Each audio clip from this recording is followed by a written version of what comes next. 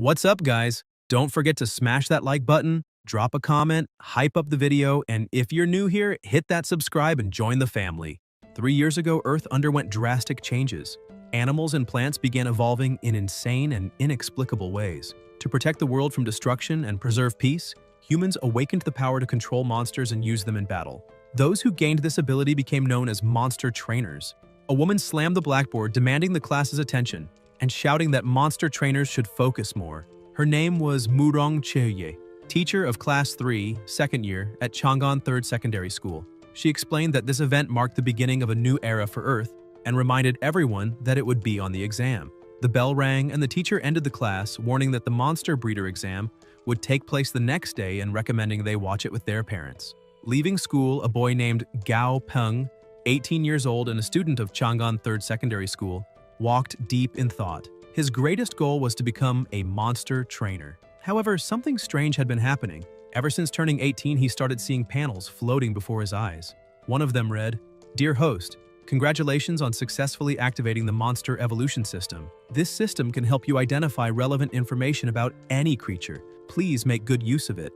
The system displayed precise details: species, level, grade, attribute, condition, weakness, and even the requirements for future evolution. Gao Peng arrived home wondering if he was going crazy from stress. As he climbed the stairs, he heard a noise and looked to the side. There was a strange spider. The system immediately identified it. Species: striped gray plate spider. Level 3. Grade: normal. Attribute: wood. Condition: healthy, irritated. Weakness: fire. Upgrade requirement: excellent grade. He stared at the panel, astonished by how real it seemed, remembering it was Grandma Chen's pet spider. Teacher Murong had said that kind of spider was usually docile, but suddenly, it leapt from the wall toward him. He shouted that there was nothing gentle about it and dodged quickly, running upstairs while calling for his grandmother. Sure, the spider wanted to eat him. The creature shot webs but missed, and Gao Peng realized how fast it was, panic rising. He wondered what to do, then remembered the system message. Its weakness was fire. Quickly, he lit a lighter and threw it, causing a small explosion that set the spider ablaze. Yet he realized the weak fire wasn't enough. Burning, the spider became even angrier, jumping up the stairs with killing intent. A red warning flashed before his eyes. It was just more enraged. Desperate, he ran faster, shouting that he only had one floor left. If he made it, Dazi would help. He sprinted with the spider close behind, its legs clattering against the steps, fear pushing him to keep moving. Finally, as he reached his door, the spider leapt to grab him. Gao Peng shouted for Dazi, who flung the door open so hard it hit the creature straight on. The impact sent it flying back, and another monster emerged, making the spider tremble with fear. The protagonist stood beside Dazi and asked with a half-smile if it still wanted to fight. The spider backed away and then fled, climbing up the walls until it disappeared. Peng watched and commented that it sure ran fast, but he'd let it go this time. Anyone who makes a contract with a monster can communicate through a mental link. Dazi, still grumbling, said he was starving and asked why his master came home so late, nearly fainting from hunger. The creature had two forms: combat and rest. Out of combat, its body shrank to conserve energy and heal minor wounds. Peng reassured him, patting his familiar and saying he'd make something to eat soon. He asked Dazi to hang the bag on the rack and headed to the kitchen. The boy grabbed a knife, spinning it between his fingers, muttering it was time to show his true skills. He then sliced meat and vegetables with incredible speed, and within minutes, a fragrant, nutritious dinner was ready. Dazi smelled it and began drooling, saying he couldn't wait any longer. Peng laughed and told him to eat slower or he'd choke. As he watched his companion eat, the system reappeared, showing his monster's data. Species: purple-backed yellow-clawed centipede. Level 7. Grade: normal. Attributes: yin, poison. Condition: healthy, happy. Weakness: lightning. Upgrade requirement: excellent grade. Reading that last part, Peng was stunned. Could requirement for excellent grade mean his familiar could evolve from an ordinary monster to a higher grade one? The thought left him speechless. Such evolutions were extremely rare. Monster grades ranged from normal to excellent to perfect, and the higher the grade, the greater the potential. Excited, he thought that if Dazi could truly evolve, maybe one day they'd reach the perfect grade together, something legendary, reserved for leaders among monsters. Overjoyed, Peng hugged his companion, promising to help him reach the new level no matter what. Dazi wobbled from the affection, his antennae twitching. The protagonist looked back at the panel and tapped the upgrade requirements. The screen changed. Evolution requirements for excellent grade. Shadow grass, a special plant that grows in areas with strong yin energy, extremely beneficial for monsters of that attribute. Required 10 stalks. luminous wood, a rare material born when lightning strikes a tree with affinity to wood and thunder attributes. Required 500 grams. The Thunder Core crystal was a rare item from a thunder attribute monster's body, filled with immense electrical energy. Only one was needed. The protagonist noted that Shadowgrass would be easy to find, and luminous wood could be bought, but the Thunder Core crystal would be the hardest. He analyzed the situation. Crystals of common elemental types cost around 8 alliance credits, and one from a rare element like thunder would be at least 10. Closing the system window, he sighed that it was too expensive. Since the Allied government's founding in the New World, a unified currency had been created: Alliance dollars and Alliance credits. Credits were a high-tier currency where $10,000 equaled 1 credit. When his parents died in that accident, the government had granted him 20 credits in pension. Now, only 11 remained. With that, he could still afford the materials for Dazi's evolution, but they'd be left with no money to live on. After eating, Dazi went to his master complaining he was still hungry. Peng stared at him in disbelief, asking if he really was a centipede. Annoyed, Dazi stood up and demanded more food. Peng laughed and promised another dish. Soon he handed it over, warning not to complain if he got sick. Watching Dazi devour the meal, he thought money truly was the biggest problem in the world. He had the recipe for evolution, but no resources to make it happen. Frustrating. Suddenly, an idea struck him. If the system was real, maybe he could become a true monster breeder. Discovering how to evolve a monster's grade had always been a mystery breeders tried to solve. And if he could access that information freely, he could become the greatest breeder of all. A grin spread across his face as he laughed, saying that when that day came, he'd have all the money he wanted. Then he remembered his teacher's announcement about the breeder exam the next day. Quickly, he grabbed his phone and searched the registration site, hoping it wasn't too late. Finding the page, he saw only 3 minutes left and immediately confirmed his entry. The system processed it and displayed a success message. He must appear at 9 o'clock the next morning at Chang'an City's Monster Breeder Division. Happy, Peng raised his phone and shouted that he'd do his best. The next day, he went next door and knocked. A beautiful woman, still sleepy and wearing pajamas, answered. It was Tang Tang, Peng's charming neighbor. Embarrassed, he greeted her and explained that he was taking the exam, asking if she could look after Dazi for a few days. Tang Tang, delighted by the small familiar, gladly agreed and promised to take good care of him. Peng smiled and thanked her, saying that with her watching Dazi, he could focus on the exam in peace. Before rushing off, he promised her dinner when he returned. Tang Tang smiled and wished him luck, saying she'd look forward to that meal. However, once he left, her smile vanished. She looked at Dazi with disgust, muttering that he was weak and ugly and wondering how Peng ended up with such a pathetic familiar. Dazi becomes irritated by the scornful look and prepares to attack, but Tang Tang quickly crouches, runs her hand over his head and strokes him, teasingly saying that Grandpa will be furious when he finds out about this. Inside her apartment, her phone rings. It's a call from her grandfather, the president. As soon as she answers, Tang Tang explains that she had called earlier only to report something. Peng made a contract with a purple-backed, yellow-clawed centipede of normal grade. The old man explodes in anger, shouting if that's true, outraged that a normal grade monster has such limited potential and will never have a future, demanding to know why she didn't stop the boy. Walking across the room, Tang Tang calmly replies that she couldn't stop him. His grandson is as determined as he is. Outwardly, they may seem indifferent, but inside, they're both equally stubborn and relentless. She reminds him that the centipede was left behind by his daughter and son-in-law, Peng's parents. With a sharp tone, she asks if the old man still hasn't finished what he set out to do, adding that perhaps it would be better to eliminate the disobedient and replace them with the obedient, since talent is something the world has in excess. She then looks out the window and sees Peng running down the street, sighs and apologizes for saying too much, assuring him he doesn't need to worry because as long as she's around, the boy will never be in danger. She hangs up. In the president's office, a woman rushes in, asking if he called for her. With a cold expression, Ji Han Woo orders her to inform the experimental department that they have a 5-month deadline. If they fail to deliver results by then, they no longer need to exist. Regarding the Qinghai branch, he gives Li Ye 7 months to solve the problem, or he'll go there himself. The secretary trembles, bows, and says she'll carry out his orders immediately. Ji Han Woo, now calmer, picks up the phone, looks at a photo of himself with Peng, and murmurs that he'll set everything right within a year at most. He promises his grandson that once he returns, he'll never suffer again. In the city of Chang'an, the Monster Breeder Division building is packed. Peng looks around amazed by the crowd, commenting that becoming a monster breeder has really become a trend. Suddenly, he hears a familiar voice and turns to see his friend Li Zigong, accompanied by Zhang Hong and Li Hongdu. He smiles and greets them. Zhang Hong asks if he came to watch the exam, but Zigong laughs, proudly pointing at his mother, saying they're there to see her take the test. Even though she's failed 3 times before, he insists she'll pass this time. Hongdu lightly taps her brother's head, calling him an idiot. Zigong complains that she hits him so often he's actually turning stupid because of her, and she retorts that he's always been stupid, it has nothing to do with her. Slightly embarrassed, Peng interrupts the banter and reveals that he's also taking the exam. The 3 of them are surprised, and Zhang Hong places a hand on his shoulder with an encouraging smile, saying it's great to see him so determined, that he believes in him, and that maybe today they'll witness the birth of the youngest monster breeder in Chang'an. Peng laughs awkwardly, saying he's not that talented but will give it a try. At that moment, an unfamiliar voice cuts in, sarcastically asking who the youngest breeder in the city is supposed to be, mocking that the exam must be too easy if anyone thinks they can pass. Zigong gets angry and asks what that idiot just said, but his sister tries to hold him back.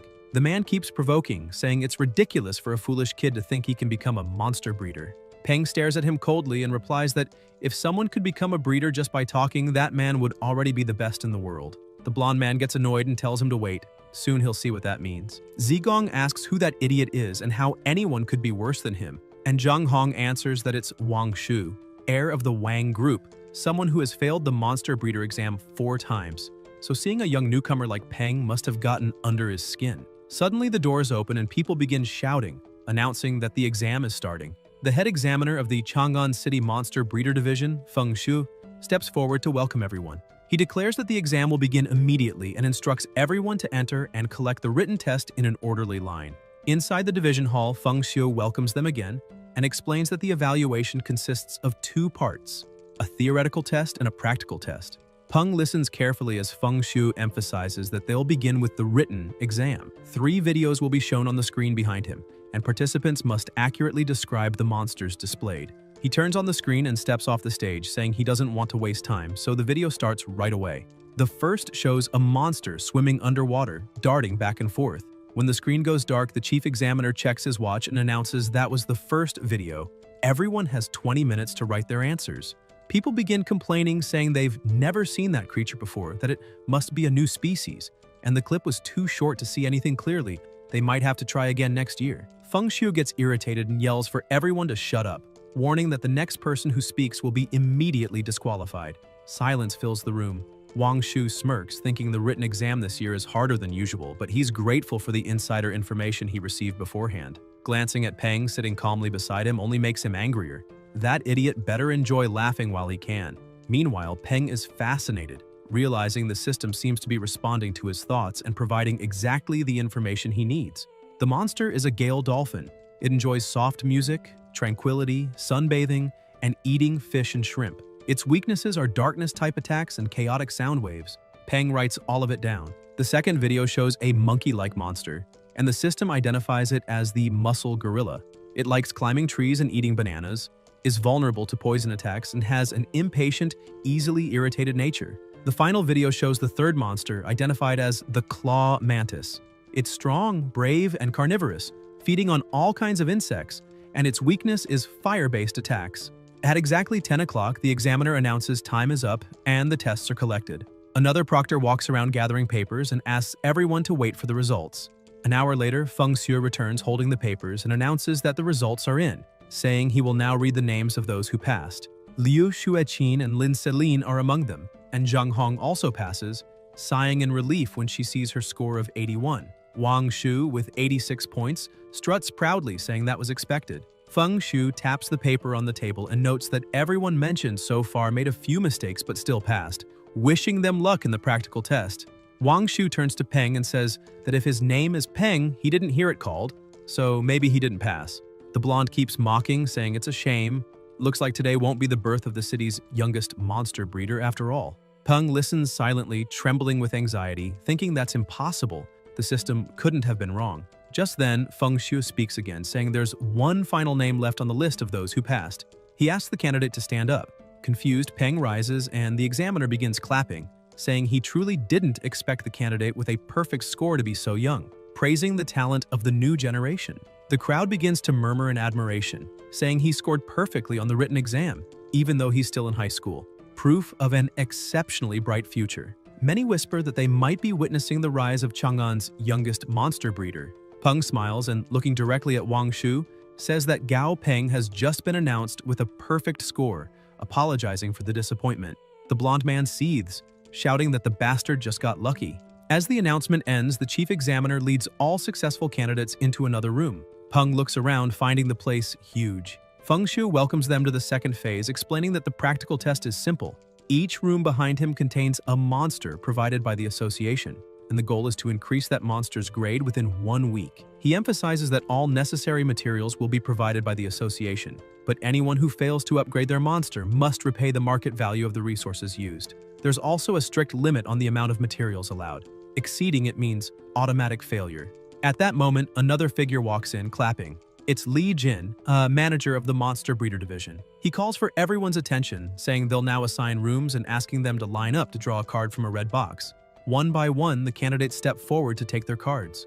As he waits, Peng thinks that since the selection is random, there's no way to know what kind of monster he'll have to handle, which explains why the Monster Breeder Certificate is one of the hardest to obtain. Wang Shu watches him closely, thinking he can't wait to see if Peng will stay confident once he finds out what card he drew. When Peng reaches into the box, he jokingly asks the heart of the cards to bring him luck.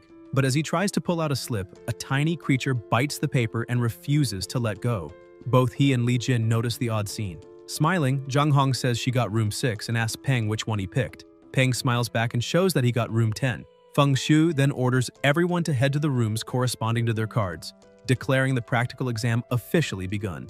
Peng walks to room 10 and is greeted by a man who introduces himself as Zhou Yuan. Peng shakes his hand with a polite smile, saying he'll be counting on his help. As Zhou Yuan swipes his card and opens the door to the 10th room, a terrifying roar echoes from within. So powerful it makes the floor tremble slightly. The moment Peng steps inside, the system immediately identifies the monster. Species: Red River Monkey. Level: 10. Grade: Normal. Attribute: Earth. Condition: Sick, dying. Weakness: Yin. Then another notification appears listing the requirements to evolve it to excellent grade. Peng grows uneasy and asks what happened to that monkey. Zhou Yuan explains grimly that it underwent countless experiments, which caused conflicting negative energies to build up inside its body. In truth, the creature should have been put down, but due to a lack of available test subjects, it was assigned for this trial. Earlier, Zhou Yuan had questioned the manager, asking why, among so many healthy monsters, they'd pick this one. On the phone, Li Jin told him not to worry. He had his own reasons. In that same call, he was speaking with Mr. Wang, assuring him that everything was going as planned and that the candidate wouldn't pass the practical test, not even if he were the greatest monster breeder in the world. Back in the present, Zhou Yuan sighs and says the monkey has only survived this long because of its incredible will to live, but the chances of recovery are extremely low, far beyond normal difficulty. He offers to help Peng register for the next exam, allowing him to start directly in the second phase. But Peng looks at the monkey locked in the cage, breathing weakly, body trembling, eyes filled with tears. He thanks Zhou Yuan for the offer, but firmly says he won't give up so easily. Zhou Yuan smiles faintly, saying he understands, and allows him to enter. As soon as Peng steps through, the door closes behind him. The monster, lying on the ground, trembles as tears roll down its face. In its mind, flashes of painful experiments and voices calling it useless torment its thoughts. It screams in despair, staring at Peng with raw suffering. Peng slowly approaches, places a hand on the monkey's head, and gently tells it not to worry. Just trust him because he'll do everything he can to help. Using the system, Peng analyzes the Red River monkey's evolution path, and the results shock him. The first screen shows the normal path, purify bodily impurities, and evolve into an excellent grade Red River monkey.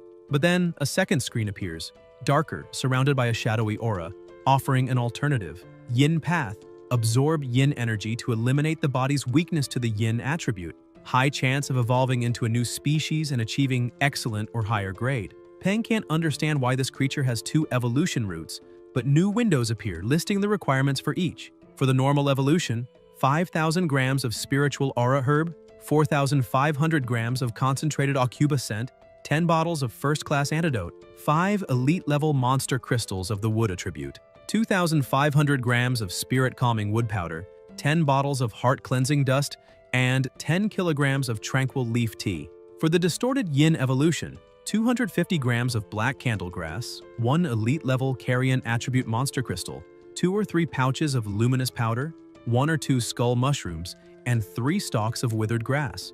Peng compares both lists and realizes the normal path demands an absurd number of materials, far exceeding the limit allowed by the examiners. He reasons that his choice makes sense.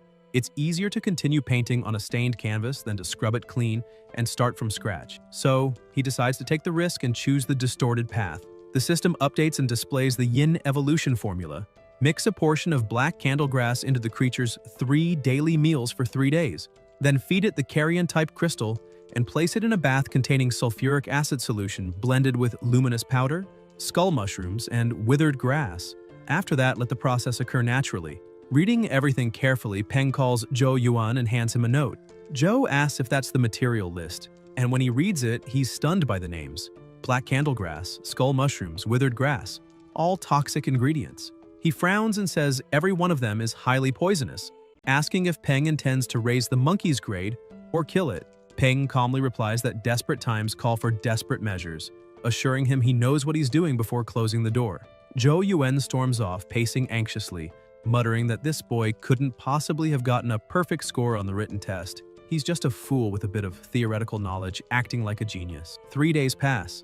In room 2, one participant has already failed. In room 7, another candidate also failed, lamenting that the monster's grade almost increased, but she couldn't figure out what went wrong. In room 8, someone else loses it completely, shouting that nothing makes sense. He followed every ratio perfectly, yet nothing worked. Meanwhile, in room 10, the Red River monkey starts to recover. Peng watches, noting that once again the system was right. The black candlegrass stimulated the monkey's body and healed most surface wounds. After 3 days of feeding, its body and spirit are at peak activity, and the carrion crystal has begun to take effect. Peng holds the cage key and says that now all that's left is to put it into the sulfuric acid solution and wait. He remembers Zhou Yuan's warning when handing him the key, that it was meant to open the cage and that all monsters provided by the association were supposedly docile. But after all the suffering the Red River monkey endured, it could react unpredictably, so Peng must be careful. Looking down at the key in his hand, Peng reflects that it's hard for a monster to communicate with a human without a blood contract, and letting it out could be dangerous. But he's already decided. It's the only option he has left. He approaches the cage and speaks gently, saying he's going to release it, but it needs to promise to behave. The monkey nods as if understanding. Without hesitation, Peng unlocks the cage and calls it out. Though he tries to look confident, he still feels a twinge of fear, until the monkey suddenly runs toward him and jumps into his arms, showing gratitude and affection for the kindness it received over the past days. Peng smiles in relief and pets it lightly, saying it can be free now, because the most important thing is helping it evolve. The two walk to the bathroom where the bathtub is ready. Peng tells the monkey to get in, assuring it everything will be fine. But the creature hesitates, pulls out a handful of fur from its tail, and throws it into the tub. The fur sizzles instantly, and frightened, the monkey refuses to enter. Peng is impressed by the creature's intelligence but keeps smiling, urging it to trust him, promising it can become stronger if it has the courage. He then places his hand on the monkey's head, radiating calmness. Slowly, the creature gives in and steps into the tub. Peng watches with a tight chest, saying that sight would make anyone uneasy. The moment the monkey submerges, thick, dark smoke begins to fill the room, startling Peng and triggering the alarms.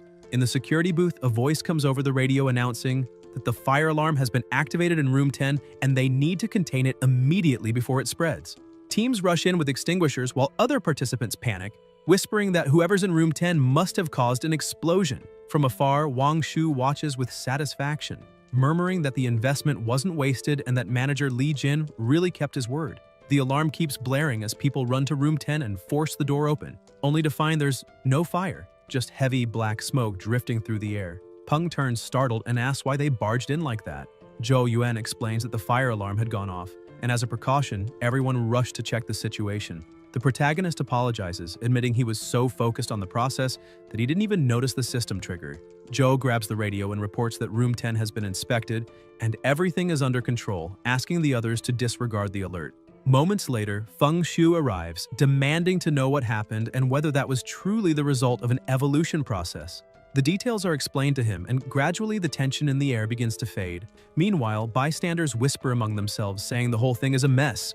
After all, that boy is far too young and inexperienced for such a task. Watching from a distance, Wang Shu smirks, saying it looks like not even a piece of the monster remains, meaning he failed the test. Though he plans to watch closely, he wants to see that smug grin vanish for good. Suddenly, the bathtub that had appeared empty begins to bubble, and a skeletal hand bursts out, wrapped in a dark, terrifying aura. The monkey begins to rise, but now with a completely different and horrifying form. People recoil in shock as the creature stands up fully, shattering the tub in front of it. The enormous being glares at the protagonist with hollow, menacing eyes. Feng Xiu demands to know what it is, and Li Jin, equally stunned, asks if that thing could really be the same Red River monkey. Zhou Yuan smiles faintly and says that the kid isn't just a theoretical fool, he's a true genius. The system flashes a notification. Yin Distorted Evolution completed successfully. The Red River monkey has transformed into a skeletal carrion monkey. Name: Skeletal Carrion Monkey. Level 11. Tier: Elite. Grade: Perfect. Attribute: Undead. Condition: Weak but animated. Weakness: Light. Peng's face lights up in disbelief. It actually worked. He's overjoyed but mutters that the system is ridiculous.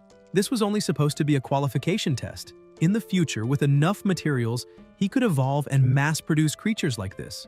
Scientists gather around, noting that after the evolution, the creature's body has grown massive, the gas surrounding its bones is incredibly resilient, and the bones themselves look as strong as steel. Li Jin comments, amazed, that this must be an entirely new, uncatalogued species, and more than that, an exceedingly rare undead type, making it a priceless discovery. Feng Xiu smiles, observing that undead types are indeed uncommon, even among the allied government's ranks. But the real treasure isn't the creature. It's the boy who created it. Peng turns around and realizes the chief exterminator is watching. Smiling proudly, he calls out to the examiner, asking him to verify the results. He's successfully evolved the Red River monkey. Feng Xiu smiles and tells him he's done exceptionally well, worthy of the top score on the written test. The now transformed monkey tugs on Peng's clothes, trying to communicate. Peng touches him gently and says he understands. He's already helped him evolve. Shouldn't that be enough? But the creature's eyes show it isn't satisfied. Li Jin, consumed by greed, starts grinning. Evolved monsters are usually handed over as rewards to the association staff. Normally, he wouldn't care about such things, but this time is different. That new species has to be his. Feng Xiu, seeing the situation, calmly states that it seems the monster has formed a bond with the candidate. And if that's the case, he should be allowed to keep it. Everyone is shocked, even Peng himself. Feng Xiu repeats firmly that Peng may indeed keep the creature. Li Jin, outraged, demands to know if the chief is serious. Feng Xiu replies yes, because this is a new species, and all data about it is unknown. He adds that the evolution was a complete success, making the monster incredibly valuable, then asks what Peng intends to do with it. Peng pauses, recalling the examiner's earlier words about advancement. But what truly amazes him is something else. Before, the monkey had only been at normal grade and could only reach elite tier upon hitting level 20. Yet it has now achieved elite tier at level 11, skipping the excellent grade entirely and jumping straight to perfect. Even more astonishing, the system indicates it could still evolve further to the epic grade. And it's already an extremely rare undead type. Zhou Yuan approaches, stunned, saying no one could have guessed that creature was once a Red River monkey, and points out that it clearly wants to stay with Peng, so he should take it with him. Li Jin interrupts, raising his voice and turning to Feng Xiu, insisting that can't be allowed.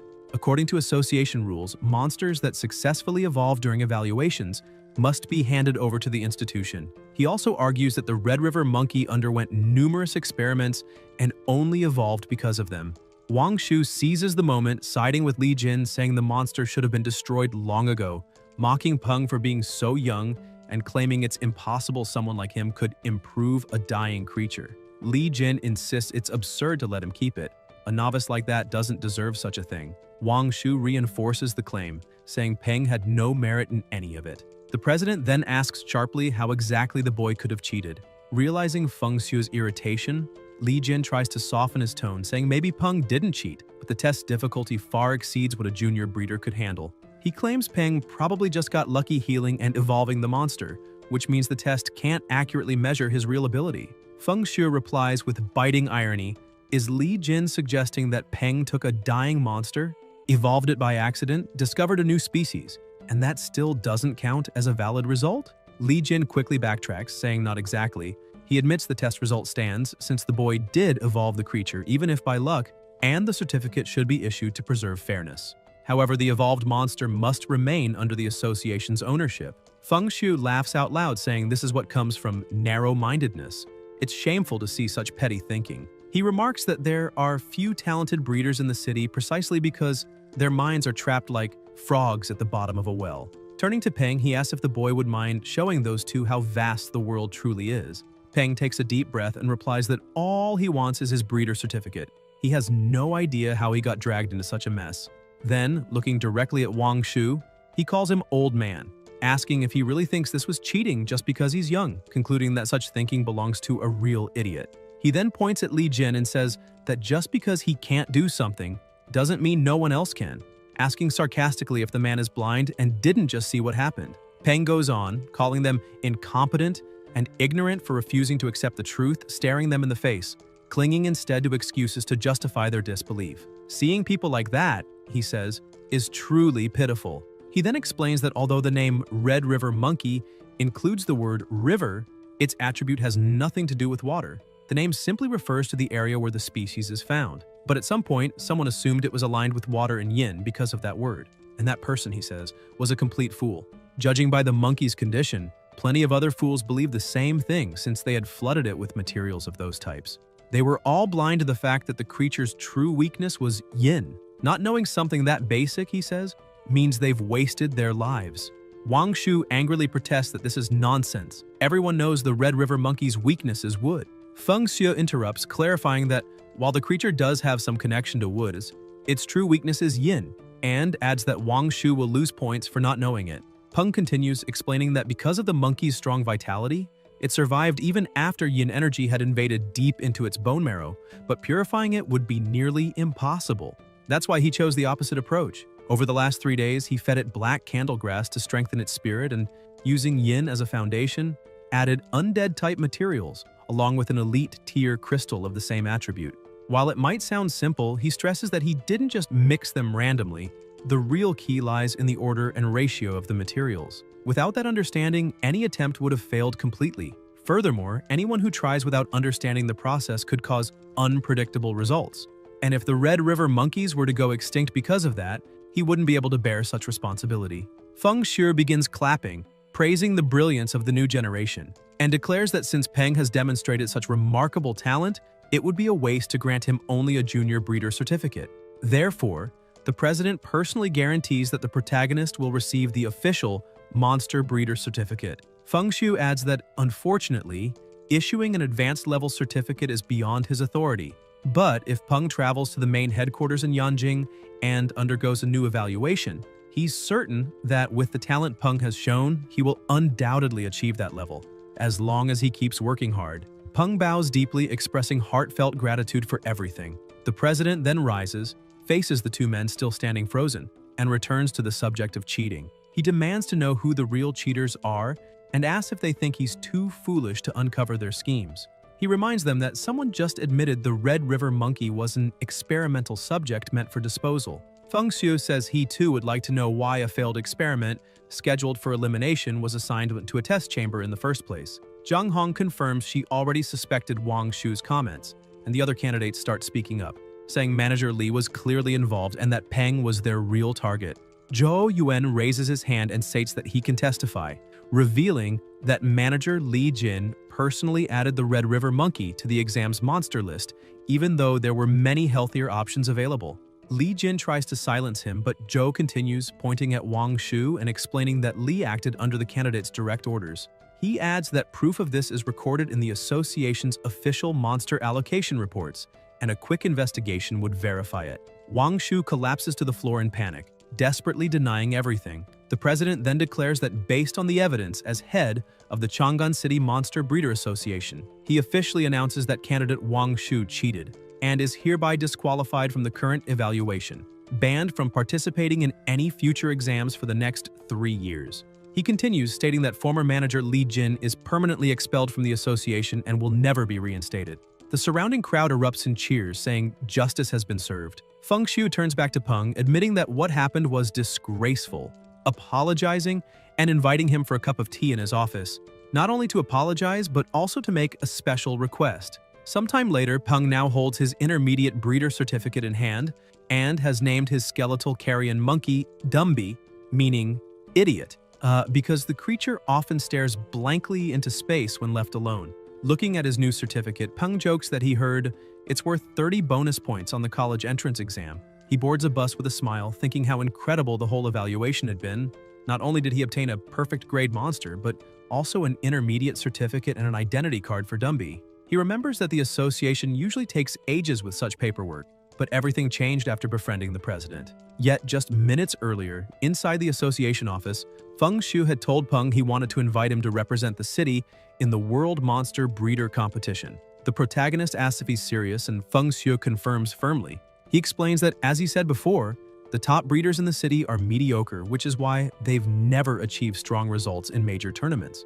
But if Peng represents Chang'an, everything could change. Feng Shu emphasizes that the world has only been different for 3 years, meaning both old and young stand on equal ground.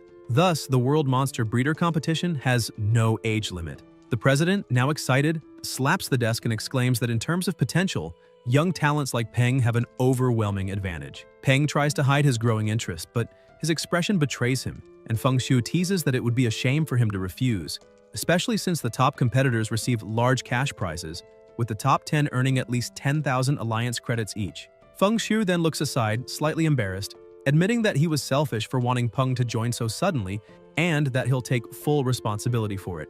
But Peng interrupts him, telling him not to say another word. With a determined expression, he declares that with great power comes great responsibility, and for that reason, he'll accept the invitation to protect the city's honor. Back in the present, on the bus, Peng sits deep in thought, wondering whether he should really enter such a competition, as everything seems complicated. Around him, passengers whisper in awe at his familiar, marveling that it's such a rare undead creature. But as always, there's someone foolish enough to do something stupid. One man leans closer out of curiosity and loudly asks what would happen if he pulled a bone from the monster. Without thinking, he reaches out to try.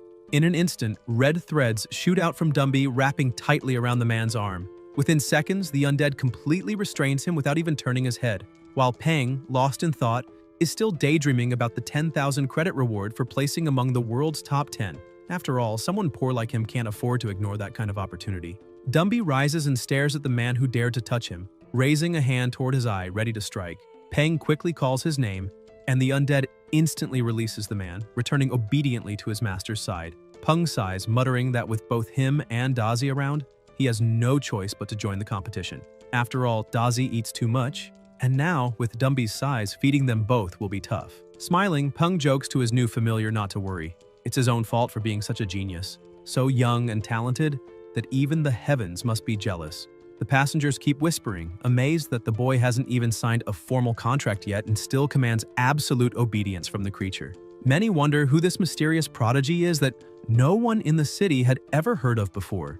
After getting off the bus, Peng says it'll be good to talk to Tang Tang and tell her everything that happened. Suddenly, something rushes toward him. Dumby senses the danger and pushes him aside, blocking the attack. The undead looks back concerned, checking if his master is unharmed. Peng gets up, wincing from the pain in his back, and asks why Dumby pushed him so suddenly. The creature remains in a defensive stance, guarding him, until Peng realizes what happened and smiles, saying he was just worried. He walks up to him and says there's no need to worry. From now on, they're all family. When he turns toward Dazi, Peng is shocked at how much the centipede has fattened up. Just then, Tang Tang appears, waving and saying that she and Dazi came to pick him up. Peng asks what happened, and she smiles, explaining that Dazi is much healthier and stronger now because she fed him very well. The system automatically analyzes and reports that Dazi is severely overfed, making Peng suspicious, as he questions whether he's really stronger and healthier. Tang Tang replies cheerfully that he is, saying he was too skinny before and that she gave him something highly nutritious to eat. Dumby glances at Dazi's huge belly and starts flexing, showing off his own muscular frame. Tang Tang laughs and tells him not to get caught up in such details, changing the subject by saying what really matters is how Peng did on his exam. The protagonist explains that it went very well. The monster he received had undergone many experiments, and he managed to improve its grade, earning an intermediate monster breeder certificate. Afterward, the association president gave him a new monster as a gift, in gratitude for saving and perfecting the other one during the test. Peng points to Dumby and says he accepted him out of respect for the president. Tang Tang looks surprised and asks if he really obtained an intermediate certificate. He confirms, showing the document, and she smiles, impressed, saying he's grown up so fast and truly amazed her. Peng notices her expression soften slightly, her gaze now warmer and more curious. Tang Tang says she wanted to discuss this later, but decides to ask now. Does he know why monster trainers hold such a high status? She says she'll be direct, No matter how powerful familiars are, they're still external forces, and a single shooter or bullet can easily kill them, since humans themselves are fragile. Peng looks shocked and asks if that means the high status comes from the trainers having their own means of protection. Tang Tang smiles and replies, "Exactly," then asks if he'd like to learn how. The secret technique Constellation Shift was, in fact, a powerful damage transfer ability that allowed its user to completely redirect any wound they received to their own familiar. However, its range was limited, and it could only be activated with the familiar's conscious consent. Despite that limitation, the potential of the technique was immense, since a monster's vitality and endurance far surpassed those of a human and continued to grow as the monster evolved. That meant that, over time, the technique would become increasingly useful and efficient. After fully understanding how it worked, the creator and his familiar began to feel a subtle bond, as if connected by an invisible thread. After some time meditating, the protagonist stretched and commented with satisfaction that he seemed to have successfully learned the technique. He thought to himself that for Tang Tang to grant him something so valuable, her support surely wasn't simple. Looking at Dazi, he joked that the creature had gotten too fat, looking like an obese purple pig. Dazi was indignant, but Peng asked Dumby to bring a mirror and showed him the truth. Seeing his reflection, Dazi was shocked, almost falling into depression. The protagonist then scolded him, telling him to stop pretending to be dead and get up to start exercising. After all, by losing all that fat, he could increase his rank. Even so, Peng thought that if his familiar stayed that fat, it would really be a problem. After all, who would want a fat flying centipede? The next day, in the city center, Tang Tang and Peng met. He apologized for making her wait so long, but she smiled and said it didn't matter, since he had already become an intermediate monster creator and still agreed to help her with her small studio. So waiting a bit wasn't a problem at all. He felt a little embarrassed, and she joked that she would stop teasing him, asking him to come in because she needed to explain more about the studio. She told him that some time ago she had partnered with others to open a small monster creator studio and invested a lot of money in it. But her partners had fled with both the money and all the creators who worked there. Peng commented that the studio was located in an excellent area, right in the heart of the city, and the rent must be sky high. Tang Tang laughed awkwardly, trying to hide her discomfort, saying that the business had been going very well before the betrayal, which was why they had rented that place. But after the creators were taken away, things collapsed. The protagonist began to feel that something was off and wondered if it was just his imagination or if she was acting differently that day. Tang Tang called him and asked him to follow her upstairs, explaining that the studio was on the 3rd floor. She emphasized that, regarding payment, as she had said before, he would receive the best salary possible for the position, and even 20% of the shares. She added that he didn't need to worry, as the job wouldn't interfere with his studies. He only needed to come on weekends, since the work of a monster creator was relatively easy. Peng, surprised, asked if that salary wasn't too high, since with such an offer she could attract much more experienced creators. Tang Tang replied casually that it wasn't as good as it sounded, explaining that she didn't want to draw too much attention. Even so, the protagonist remained suspicious. After all, first she had given him a secret technique, then invited him to a store in the very center of the city, and now offered such a generous deal. If it weren't for the trust between them, anyone would say it was too suspicious to be coincidence. But since it was Tang Tang, Peng saw no problem. After all, she had secretly taken care of him for the past 3 years, ever since the day he became an orphan. Holding his bag tightly, he took a deep breath, trying to drive away unnecessary thoughts. He knew Tang Tang would never harm him, no matter how generous her offer seemed. And in the end, with the help of his system, he really was worth all that. Maybe even more. If he could help her profit from it, it was a fair exchange. So he said he accepted all the terms, and that from that moment on, she was in charge. Tang Tang smiled, satisfied, wishing for good cooperation between them. Though inwardly she sighed in relief. That had been harder than she expected, and thankfully he hadn't suspected anything. Shortly after, they reached the 3rd floor. A young woman with a gentle and cute appearance ran toward them, smiling, saying that Miss Tang Tang had arrived just in time. Tang Tang then introduced the protagonist, saying his name was Peng and that he was the monster creator she had just hired. Then she introduced the young woman, explaining that she was the studio's receptionist, and her name was Shun Quan Quan. Right after that, Tang Tang returned to the elevator and told Peng that she had already explained everything to Quan Quan, who would be responsible for showing him the studio and introducing him to his colleagues. She added that she needed to leave because she still had a lot of work to do. Without giving him a chance to say anything else, she simply said goodbye and left, leaving the two of them there. Peng ran a hand through his hair, chuckling softly since he had already guessed she would do that. Even so, he murmured, wondering if she was really okay. Quan Quan kept her charming smile and asked him to follow her, saying they would handle his registration. While filling out the information, she glanced at Peng discreetly, surprised that someone so young was already an intermediate monster creator. Deep down, she thought Tang Tang had probably been deceived. Meanwhile, Peng sat reflecting on how the studio operated. If he wanted to generate profit for Tang Tang, he would need to set a fair service rate. Unlike other creators, he had the system, and following its instructions, his creation success rate would be practically 100%. Therefore, it wouldn't be fair to charge the same as everyone else. Although he wasn't obsessed with money, charging less would be a waste, and in a way, even disrespectful to the system itself. So he decided to charge 3 times the maximum price normally asked by an intermediate creator. When the registration was complete, Quan Quan approached him and handed over the certificate, saying the process was finished. Peng thanked her, but the receptionist looked at him with slight concern and asked if he really intended to charge 3 times the maximum rate. She explained that maybe he didn't know how a studio worked, but warned that such a price could hurt their reputation. Peng frowned and asked what she meant by that.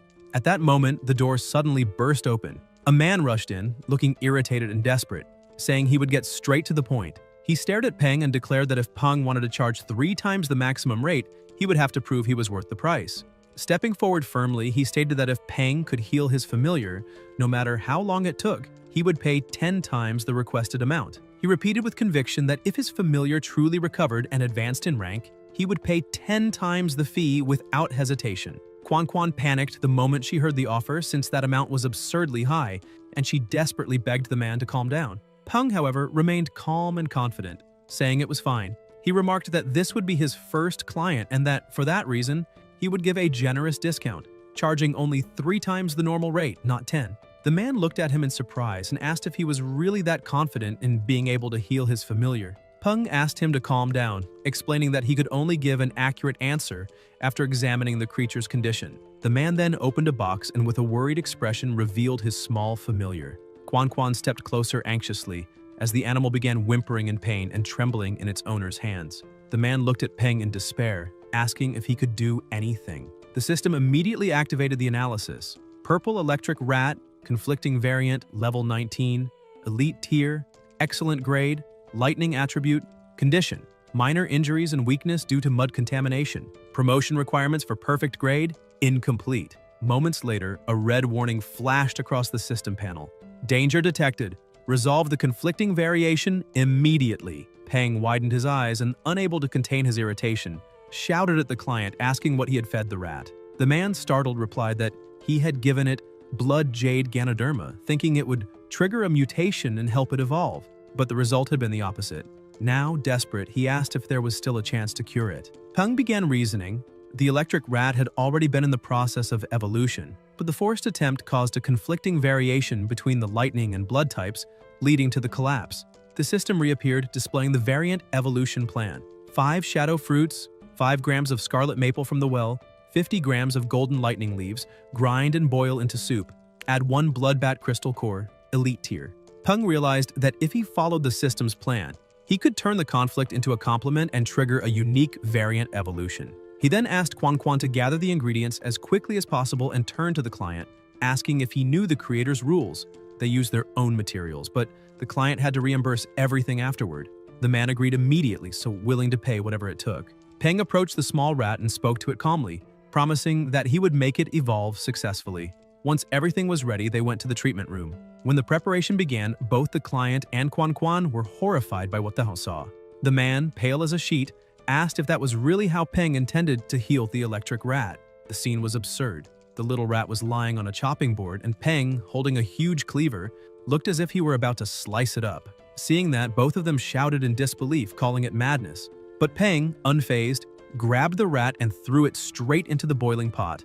The client tried to stop him, and Quan Quan nearly fainted, crying that this would cause a massive loss.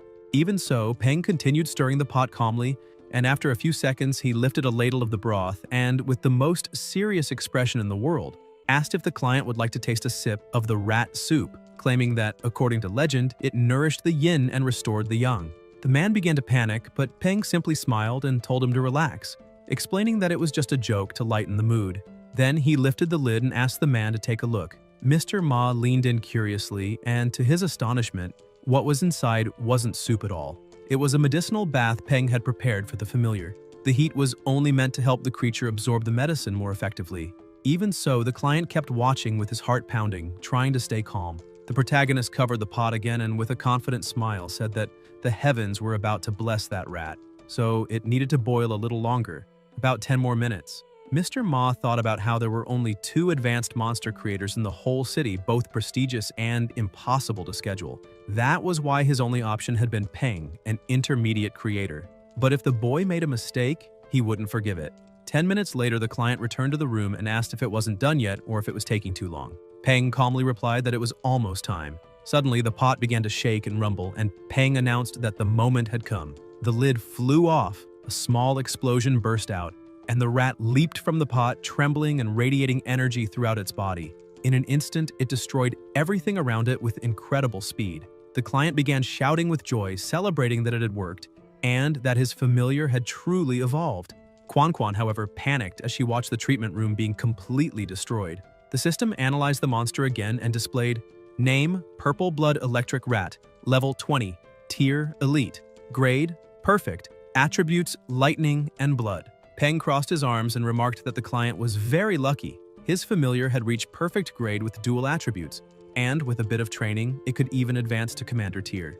Mr. Ma, overwhelmed with emotion, apologized for having been rude earlier and thanked him sincerely. Peng replied professionally, saying there was no need for thanks since the man was paying for the service. He then handed him the invoice, including the consultation fee, materials, and the cost of the damage to the treatment room. He called Quan Cutie and asked her to send the list of materials to the client's home, explaining that the cost would be deducted from his commission. Mr. Ma, still excited by the result, asked if Peng could examine another of his familiars and whether he had time the next day. However, Peng refused. The man insisted, saying he would pay 3 times more since money wasn't a problem. Peng then asked him to calm down and explained that wasn't the reason. He simply had school the next day and wouldn't have time. The client was confused and asked if it was some kind of association training or a lesson with a renowned master. Peng packed his things and, with complete composure, said that he was still in his 3rd year of high school and needed to go home to do his homework. Mr. Ma was left completely stunned, unable to believe that someone so young could possess such talent, muttering to himself that students these days were terrifying. Quan was also speechless, remembering that Tang had bought the studio just a few days earlier for an enormous sum, fired all the previous monster creators, and told her to keep it a secret from Peng. But now, seeing this, she understood that he was a true super genius. Meanwhile, inside her home, Tang held something in her hands and commented that it was the last remaining crystal core. She ordered her familiar to deliver it to the right destination. An open window led in the wind, and in the protagonist's room, Dazi rested peacefully. Tang's small familiar threw the crystal core through the window, and both it and the other creature watched the scene unfold. Dazi quickly darted forward, swallowed the core, and within seconds began to feel something strange. Dumby, alarmed, tried to help him. Meanwhile, Peng was walking home calmly, mumbling that those 7 kilos of yin cedar needles should be enough to feed Dumby for a month. He reflected that his familiar had already reached perfect grade, and if it continued evolving, it could reach epic grade, something so rare he had only read about it in books or seen on TV. Even so, he decided it would be better to ensure proper nutrition before thinking about new evolutions. On the other hand, Dazi's case was more urgent. To evolve, he needed a crystal core from a level 10 or higher thunder-type monster, an extremely hard-to-find item, and even if he found one, he probably couldn't afford it. Suddenly, a loud crash echoed from his house. Peng froze, recognizing Dumby's cry, and realized something might have happened. He ran frantically, knocking things over on the way until he reached the door. When he opened it, he saw Dazi rolling around wrapped in an unstable aura. The system immediately ran an auto-analysis. Yellow-clawed, purple-backed centipede. In evolution. Current grade, normal. Level 8. A large amount of Thunder Titan centipede meat has been consumed along with a Thunder Titan centipede crystal core. Condition. Requirements met for one of the evolutionary paths. Evolution initiated. Peng's eyes widened. He didn't know whether to be amazed or terrified. He shouted, demanding to know what kind of evolution this was and where such a rare crystal core had come from. When he turned around, he noticed Tang watching from a distance. He called out to her, angrily asking if she had given Dazi the core. She tried to play it off, avoiding his gaze, but thought that if she had told him, he surely would have refused. Changing the subject, she pretended to act natural and said she had only come to drop off his groceries since he'd left them halfway home. Before Peng could respond, she hurried off, grumbling that he'd been spending too freely since he started making money. Peng tried calling her again, but she told him to rest and promised not to bother him anymore before slipping into her own apartment. He sighed, realizing she obviously knew he needed that core and had done it on purpose.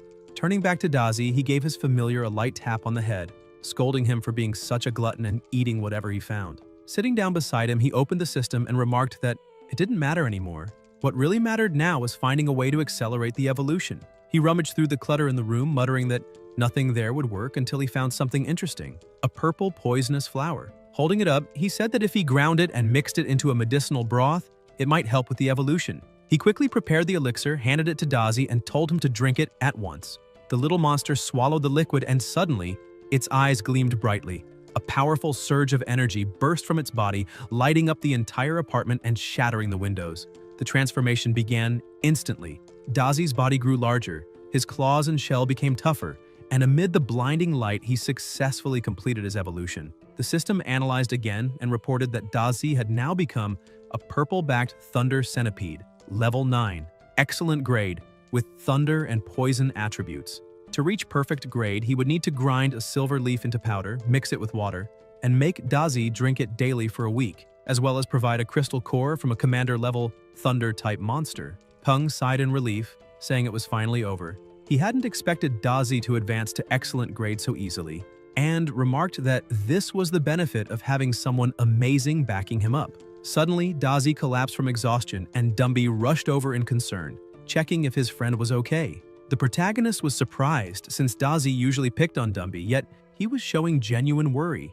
Peng reassured him, saying Dazi was just tired. Then he offered Dumby some food, telling him that despite his looks, he was very kind, and that's why Peng had bought that meal especially for him. Dumby took a piece carefully, tasted the delicious flavor, and soon began eating eagerly. Peng smiled in satisfaction and told him he was a good boy, asking him to just keep eating. He added that Dumby had gone through a recent evolution, so it was best to let him stabilize for now.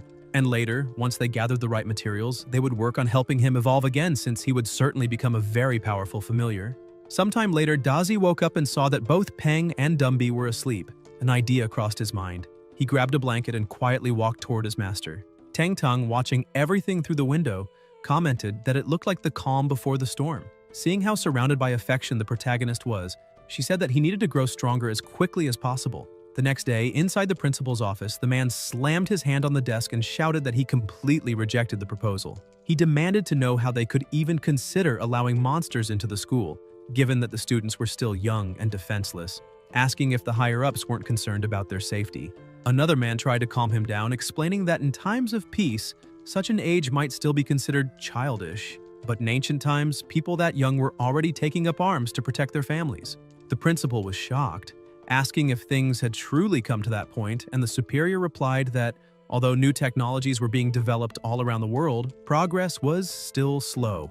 And if things continued like this, when the day came that their current technology could no longer face the threats ahead, it would already be too late for regret. Meanwhile, in the classroom, Peng felt uneasy as everyone stared at him. One of the students turned around and asked if it was true that he had earned an intermediate creator's certificate. Peng asked how he knew about that, and the boy showed him a newspaper, revealing that he had become famous, a real celebrity, which made their class seem even more impressive. He added that the news had also deflated Zigong's pride, who had been unbearable ever since learning that his mother had passed her exam too. The group then said they had a somewhat bad favor to ask, but Peng cut them off, saying that if they themselves already considered it a bad request, then there was no reason to make it at all. It would be unpleasant both for the one asking and the one doing it. In other words, it wasn't a good idea to insist on bad favors.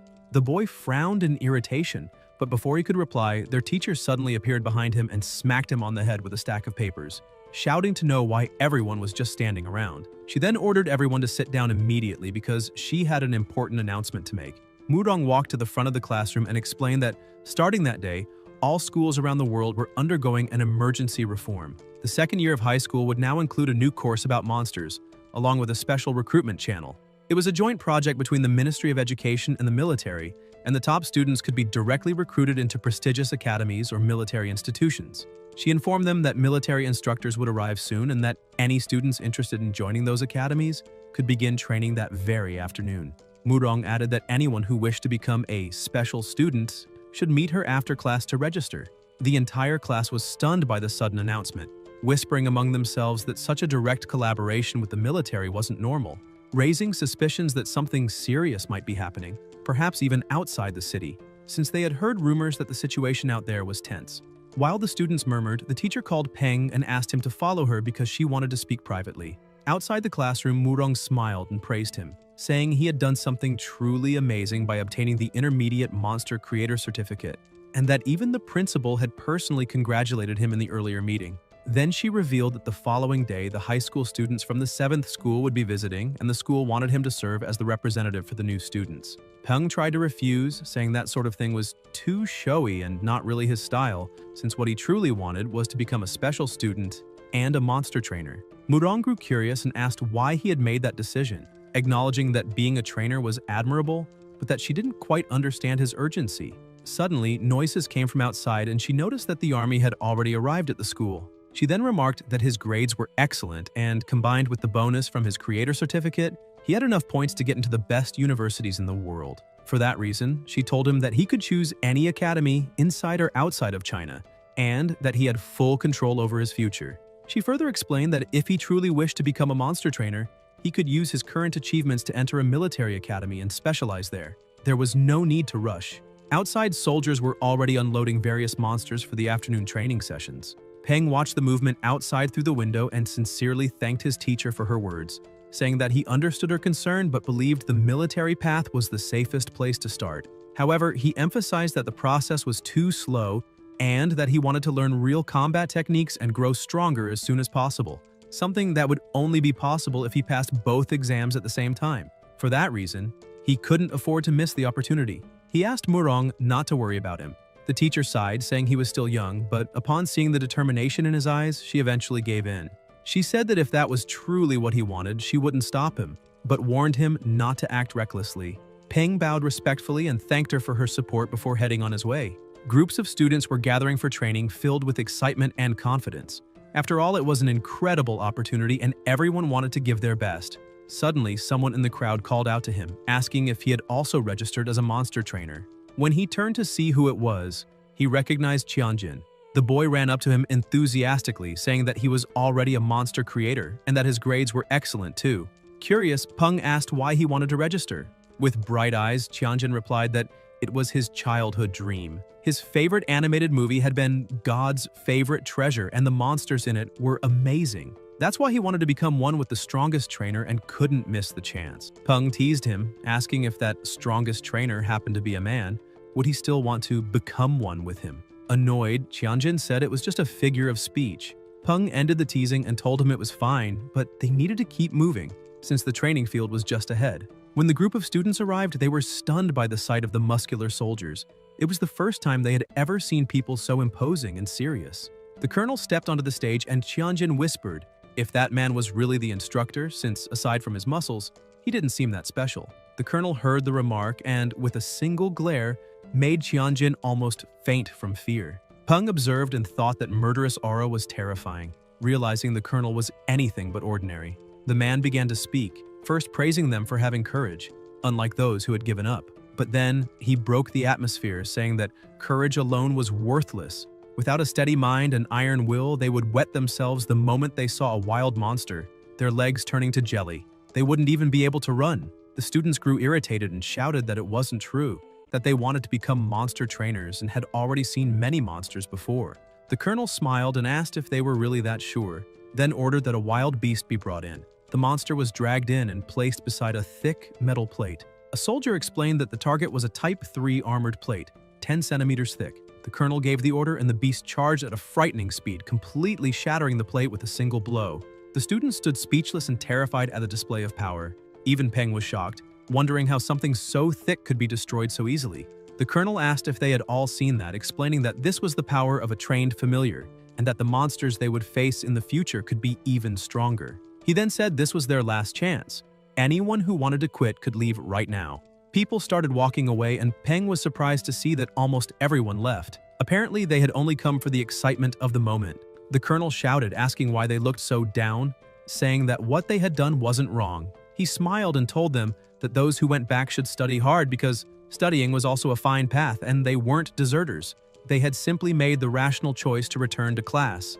The colonel then turned his gaze to those who remained, his eyes wild and his aura so heavy that everyone felt the air grow thick. He said that those who chose to stay were different, but warned that if anyone quit now, they would be true deserters.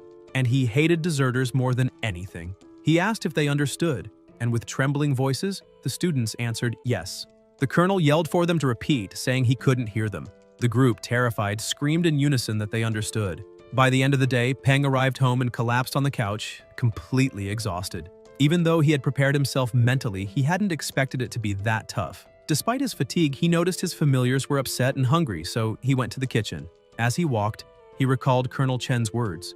Within a month, every institute in the city would conduct elimination tests until only about 1,200 students remained. The cut rate was brutally high. When Peng opened the refrigerator and found it empty, he began rummaging through the cupboards, wondering aloud where all the yin cedar needles had gone. Only one remained. He walked into the living room confused and asked what had happened. Dazi pointed at Dumby, saying he had eaten everything. Peng approached and calmly explained that next time, if Dumby wanted more, he just needed to ask. Dumby lowered his head embarrassed, and Peng patted him gently, saying he wasn't angry. He just wanted him to let him know. Then he sat on the couch and opened the system, checking the data.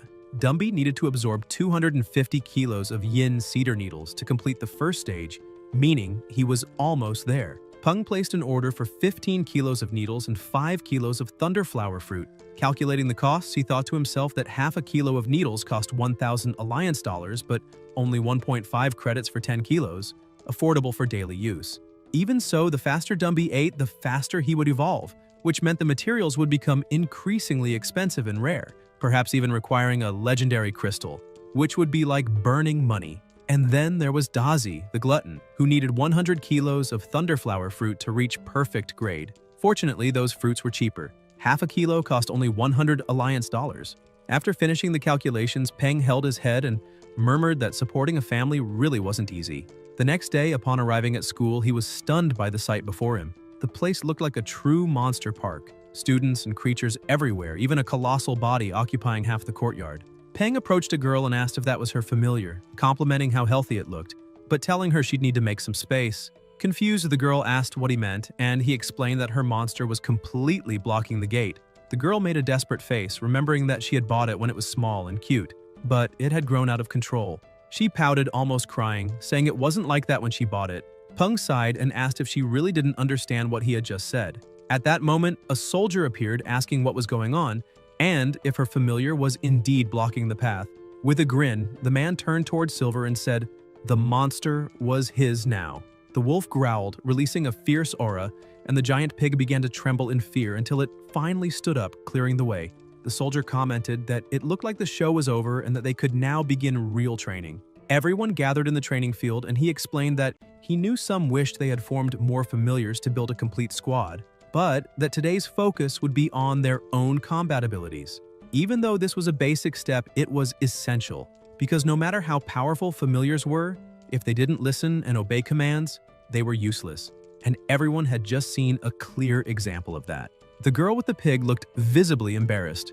The officer crouched down and told them that if they wanted to train their familiars, they first needed to understand their habits and preferences to build a proper bond. As an example, he mentioned his own silver moon wolf, explaining that he always bought the armored black pork it loved and fed it personally. He even joked and slept beside it every day.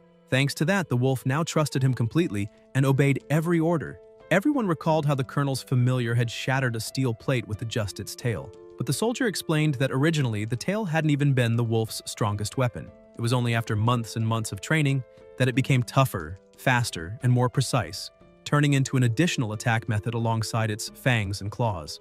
That was the colonel's training style, developing multiple forms of attack. Next, Li was called to demonstrate his own familiar's abilities. He explained that his was also a silver moon wolf, like many others, but due to a different training method, it had evolved differently. Throwing a rock forward, the wolf dashed at lightning speed and shattered it completely with a single bite. Peng was impressed by the power of that strike. The officer then continued, saying that familiars were divided into 5 classes: attack, defense, support, healing, and control. However, it wasn't uncommon to train a familiar for more than one role. For example, the green demon vine could be used for both defense and control. Finally, he clapped his hands and said that the basics had been covered, so the official training would begin.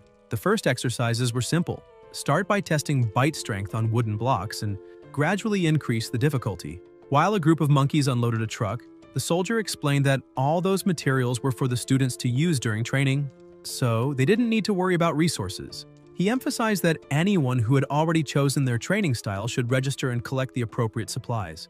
The protagonist began thinking about the best way to train Dazi. Since he was strong in offense, perhaps the ideal would be to strengthen his defense. However, he had no idea how to begin training that aspect. Peng, on the other hand, watched the small monkeys curiously as they carried enormous crates and concluded that they had likely specialized in physical strength. Suddenly, he remembered seeing a file at the studio about a species of mutant monkeys with sparse hair known as boxing monkeys. They were incredible attackers but extremely weak defensively. According to the document, these monkeys were trained by their own parents from birth, going through a harsh process where they repeatedly struck their bodies against tree trunks, then against piles of stone, facing tougher challenges as they grew.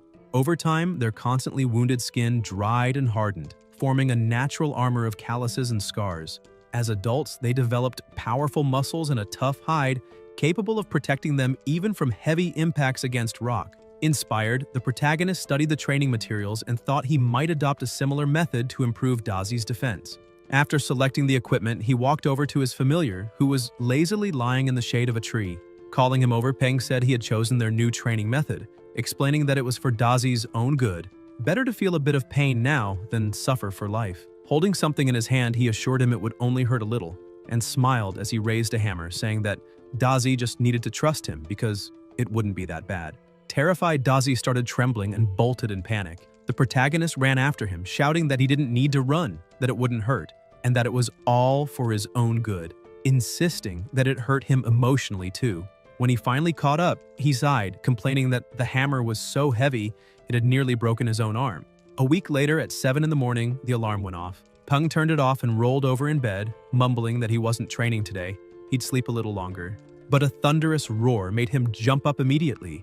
Annoyed, he left the room grumbling that Dazi could stop making such a racket already, heading to prepare breakfast. While cooking, he commented that his familiar had indeed grown stronger, though completely exhausted physically, so something he found deeply unfair. Even so, he noticed he had improved a bit himself, gaining strength and speed. Even his cooking, like making pancakes, seemed faster. Looking at his two familiars, he remarked that it was good Dazi hadn't eaten junk during that time, since he had grown and now reached level 10. Still, Peng admitted he wasn't entirely sure if that method had truly increased Dazi's defense, remembering that he had nearly broken his arms in the process, and that feeding Dumby had almost bankrupted him. At that moment, his phone started ringing. Dumby noticed and brought it to his master, who answered on speaker. On the other end, a voice asked if he was speaking to Peng and introduced himself as Liu Senlin, general manager of the Blue Shield Security Company.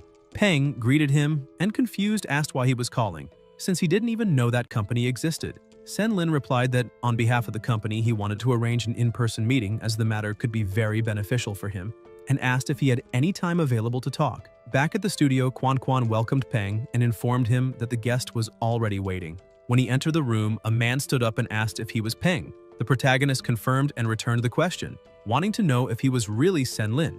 The man smiled, saying it was a pleasure to finally meet him in person, and reaffirmed that he was indeed the general manager of the Blue Shield Insurance Company, as mentioned on the phone. Senlin explained that he was there to ask if Peng would be interested in working for the company as a consultant monster creator. The protagonist was surprised by the offer, but gestured for him to sit first. Once they were both seated, Peng asked why the manager had sought him out, pointing out that there were advanced monster creators in the city, while he was only an intermediate one. He said he didn't know what kind of reputation he had earned to make the general manager of a major security firm personally come to him, but he was sure it was some kind of exaggeration. Senlin laughed, saying Peng was being far too modest, and admitted that while there were indeed a few advanced creators in the city, one of them being the president of the Monster Creators Association, Mr. Chen, someone like that obviously wouldn't have time to act as a consultant for a small company like his.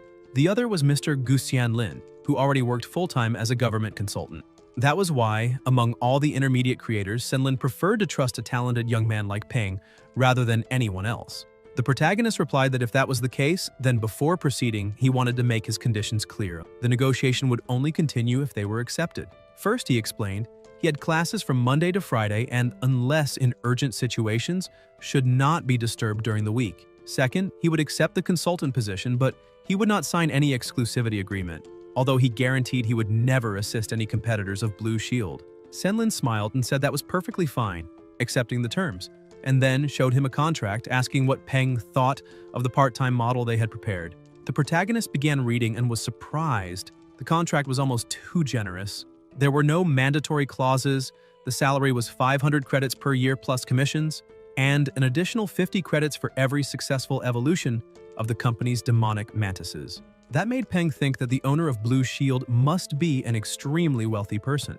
After carefully reading it and finding no disadvantages, he decided to sign. At that moment, someone knocked on the door. Quan Quan entered and announced that Mr. Ma, who had an appointment with him, had arrived a bit early. The general manager stood up, saying that since the contract was signed, there was no need to take more of Peng's time. They shook hands, and Senlin said he was very much looking forward to the collaboration between them. The protagonist thanked him for coming personally. As the manager stepped into the elevator, he called someone, reporting that the contract had been signed and that Peng had chosen the part-time model.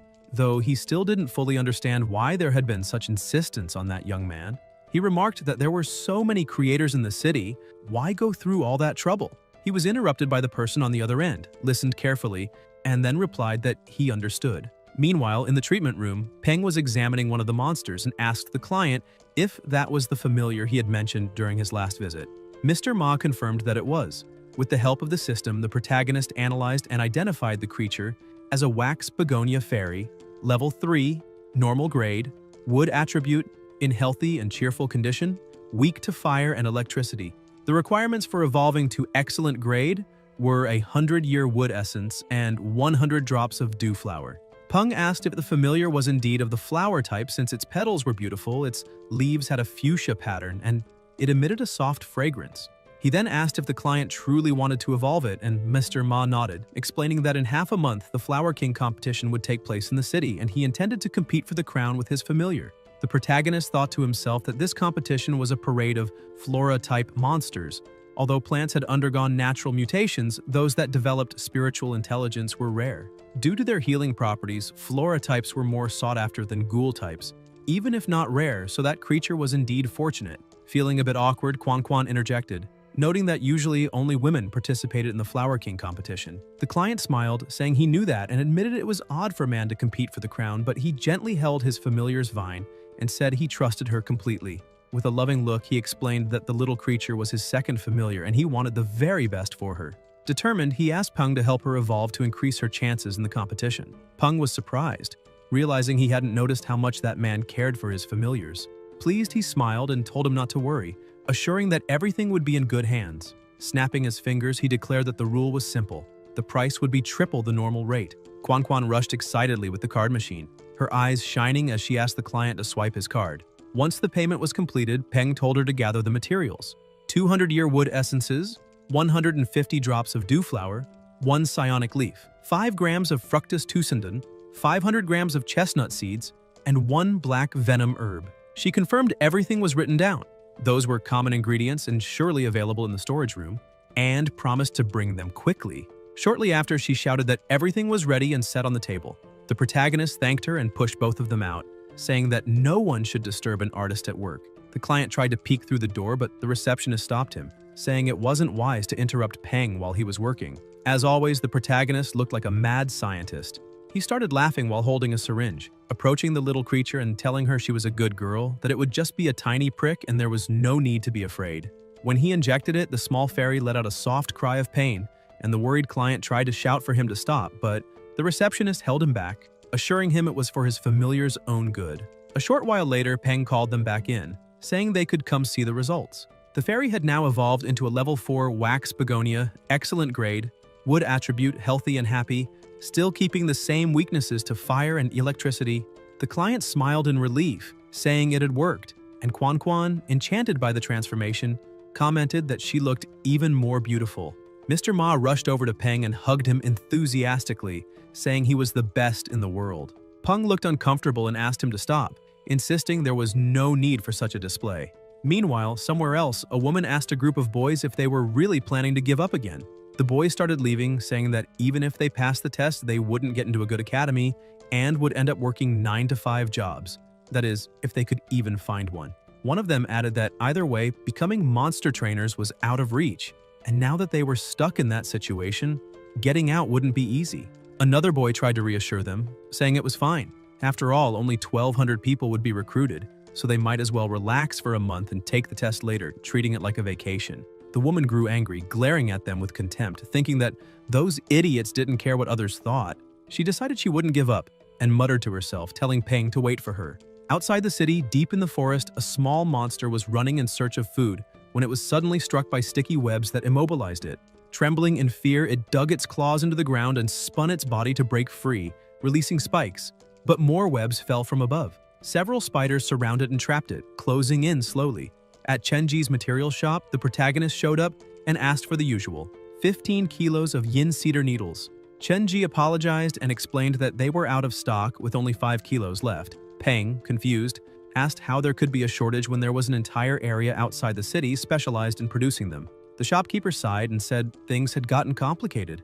Last week, a group of wild spiders appeared out of nowhere and devoured all the plants in the grove. Now, the entire area had been sealed off by the army. He showed Peng a report explaining that various monsters from nearby mountains and forests had also become their prey, and that if people hadn't escaped quickly, they would have been eaten too. The protagonist was shocked by the news. Just then, another customer entered the shop asking if there was any primary starlight wood available. The owner said yes and asked how much he wanted. Before attending to the new customer, he bid Peng farewell, saying he had to get back to work, but they could talk later if needed. Peng left the store deep in thought. First, the military school had started a new collaboration. Then, a security company had approached him. And now, a new species of spider had appeared out of nowhere. Everything pointed to one thing. Something big was about to happen. Suddenly, his phone rings. When he looks, he sees it's Senlin calling. As soon as he answers, the manager asks if he heard about the new gray brutal devil spider discovered by an officer in the Dark Ember Forest. Sometime later, the protagonist arrives at the Blue Shield Security Company, Building 1. Senlin runs up to him, saying it was urgent and that he couldn't explain over the phone. He asks him to come inside while he explains the situation. The manager shows him a recording, explaining that those devil spiders had attacked several resource points and that the government was gathering security companies and private organizations to explore the Dark Ember Forest in order to learn the habits and weaknesses of these creatures. Their company received the invitation and would depart in 3 days, but they wanted to strengthen their familiars before then. For that reason, he wanted to ask the protagonist to check if it would be possible to evolve some of the devil mantises, as that would increase the chances of success in the mission. Senlin emphasizes that it's fine if Peng can't make them evolve. The protagonist replies that he first needs to see the condition of the mantises. Worried, Senlin asks Peng to give it his full attention, as the company sees this opportunity as something very serious. He explains that at the last conference, the Alliance government abolished several regulations that restricted unofficial forces due to the changes monsters have undergone in recent years, which have overburdened the government. The manager stresses that this conference opened many opportunities, but fears the Alliance's leadership might change direction, so he asks Peng to do his best. He then opens a door and shows all the devil mantises the company currently has, noting that they've also prepared enough manpower to assist if Peng needs help. He adds that as long as results are achieved, the rewards will be satisfying for both sides. Peng laughs and tells the manager not to worry, assuring him he won't disappoint. He approaches the mantises and begins to touch and examine them carefully. Another man enters the observation room and asks the manager what Peng is doing, since ever since he arrived, he's just been touching and looking, like an old man shopping. The man says he's confused, as Peng looks at most 20 years old, maybe even less, and questions if he's really capable of this. Senlin gets angry and tells the man to shut up, saying he doesn't know what he's talking about and that if he keeps making comments like that, not even his own sister will be able to protect him. The man starts trembling in fear and apologizes. The manager returns his gaze to Peng, thinking that he really doesn't know if this will work, but he's betting his entire future on that young man, so he must succeed. Suddenly, the protagonist stops and says, "The 8th to the left of the 1st row, the 4th to the right of the 4th row, the largest in the 7th row," and continues selecting a few more. Then he asks them to bring the 10 mantises he mentioned and prepare a laboratory, as well as a low-rank insect-type monster enhancement pharmacy, an earth-type core crystal, a star steel blade, perilla leaves, and 10 units of each. Senlin looks at the man beside him and shouts, ordering him to do everything Peng requested immediately. The manager looks back at the protagonist, astonished, thinking that in just 10 minutes, he managed to pick the 10 strongest among hundreds of familiars without a single mistake. That speed and precision are truly worthy of an intermediate breeder, perhaps even greater than a newly promoted advanced one. And the most impressive thing is that he's under 20 years old. Quickly, everyone starts preparing the area for the protagonist to work, and without wasting time, he begins mixing potions, pills, and other preparations. As Senlin walks through the corridors, he hears someone shouting that it worked. Shocked, he wonders if Peng really succeeded and rushes to the room to confirm. One of the mantises starts undergoing a transformation, its body expanding until, within seconds, the monster becomes much larger and incomparably stronger. The people cheer, exclaiming that it evolved. The man who had doubted earlier approaches the manager, saying it's unbelievable and that he truly has a good eye for spotting geniuses, because that monster had turned into a 4-winged Jade Devil Mantis, commander level, reaching the perfect grade, which only proves how extraordinary Peng is, a true national treasure. The next day, Peng is training Dazi and asks him to repeat the exercise. When timing it, he notices the time was 7.47 seconds, meaning 0.4 seconds faster than last time.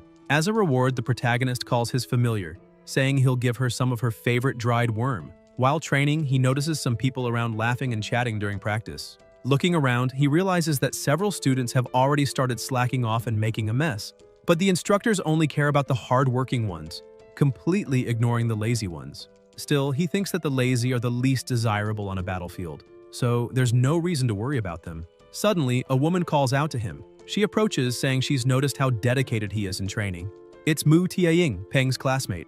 He's surprised to see she's taller than he imagined and thinks that if she were a man, she'd be a real brute. He thanks her for the compliment, and Tiaying explains that she'd like to form a team with him. Confused, Peng asks why she wants to do that with him in particular. She clarifies that in the intermediate and final stages of training, the students will form teams to battle, and scores will be based on collective performance. Since no one else is as diligent as him, and no one seems willing to team up with her, she decided to invite him. Peng thinks the girl is pretty straightforward and that it'll be easier to talk to someone like that. He then asks where her familiar is. Tiaying smiles, tells him to wait a moment, and whistles. A massive rhinoceros comes charging toward them, stopping right beside her. Slightly embarrassed, Tiaying pets the creature and says that this is her girl named Lotus Seed, an iron rhinoceros. Peng and Dazi are impressed by the size of the familiar, and Tiaying points out that before he agrees to team up, there's something he needs to know. Lotus is extremely shy and sometimes even gets scared of small monsters. The young woman crouches and excitedly adds that despite that, her familiar is excellent in the defense class and has incredible pain resistance, probably due to having low sensitivity to it. Peng starts thinking that forming a team with that girl might not be a bad idea. Even though there are many familiars around, 99% of them belong to the common grade and only a few have reached the excellent grade. According to the system's analysis, her rhinoceros is level 12, elite tier, perfect grade, metal attribute in healthy and happy condition. That means there are only 2 familiars at the perfect grade, the iron rhinoceros being one of them, while Dazi follows an attack-focused path with the poison attribute. In that way, a defensive familiar would be the perfect combination, balancing their strengths perfectly. With her on the team, Dazi would have more room and time to attack as well as new strategic options.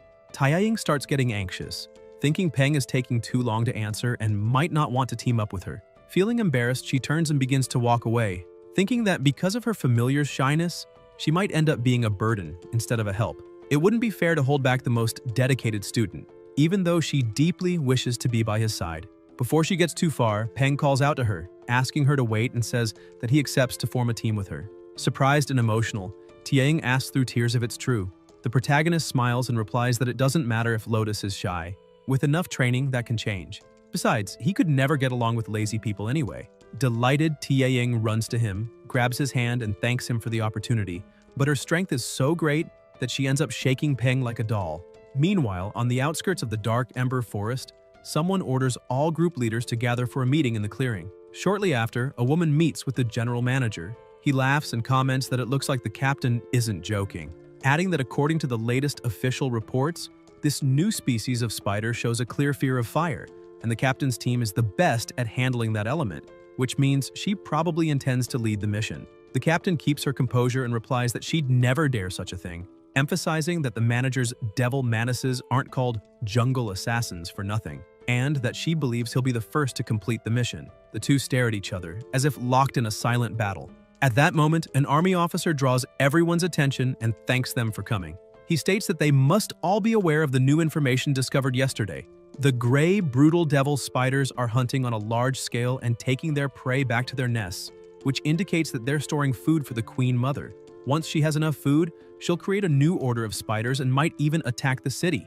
That's why the mission is of utmost importance, and cooperation among all teams is essential, since the top priority is completing it and ensuring that the rewards benefit every group involved. Some of the captains comment that they understand the military's concern, since the fear is that internal conflicts could jeopardize the progress of the mission. Something perfectly reasonable, as disputes between teams only cause problems and could ruin everything. The captain then approaches the manager and asks what he thinks. He calmly replies that he's in no rush and, for now, prefers just to observe. The officer begins shouting, saying that since there are no objections, they'll proceed with the mission as planned. They'll handle the first spider suppression. He gives the order, and within 3 hours the cannons fire, wiping out several of them. Senlin remarks that the military first tried to convince them with words and now with firepower.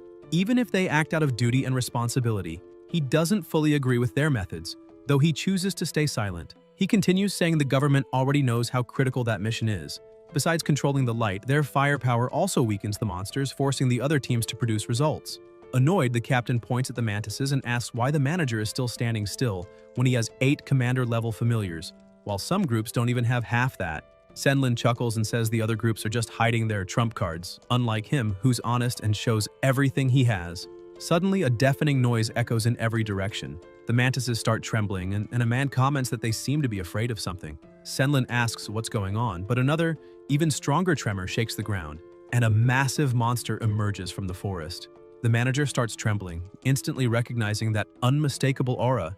It's a Tier Lord monster. He shouts that it's the Lord of the Dark Ember Forest. The monster charges forward, unleashing a terrifying roar that makes everyone run in panic. The military commander watches them flee, thinking they're nothing but trash.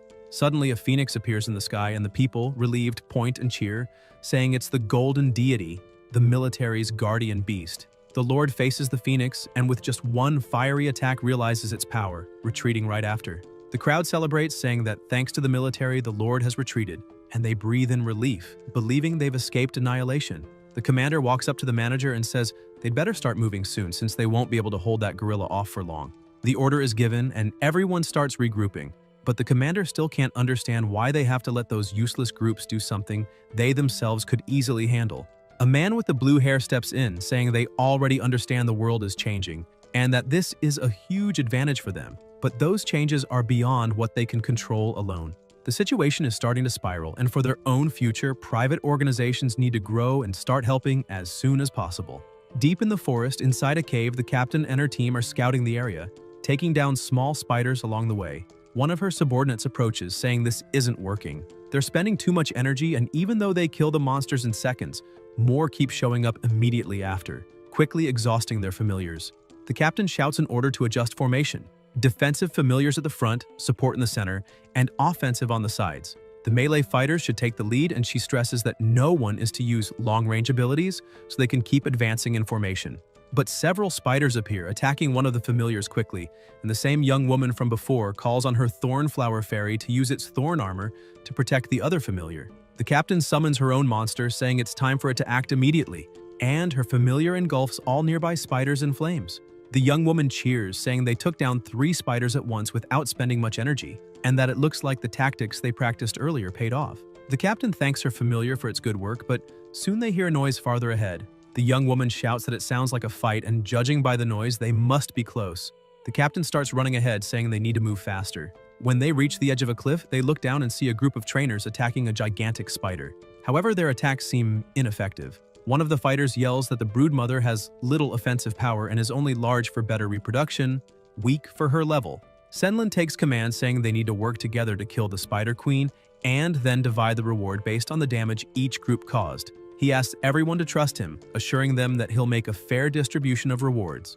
At his command, the long-range group should aim for the eyes while the rest attack the legs, and everyone agrees.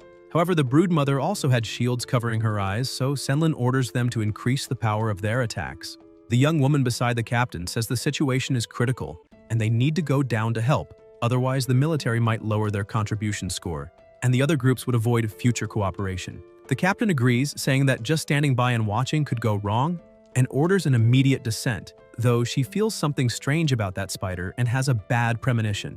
Suddenly, the shield protecting the queen's eyes shatters, and the manager yells for everyone to attack with full force. The mantises charge forward and strike accurately. The broodmother begins to rage and the captain immediately senses danger. A monstrous pressure bursts forth, making everyone's ears ache. Some even start bleeding from their eyes.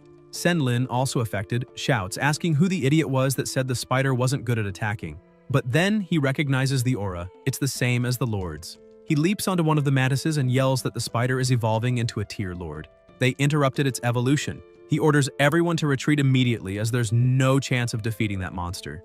Outside, the military and agents wait. Some comment that more than 3 hours have passed and no one has returned, assuming it'll take at least 5 more. Suddenly, the commander senses something off, and the agents report that something is coming toward them. At first, they think the group finished the mission early, but the commander instantly understands what's really happening and orders all troops to prepare for battle.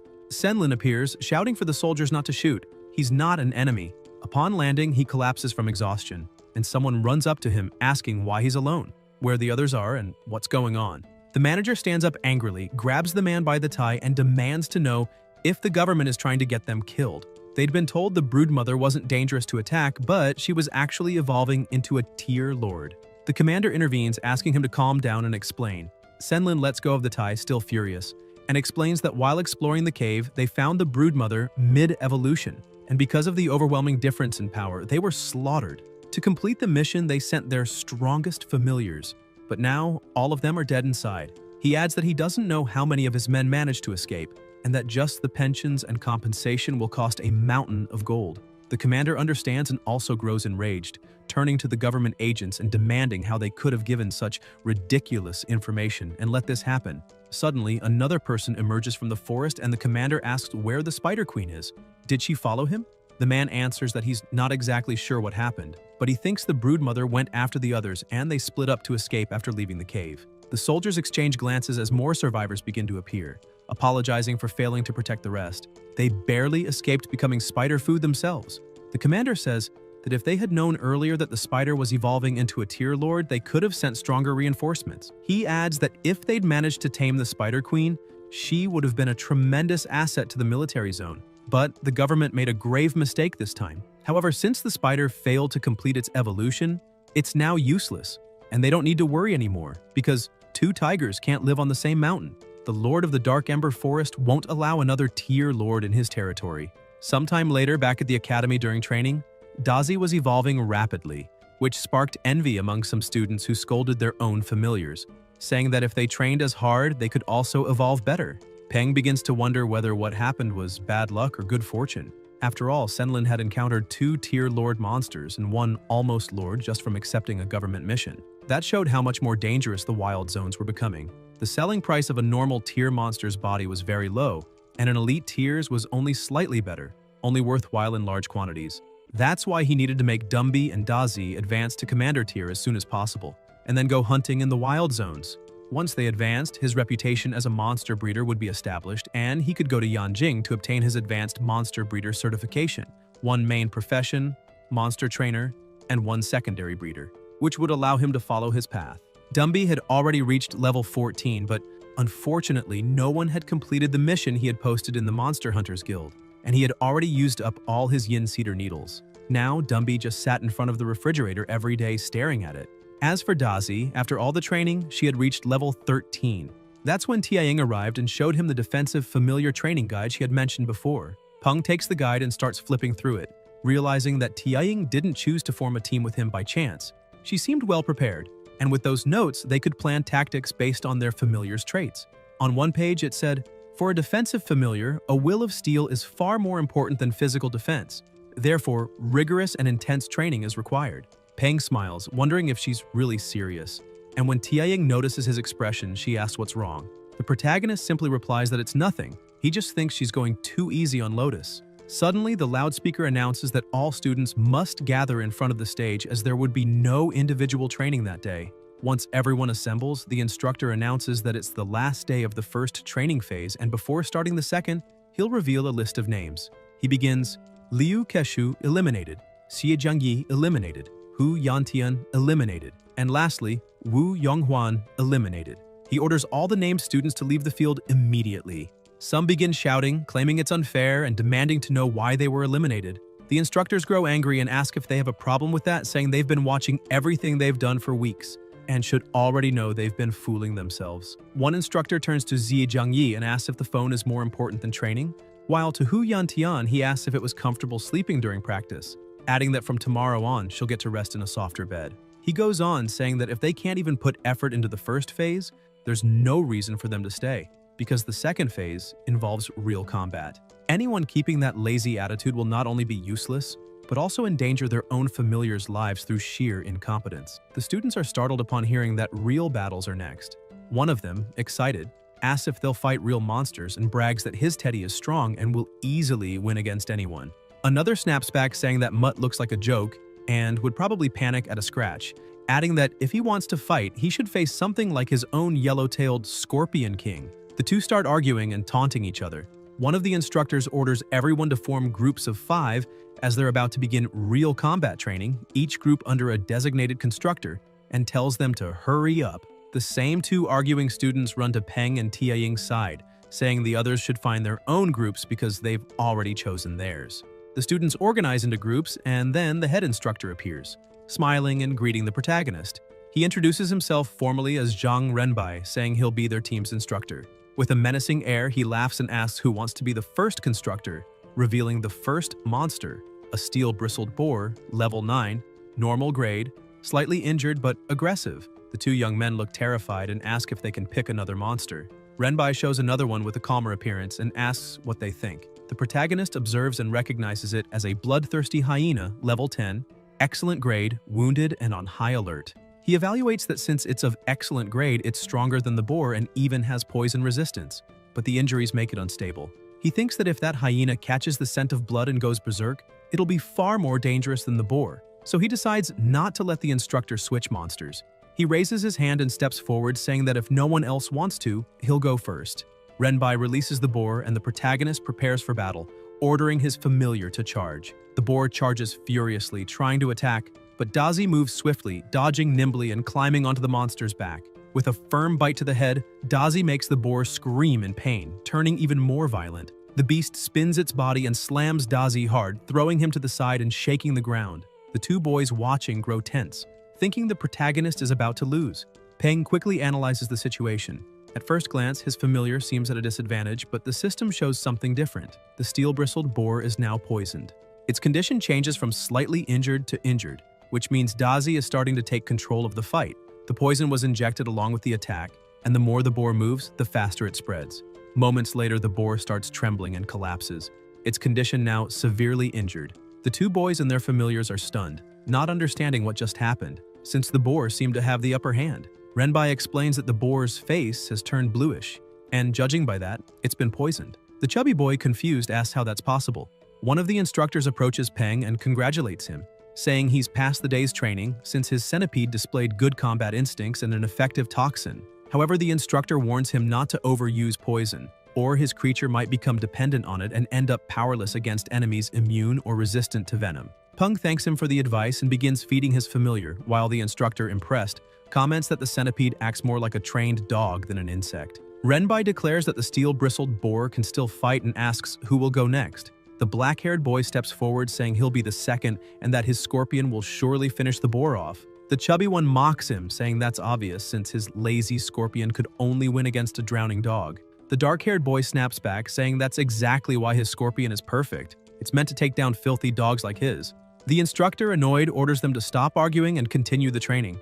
The second combatant commands his scorpion to advance, telling it to use its stinger and poison the boar to death. The boar, already on the verge of collapse, is quickly finished by the scorpion, and the boy bursts out laughing, saying the result was expected. His yellow-tailed Scorpion King won easily. But then, something unexpected happens. His familiar starts trembling, foaming at the mouth, and collapses unconscious. The boy screams in panic, asking what happened and why his powerful Scorpion King suddenly fainted. Peng explains that it happened because the scorpion was poisoned, and the boy, shocked, asks how that's possible. Taiying clarifies that the protagonist's centipede venom was still inside the boar's body, and not all poisonous familiars have resistance to toxins. The boy realizes that his own familiar ended up poisoning itself. The chubby student bursts out laughing, mocking that the scorpion is as dumb as its master. The dark-haired one points to the side and snaps that the fat one laughs too much, but doesn't even watch his own familiar. Turning around, the boy sees his dog about to bite the boar and rushes to grab Teddy, shouting that he can't eat that. Meanwhile, Tianying walks up to Peng saying she has a question, while the Scorpion's trainer hurriedly gives his familiar an antidote.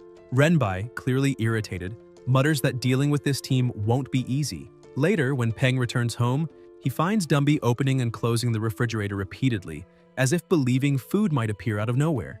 The protagonist feels sorry for him until his phone rings. Answering it, he realizes it's the association, probably about the needles he ordered. The voice on the other end informs him that the mission has been completed and the items are ready for pickup at the scheduled time. Peng quickly puts on his shoes and runs out excitedly, saying they finally arrived. If he went much longer without the needles, he might have had to change Dumby's entire evolution route. Outside, a robot is waiting with the delivery while a few people watch from a distance. One of them tells the boss that this is the kid who spent a lot of money to get the yin cedar needles. The boss confirms and says they've been following the truck from the Hunters Association warehouse, ensuring there's no mistake, and that tonight they'll break into the boys' house. One of the men, hesitant, asks if they're really going through with it, but the boss gets angry and calls him useless. Another member punches the hesitant one in the head, saying that as long as they're careful and leave no traces, everything will go smoothly. The boss agrees and says the green-haired boy is right, but they won't act yet. They need to plan every step carefully, and once they get the money, they'll flee immediately. When night falls, the three of them get ready for the robbery, excited by the idea of doing something far more thrilling than ordinary theft. However, one of them looks around uneasily, finding the neighborhood so poor it seemed worse than the hole they came from, and asks if the kid is really rich. The boss replies that's even better. It means he has no backing and probably just got lucky, making him an easy target. When they reach the apartment, they start trying to force the door open, making noise in the process. Tang Tang opens it, confused, and asks what they're doing there in the middle of the night. They try to play it off, saying the hallway was dark and they must have gotten the wrong door. Without suspicion, she begins to close it, saying it's fine, but the boss stops her and with a fake smile says they're just thirsty and asks if they can come in for a glass of water. Tang Tang smiles politely and, unaware of the danger, lets them in. They start laughing, and the boss confidently asks why they haven't thanked him yet. As soon as they enter, one of the men locks the door, and Tang Tang, surprised, asks why. The boss rubs his hands together with a cynical grin, saying it's just so they don't disturb the neighbors so late at night. She stares at him calmly and, with a terrifying smile, replies that they can relax.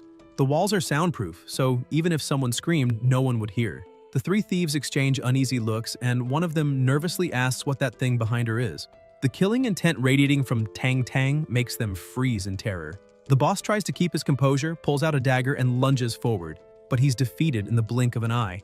The other two panic, and the youngest orders his familiar, Thorn, to attack to help the boss. But Tang Tang's familiar catches it midair and devours it in seconds. She gently pets it, asking why it's eating trash again. Suddenly, she's struck by a blow. The boss gets up, laughing in relief, thanking his familiar for hitting that woman, saying he wants to see if she'll still act so arrogant now. But when he looks closely, he realizes only part of her clothing was torn. Desperate, he screams, demanding to know why she isn't hurt. Tang Tang keeps laughing and replies that she could explain it, but he wouldn't understand. Then her eyes change, the Sharingan activates, glowing intensely, and she says that actually she'll explain it very clearly, since they have all the time in the world. The three men scream in terror as she advances, and on the other side of the hallway in his room, Peng tosses in bed, annoyed by the noise, wondering why people were still awake at that hour. After effortlessly taking down the intruders, Tang Tang calls Old Chi, reporting that she has 3 new volunteers with her and asking him to send someone to pick them up. She adds that there's no need to worry. They're all well trained, and she guarantees they'll protect the border until their last breath. The next morning, training resumes, and the students' familiars, including Peng's, can't even scratch their opponent. Peng watches in surprise as Dazi fails to break through the defense and asks if that thing is a water bear, since it's his first time seeing a monster with such peculiar traits. The system identifies it: mutant water bear, level 12, elite, normal grade, condition, healthy, lazy, weakness, fire. Rapid water loss can lead to death by dehydration. Being sliced results in instant death. Special trait, cryptobiosis.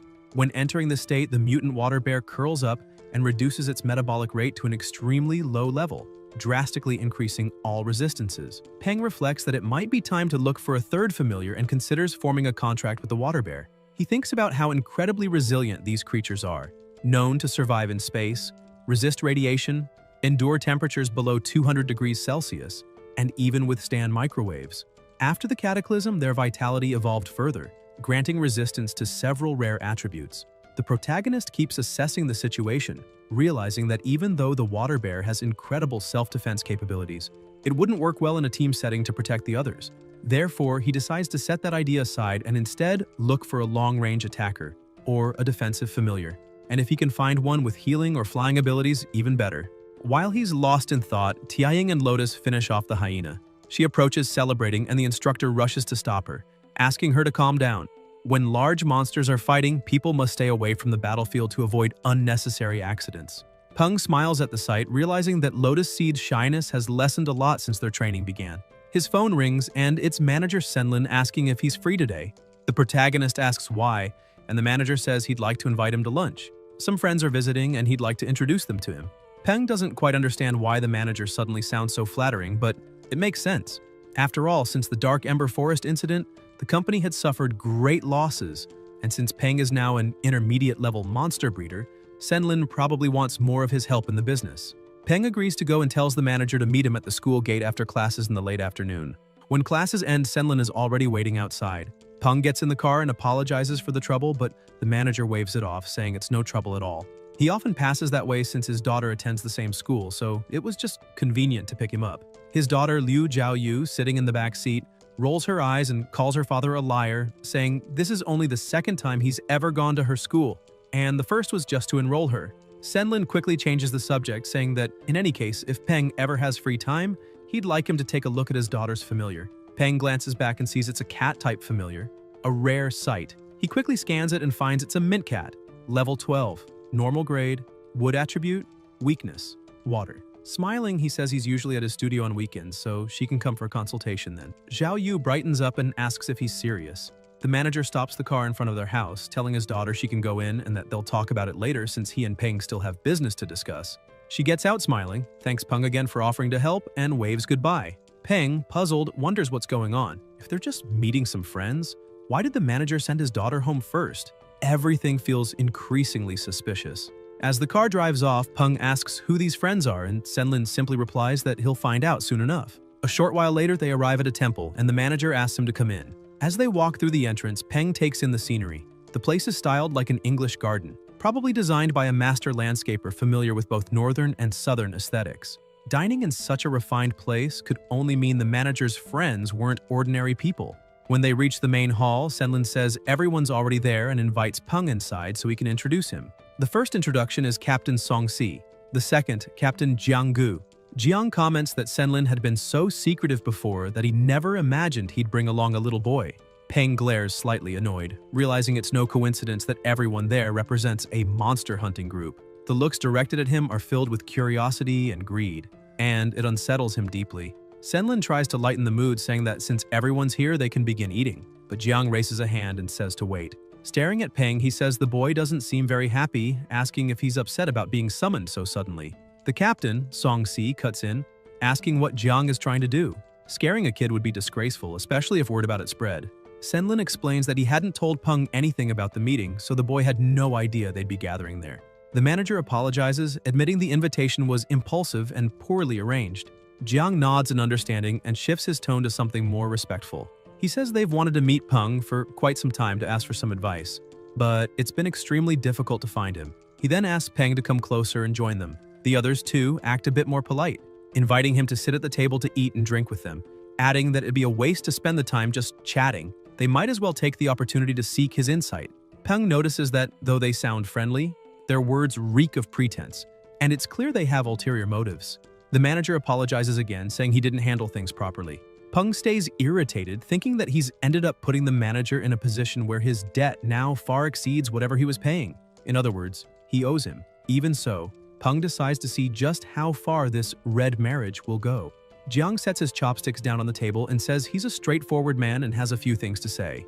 Jiang points out that the rumors about the protagonist describe him as an extremely talented young man with a 100% success rate in monster evolutions, and he asks if Peng is really as miraculous as people say. Peng laughs and replies that it's not quite like that. All that fame comes from Examiner Feng Xu's care and guidance, but adds that if they ever need help, they can visit him at his studio, or through Senlin's company for a proper consultation. The captain smiles, saying Peng's words are quite straightforward and that since he's a friend of manager Senlin, then he'll consider him a friend as well. He emphasizes that it's only natural for friends to help each other, so why would they need to involve a company in between? The others echo the same sentiment, treating him as though he were just another friend. and claiming that mixing business with friendship isn't right. Peng starts to grow irritated again, realizing these people are treating him like an idiot. Feeling disrespected, he simply stands up and starts to leave. Senlin quickly asks him to wait, but Peng apologizes to the captains, saying he's just a high school student who's only been in the field for a short time, so he can't accept such important tasks. The manager apologizes on his behalf, saying he didn't organize the meeting properly and asks Peng to wait a moment so he can drive him home. Peng declines, saying there's no need, as he's already called a rideshare that's on its way. A few minutes later, the car arrives and he leaves. Some of the guests comment that he's just an ungrateful brat, while others defend him, saying he's still a kid and not worth getting angry over. Senlin apologizes to everyone again, saying his intentions were good, but things didn't turn out as he expected. The others eventually accept his apology, saying they should get back to dinner. After all, the manager had gone through the trouble of arranging the meeting, and the real fault lay with that immature young man. Jiang pats Senlin on the shoulder and says that this time he helped lure Peng in and build ties with the other groups, so the favor the manager owed him since the Dark Ember Forest incident is now repaid. Senlin laughs, saying there's no need to talk like that since they're longtime friends and should always help each other.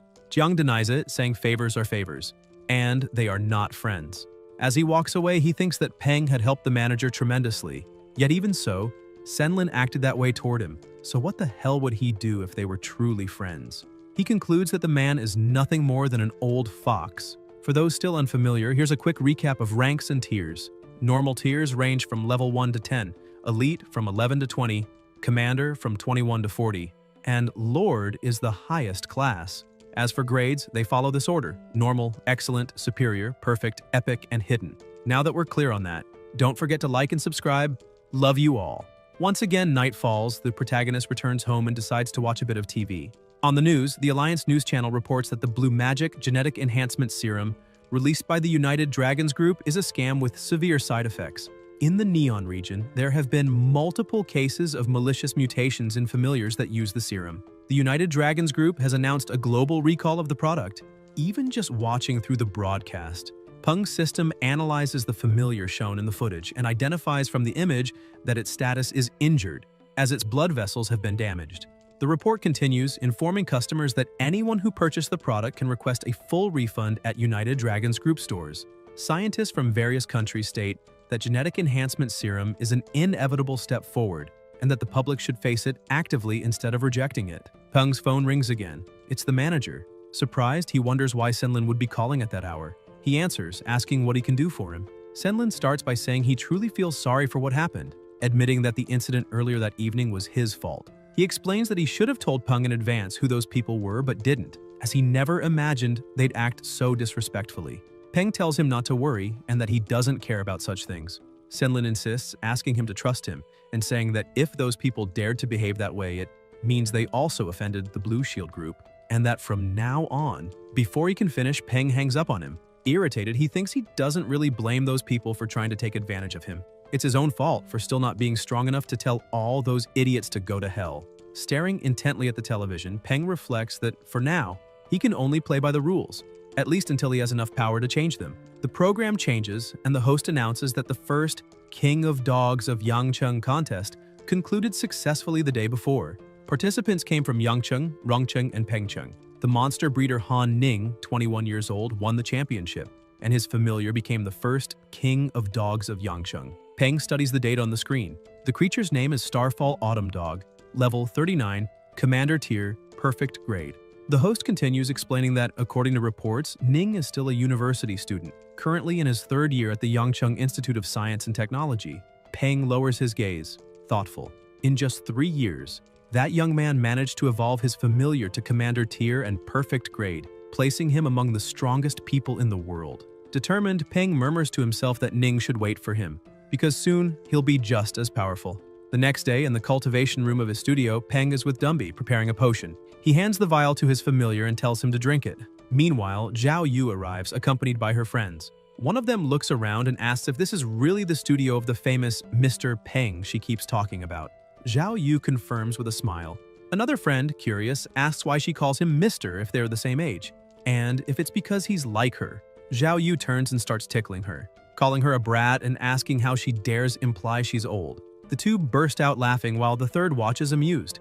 At that moment, Quan Quan appears and greets them warmly, welcoming them to Flying Rock Studio, She asks if they have an appointment, making the girls exchange puzzled looks and wonder if booking ahead is really necessary. One of them glances around, noting how empty the place seems, and asks if business is really that good to require scheduling. Quan says that if they don't have an appointment, she can call the boss to confirm a slot. Zhao Yu pauses, remembering her father's words, that this Mr. Peng is one of the best monster breeders in the city, the greatest genius of Chang'an, and thinks that the only downside is the high fee, which must be why there are so few clients.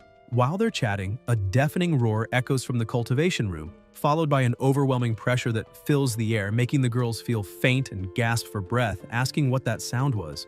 Inside the cultivation room, Dumby begins evolving, and an intense aura bursts from his body. When the process ends, Peng checks the system. The skeletal ghoul monkey has reached level 16, epic grade, ghoul attribute, light weakness, and acquired the special trait, Heart of Blood Threads.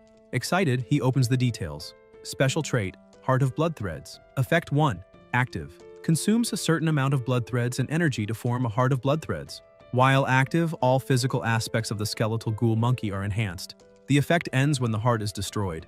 Effect 2. When the heart of blood threads is consciously activated, it triggers heart resonance, allowing control over the heartbeat of other beings. Peng celebrates, realizing Dumby's combat power will increase dramatically with this addition, but then frowns, noticing a new problem. His familiar now looks like a Susanoo, and that kind of flashy form is anything but discreet.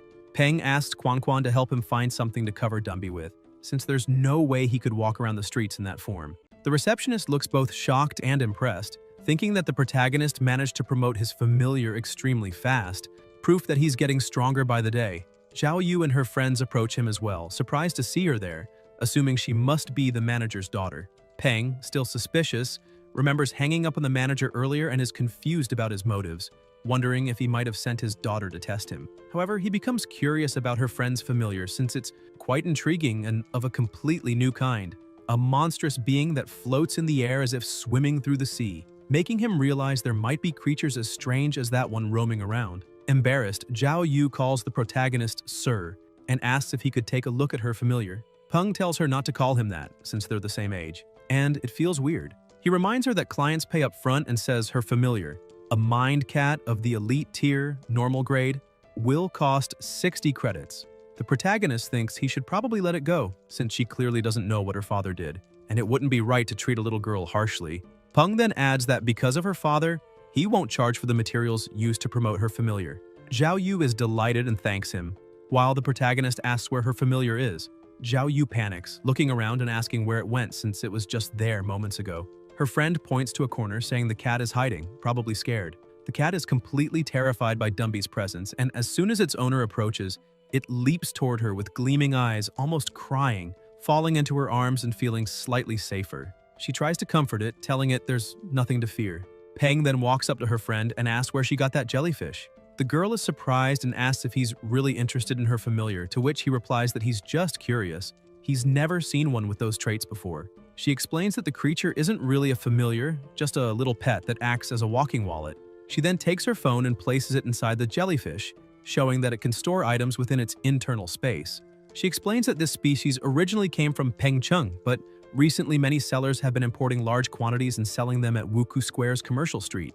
Peng becomes serious, analyzing the situation, and thinks that he's just found what his third familiar will be. Shortly after, at the square, a crowd has gathered and a man with a megaphone shouts for everyone not to miss the chance to get the latest and only flying coin purse, the flying pouch, encouraging people to check out Pengcheng's newest and most popular pet. A few jellyfish float gracefully in the air and the women watching are instantly charmed, asking their boyfriends to buy one for them. The protagonist approaches and asks if he can take a closer look. He scans them with the system and sees they are level 1, normal grade. He says he'd like to see all the floating jellyfish available to choose personally.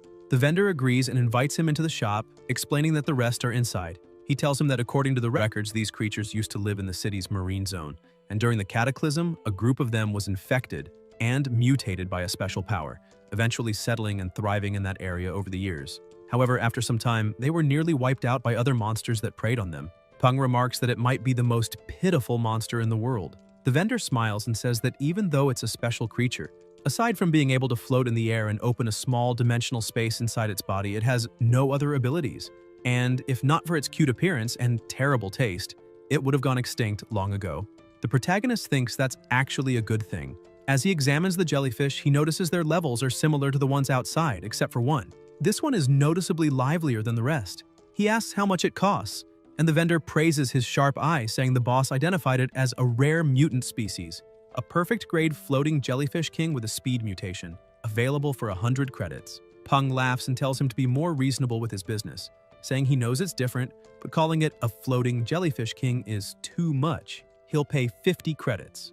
The vendor agrees, saying that's perfect and that it's great to find someone who understands how things work. The protagonist feels the same way and completes the payment. The vendor adds that if he has any friends interested in buying a floating jellyfish, he can send them to his shop and he'll offer a friendly discount. Peng thinks about how the man immediately asked for 100 credits and made up that floating jellyfish king story, wondering if he'd really give anyone a discount or just charge them even more. Still, he laughs to himself, thinking he didn't come out losing. The analysis shows the following traits. Name, floating jellyfish. Level, 4, grade, excellent. Attributes, space and poison. Preference, fruit juice. Weaknesses, electric type, ice type, and a fear of fish and birds, becoming frightened when facing such creatures. Peng holds his new familiar, pleased that it's of excellent grade and has dual attributes of space and poison, concluding that his team of familiars is growing well. Because the creature looks like a balloon, he decides to name it Silly. Sometime later, back in his apartment, Dazi is asleep when he hears the door open and his master announce his return. He rushes to see and Peng proudly presents the new family member. Dazi freezes, grumbles, and locks himself away again, slamming the door shut. The protagonist wonders where Dazi learned to be so jealous and annoyed says he'll deal with it, shouting that he bought dried mealworms, his favorite, as well as dried poisonous worms and starflower leaves. Dazi hears that and his eyes light up. Peng goes on saying he also bought a crystal core from a Thunder-type Commander tier monster, very expensive, and that he paid 301 credits for everything, enough to feed an entire family. Dazi slowly opens the door and Peng starts laughing, asking if he wants to eat. The familiar replies yes. Peng shakes his head, saying it won't be that easy. After all, he slammed the door in his master's face. Dazi panics, begging for the food while Peng gives his rebellious familiar a lesson. Dumby just watches the new member curiously. After finishing Dazi's education, the protagonist leaves, grumbling that he was gone for only one day and the house is already a mess. He approaches Silly and notices it's still too weak. He needs to gather enough mental power to form the contract. He focuses and gets closer to the jellyfish, who flinches, while thinking that Silly's consciousness space is much smaller and weaker than Dazi's was at the beginning, which is a problem, and that the new familiar's mind feels restless. Forming the contract now would be like a kidnapper trying to take a child. He concludes that he needs to get closer to Silly so it can lower its guard. Then he gets an idea. He'll take it to school the next day to build a better bond. And Dazi nearly dies of jealousy upon hearing that. The next day at school, Tianying greets the protagonist, surprised by his new look, and Peng greets her back with Silly tied to his head like a hat. The other girls laugh and ask what kind of ugly hat that is. The protagonist draws a bit of water from the jellyfish and offers it to his friend, asking her to drink some chilled mineral water. Tianying, startled, asks what that hat is, and Peng laughs, explaining that it's not a hat but a floating jellyfish, a monster with spatial ability. Tianying strokes the lotus flower and says she's heard of that monster before, noting that they're usually shy, but she tells him to forget that for now and asks if he knows what monster they'll be facing today. They walk over to the cage to check and he mentions that it'll be a bit tough. It's the purple metal scorpion. Tianying asks if he'll be the first to fight again, and the other students comment that it looks like the extra points for the first victory of the day will go to him once more since he's strong and has a high win rate. They say they can only learn from him to earn points like that someday. Peng turns and says he can't always be the first in the team. That wouldn't be fair to his classmates. And he'll let someone else go first, surprising the class. A student wearing glasses with a giant rooster steps up and says that if the protagonist doesn't want to go first, he'll take the spot. Peng analyzes and concludes that it's a dragon rooster, an elite tier familiar, the only one besides Dazi, already level 11, though only of normal grade, still strong enough to handle the purple metal scorpion. The protagonist tells Dazi to pay attention to the fight, but upon glancing at him, he notices something and punches his familiar on the head, shouting that all he ever thinks about is eating. He scolds him, telling him to absorb the purple metal scorpion's combat habits and style, and warns that he'll be disciplined later. Renbai says it's fine and authorizes the match to begin.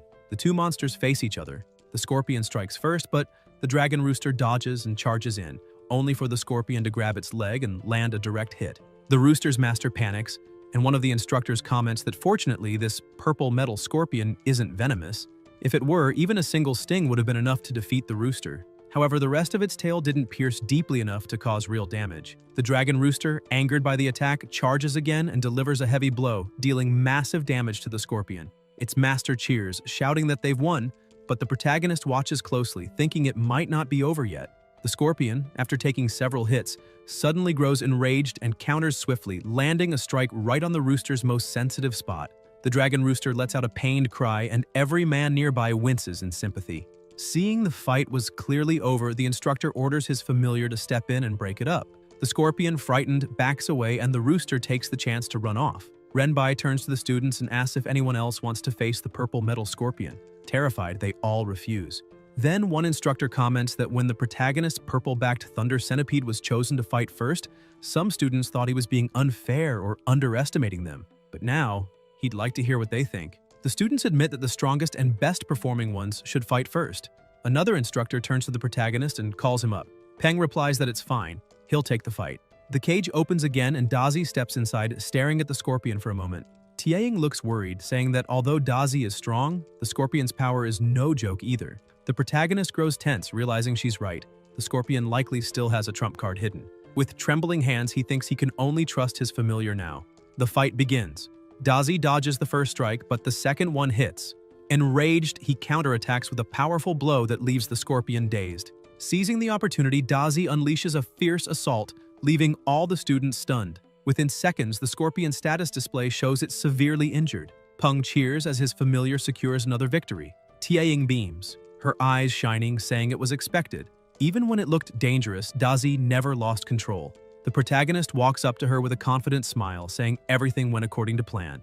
Though deep down, he's about to have a heart attack from the stress. Concerned for the defeated monster, Renbai asks him to recall Dazi, reminding him that they don't have many training monsters available. And if Dazi eats one, Peng will have to pay for it. While they talk, Dazi continues to tear the scorpion apart, face messy and eyes wild, frightening the students, who whisper if he's really been tamed at all since he looks so savage. Peng whistles and Dazi instantly stops, walking over to him. The protagonist pulls a handkerchief from his pocket and scolds his familiar for eating random things, asking what they'd do if he got sick. He adds that he scared everyone again. Then he smiles and jokes that it's not entirely Dazi's fault. If those monsters are really that tasty and nutritious, it's hard to resist. The students are horrified, wondering what Peng means by that, thinking it's far too cruel and that he's going too far. Tianying smiles and tells him not to mind them, saying the others are just afraid of Dazi. Peng grows serious and says that right now they're facing caged monsters under instructor supervision. So, of course, they feel pity. But if they were out in the wild, the monsters would be the ones feeling pity for them. He shouts that they're here to learn how to truly fight, and if they plan to feel sorry for their enemies, they'd better leave now before they end up eaten alive. His words stir the class. Some agree with him, while others think he's being too arrogant. The instructor claps his hands and says Peng isn't wrong, then takes advantage of the group's attention to make an announcement. Renbai explains that basic training is no longer enough, and starting tomorrow, everyone will begin real field training. He tells them to think carefully before deciding, as the training will last a full week and has already been approved by the school. The instructor advises everyone to discuss it with their parents or guardians, as registration will cost 5 credits. The students grow excited, asking if it's true since they'd waited so long and would finally be able to train in real combat. Peng falls silent, reflecting that joining a real field training camp is a huge leap. Some pupils approach Renbai and ask why they must pay to register, arguing it should be free. An instructor with a strange aura smiles and says they can opt out or, if they prefer, choose a private training zone. The students complain that private zones are very expensive and usually lack strong monsters, costing around 20 credits per week. Another student adds that 20 credits is just the base price and that extra fees apply for other facilities. Some students get discouraged, saying they can't join because they're poor, while others try to comfort them and offer help. Renbai urges calm and explains there's another route. If they sign a military contract, the alliance will cover all costs. Those who sign must serve 8 years, but afterward they're free to pursue anything. If accepted into the military academy, that time counts toward the 8 years. Tianying remarks that obviously 5 credits isn't affordable for most students, and that the policy was devised quite strategically. The protagonist notes that even if accepted into the academy, they'd still owe 4 years of mandatory service. Peng states that whether it's 4 years at the academy plus 4 in the army, or 8 straight in the military, the method is incredibly efficient. Renbai continues and reminds everyone that participating in the field training also requires signing a death insurance policy. A frightened student asks if that means she'll die if she signs. The instructor explains that the entry exam for monster trainer cadets is very different from others, and they must treat this special opportunity seriously. He then tells the girl that signing the death insurance doesn't mean she'll die, but if she keeps showing that level of intelligence, he might have to remove the word no from what he just said. Taeyang gets excited and asks Peng if she can go with him the next day. They bump fists and he says it will be an honor to accompany her. The next morning, cars and trucks speed toward the training site. Everyone is impressed by the beauty of the place until the vehicle runs over a rock, startling everyone inside. The driver laughs and looks back apologetically, saying he hadn't seen the rock. Peng remains silent, merely observing, thinking that's how a driver behaves when he dislikes noise. He remembers earlier before leaving, banging on Tang Tang's door with no answer, and that she didn't pick up her phone. Still, he thinks there's no reason to worry because she isn't weak, so it's unlikely something bad happened. Perhaps her disappearance relates to the secret she never wanted to reveal. Suddenly, the vehicle brakes sharply, throwing the students to the sides. Irritated, some scold the driver, saying it was too much and he couldn't treat people that way. The driver apologizes again, insisting this time it wasn't on purpose as they had just arrived. Everyone disembarks and forms a line before Colonel Chen. He explains that the valley behind him is the jungle training base, and that every inch of the territory has been inspected, leaving only normal and elite-level monsters. No commander-tier monsters nearby. The colonel then shows a watch and explains it's an identity timepiece they must all wear. It has a tracking system and an emergency button, and their mission is to survive for a week inside the valley. Chen emphasizes that nobody may abandon the field before training ends because doing so will be considered desertion. After explaining everything, he asks if anyone has questions. A student raises a hand and asks if there are fixed places to get food and water. Chen answers that there are safe houses scattered across the valley made of special steel that only monsters above commander level could break. Basic supplies are stored inside, so surviving 7 days isn't impossible. Everything depends on how each team acts during training. Shortly after, the valley gate opens and the colonel announces it's time to enter. The students walk in slowly, chatting, until a military officer shouts for them to stop talking and enter at once, adding that if anyone is killed by a monster, the tracking system will help locate the responsible party, and they will avenge the death. The students, nervous but determined, decide to enter right away. Once inside, Tianying asks what Peng is observing. He replies that he was watching a sparrow, a species that tends to migrate toward humid habitats near lakes or rivers, and is extremely sensitive to rain. That's why they're called rain sparrows. They always fly in the direction where the weather is about to change. Taiying says she remembers that most of the city's weather forecasting towers raise rain sparrows. Though their attack power is weak, they're incredibly fast. Suddenly, the sparrow takes flight, and the protagonist remarks that it's his first time entering a wild region. He realizes how different the environment feels compared to the dull city. It's full of life, a true paradise for monsters. Tianying smiles, saying that a genius will always be a genius. While everyone else rushes deeper into the valley, he's calmly observing his surroundings, and that kind of mindset is what makes him so amazing. Peng replies that, in truth, he was only standing still because he wanted everyone else to go in first. Taiying laughs, doubting him, and asks if they can move on. He nods, and the two begin walking through the valley. Still, Peng remains alert, sensing something move among the treetops, but when he looks again, nothing's there. Perhaps just his imagination. On the first day, they explore the forest, admiring the flowers and mountains until they come across one of the safe houses. Taiying points ahead, saying there's a camouflaged cabin that must be one of the safe houses mentioned by the colonel. Peng agrees and says they should check inside. When they open the door, they find a simple, clean room with minimal furniture. Taiying notes that there are only 2 beds, suggesting that the instructors don't want students forming large groups. Peng comments that since there are no Lord-level monsters and very few Elite-level ones nearby, forming big teams would make the trip pointless. It would defeat the purpose of the training. He then notices that each bed has 5 boxes of biscuits and 10 bottles of water. Used carefully, that's enough to last an entire week. This shows the military is testing the students' survival ability. If they had to hunt monsters for food, many wouldn't make it. Tianying, fully equipped like a battle robot, asks if he's not going to wear his suit too. Peng looks surprised and she smiles, explaining that the jungle is full of mutant mosquitoes, some so venomous that a single bite can kill. He laughs and says he'll just use an herbal repellent, adding that they might as well explore and hunt something, since he doesn't plan to eat biscuits all week. Besides, now that they have a safe house, he suggests Tianying can unleash her lotus seed in full size to travel faster. If anything happens, she can bring them back quickly. Taiying looks even more impressed, saying that's exactly what she expects from a genius, someone who thinks ahead of time. As they walk through the jungle, Peng explains that the first step is finding a water source since animals usually gather there to drink and survive. Taiying then notices a strong scent coming from flowers on some tree trunks. The fragrance is intense but mixed with a rotten odor, making her head throb slightly. The protagonist grabs her arm and signals for silence, telling her to command her lotus seed to strike the tree with full force. Confused, Taiying looks at the tree, seeing nothing special, wondering why he'd want her to attack it. But when she sees his focused expression, she remembers that Peng's instincts have always been accurate, so she decides to trust him and gives the order. In that instant, something in the tree shifts almost imperceptibly, as if trying to hide. The lotus seed shoots forward at high speed, smashing into the trunk, knocking a snake loose.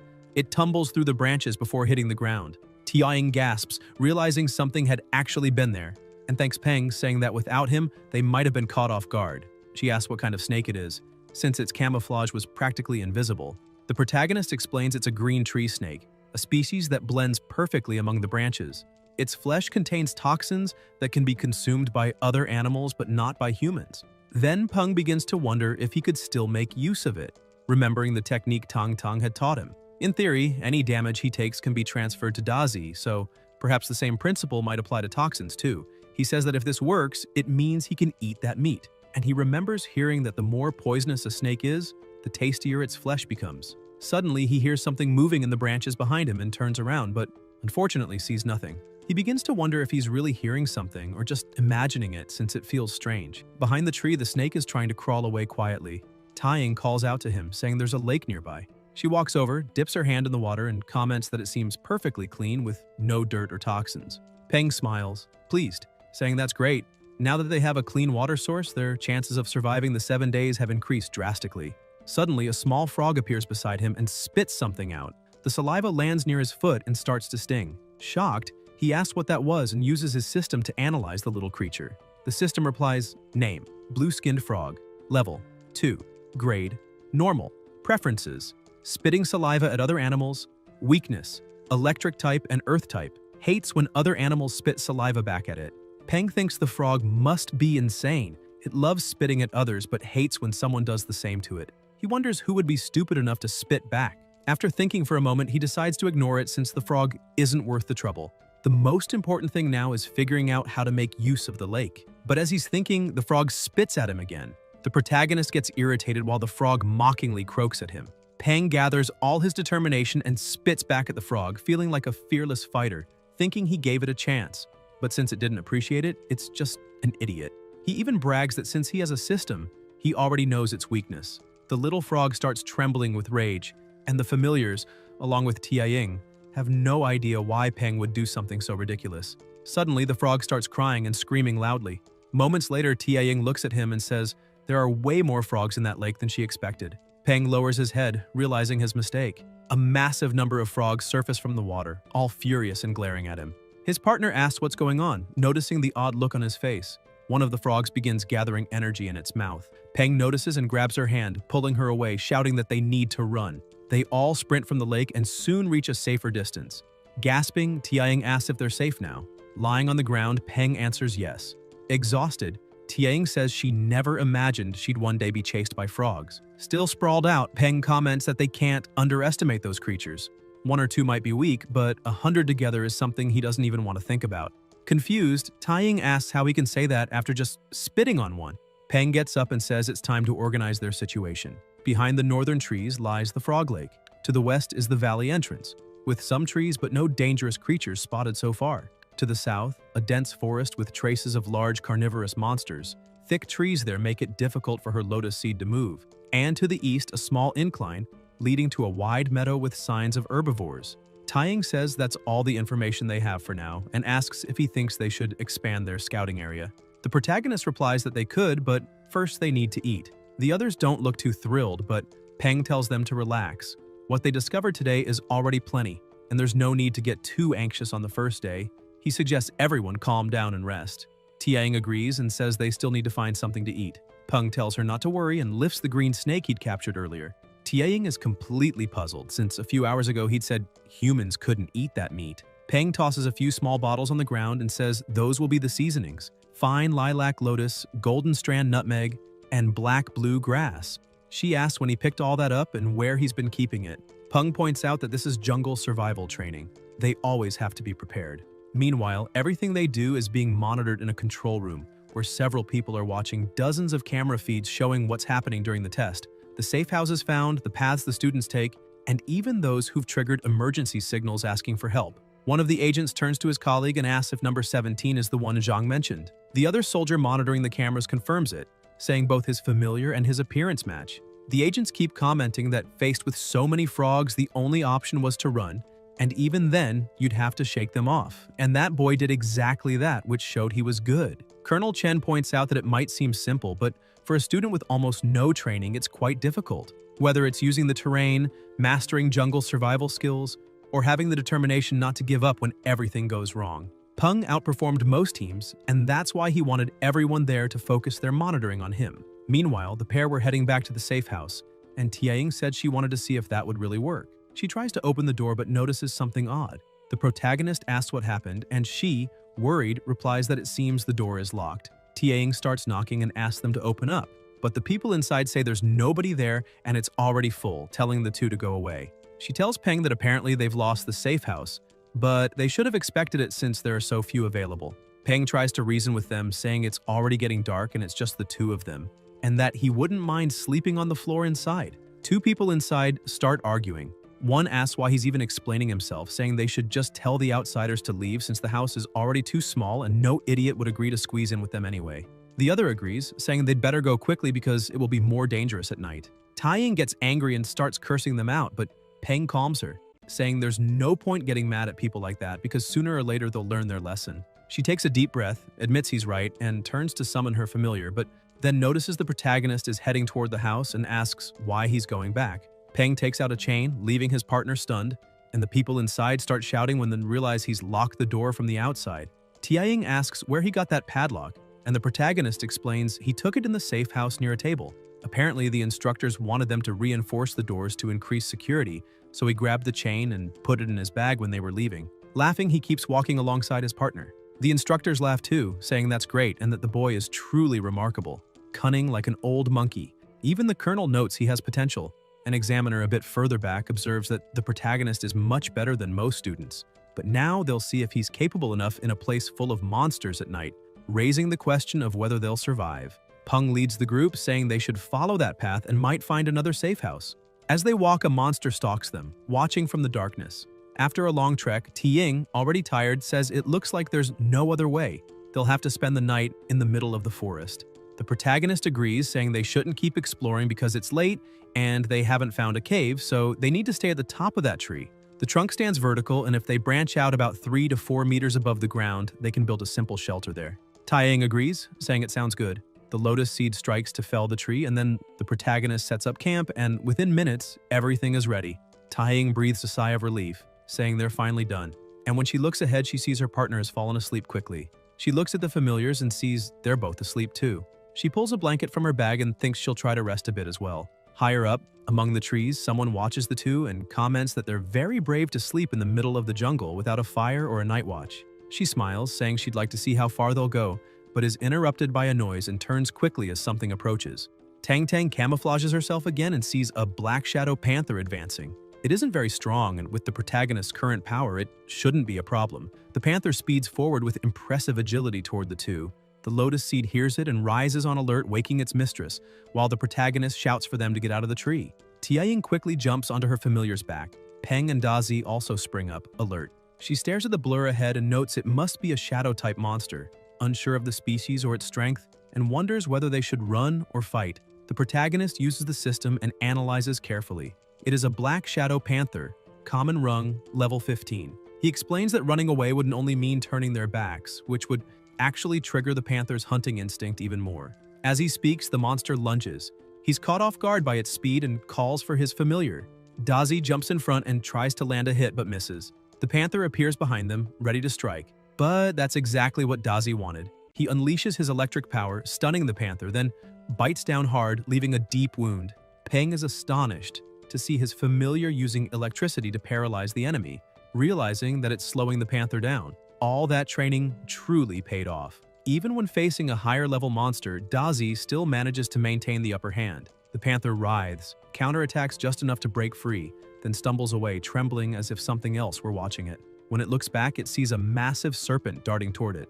Peng spots it too and freezes. asking what that thing is, because with a single bite, it swallows the panther whole. He immediately orders everyone to run as fast as they can.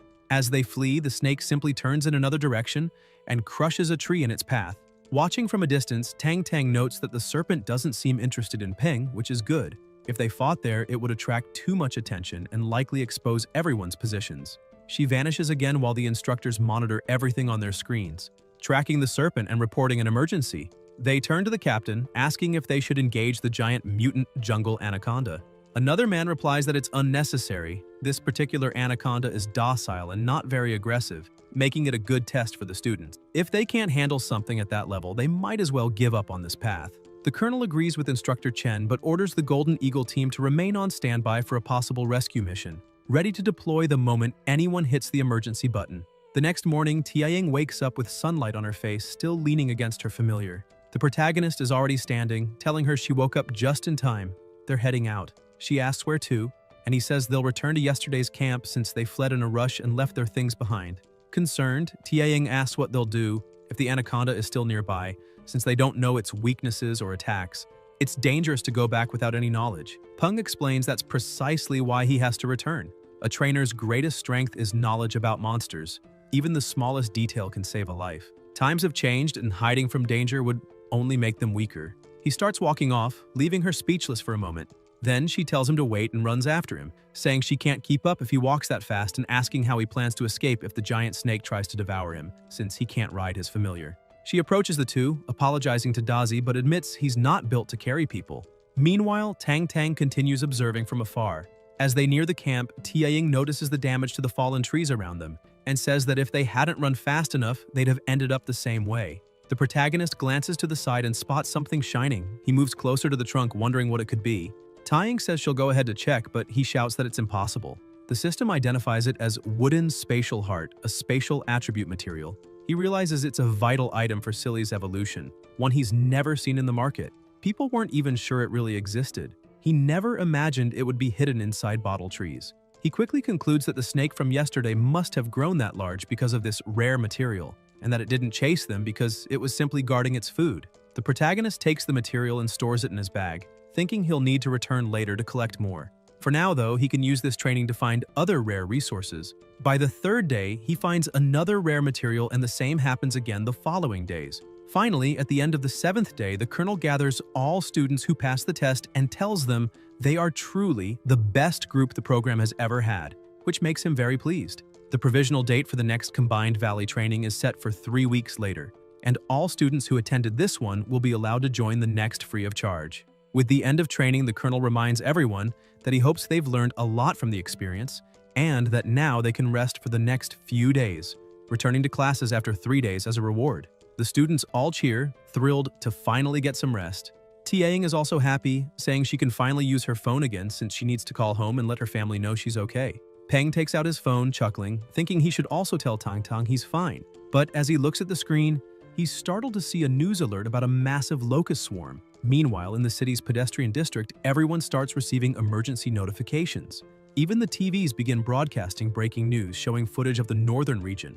A reporter speaks from the front lines, explaining that the city's military forces have managed to contain the swarm on the outer perimeter. According to Director Feng Xiu of the City Monster Trainer Association, these creatures, called deadleaf locusts, are highly afraid of fire. That's good news since the troops managed to fight them off by exploiting that weakness. Reports estimate there are hundreds of millions of these locusts, with each adult measuring at least 30 centimeters long. Peng watches the report and mutters that things aren't looking good at all. Suddenly, his phone rings. It's Feng Xiu calling. The protagonist asks how he's doing, but the director goes straight to the point, asking if Peng has finished his training and is back home. The military, he says, has delivered a batch of a new species, the voracious golden frog, and hopes the association can help enhance their grade levels. Feng Xiu asks if Peng can assist with that the next day, emphasizing that it's a paid assignment. The protagonist asks if the military plans to use those frogs to handle the deadleaf locusts. The two people standing in the director's office glance at each other, clearly uneasy, and demand to know how Peng could have guessed that. Feng Xiu instantly catches on, looks at them, and calmly replies to Peng that yes, that's exactly it. The military plans to use fire-type predator monsters since thermal weapons are too inefficient against the locusts. The two subordinates begin trembling with fear and stay silent. Peng nods, saying he understands and that it sounds like a smart strategy. The director then asks again if he's interested in joining the research project, noting that the payment will be excellent. Peng replies that since it's a request from director Feng Xue, he can't refuse, but he'd like to know if the payment could instead be exchanged for a crystal core from a commander-tier electric-type monster. The director agrees, saying they can make an exception for him. With everything settled, they finalize the agreement, and the next day, at the agency building, the protagonist waits at the entrance. Suddenly, someone calls his name. Turning around, he sees director Feng Xue smiling and saying he's been waiting for him. The receptionists are stunned, whispering among themselves and wondering who that young man could be if the director himself came to greet him. One of them guesses he might be the son of someone important. Feng Xue explains that the military brought the golden frogs the night before and asks Peng to follow him. In the elevator, Peng asks if the director stayed there all night. Feng Xue confirms, saying he spent the night examining every single frog but hasn't found any clues yet. When they reach the floor, the elevator doors open, and Peng is stunned by the size of the facility. The director welcomes him and introduces the experimental base of the Monster Trainer Association. Right in front of them lies the laboratory. He shows Peng the voracious golden frog, and the protagonist observes closely, noting that it must have evolved from the horned frog, which explains its terrifying jump and earth attribute. One of the researchers calls him over to check something. Peng walks up and examines the setup and asks what it is. The scientist replies that those are grilled dead leaf locusts with fennel, one of the golden frog's favorite foods, and asks Peng to try feeding them. Peng grabs one of the skewers and, to everyone's shock, eats it himself. He comments that the sauce is thick, but not greasy, and that the crispy crust perfectly complements the tender meat, giving the grilled locusts a solid 10 out of 10. Even Feng Xue is left speechless. The frog, irritated at seeing the protagonist eat its food, starts croaking angrily. Peng laughs and tells it not to worry, he was just testing the flavor, but says they overdid it on the fennel, making the taste a bit heavy. He then hands the skewer to the frog, which swallows it whole in seconds. The protagonist thinks that if the frog can even eat a steel skewer, its stomach must be unbelievably strong. He then turns to the director and asks exactly what the military wants to improve. Feng Xue explains that their focus is on defense, digestion, and of course, offensive power. He calls Peng over and shows him the results of his previous research, explaining that he discovered the golden frog has only a weak affinity with the fire attribute, so he tried combining the frog with a fire element material and tested its blood and flesh, discovering they had the highest compatibility with the fire orchid vine, without any signs of rejection. However, the vine's properties are too weak, and they still haven't found a truly effective breakthrough. Peng finds it fascinating that there's a possible evolutionary method using the fire orchid vine as a supplement, setting the foundation for fire element evolution. The only issue is that the formula needs some adjustments. He then tells the director that maybe they can approach the problem from another angle. Feng Xue is surprised that Peng already has an idea after such a short time and asks him to elaborate. Peng starts explaining by comparing the process to a cooking recipe. The golden frog is the main ingredient, and the fire orchid vine is the seasoning. Since the frog's flavor is too strong, the seasoning hasn't penetrated properly. At this point, he says, they could try a different cooking method, using stronger ingredients and higher heat to help the flavors blend better. The director looks slightly disturbed by the culinary analogy, but Peng insists it will work. Feng Xue thinks for a moment and suggests using red-faced demon peppers. Peng agrees, saying it's worth a try. The director then calls out to Zhang, reminding him there should still be a handful of red-faced demon peppers in the association storage and asking him to fetch them immediately. Zhang agrees and goes off to get them, though he still finds the whole idea absurd, trying to evolve a monster as if they were cooking it. He wonders if this is really the method of the city's youngest monster breeder. The director notices his expression and thinks that, although Zhang has plenty of potential, true growth for a monster breeder takes more than just talent. It requires courage to explore new paths, and he hopes the young man realizes that soon. A few minutes later, Zhang returns, telling the director that the materials have arrived. When they open the container, they see that the ingredients are in excellent condition, well preserved. Zhang looks at the protagonist and smiles smugly, thinking, of course I picked the best materials. This way, when the experiment fails, Peng won't be able to blame the ingredients. Feng Xue begins the preparation, and as he extracts the demon pepper's juice, he notices the color is too strong and asks Zhang to fetch some suhemu, wang ginseng, and angelic yuemu. The protagonist watches silently, thinking that some ingredients are still missing, but saying so now would be suspicious, so he decides to wait for the results. The director finishes the mixture, and with a syringe in hand announces that the evolution potion is ready. When he injects it into the frog, its skin swells, and then suddenly explodes. Feng Shu exhales deeply and tells Zheng that the test failed and they need to analyze the blood to find out why. After examining the data, Zheng concludes that the flesh burst because it absorbed too much fire element, causing a violent energy reaction. The fire energy didn't fuse properly with the blood and tissue. The director had already suspected as much. Zheng continues, explaining that based on prior experiments, if there had been even a chance of success, there would be traces of the fire element in the exploded tissue. In that case, they could have just refined the formula and adjusted the proportions. But the complete energy conflict means the two forces simply can't merge, making the test a total failure. Feng Shu cuts him off, saying it's too soon to declare the idea wrong. They need more data, so they'll keep testing. Zheng tries to argue, but the director orders him to stop talking and prepare for the second test. The second and third tests also end in explosions. The people around start murmuring, doubting the protagonist's abilities, whispering that this is already the third failure in a row and that something must be wrong with his formula. Some say maybe Zheng was right from the start and that Peng, being so young, was simply overestimated, exactly as Peng intended. He smiles and walks up to the director, saying that after so many attempts, maybe it's time to double the main ingredient. Feng Shu pauses, thinking it's a bold move, but Peng, confident, reminds him that he's already trusted him once, and all he's asking for is to trust him again. Feng Shu asks which other materials Peng plans to use. Peng explains that they'll need black soft earth, a soul-type material with earth attributes that possesses moisture and yin properties.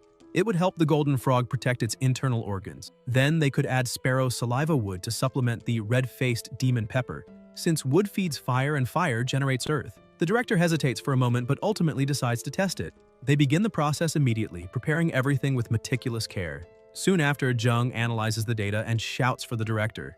This time, a large amount of fire element has successfully fused with the flesh. Feng Shu smiles, saying it's unbelievable. The formula worked. The protagonist then suggests they move on to a live test, explaining that since many of these ingredients must be digested to be truly effective, testing only the flesh and blood won't yield accurate results. Feng Shu agrees, so they move to another frog's cage and Peng gets ready to inject the potion. He remarks that although they've done small-scale meat sample tests before, they still owe the frogs something, so they can give them more grilled locust skewers as a treat. As soon as the potion is injected, a strange smoke begins to rise from the frog's body, spreading throughout the room. Everyone panics, but the protagonist remains calm, saying the ratios have already been set. They just need to keep adding the materials at timed intervals, or he'll handle it himself. Feng Shu assures him it's fine. He wants to observe the process closely. Peng takes the chance to hand him the syringe, asking if he can step out for some fresh air. Feng Shu takes responsibility and lets him go. Outside, Peng mutters that demon pepper really is strong, but now he just hopes no one suspects that he already knows the final formula. He's only been suggesting changes gradually, as the tests yielded partial results. And besides, the director has been helping him. Still, he needs to be cautious. This is the first recorded evolutionary experiment of a golden frog with the fire element, and he's just a high school student with no authority who supposedly didn't know the recipe beforehand. Suddenly, the lab doors burst open and people rush out coughing through a thick cloud of smoke. Peng notices the smoke has turned red, meaning the formula worked. Then, from the haze, a huge frog emerges. Zheng cheers, shouting that it worked. Fire and earth, dual element, they've done it. Peng, however, quietly analyzes it with his system, thinking that while the fire element is present, as a dual attribute creature, it'll only be able to fully embrace one path for now. The system scan displays all its stats clearly. Monster name, Magma Fire Frog, level 19, grade, excellent, attribute fire, weakness, water, description, evolved from the voracious golden frog. In order to adapt to its revolutionary path, its earth attribute was discarded, transforming it into a pure fire-type monster. During the evolution, its body suffered extensive internal damage. Large portions of muscle were corroded by fire energy, weakening its physical strength and jump capability, while slightly reducing its evolutionary potential. Meanwhile, on the city's northern border, troops were already positioned for battle. The commander called for all units' attention. The target had appeared in Sector A3. They were to prepare for immediate engagement. Through binoculars, they could see the swarm of locusts approaching. The commander ordered the use of white phosphorus bombs, and all tanks fired simultaneously. The results were effective. The bombs worked perfectly. Smiling, the commander shouted that they just needed to keep it up to crush the swarm. But his expression quickly turned to shock as he saw the insects starting to form a sandstorm again. A massive sand tornado began advancing toward them, rendering their attacks useless. The storm was absorbing the blasts. An urgent transmission was sent out to all forces. The deadleaf locust had begun forming a firestorm, and all incendiary bombing was to cease immediately. The soldiers grew uneasy, asking what they could possibly do if they couldn't use fire anymore. One of them clutched his weapon tightly and declared that behind them were billions of lives. Those disgusting insects could not be allowed to pass. He shouts for everyone to open fire. If they can kill even one, that will be enough to honor their families. Suddenly, an army of red frogs appears on the battlefield.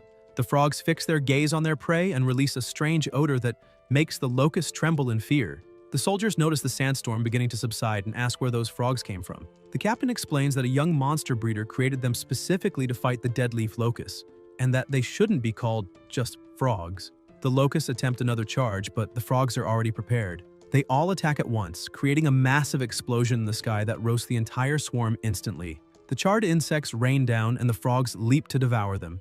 The soldiers are stunned, saying that more than 100 locusts died in a single strike. The captain adds that this small army of magma fire frogs ensured that their comrades no longer had to risk their lives, and whoever created them is truly remarkable. Meanwhile, in the city, a group of elderly folks sit chatting in a plaza.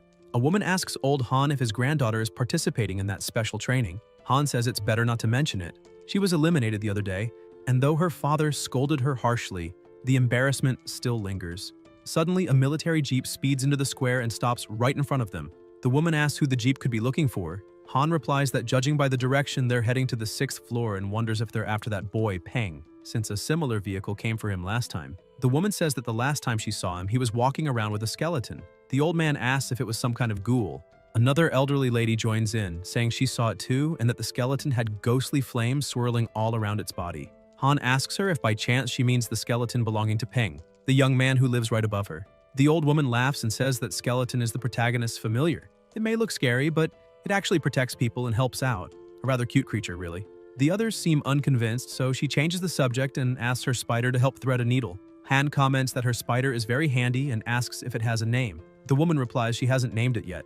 Meanwhile, at his apartment door, Peng stands frozen in shock at the sight of so many army agents before him. The platoon leader steps forward respectfully and explains that, based on the agreement Director Feng Xue made with Peng on behalf of the military, a commander-tier crystal core from a thunder-type monster is being awarded to him as payment for the successful evolutionary research on the magma fire frog and asks him to take a look. Peng, both happy and nervous, thanks them sincerely.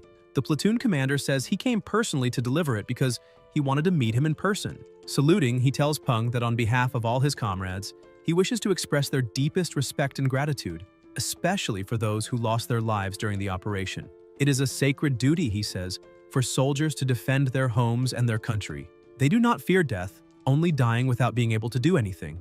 After this heartfelt gesture, the soldiers depart, and Peng watches them through the other window. At that moment, he realizes he's been given a gift, the system, and maybe it would be worthwhile to participate in more experimental projects to help the military. Still, he understands that the system is merely a tool. The most important thing is to strengthen himself as quickly as possible so he can protect himself, and only after that think about protecting others. He senses something approaching and looks down to see Dazi hugging his leg. Smiling, he pats his familiar, saying it seems Dazi sensed his mood and came to comfort him. Then he adds that the main material has just arrived, so it's time to upgrade Dazi's grade. He heads to the kitchen and starts preparing a special soup. When it's done, he returns with an unsettling smile and tells his familiar to drink it immediately.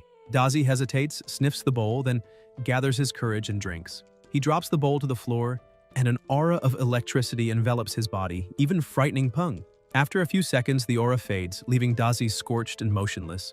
Peng stands silently for a while as Dumby, nervous, pokes his friend to see if he's all right. Then he gets an idea. He goes to the fridge, takes out some metal needles, and tries to get Dazi to eat them to recover. The protagonist approaches and tells him not to worry, that they should leave Dazi alone for now. Dumby, still confused, simply obeys and sits beside his friend, munching on the needles quietly. Peng watches and thinks that those two really are living treasures. Then he decides it's time to form the contract with Silly. He calls her, but she doesn't want to come closer. He smiles and says he has some delicious juice with him. Silly immediately rushes over and hugs the juice. Peng thinks that the three of them are truly a trio of gluttons. He pricks his finger, touches the jellyfish, and begins to focus. Silly's consciousness is still a bit weak, but he notices she's brave, approaching him without even being called. Apparently, all the good food he gave her wasn't in vain. He places his finger on her consciousness, telling her to become his new companion. The contract appears, and he continues, saying she will become his partner, and that he'll give her the power to never fear anything in this world again. Silly responds that she doesn't want power, she wants juice. Peng can't believe it but ends up agreeing, promising her liters of juice. Thus, the contract is complete. The next morning, Zhou Ying was sleeping peacefully with her familiar when a shadowy figure began calling her, asking her to get up because it was time for breakfast. She wakes in fright and looking ahead sees that it's her parrot telling her to wake up and eat. Zhou Ying says he's a good boy, since ever since the old man passed away, the bird has been her only companion, and she thanks him. She remembers that ever since her daughter's accident, she had no will to do anything, and that it had been difficult for the old man to handle the meals every day until he eventually left too, especially breakfast, because he would wake up early every morning to make it and wake her up. When she finally recovered and could take care of him, he was gone. Now she doesn't know how she's still alive or how much longer she'll keep going, and that's why she's grateful to the parrot for giving her a reason to keep living. She smiles as if she already knows something, thanking the parrot once more for staying with her all this time. However, she adds that the old man has been waiting for her for a long time and that she needs to go be with him. Suddenly, a blue energy begins to fill the room. The old man appears beside her and places his hand over hers, saying he's there to stay with her. Xiu Ring starts trembling and crying, and the old man extends his finger, saying that from now on they'll never be apart again and asking if she agrees. She holds his finger and says she'll never leave him again. Suddenly, everything returns to normal, and it's actually the parrot touching her hand.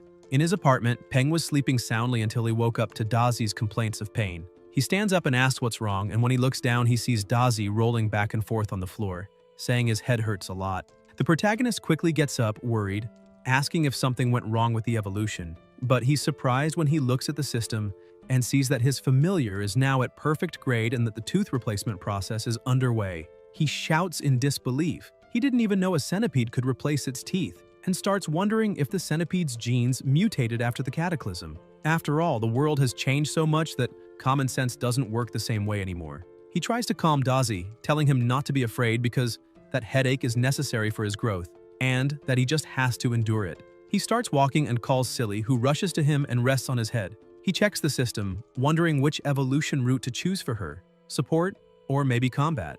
If he picks the route that uses the wooden spatial heart as the main material, she can evolve into a spirit of wood jellyfish, gaining dual attributes with healing and spatial powers. However, if he enhances her spatial attribute, her combat strength will be terrifying, but if he gives up combat power for support, he might regret it later. All these paths require time, money, and effort, though the support route would be a little easier. After thinking for a while, he decides it's best to go with the support route and evolve her into a spirit of wood jellyfish. Once she grows stronger, he can choose any route he wants, but for now, this one will help the most. As he leaves the apartment and passes through the plaza, he notices some people standing still and asks why there's such a crowd. The people are murmuring, wondering what's going on and if they're seeing things. Suddenly, a light begins to shine in the sky, and some say it might be a ghost, that it must have come to take Grandma Xiu Ying, and that it must be the old man. When he looks up at the sky, the protagonist also sees a completely blue phoenix, and the system instantly identifies it. Name: Soul Guardian. Level: 25. Grade: Perfect. Attribute: Soul. Description: a powerful desire keeps this monster in the mortal realm, allowing it to take on multiple forms, and once that desire is fulfilled, it returns to the underworld. One of the bystanders says they saw everything. The two began to rise, their bodies on the metal support turned into a point of light and flew away. The parrot and the old woman were definitely gone. The protagonist thinks that it seems the grandmother really passed away. Suddenly, he remembers that she had a gray-striped plate spider, and that, after its master's death, a familiar is no longer bound. If it chooses to return to nature, that's fine, but if its temperament changes and it starts attacking humans, its fate will be sealed. Peng begins running toward the grandmother's apartment, saying he needs to get there as fast as possible. When he arrives, he's out of breath and sees that the door is locked, with no sound coming from inside. He starts wondering where the spider might be hiding. Judging by the striped plate spider's habits, it should be. Looking up, he sees it in the same place as always. Using telepathy, he gives Dazi the command to act, and when the spider begins to approach, Dazi quickly wraps his master with his body. The spider bows before them, trembling, and the protagonist feels a bit disappointed, asking if it really came down just out of fear of Dazi. Shaking with fear, the spider recalls Xiu Ying saying that she was old and would soon die, and that she didn't want to sign a contract again. She had apologized, saying she didn't want to give the spider a name so it wouldn't feel tied down, as she gently stroked its head. The same memory flashes through Peng's mind, and he says it must be hard to lose the old woman. With a faint smile, he kneels down and extends his hand, saying that if the spider wants, it can come with him. Later that day, people are confused, asking what that thing is.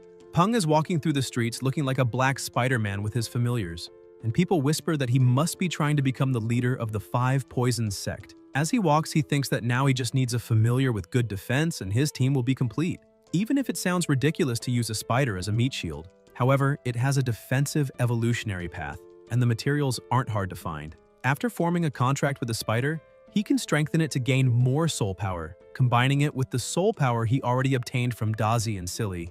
Maybe he's not too far from forming a contract with Dumby, but he feels a bit down knowing he'll have to stop improving Dumby's grade for a while, since if it evolves further, the soul power required for the contract will only increase. When he arrives at the studio, he greets Quan with a good morning, and she replies by calling him boss.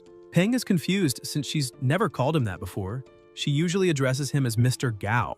She keeps calling him boss, her eyes sparkling with a charming expression, saying it's been a long time since they've seen each other. The protagonist finds it strange, and suddenly Quan's aura begins to change. She says that lately many people have been looking for him, and that several clients keep asking when he'll be available. Even when she tells them he's busy, they insist, and she can't even get through to him anymore. Peng realizes she's completely irritated and asks her to calm down, saying that now he actually has plenty of free time. Somewhat nervous, he shows her a list and says he'd like her to prepare some materials first, and afterward he'll treat her to milk tea. Quan snatches the list, clearly annoyed, and walks away, leaving the protagonist standing there. He sighs in relief as Dazi mutters that he's a real scoundrel. Inside the lab, Peng is about to form the contract with the spider and tells her not to worry, asking her to trust him because he'll give her a good life. After sealing the contract, he gently pats her and says it's time to begin the evolution. He starts the timer and begins preparing the potions. After several tests, he declares that everything's ready. Approaching, he notes that her body color is gray, a gray-striped plate spider, and says that after evolving, she'll become an armored gray spider. Since Silly and Dumby's names both end with Y, he decides to name her Stripey. He holds up the potion, saying this is the carefully crafted evolution potion he made himself, and that she'll get stronger with just a single bath. He pours the potion into the container holding the spider, and something begins to happen. The protagonist suddenly feels intense pain, realizing it's being transmitted through the soul connection, part of the suffering Stripey is enduring at that moment. He grits his teeth, thinking it's fine because pain is the path to strength, and they have to accept and endure it. Quan opens the door, calling him boss again. He turns and asks what happened, and with a mischievous look, she says the client has arrived, and he looks like a very rich one. Peng smiles, saying he's on his way while thinking that now he has one more mouth to feed and needs to make money as soon as possible. Looking to the side, he sees a client accompanied by a bodyguard, and upon checking with the system, he remarks that it's interesting. That bodyguard is a commander-level familiar. Peng warns Quan that he's going to meet a client and asks her to look after his spider's evolution. He explains that she should watch the liquid inside the container on the table, and as soon as it turns clearer, she must pour the white liquid from the test tube into it. Quan smiles and says she understands. Then, Peng heads to his client and greets him. The man smiles and says he's heard about Peng for quite some time and finally has the chance to meet him in person. He introduces himself as Lu Si, a freelancer who owns a small herb garden, or rather used to own, since it was destroyed by gray demonic spiders and is still under repair. Peng asks if he means the herb garden on the east side of the city, and Lu Si confirms, surprised and honored that Peng knows about his small garden. Peng finds it strange, thinking the client seems far too important and that he himself shouldn't be famous enough to attract someone like that. Then Lu Si explains that maybe Peng doesn't know, but he was recently invited to a military banquet where Director Feng praised Peng's great contribution to the research on the magma fire toad. He then lifts a cloth and reveals a cage containing his familiar, the creature he wishes to evolve. Upon seeing the animal, Peng is startled. It's an ebony night hound, a rare species. All hounds have the potential to evolve into this form, marked by black fur that blends into the darkness, able to absorb most light. They're considered perfect assassins at night and ideal guard dogs, which is why many mansion and garden owners choose them as familiars. Lu Si says he's already familiar with Peng's pricing method, and that since it's a commander-tier familiar, the price should be set by Peng himself. He tells Peng he can charge whatever he wants.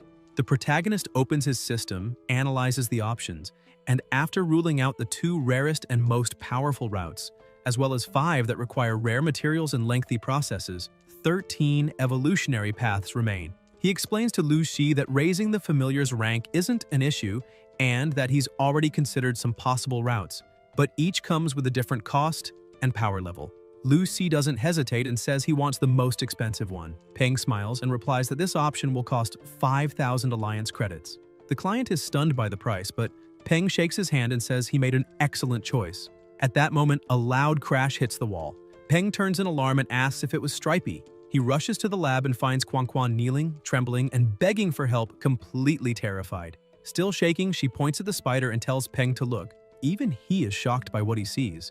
The system announces that the evolution was successful, transforming Stripey into a gray-armored spider. Relieved, Peng realizes everything went well, but immediately scolds the spider for breaking lab equipment and frightening Quan. He then crouches and pats her head, telling her that no matter how strong she becomes, she must learn to control herself. Stripey feels happy at the affection, but slips after hitting a piece of debris with her leg and falls flat on the floor. Peng sighs in disbelief, wondering why all his familiars seem to have a screw loose, and hopes the saying, "birds of a feather flock together" doesn't apply to him. Still, he smiles and tells her to stay put in the office and not wander around. The spider starts walking sideways, leaving him puzzled. He approaches Quan, apologizes for the scare, and explains that the container was broken and needs to be replaced with a larger one, at his own expense. He also asks her to prepare the materials required for the Ebony Nighthound's evolution and schedule an appointment with the client for next week. Looking at the mess around them, Peng remarks that they'll need to hire someone to clean the lab and tells her to contact the finance department to arrange for a new container. Trying to stay calm, Quan agrees but warns that he'll end up spending too much again.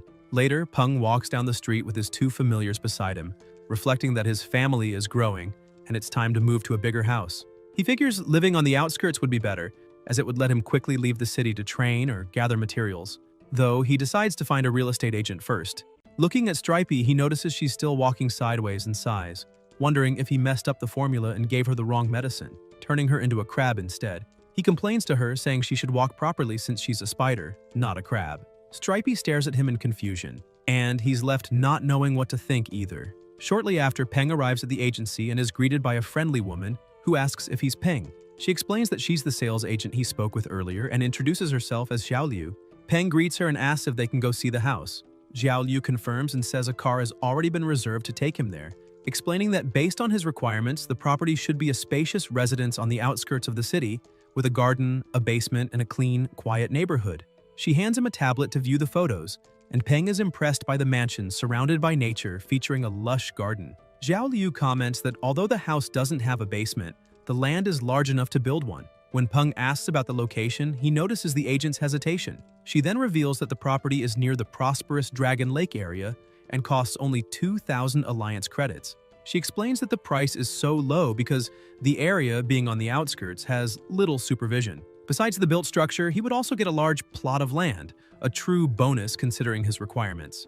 Suspicious, Peng asks if the photos are recent or taken before the cataclysm, since the plants in the background look intact without any signs of mutation.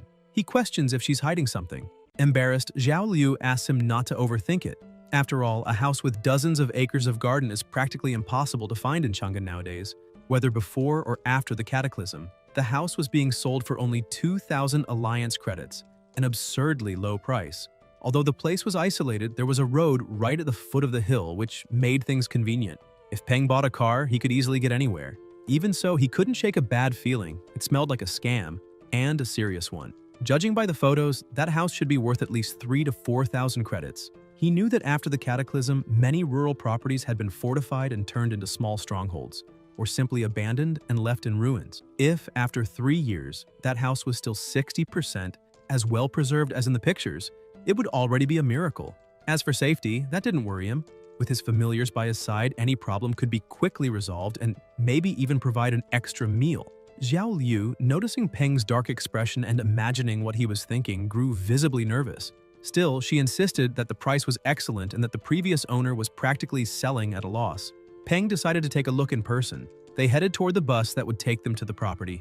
Along the way, Yahello noticed Stripey and, finding her cute, crouched down and said, "What an adorable little crab. You have good taste, Mr. Peng." Peng sighed and replied, "She's a spider." The saleswoman blushed and apologized. Suddenly, Peng heard a noise behind him. When he turned, he noticed someone watching them from a distance. Yahello called to him, seeing that he was distracted, and Peng brushed it off, saying it was nothing, probably just his imagination. However, a man hiding behind a wall began laughing loudly, raising a camera. "So you're young Master Gao Peng, the famous researcher. I finally found you," he shouted excitedly. Yahello just gave an awkward smile and suggested they continue to see the house. When they arrived, Peng was shocked. The residence was almost unrecognizable. in ruins, completely different from the photos. "Are the interior walls in this condition too?" he asked in disbelief. Upon entering, he noticed something odd. There was barely any dust, meaning someone had been cleaning the place regularly. The rooms were furnished with expensive wooden furniture, though old-fashioned and in need of repair. Even with the bad location, a house like that should never cost so little. Before he could comment, the door suddenly opened. A man appeared, smiling. "You must be Peng?" he asked. Surprised, the protagonist wanted to know who he was. Xiao Liu explained. "This is the owner, Mr. Liu." The man laughed heartily and said, "I heard you had just arrived, so I rushed over." Peng found it strange and asked why the hurry, also wondering if they had met before. Liu replied confidently, "Come now. Who in this city doesn't know you? Director Feng's ace, the hero behind the last military operation." He handed Peng a business card. "I also work with familiars. If you're interested in collaborating, I can offer a 20% discount." Peng stared at him, surprised. The man really knew how to do business. Liu then asked what he thought of the house and explained that it was well maintained since he hired someone to clean it every month. If Peng wanted to buy it, he'd just have to pay a renovation fee and could move in immediately. "Quick and easy," he assured. Peng crossed his arms and replied honestly, "I'll be straight with you, Mr. Liu. The price you're asking is certainly tempting," Peng said. "But there's a problem. This house is worth at least 4,000 credits, even with the poor location. 2,000 is far below market value." He stared at Liu seriously. "So I'd like you to tell me the real reason behind such a low price."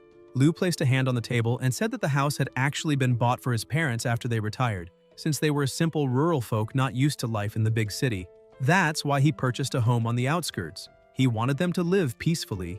They had worked hard for him their entire lives, and now that he was successful, he naturally wanted to repay them, ensuring they could enjoy a happy old age. But the monster horde ruined everything. They didn't even get to spend a single day in the house, and ended up dead. Liu began trembling, cursing that damned world and slamming his fist on the table. After a few moments, he took a deep breath, regaining control, and explained that he simply wanted to get rid of that cursed house as soon as possible. He had heard that Peng was looking for a property like that and asked the agency to sell it to him for 2,000 credits, saying Peng should see it as an investment. Mr. Liu emphasized that, unfortunately, he was no longer young and his future was limited. He didn't have the strength to do much anymore. But talented young people like Peng were the city's future, and he hoped they could prevent such tragedies from ever happening again. Peng was moved by the story, reminded of his own parents. He said he understood, thanked Liu for his honesty, and agreed to buy the house. By the end of the day, as night fell, Peng arrived at his apartment and greeted his two familiars. But they barely acknowledged him. He placed a bag on the table and told them to take a look, saying it contained food he had carefully picked himself, much better than the orange juice and yin cedar needles they usually had. Instantly, both were interested, and everyone gathered around the table. Just as they were about to eat, they heard someone comment that the house seemed lively. Turning around, Peng saw Tang Tang. She smiled and said it had been a while since they'd seen each other, then began teasing Dazi, saying he had evolved quite a bit and even grown teeth, poking at his mouth to check if any were crooked. Dazi begged for help, but Peng just looked away and told him to hang in there. Tang Tang changed the subject and asked if it was true that he had bought a house. Peng smiled and said she found out fast, but explained that the place still needed renovations, so they wouldn't be moving just yet. She grabbed his hand and scolded him, saying he should have asked for her help since she knew many people, and he didn't have much experience. He could easily be deceived. He tried to explain himself, but she turned away, saying she was leaving. Still, her words echoed in his mind, and he began wondering if that man had fooled him with that tragic story. As she closed the door, Tang Tang muttered to herself that it was perfect, because when he moved, she would move into the house next door. The next morning, deep in the forest, Peng observed the surroundings with his familiars and realized they were close to their destination. The Bottle Tree Grove shouldn't be far. Stepping over dry leaves, he reflected that it was the last day of break granted by the academy, and that he needed to gather all the required materials as quickly as possible. If he didn't find the wooden space hearts that day, he'd have to wait until the weekend, delaying his plans. Suddenly, he sensed a presence behind him. Turning around, he saw a gray sand-brown lynx. The system identified it, level 13, normal grade, wood attribute. The animal stared at him for a moment, then lunged.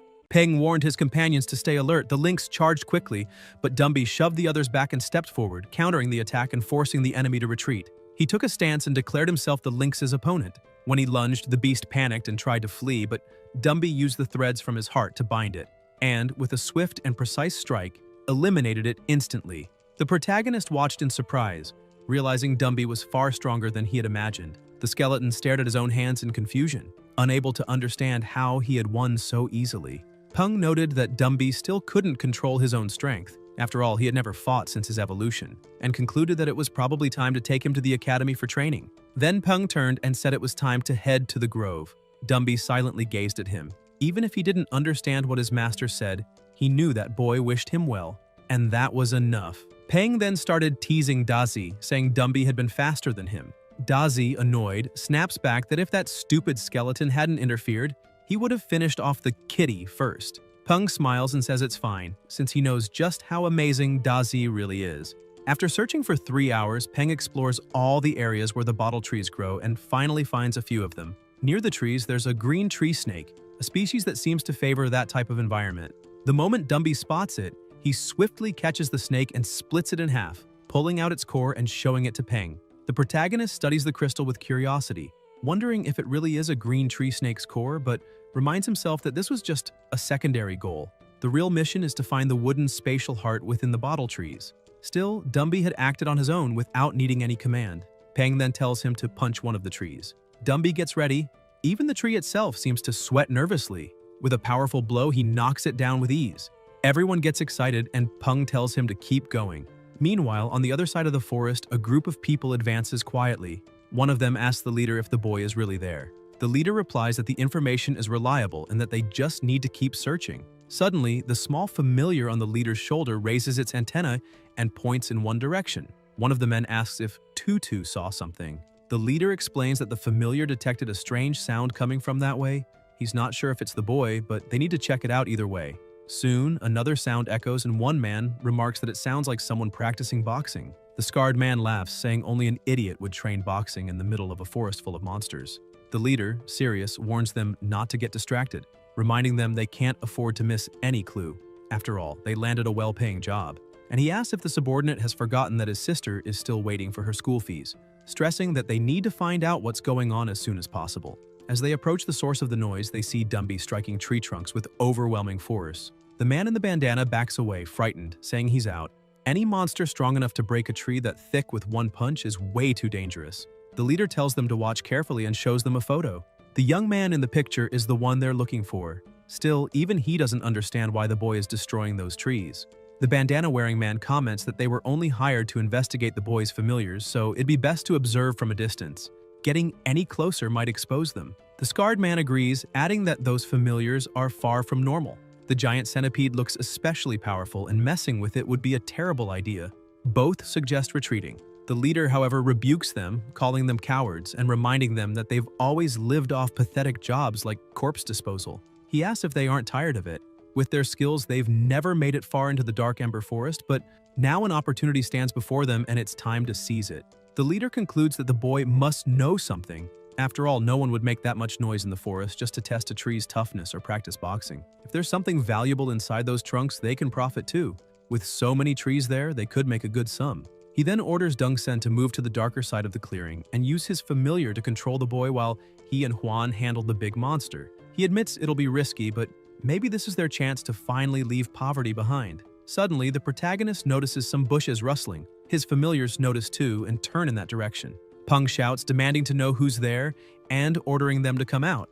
The leader, realizing they've been spotted, thinks they're in trouble. Still, he steps out of the shadows, laughing, greeting Peng with fake friendliness and saying it's just a coincidence they ran into each other there, asking if he needs help. Huan watches his leader, thinking that, thankfully, he reacted quickly. But Peng doesn't buy the story. He recognizes the familiars those men have, the amateur stinger bee and the skull butterfly, both dangerous forest creatures.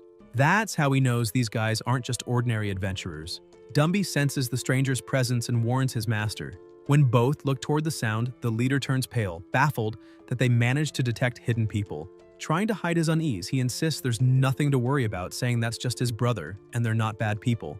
At that moment, Dongsen bursts out from the bushes, claiming he'd gone to the bathroom and just got back. The system identifies the familiar beside him, a mithril mantis, level 18, elite grade, excellent quality, gold attribute with an electrical weakness. Peng observes the creature, realizing it's a rare mutation, but quickly notes that Dazi would have the advantage, so there's no need to worry. With a firm resolve, he replies that he doesn't need any help, especially not from people like them. The leader forces a smile and says that if that's the case, fine, they'll leave. Huan looks puzzled and asks if they're really retreating. The leader explains that now that they've been discovered, they've lost the element of surprise, and if they fail, they might just end up creating a powerful enemy for nothing. He points out that the boy may be young, but already has 3 strong familiars, which means he's either very wealthy or extremely talented, and in either case, he's a troublesome target. Moreover, the black-cloaked familiar had made Tutu, the small creature on his shoulder, visibly uneasy, and his companion's instincts had saved his life many times before. For that reason, it's better to withdraw. In such an unpredictable world, no one knows what kind of disaster might unfold. He concludes that they can wait for the boy to leave and later return to the site to search for clues. After all, there are plenty of trees in the area, and a fight right now wouldn't be worth it. Peng watches as the men walk away, thinking that if Dumby hadn't detected them, they would have certainly attacked. But if they had tried, he wouldn't have hesitated to kill them. 2 hours later, with several trees felled, Peng and Silly celebrate, concluding they've gathered enough material. Peng calls Dazi over and asks him to use his electricity to light a stick, which he tosses onto the dry leaves, setting them ablaze. Before the cataclysm, starting a forest fire would have been a serious crime, but that had changed. Those trees were much tougher now, and a small fire wouldn't cause much harm. It might even help, since if all the monster-breeding forests were burned down, the world would be a safer place. Besides, the fire would erase any trace of their actions. From atop a mountain, Huan points to the rising smoke and tells the leader to look. Deng Sen remarks that the boy is clever. He did that to prevent them from returning and discovering anything. The leader agrees, saying the kid is indeed cautious, then falls silent, realizing that even without meaning to, Peng had revealed the ruthless decisiveness buried deep in his soul. Huan keeps pressing, asking if they're really just going to let this go so easily. The leader glares at him in irritation and scolds him again, demanding to know what he thinks they should do. Then, calmly, he explains that if the boy truly possessed some extraordinary treasure, perhaps it'd be worth the risk, but there's no reason to provoke someone like that for nothing. They can't attack others without a legitimate reason. That would only bring trouble. However, the leader adds with a subtle smile that even if they can't take action, someone else can. He then picks up his communicator and makes a call, asking the operator to inform Director Jiang that the task has been completed and that the information about the target's familiars has been delivered. The operator thanks him for his hard work and confirms that the payment has already been made. Immediately afterward, he reports to Dr. Jiang that the group did not attack Peng, meaning the test mission was apparently a failure. Director Jiang, however, doesn't show any frustration. He merely smiles faintly and says that it's fine, asking if preparations for the next phase are complete. Then, with a calculating gleam in his eyes, he comments with satisfaction that he has finally located Ji Hanwoo's grandson. Peng remarks that Stripey is growing too fast. In just a short time, not only has she leveled up, but she also looks noticeably larger. Looking at the mess around him, he concludes she must be eating a lot. He crouches down, picks something up from the floor, and examines it, realizing she's molted. He wonders if that shed skin might have some special effect, like in certain novels. Then, smiling, he approaches her and tells her to eat as much as she wants. Stripey gets excited, but he jokingly adds that once she's nice and fat, they'll have a spider barbecue. Stripey immediately puts her food bowl down, visibly upset. Peng laughs and tells her she'd better eat less anyway, since canned food could build up toxins in her body. He then reflects that now that he's obtained the spatial wood, he finally has all the materials needed for Silly's evolution. The problem is, he can't cook everything at once. Silly is too fragile to handle so much stress at once, so he needs to prepare the ingredients carefully. Late at night, he goes to his workshop, turns on the lights, and notes that Quan has probably already gone home, which is great since no one will disturb him. He puts on his apron and studies the materials, saying they're rare and require special processing methods, high-temperature heating, deep freezing, and even acid corrosion. After some time, he cheers in satisfaction, saying he's finally done, and is sure Silly will love the sweet flavor. He places the portion in a container of water, and the smell alone makes Silly excited, even comparing the aroma to a delicious juice. Peng tells her to get in, but before he can even finish the sentence, Silly leaps straight into the container. Surprised, he says he hadn't finished talking yet, but then he notices something strange. The water starts turning green. He asks what's going on, remembering that Silly's favorite place has always been his head, and wonders if he chose the wrong evolution path. The green glow intensifies. He shouts for her to stop, but it's too late. The evolution completes.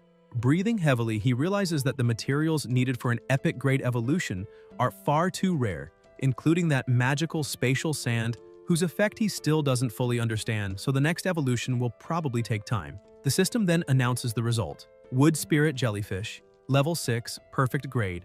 Attributes, Space, Wood, and Wind. Condition, Healthy and Happy. Weaknesses, 1 or electric, 2, Ice.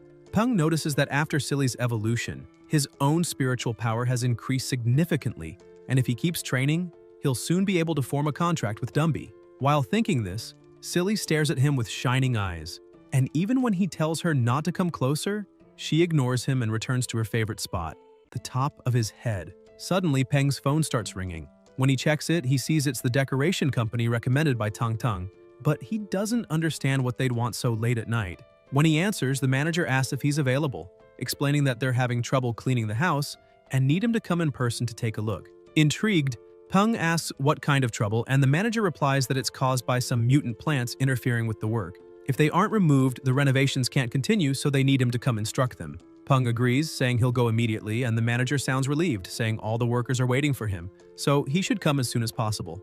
At that moment, Peng finds the situation odd and asks if he really said all the workers are there, wondering why they'd be working so late. On the other end of the line, the real manager Li is being forced to speak. Trembling, he says that's just how his business operates and pleads for Peng to hurry. Once the call ends, Dr. Jiang praises the manager, saying he did a good job and just saved his own life. Still suspicious, Peng mutters that it all sounded strange and tries calling Tang Tang, but her phone doesn't answer. Unsure what to do, he decides to play it safe and takes Dazi and Dumby with him, calling Silly as well as he rushes out the door. Half an hour later at Peng's new house, one of the men approaches Dr. Jiang and asks why Peng hasn't arrived yet, suggesting he might have caught on. Dr. Jiang replies that they need to be patient. What matters is that he'll come, sooner or later. He admits that he doesn't like using such crude methods since they're civilized people, but also says this is a once-in-a-lifetime opportunity. Ji Hanwoo has a living grandson, and if he hadn't exposed that secret, he would have died believing that old man was alone in the world. The man with glasses comments that many others are probably interested in that secret, and once they find out, they'll definitely try to eliminate the boy in secret. Jiang agrees, saying Hanwoo is already old and unlikely to have another descendant, but the grandson is young and promising, and money moves people's hearts. He adds that the Southern Sky Group has already become a giant full of masters, each with their own plans and ambitions. The bespectacled man, intrigued, asks whether the doctor really intends to eliminate the boy, and if that were the case, why not have killed him outright instead of luring him there? Dr. Jiang explains that it's very likely the old man keeps people constantly protecting his grandson. A rash attack would be a mistake because it would only ruin everything and alert old Ji Hanwoo. Jiang raises his eyebrows and asks who said he wanted to kill Ji Hanwoo's grandson, making it clear his goal is not to kill him, but to capture him for bargaining with the old man. He explains that if the boy is killed, Hanwoo would certainly go mad, and then no one would benefit. Only those truly qualified to compete would win in the end. The doctor goes on to say that his research institute is only one of more than 30 belonging to the Southern Sky Group, not to mention other sectors like security. Even if the sole heir dies, that does not make anyone else the successor. Therefore, he has no reason to eliminate Peng. After all, the boy would bring him no advantage. In a sense, Jiang says, Peng is like a prince who will inherit a throne in the future, and even if they are on opposite sides now, one day they could become allies and profit together. He looks at his watch and says the boy is probably arriving. Then he orders that manager Li be eliminated. The man begins trembling and begs for his life, reminding the doctor that he had promised not to hurt him. Jiang only releases a small butterfly and tells him to calm down, saying he is a researcher, not a barbarian, and therefore will not harm him. The butterfly flutters before the manager, and within seconds, he falls to the ground dead. The doctor smiles coldly, saying the manager shouldn't have seen what was about to happen. One fewer witness to the night's success. Suddenly, something streaks across the sky at a high speed. The bespectacled man screams in fright and tells the chief to look. Jiang turns quickly, stunned, asking whether that could be the old Ji Hanwoo himself. Moments earlier in the city's military district, the divine familiar suddenly rises and fires a beam of golden energy toward the horizon. The soldiers alarm, asking what is happening and whether the monkey of the dark ember forest has reappeared. Another soldier says no. The golden deity is warning about something coming from the south, and they must investigate. The military chief approaches and says there's no need. It's just someone from the Southern Sky Group arriving in the city. Still, he asks everyone to stay on alert, breathing in and murmuring that the storm is drawing nearer. Meanwhile, at the protagonist's new house, Ji Hanwoo himself has already arrived, surrounded by a murderous aura and accompanied by a colossal dragon. Before him, Dr. Jiang lies fallen, trembling with terror. Trying to bluff, he shouts at the president not to come closer, claiming to have captured Peng. Hanwoo frowns and, furious, asks how he dares say such a thing. Everyone else has already been eliminated. Jiang panics, trying to explain he said that only to save his own life, and begging to be allowed to speak. Hanwoo then asks who told him about the grandson. Jiang, in a panic, says he told no one, but confesses he set a program to send Peng's information to all group employees if he died. The old man stares at him coldly and replies that that was not the question. Faced with silence, Jiang realizes the danger and cries out that it was Secretary Liu who told. Gasping, he tries to justify himself, saying he only wanted more funding for his research, that he would never hurt the boy, and that his work would bring great benefits to the group. It only needed a little more investment. The president ignores him completely and in a frigid voice says that since he has said what he knows, he may die. Jiang falls into despair and begging for mercy and shouting that he recognizes his mistakes, but it's useless. A roar echoes along with the sound of destruction, and his screams of terror are heard in the distance, announcing his inevitable end. The president surveys the wreckage and murmurs that Jiang was a complete idiot because he is Ji Hanwoo and would never bow to a threat. With a touch on his bracelet, he contacts the team and orders an investigation into everything related to Jiang Yilong. He says it's possible Jiang actually set up the program mentioned, so if they find anything similar, they must destroy it at once. If they can't, they must notify him immediately, because Peng is the rightful heir of the Southern Sky Group.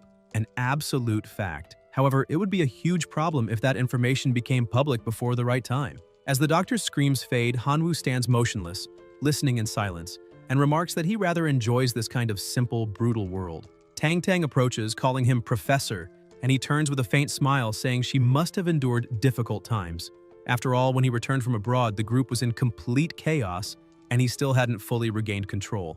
He recalls that after Peng's parents died, he had to hide his grandson's existence, and the only way to keep the boy safe was to let him grow up far away, sending Tang Tang to guide and protect him in secret. Now that the group is nearly stable again, Hanwoo says it might be time to bring his grandson back, but he considers that the path the boy is currently walking is a much more effective form of growth. The boy's talent has far exceeded every expectation he ever had. Approaching his familiar, Hanwoo says calmly that there are still important matters to deal with inside the group, so he asks Tang Tang to continue watching over Peng a little longer. Surprised, she asks if he really won't wait for him. Hanwoo replies that better opportunities will come and that a steady heart is worth more than any rare treasure. That's why he wants to let his grandson grow on his own and prove how far he can go alone. Not long after, Peng arrives at the site and immediately senses something wrong with the silence. He calls for the manager and the workers, but no one answers.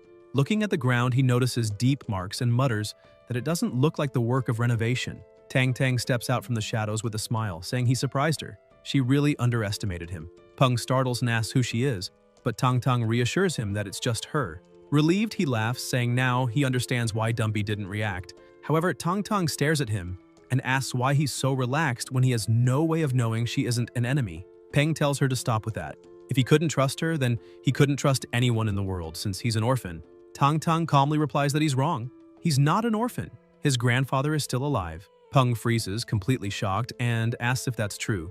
Tang Tang explains that when the cataclysm happened, his grandfather became trapped on an isolated tropical island with a few close companions. It was a place filled with monsters and surrounded by an endless ocean, making survival far harder than anywhere else.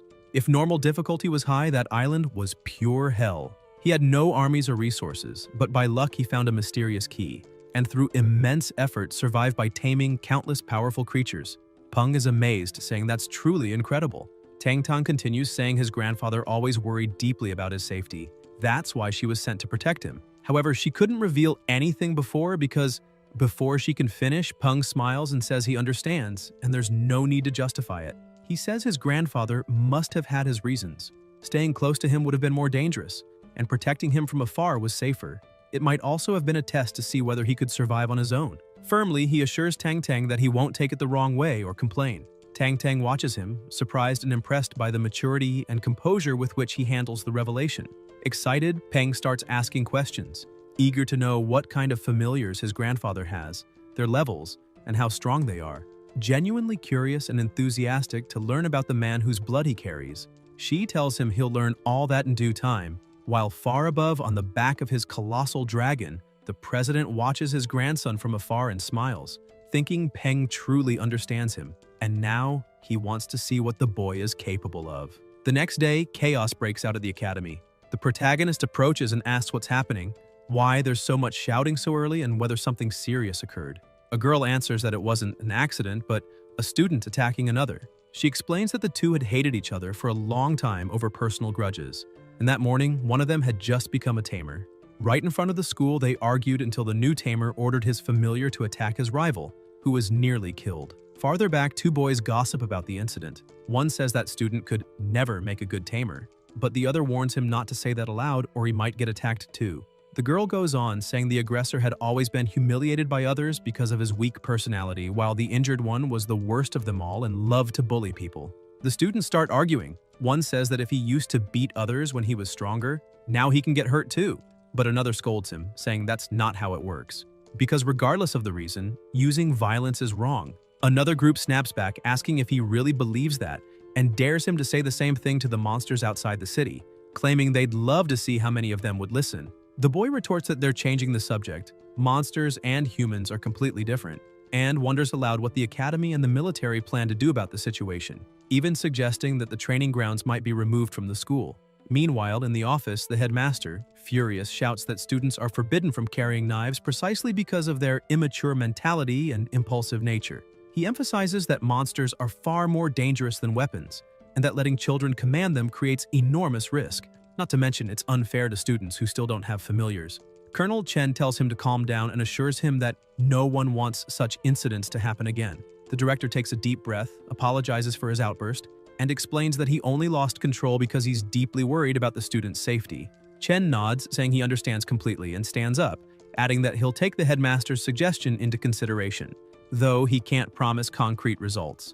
As he leaves, he remarks that nowadays, nowhere is truly safe, and all they can do is trust the law and enforce it properly. The headmaster tries to argue further but can't find the words.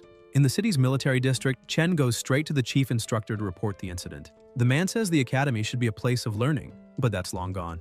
Just in the past month, over 30 of the 300 crime cases involving familiars have been recorded in the city alone. And the problem isn't local, it's global.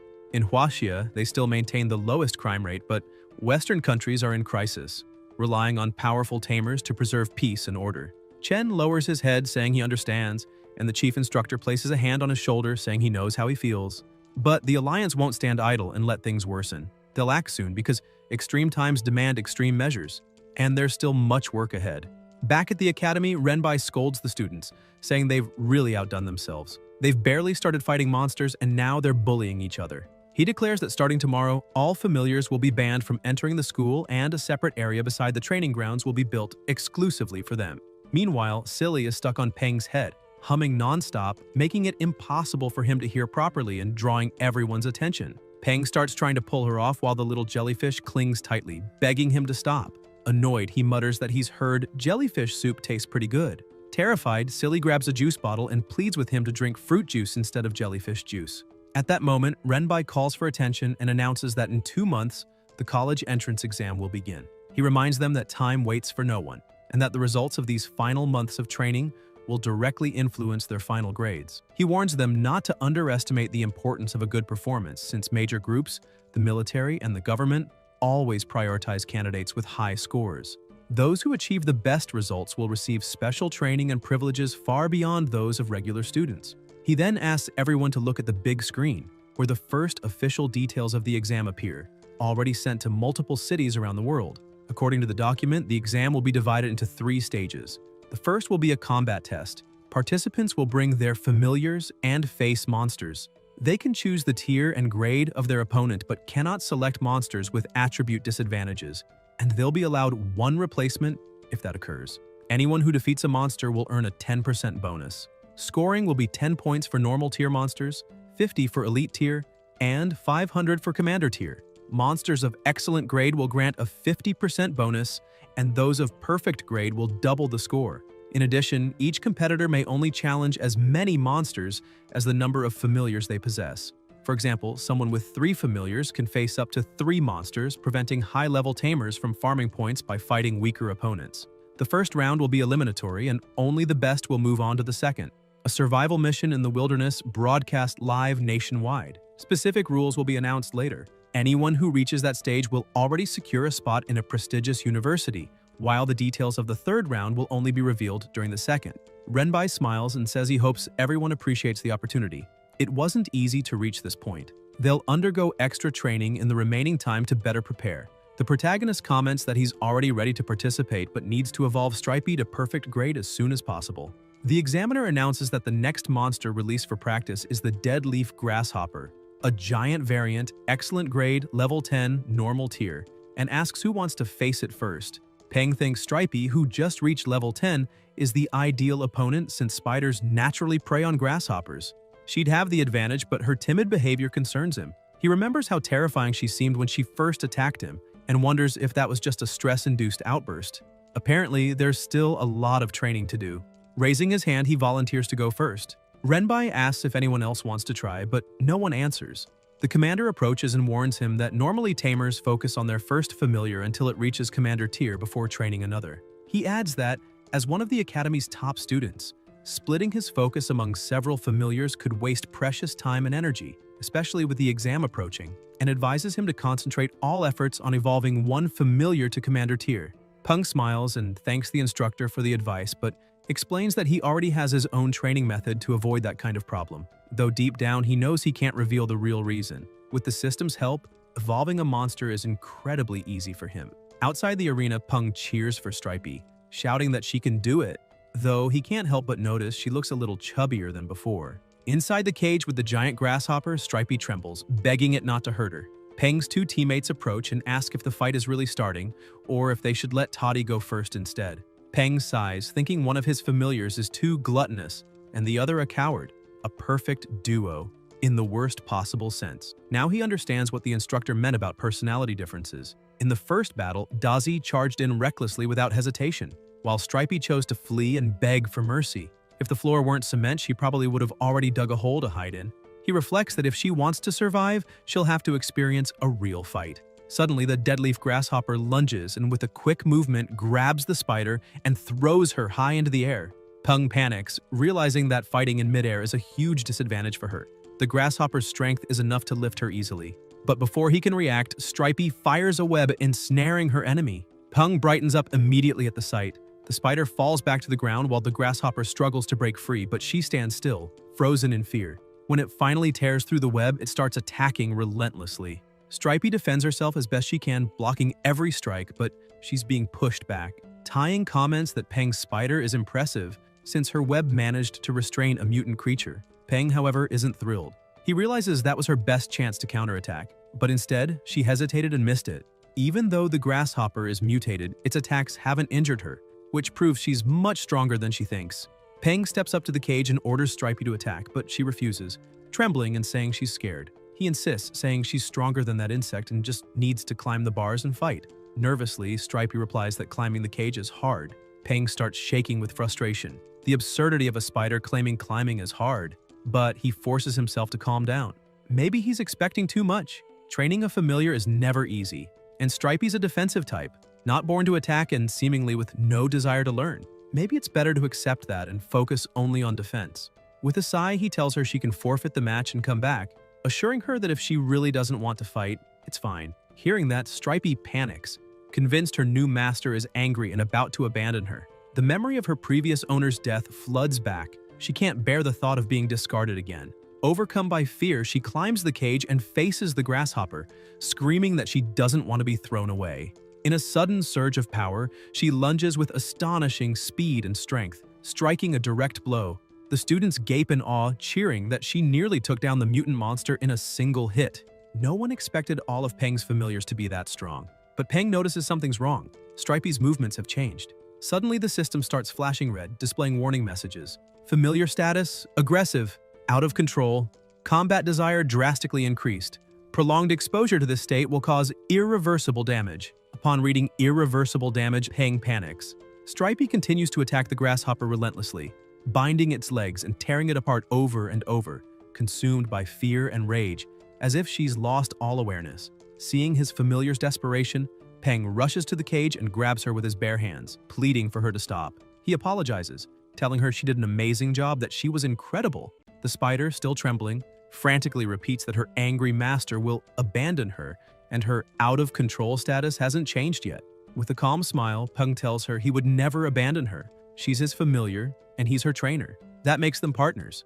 He calls her back, saying she's done enough. Stripey gradually calms down, her status returning to normal, and she timidly asks if he really means it. Peng pets her gently, assuring her that he does, and tells her to trust him. He'll never abandon her. Renbai watches the scene, recalling what happened moments earlier. Peng had rushed over, furious and desperate, demanding that they open the cage immediately because his familiar wasn't well and he needed to save her. One instructor thinks that stepping into a fight between familiars is extremely dangerous, yet Peng didn't hesitate for even a second. Maybe that courage is the reason behind his outstanding grades, and the instructor imagines how great it would be if someone with such potential joined their ranks. After a week of training, Stripey finally slimmed down and lost her fear of fighting. In his free time, Peng consulted the instructor, and together they developed a fighting style focused on exhausting the enemy's stamina while avoiding direct confrontation. Watching his familiars play, Peng reflects that since Stripey's outburst, he's realized how helpful the system is. But relying on it too much and acting automatically can be dangerous. Whether in battle tactics or managing data, he's still inexperienced and needs to move forward carefully. While his familiars play around, he tidies up the apartment and thinks it would be a waste to throw away that old exoskeleton, since he'd heard spider shells can be used as medicine. Joking to himself, he wonders what would happen if he dipped it in egg, flour, and sugar, then fried it. He bursts out laughing, saying that as someone from the Celestial Empire, there's nothing he can't eat. And if it's poisonous, Dazi can help him deal with it. He quickly puts his plan into action, and when he takes a bite, he's surprised at how good it tastes, thinking a little cumin would make it perfect. He calls his familiars to try it. Dazi tastes it and says it's delicious, while Stripey hesitates, saying this food made by her master tastes strangely familiar. Later, Peng takes off his apron and thinks that since Stripey's level has increased, his spiritual power should have grown too. Maybe it's time to form a contract with Dumby. Without hesitation, he begins the ritual and asks Dumby if he's willing to officially become his familiar. Dumby agrees, and the contract is sealed. Peng celebrates, happy that his spiritual strength has grown. Smiling, he tells Dumby that from now on, they'll be partners for life, and his new familiar is deeply moved. The next day on the bus, Peng reflects that it's finally time for their second jungle training. Last time, they ran into a terrifying snake, so this time he plans to be more cautious. But with Dumby and Dazi along, he feels confident enough to explore without fear. Meanwhile, a short distance ahead, 3 people grumble angrily, saying they're going to teach that bastard a lesson. They vow to beat him up, calling him more vicious than a demon, and complain that he locked them inside a house just because they wouldn't let him in. If someone hadn't freed them, they would have died in there. They curse that he's lucky they never saw his face, or he'd have learned a painful lesson. Hearing all this, Peng realizes why the voices sound familiar. It's the same petty thieves, and apparently fate has a sense of humor. They finally arrive at the destination, and in another transport, the monsters are visibly terrified by Dazi and Dumby's presence. Peng notices this and thinks that even though Dumby's level isn't that high, his epic grade aura completely overwhelms the other familiars. He then says it's time to enter and tells his familiar to suppress its aura since it's intimidating the others. Some students whisper among themselves, saying that thing's just a familiar, yet it's acting so arrogantly. Inside the valley, Peng continues forward with his companions. He thinks that this way, exploration is much easier. Dumby, with his calm, steady voice, tells his master not to worry. He will protect him. Peng blinks in surprise and asks where he learned to talk like that.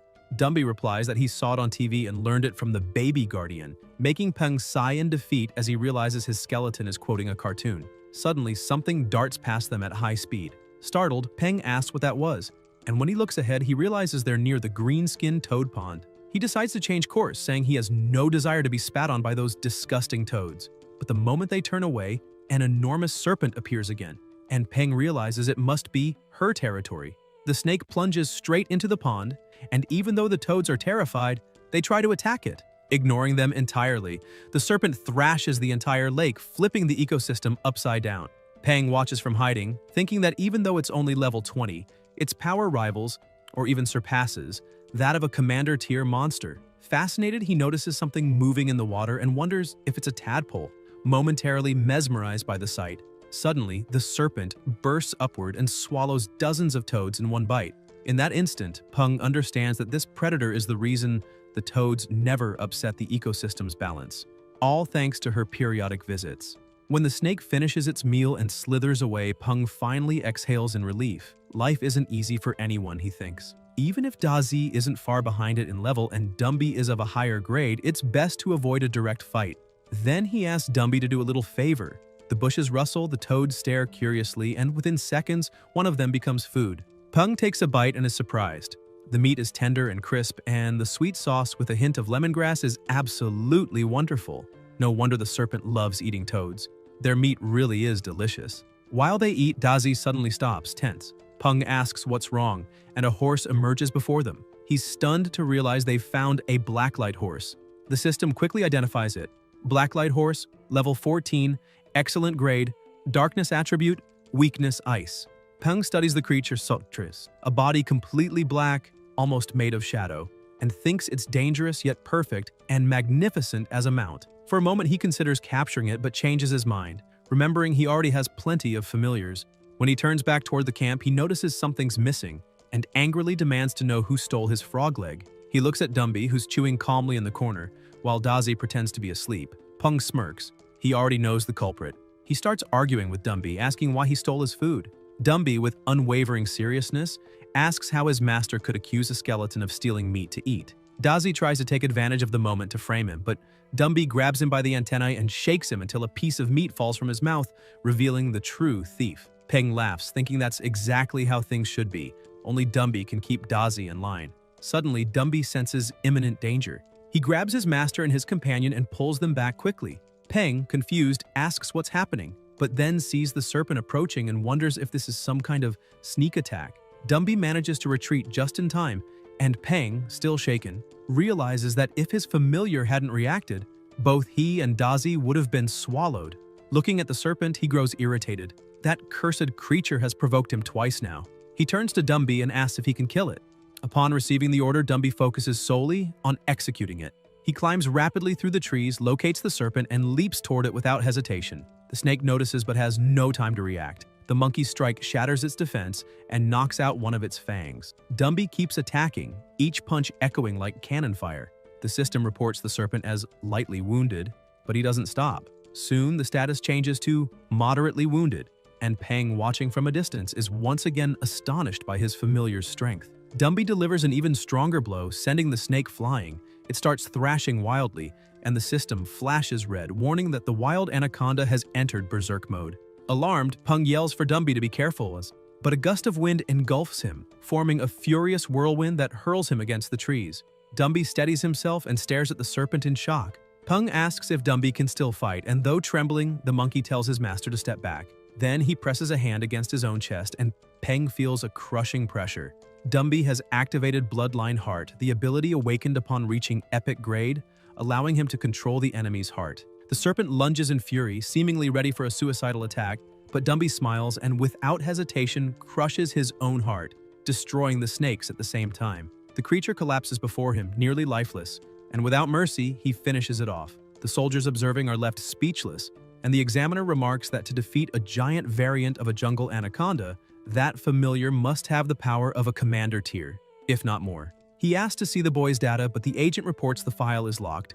Shocked, the instructor realizes that even his access level, equal to that of a first-class mayor before the cataclysm, isn't enough, and wonders who this kid really is. Still, he decides it will be difficult to recruit him. Roger, beside him, orders that the boy be well protected. No accidents must happen to him. Back in the jungle, after the serpent's defeat, Peng tells Dazi to cut it open.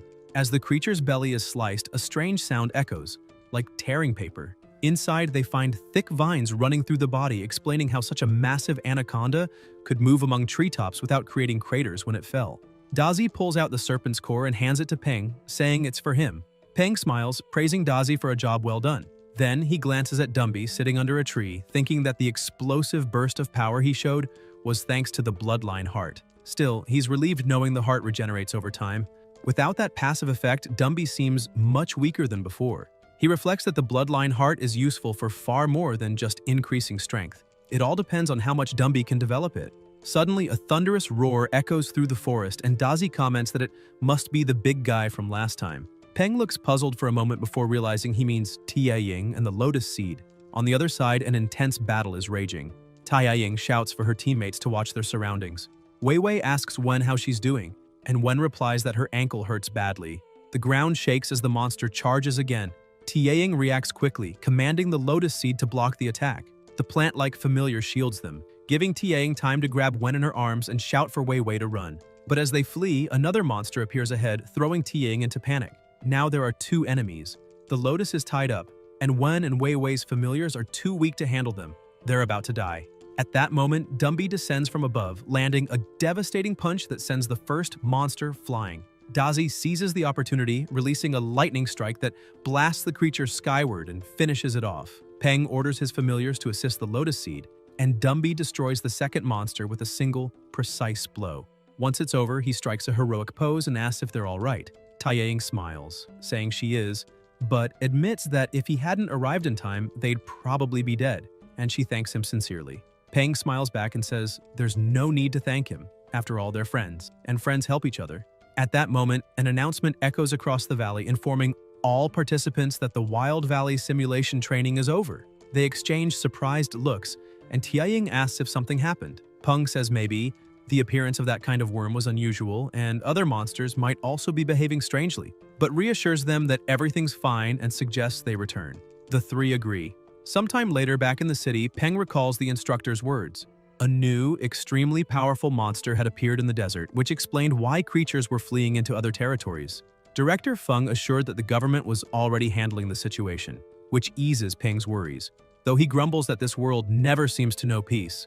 Suddenly, 3 students appear before him, saying they've finally found the bastard who locked them in the safe house during the last trip. Peng sighs as if he'd been expecting it and remarks that the kid's already 18, old enough to know that picking fights is stupid, especially when bringing along 4 familiars that haven't even reached elite tier to try blocking him. He grows bored, thinking Dazi could deal with them easily on his own.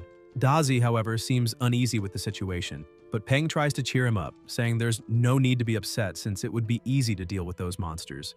The boy in front laughs and tells Peng to relax, saying they know how to control themselves, they're just going to break a few of his bones, and then orders the Mad Black Kong to attack. Peng observes and thinks that the boy must have bought equipment for his familiar, but for most creatures, their body is their greatest weapon, tougher than steel, and that only proves how stupid the boy is. The Mad Black Kong charges forward, and Peng orders Dumby to handle it immediately. Dumby grabs the Kong by the throat and, with a simple flick to the forehead, makes it tremble in fear, leaving the 3 boys stunned while Peng watches, thinking the whole thing looks more like bullying a child. The terrified Kong runs and hides behind its master, who complains in embarrassment about a gorilla that big cowering like that. The leader of the group is dumbfounded. He never imagined Peng's familiar could be that strong, always assuming Peng earned his praise by flattering the instructors.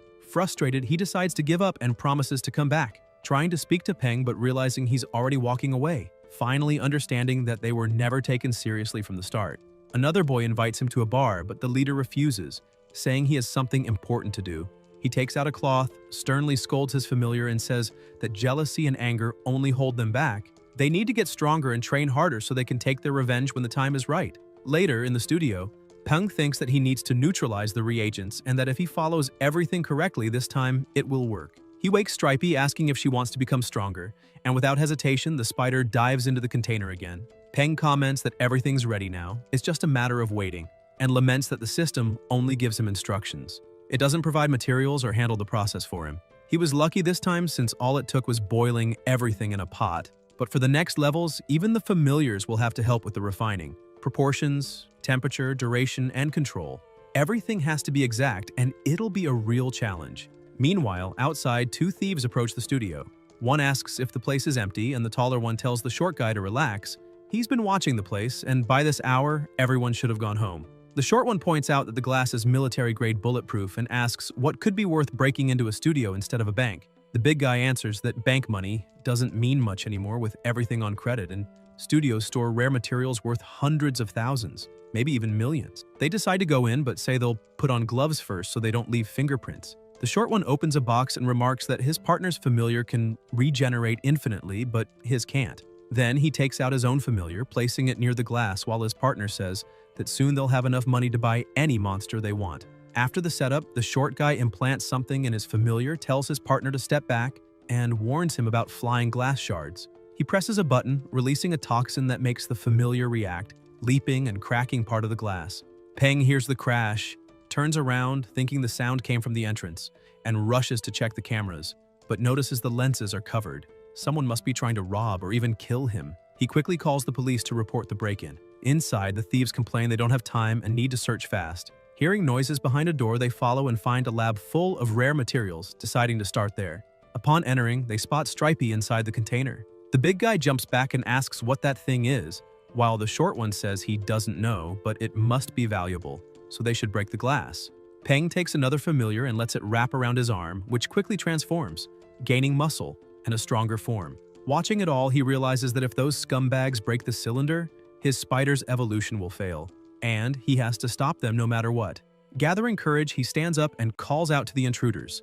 The two turn, startled, and ask who's there, while Peng raises his hands with a smile, saying they must be tired and asking if they'd like to sit down for some tea. The thieves glance at each other and the short one rushes Peng with a hammer, telling him to drink this instead. The blow lands hard, knocking Peng unconscious to the ground. One of the thieves asks if the kid is dead, but the short one laughs and says that if he isn't, he soon will be. Everyone who messes with him ends up that way. At that instant, the system announces that the dark evolution has been completed successfully. Armored Spider of the Demonic Shield. Stripey, seeing her master lying unconscious, begins to react. The glass chamber cracks, and as the thieves continue looting the lab, one of them says he heard something, but the other scolds him to stop talking nonsense and finish the job. Suddenly, they are struck by Stripey's fury as she lunges with savage force. Sometime later, the police arrive at the scene. One of the officers radios in that they've just arrived and the front door is completely destroyed. The older officer frowns, smells blood in the air, and shouts for the team to move quickly. Cause someone could still be in danger. Once inside, they freeze in shock. The massacre is horrific. The veteran orders them to report it to the chief immediately and classify the case as homicide. Wounded, Peng wakes up and asks if they're police officers. Startled, they draw their guns and order him to raise his hands, kneel, and not move. Peng tries to calm them, explaining that he was the one who called the police and introducing himself as Gao Peng, the victim. Sometime later at the station, the older officer interrogates him aggressively, asking why he killed the two men. Peng explains he was only defending himself, but the officer doesn't believe him, saying that continuing to attack someone already incapacitated isn't self-defense. Peng argues that he was attacked first and shows the injury on his head, but the interrogator ignores it, yelling at him to stop dodging questions and answer directly. Then someone knocks on the door and the police chief enters, informing them the interrogation is over. The forensic report just came in. The two criminals broke the glass, invaded the property, and attacked Peng, who merely retaliated. He's free to go. Tang Tang, standing beside the chief, watches silently. Outside, Peng asks if her grandfather knows what happened, and Tang Tang confirms, saying the professor was furious and worried when he heard Peng was involved. She then changes the subject, asking about the damage and whether he wants to go to the hospital. Peng says he's fine, it's just a head injury, and admits he did that on purpose, knowing that without a visible wound, he'd be accused of murder instantly. Tang Tang sighs in relief and agrees that he did the right thing, but reminds him that kindness toward the enemy is cruelty toward oneself. Finally, she tells him to go home and rest while she takes care of the rest. At home, lying in bed, Peng begins to feel a strange presence. Suddenly, something moves in the darkness and attacks, but he reacts in time, dodging and shouting to know who's there. When he finally sees the intruder's face, he's shocked. It's one of the thieves. He stammers, asking in disbelief if the man wasn't dead. The thief, wearing a grim smile, replies that he's come back from hell to fetch him. Advancing again, he says Peng doesn't need to pretend to be innocent. Even if the spider was the one who killed them, Peng knew he could have stopped her. According to him, if Peng had simply restrained them with webs and waited for the police, they'd still be alive. Peng glares at him and replies coldly that it doesn't change anything. They tried to kill him and he just did the same. That's how the world works. The strong are always right. Suddenly, a heavy hand lands on his shoulder. The hammer-wielding man appears behind him, ready to strike, saying he should repeat those words to the devil himself down in hell. The blow comes, but before it lands, Peng wakes up in a fright. Sitting up in bed, he takes a deep breath and realizes it was only a nightmare. Still, he feels uneasy, wondering if he's afraid the two really might come back for revenge or if it's just guilt. In the end, he admits his will still isn't strong enough. Looking at his familiars, he thinks that in this world, one either becomes a victim or becomes stronger. The effort is the same. The next morning, everyone gathers for the colonel's announcement. He explains that the previous day, the world government united the 12 largest monster trainer organizations and leagues across the planet, creating new mandatory control measures for all trainers. The Monster Hunter Association and the Monster Breeder Association also joined, forming the Hunter Department and the Breeder Division. In addition, a new official classification system for familiars was introduced, divided into 4 tiers: Normal, Elite, Commander, and Lord. All trainers can apply for certification based on this system, and in missions or competitions, those with official certificates will receive priority. The Colonel also announces that the year's first official trainer admission exam will be held jointly with the Monster Trainer League and the New World Government. And as the exam approaches, training difficulty will increase. The day's challenge is a blue bat with the skull-shaped wings, classified as Elite Tier. As an incentive, the colonel says whoever defeats it may keep it. The system then displays the target's data. Blue bat of the skull wings. Condition, healthy, state, sleeping, level 20, tier, elite, grade, excellent, attribute, ghoul, weaknesses, light and wind. A young man tells the instructor he would like to be the first to fight, explaining that his familiar is an electric shine bear in its growth stage, level 18 and excellent grade. When it reaches maturity, it will evolve to commander tier, but its grade will drop to normal. Its attributes are electric, it's healthy and happy, but it does have one weakness. If it eats the water spirit fruit, it will get diarrhea and lose strength in all 4 limbs. The instructor agrees and tells him to do his best, but another boy comments that this is Chen Hanqiao, the same one who managed to evolve his familiar into an electric shine bear during training, which proves how talented he is. The protagonist watches and thinks that with an excellent grade and level 18, that bear really is very good compared to the other familiars. With everything ready, the bear enters the cage and unleashes a powerful roar, but the enemy bat stays asleep. Not understanding, the bear starts hitting the cage furiously until the bat finally wakes up and instantly flies behind it, attacking with devastating sound waves that completely destroy the bear in a matter of seconds. Hanqiao screams desperately for his familiar as the instructor orders the medical team to act quickly. As soon as the fight is stopped, Hanqiao rushes to the bear and, with his face full of tears, asks if it's okay. Peng observes the scene and thinks that the blue bat's supersonic attack is truly powerful after all. Even with only 2 levels of difference, the bear was defeated with a single blow. The colonel approaches and asks if anyone else wants to try, but the students, terrified by the bat's strength, pretend to be busy or even sick to avoid the fight. Chen comments that it might be better to give up because at this rate they're only going to graduate from drama school. The colonel retorts that everyone there is usually enthusiastic during training, so he doesn't understand why they are suddenly acting like cowards. At that moment, Peng raises his hand and tells the instructor he wants to fight. The other students say that this is Gao Peng, whose ranking has never been below the top 5, and they wish him good luck. Dumby, Peng's familiar, takes off his overcoat and steps into the cage like a true beast, moving with incredible speed. He tries to strike the bat, which manages to dodge, but even the air displacement from the attack is enough to injure it. The students who had tried fighting the bat days earlier are impressed and comment that Peng must have gone easy on them at the time. Their leader agrees, saying that even without hitting the bat directly, the blow still hurt it, showing how powerful that familiar is.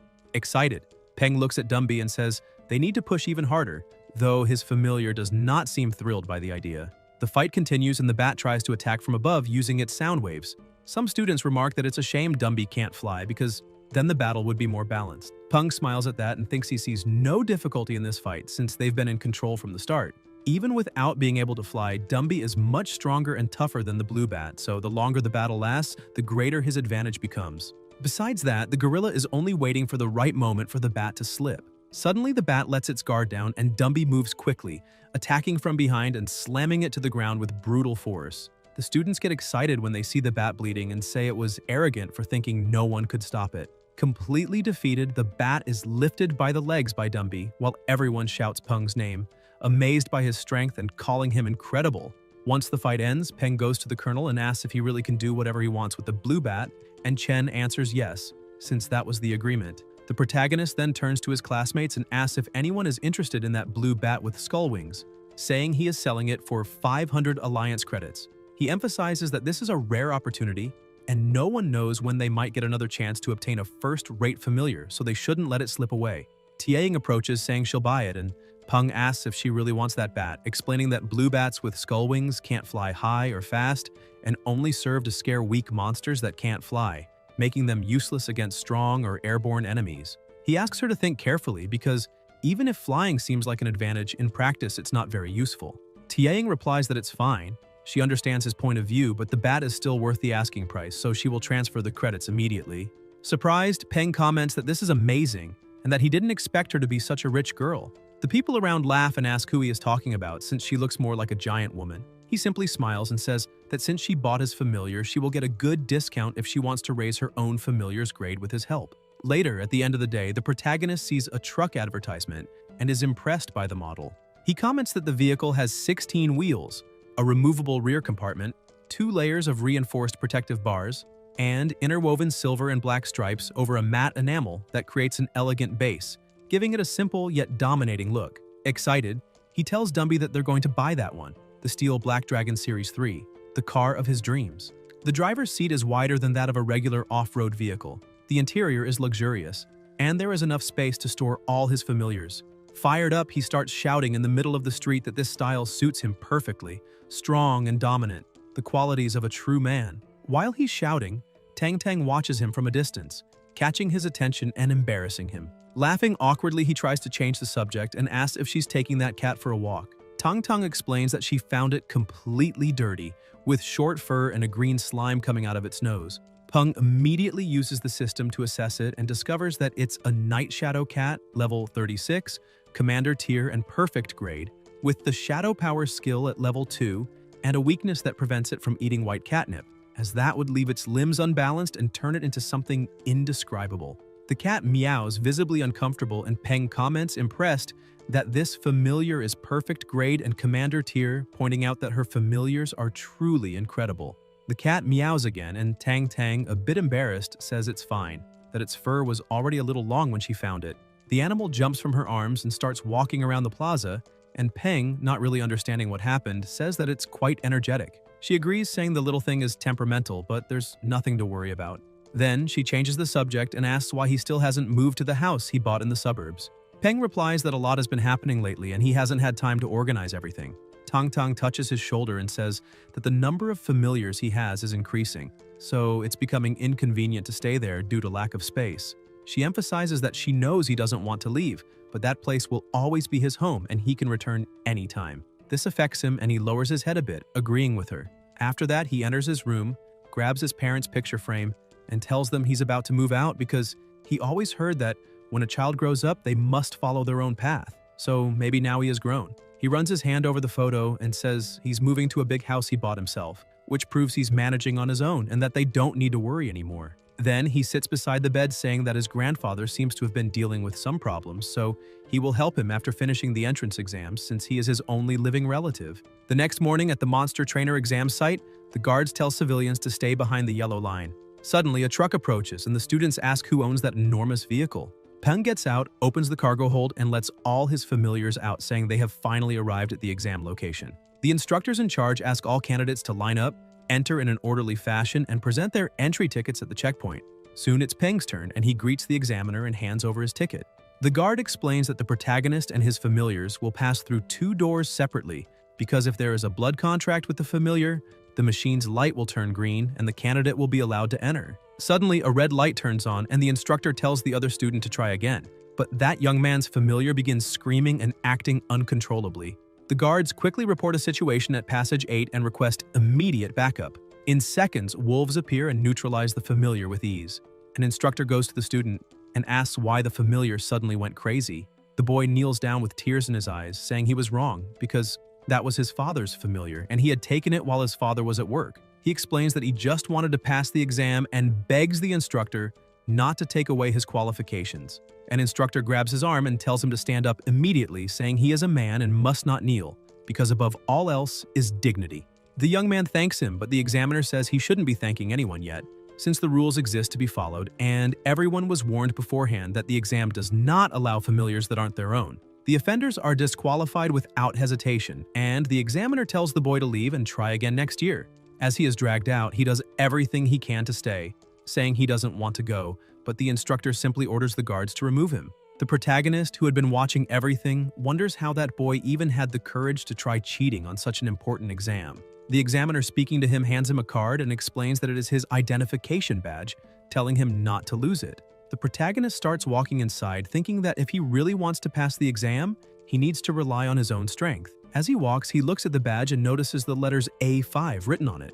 He thinks that areas A, B, and C are divided according to tiers, commander, elite, and normal. However, he wonders what would happen if someone had a Lord tier familiar. Maybe the organization would create an S area just for them. He decides to drop the subject, thinking he is overthinking it since it is practically impossible for someone to own a familiar of that level. At the moment, there are only 8 in Area A, which means 7 trainers have Commander tier familiars. The first person he meets from his same class is at level 25, and much larger than Dumby. The Black Anaconda, level 25, an excellent grade. A little farther ahead, another young man appears with his familiar, and the protagonist comments that it is the first time he has ever seen a Tiger-type one, concluding that this guy is definitely not ordinary. Even after the cataclysm, when monsters gained greater reproductive capability, tigers still remained extremely rare. He observes Area B and confirms he was right. Elite tier familiars dominate that section, while Area C has the normal tiers. Dumby, although level 20, is an elite tier with strength equivalent to a commander. That makes him realize how many geniuses exist in that world, and being surrounded by commander tier familiars makes him feel like a husky among wolves, and that excites him. He keeps walking until he finally reaches Area A, where the 8 strongest monster trainers in the city of Chang'an are gathered. In the observation room, the colonel comments that those 8 youths are the strongest in the city, but Renbai too corrects him, saying that, in truth, only 6 of them are true prodigies. The other 2 are 21 and 20 years old, and their familiars probably only reached commander tier recently, making them much weaker than the real geniuses. The colonel, a bit confused, asks who could even measure something like talent, pointing out that all he knows is those are the only 8 youths in Chang'an with commander tier familiars. The army's chief instructor then explains that all nations on Earth noticed the signs a decade ago when monsters began appearing in places previously uninhabited. They thought they could control the situation, but they failed. And to avoid mass panic, the records and textbooks claim the changes had happened only 3 years earlier. That is why he does not want any accidents during that exam. Those youths represent the future. All subordinates place a hand to their heads in a gesture of respect and loyalty, assuring him that the soldiers stationed there were chosen through a rigorous process. Every second of the exam will be monitored by individual cameras, each supervised by a specific person, and if anything happens, both the operator and the superior will be punished. In Area A, the protagonist prepares for the first test. The instructor tells him to get ready, and the cage opens, revealing a giant lakeside scorpion, level 22, commander tier, weak to the electric type and with an unarmored underside, making it vulnerable. Peng orders Dumby to attack from below, taking advantage of the enemy's weakness. The familiar rushes forward quickly, dodging the first strike. The scorpion becomes irritated and attempts to attack again, and the protagonist comments that this opponent seems to have fast reflexes. Dumby loses balance and falls to the ground. The scorpion prepares to strike, and the protagonist grows a bit tense, thinking this was already expected, since overcoming the tier difference between them won't be easy. But at that very moment, Dumby begins resisting the attack, and the system notifies that the protagonist's familiar has leveled up, reaching level 21 and being promoted to commander tier. Peng is thrilled with the news as Dumby starts standing back up, and the protagonist observes, thinking that now they are evenly matched, although the giant scorpion still has a slight advantage due to its grade. It is a true one-on-one, and he cannot call any other familiars into battle. Moreover, when a monster is promoted to commander tier, it gains several incredible powers and its strength increases rapidly during that period. The giant scorpion can control the nearby water and keeps using it to corrode Dumby, leaving the protagonist a bit desperate, unsure what to do at that moment. Suddenly, the system shows that his familiar has gained a new skill. Using the telepathy monster trainers share with their familiars, Peng tells Dumby to reinforce the most important joints and use the remaining blood threads to quickly strengthen his legs. His familiar obeys and begins following the instructions. The system announces that the bones have been greatly strengthened and that both defense and attack have been enhanced. The monkey's name changes to Deathbone Monkey, and the newly acquired skill is Hardened Bones Level 1. With his power increased, Dumby manages to land a kick on the opponent's head, seriously injuring it. The protagonist thinks this is great because now, with the exclusive strength gained from the blood threads and his familiar's new skill, the giant scorpion's exoskeleton couldn't withstand it. Although Hardened Bones is not as impressive as controlling rivers or fire, it matches perfectly with Dumby's rough and straightforward fighting style. Even after taking a direct hit and suffering a severe head injury, the giant scorpion tries to counterattack, which impresses the protagonist, but his familiar grabs the enemy's tail and throws it far away, showing overwhelming strength. With the blood threads wrapped around his body, Dumby's attack becomes extremely powerful, striking a vital point and ending the battle. It is checkmate, the victory is theirs. The protagonist shouts that his familiar did an excellent job. Dumby looks at his master, runs to him, hugs him, and thanks him, saying that if it weren't for him, he would still be a monkey locked in a cage. However, the protagonist scolds him, telling him not to say that because that victory is the result of Dumby's own effort so far. Meanwhile, Dazi starts getting jealous, annoyed that they've been hugging for so long. He shouts that the protagonist promised it would be just 1 second, but that second passed long ago and he jumps, saying he wants a hug too. Peng looks to the side and sees that the girl has already defeated her opponent faster than him, and her familiar isn't even injured, showing how incredible she is. In the room, the examiners are impressed to see that she defeated a commander-level familiar without breaking a sweat, despite being so young. The colonel asks if that is the girl from the Junheng family, and one of the soldiers confirms, saying she is the only daughter of Junheng named Junmei Li. However, the army's commander-general scolds the soldier, telling him not to be ridiculous, because he has seen that girl before. She has a cold personality, but she is a good person. And her full name is Jun Moyi. Another former councilman comments that he heard she stopped attending school after finishing high school, only hired a few private tutors, and spent the rest of her time with a migrant team from the allied government of the New World, asking if that is true. The soldier next to him confirms, saying she is a foreigner from the Black Banner, belonging to the New World allied government. The man is impressed, stating she must be extremely talented. Another examiner calls the colonel and comments that the boy next to her is also very good, and that his familiar is of the ghoul type, something extremely rare to see around there. Chen laughs and explains that this is one of his students, the youngest monster breeder in the city, responsible for helping with the deadleaf locust incident. The others say it's no wonder he looked familiar, since he is the young man personally recommended by Director Feng, and it seems he is an excellent guy, already contributing to the government at such a young age. The Commander General watches the screen and comments that that old man truly has a good grandson. Meanwhile, in the examination area, one of the examiners goes to Moyi, telling her she is done and can leave. As she prepares to leave the place, she looks to the side and sees that the protagonist has easily defeated his opponent. Impressed, she smiles slightly, saying he managed to defeat a commander using only an elite familiar, showing how special that boy is. The examiners announce that the third test is about to begin and that candidate number 5 should get ready. When the doors open, a deadleaf mantis appears. Level 16, normal grade, wood attribute, and weak to fire. Peng analyzes the situation, remembering that Stripey's attribute is Earth, which gives her an advantage over the opponent, granting a 10% point bonus. However, he notices something strange. The monster moves in an unusual way, imitating human gestures. Surprised, Peng realizes it has remarkable intelligence, equivalent to that of a 9-year-old child. Stripey's spirituality, on the other hand, is not low and is even higher than that, so perhaps this fight is her chance to regain her confidence. When both are ready, the examiner starts the battle. The mantis stares intently while the spider looks frightened. Then it charges forward with bizarre movements. Peng notices that his familiar is acting strangely and feels a bad omen. Stripey stares at the enemy with her eyes shining and suddenly starts moving in a strange way too, telling her master to look because the other monster also knew how to dance. The protagonist tries to correct her, saying the enemy is trying to scare her and wants to attack her, so she must fight back. Still confused, Stripey asks if he's sure the other one doesn't just want to play. At that moment, the mantis rushes in with impressive speed and strikes the spider's face, but she barely feels anything and asks if that was a mosquito. The mantis's leg that hit Stripey becomes damaged, and when it tries to fly, she shoots her web, trapping it and dropping it easily to the ground. Not understanding why the enemy is so weak, Stripey asks her master why that mantis is so fragile. Suddenly, the monster breaks free in fury and attacks again, landing a direct hit to her face. This time, Stripey feels the pain and screams, angry, saying that attack hurt. Furious, she moves with terrifying speed inside the cage and decides to strike back with full force. With a single blow, she completely destroys her opponent, even surprising the examiner with her strength and brutality. An instructor then announces that her test is over and she must leave the arena.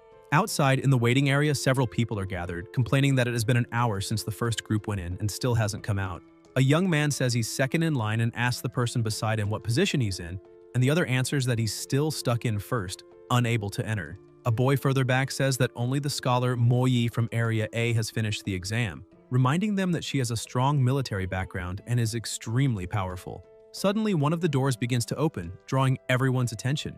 A girl exclaims that the door is opening, which means someone has completed the test. As soon as the protagonist walks out accompanied by all his familiars, the people waiting become annoyed, saying that this is Scholar Gao from Area A, and that once again, Area A is standing out. Some complain, asking if those from Area A are monsters, while others indignantly comment that some people are already going home while they are still stuck in line. Everyone then realizes the true difference in power between the top and the average. Shortly after, when Peng arrives home, he is horrified to see that the outside is completely destroyed. He wonders if that is really the house he had prepared, imagining whether 100 huskies had passed through. Inside, he is even more shaken, almost having a heart attack at the state of his new home and thinking about all the money spent. Suddenly, he hears a noise and, irritated, points toward the sound, saying the one responsible for the destruction even had the audacity to remain at the crime scene, disrespecting everyone. He orders his familiars to capture the intruder immediately, Dumby stands in front of his master, and Peng thinks he is truly considerate, as he knows how to protect him even without being told. Silly tries to jump onto his head, but the protagonist catches him and reminds him he already said that won't make him stronger. Dazi asks if he can eat the intruder, and Peng, confused, looks outside and sees a strange bird near the house. Tang Tang appears and calls out to him, surprising him.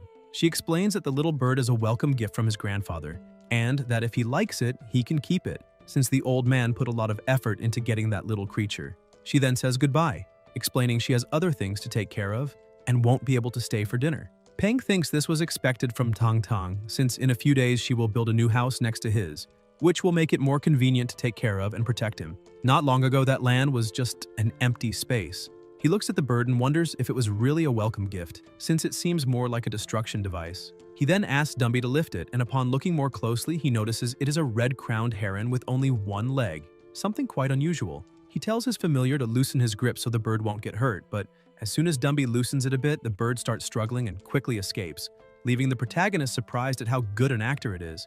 Even so, he decides to show who's in charge, so the little bird will understand its place. Turning to Dazi, Peng says they're going to turn the heron into dinner, and upon hearing that, the bird starts crying. Peng laughs and asks if it will keep pretending to be tough, saying it is nothing more than a tiny insect. When things calm down, he decides to analyze what that bird actually is.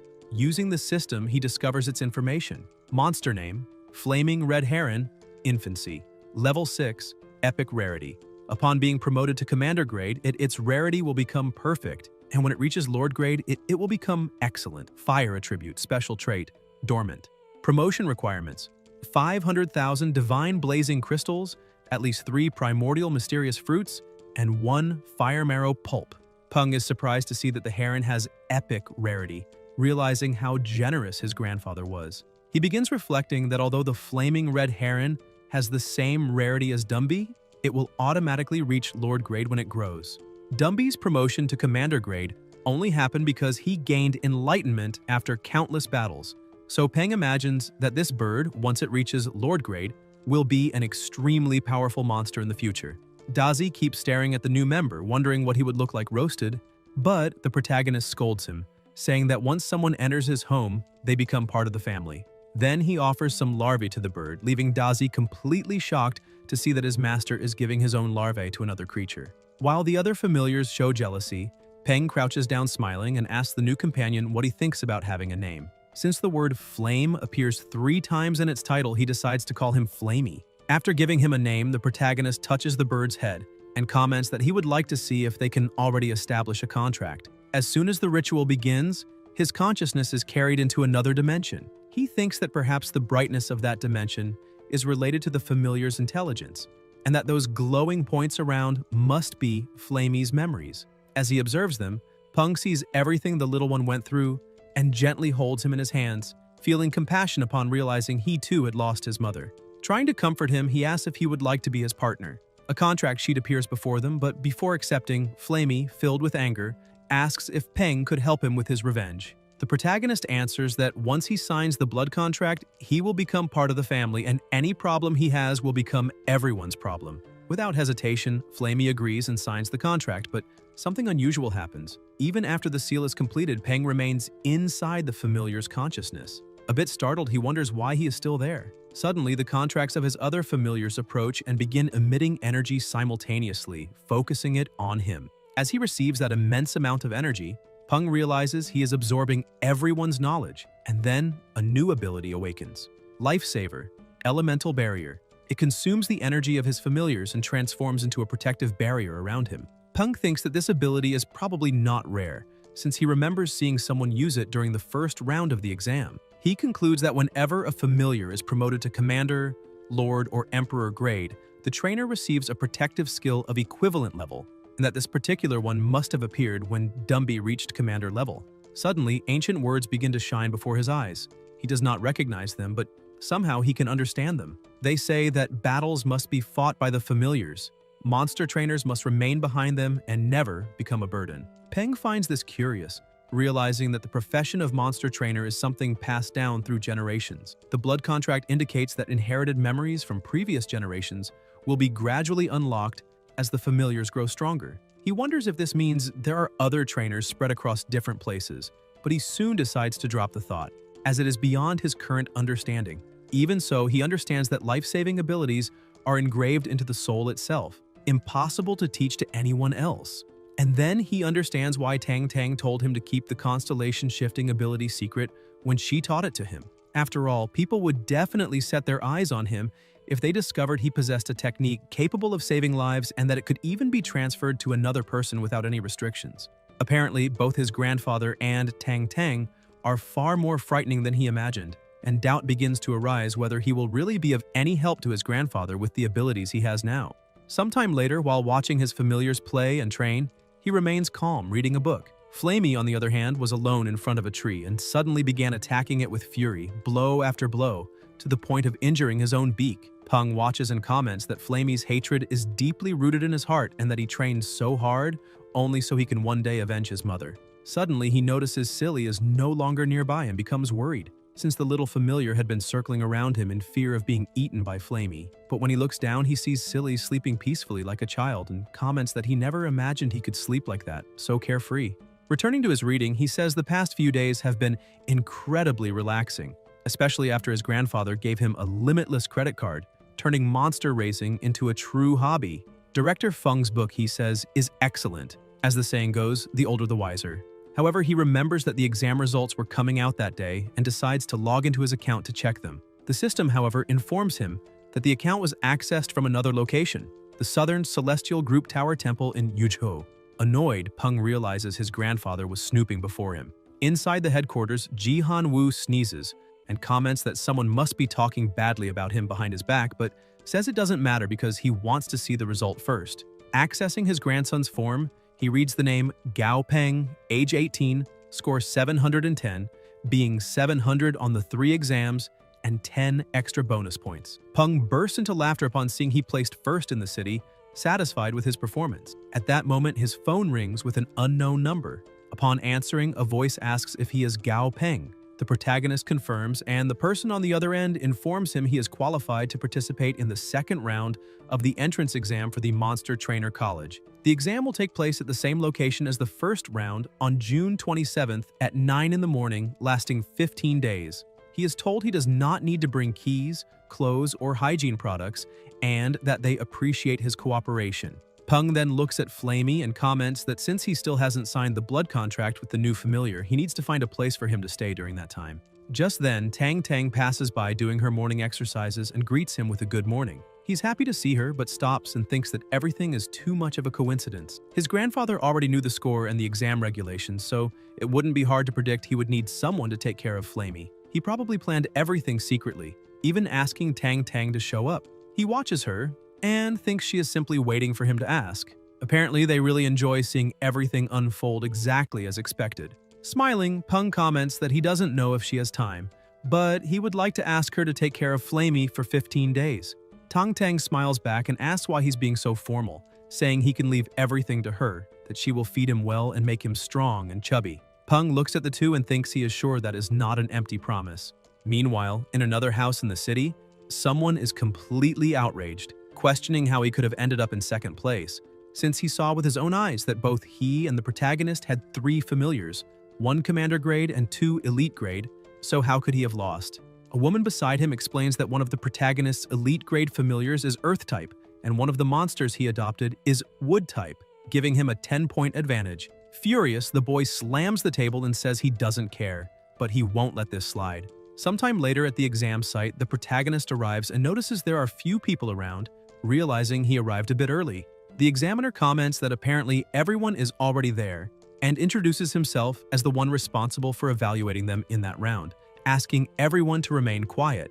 Peng is surprised to see that there are only 8 candidates and wonders how it is possible to conduct a second round with so few participants, considering whether they will still declare a top 10 among them. The examiner announces that the test will take place at Sun Mountain, inside the National Forest Park located in the Jiangnan-based city, and explains that the exam will not be held in rings nor in one-on-one battles, but rather inside the forest, where they will face real wild monsters. One of the candidates questions why they need to go so far and so suddenly.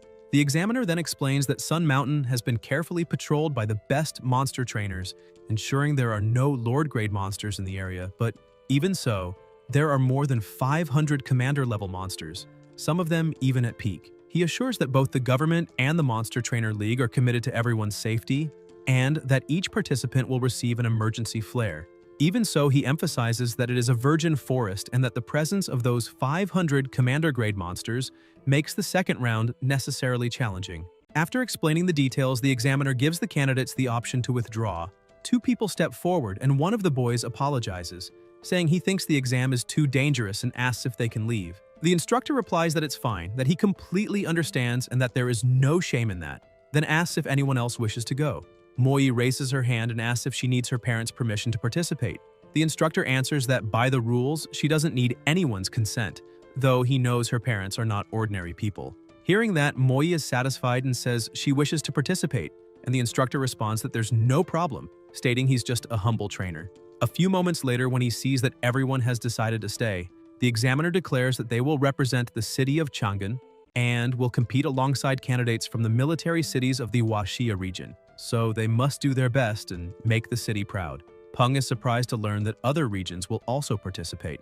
One of the boys approaches him with a smile, introduces himself as Wang Zhenshan, and asks for the protagonist's name. Peng answers, saying it's a pleasure to meet him. Hearing the name, Zhenshan shows admiration, saying he knew Peng was the #1 in the city and that he had always wanted to meet him. He then hugs him and comments that all the other candidates there come from rich families, sons of politicians, new millionaires, or powerful monster trainers, which means that only the two of them are the fools in that place.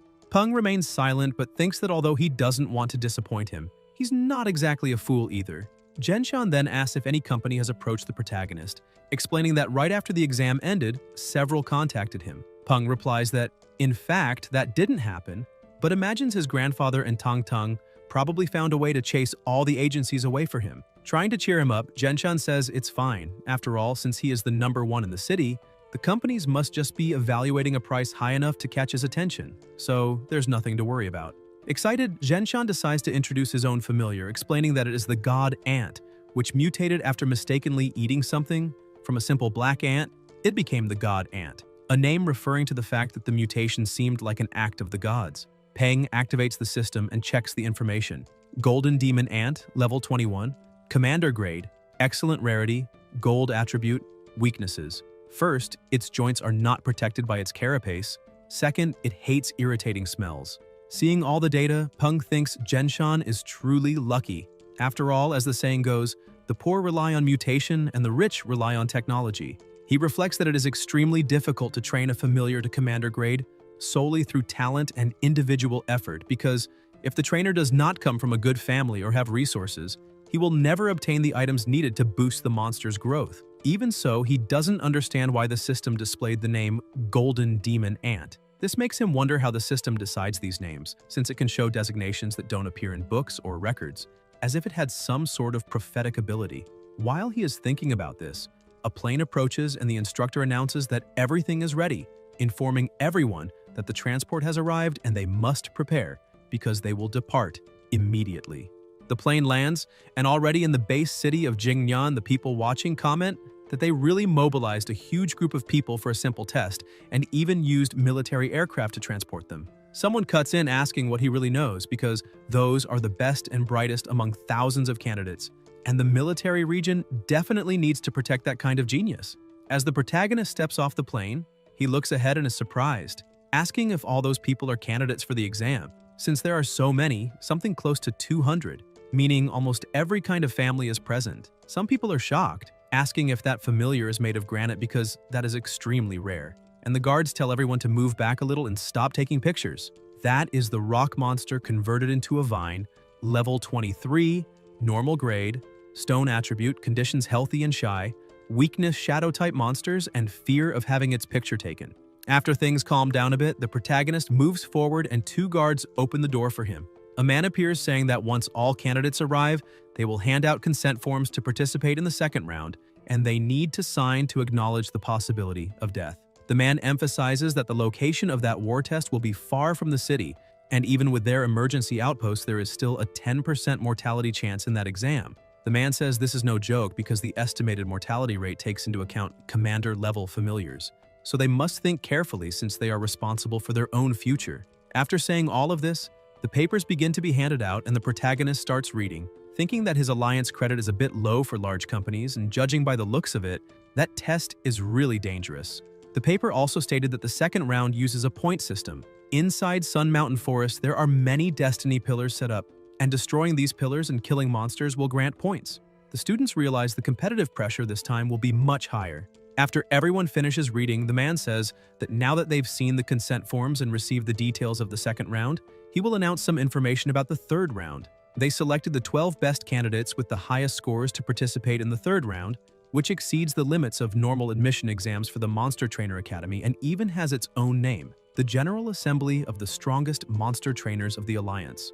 The man calls out excitedly, stressing that those who perform well, including their familiars, will be granted a title, and also that the final class of the competition will be broadcast live globally, with the battles between familiars shown to the entire world. Most students are impressed when they find out they'll receive a universally known title and think that's really cool, but on the other hand, the protagonist isn't happy at all because to him it feels like Chunabu syndrome. Still, he looks at his familiars and thinks maybe he should reconsider that idea, because a title with the word king in it would be very good since there are so many titles that fit him. Once everything is settled, they head to the entrance of Sun Mountain Forest and a helicopter flies overhead, announcing that everyone needs to pay attention because the second round will begin now.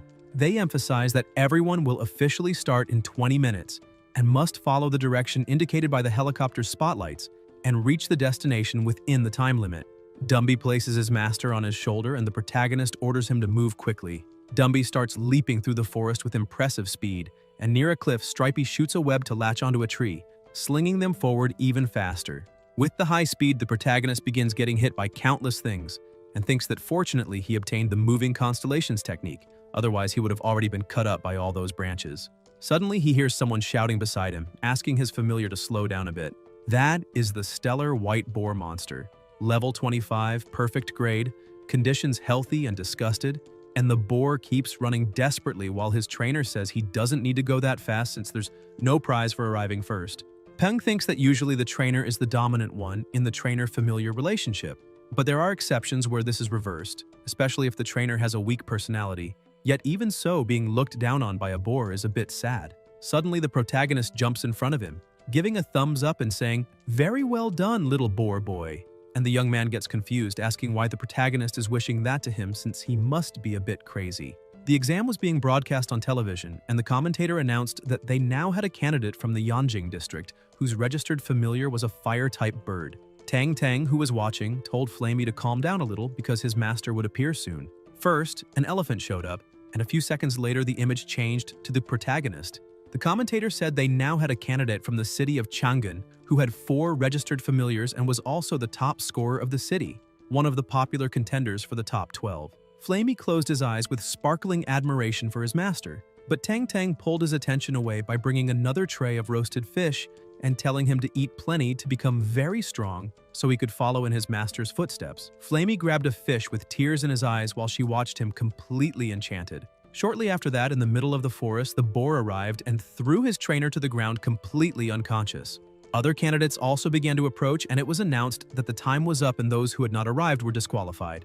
Before everyone entered Sun Mountain, something had to be said. The army began explaining that right after the entrance, they had placed field combat backpacks with compressed biscuits, canned food, and bottled water, which would provide an extra hour of survival in emergency situations, and each person could only take one bag. The chief examiner said there had been a total of 197 candidates for the second round exam, and in the end, 150 of them signed the agreement. So he was satisfied because this was a higher percentage than expected, and it seemed there weren't many cowards among them. He stressed that he already knew some had wilderness survival experience and were proficient in it, while others had rarely been outside the city, but that didn't matter. Everyone had to remember that the forest would be completely different from anything they imagined, so the best advice he could give was to survive. Only by surviving would they be able to earn a high score. After saying all that, he wished everyone good luck and officially began the second round of the exam. Back on TV, a presenter welcomed everyone to that special program, and with the tracking device on each candidate, they could see their exact location. Viewers commented that the man beside her was Duan Wu from Cloud Dragon of Didu, and a young viewer said he didn't expect him to participate in that kind of show. Another asked if he was famous, and the guy replied that the powerhouses in Didu were usually older, but Duan was among the few young powerhouses there and was quite well known. The presenter explained that to earn the highest number of points, they could clearly see that most candidates headed toward the center of the forest, and the point pillars were basically located in its central region. At that moment, the participant with the highest score was Moyi, and the top candidate was a girl, which was definitely unexpected. So she asked her partner what he thought. Duan said that wasn't bad at all because he believed that species of snake was a black anaconda. The scales of the black anaconda were shiny and its body well built, so its grade must be quite high. On top of that, it seemed well raised, and from a battle perspective, that black anaconda must have fought in many battles since it looked very strong in combat.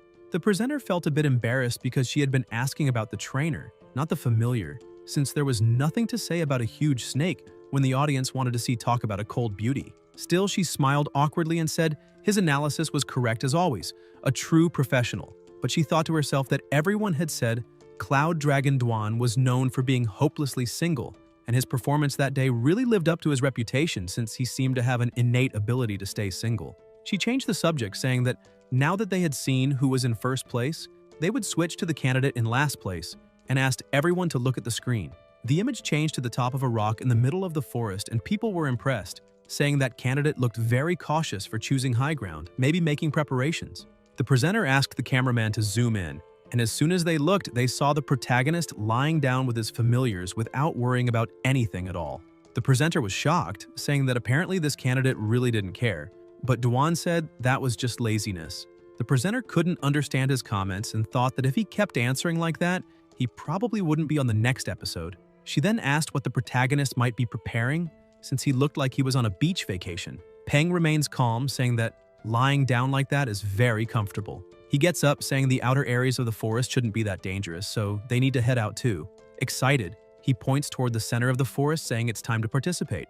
Soon after, deep inside the forest, Peng tells Silly to throw away the silver leaves with the red beam they just picked because the flower he is holding, called Blue Light Golden Rain, is worth more than 1 alliance credit, so they need to be cautious and economical. While he is busy gathering some flowers, Dumby notices something and calls his master to look ahead, and he comes across something unusual, asking if that is one of those legendary point pillars. He uses the system to identify it, and the system quickly says, name of the material, White Earth Sandstone. Uses, can be used on Earth-type and Water-type monsters. Can be used in small amounts to improve health or stomach. Other uses, has the ability to attract monsters. Peng says destroying the pillar will give him points, but he doesn't know what to do about that because a monster known as Phantom Woodvine, level 22, normal grade, poison and wood attributes, weakness fire type, is lying there motionless.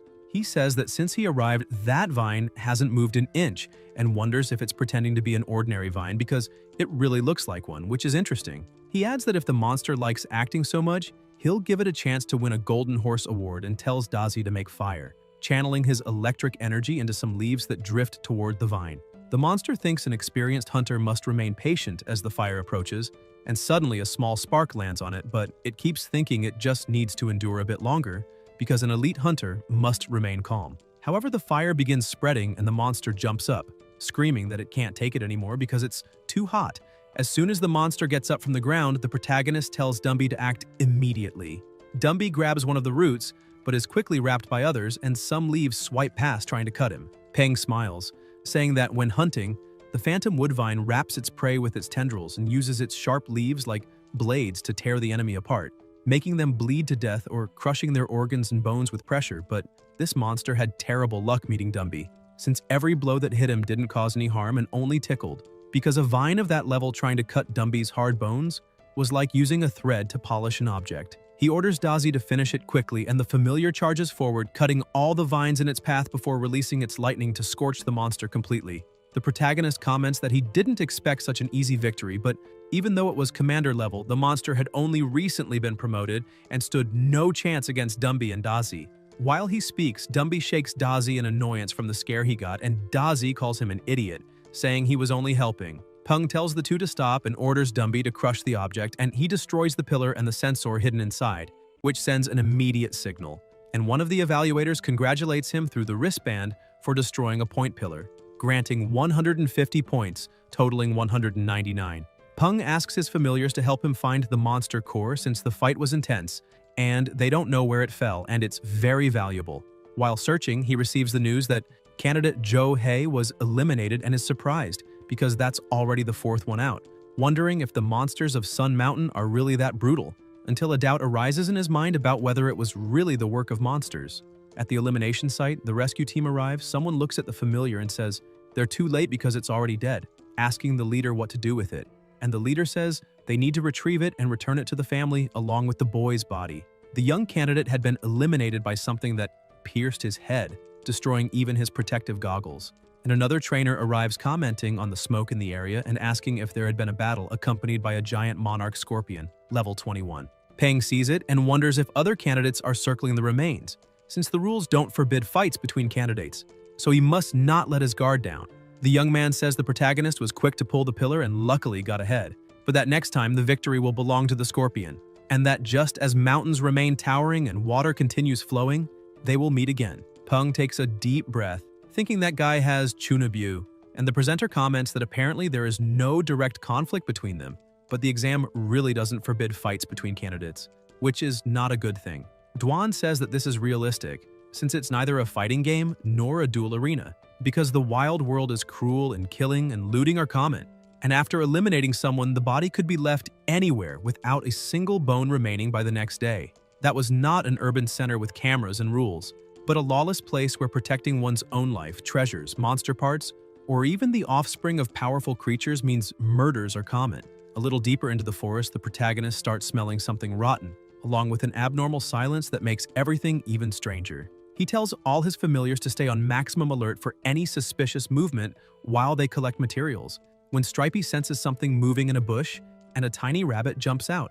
Peng says it's just a unicorn rabbit, and that was a false alarm, but another monster appears and attacks the rabbit, killing it instantly. The protagonist is startled and orders his familiars to back away because he cannot see the monster's attribute with just a 1-second glimpse of a single limb. He needs to see much more of its body before judging, and since the enemy is hidden in the dark, he knows it is not time to act. He begins retreating with everyone, thinking they still don't have any long-range offensive attacks. If they did, they could probe the monster and observe its attributes and weaknesses more safely, avoiding such a passive stance. They start running toward the lake, and the protagonist notices the distance is about 40 to 50 meters, so they're almost there. But again, an attack shoots out from the bushes toward them, and he says this isn't good.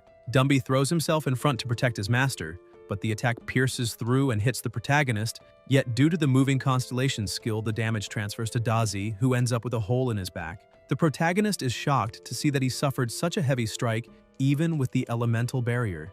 Dumby grabs everyone and keeps running while he tells the spider to use its web to try buying time. After restraining the monster for a moment, they continue fleeing. Meanwhile, at the headquarters of the Special Operations Unit, one of the men says they cannot let that corpse mutation insect continue, since it already eliminated a monster trainer and apparently knows the trainer has weaker defense than the familiars, so it targets the trainer first. Another agent arrives reporting that White Rose is 5 kilometers from the target and should arrive at the moment of rescue. The chief says that's good news because someone has already died at the hands of that monster, and if they have more fatalities, it won't be a problem, as those candidates are crazy and said they were prepared for the possibility of death, treating this as a more realistic experience in training.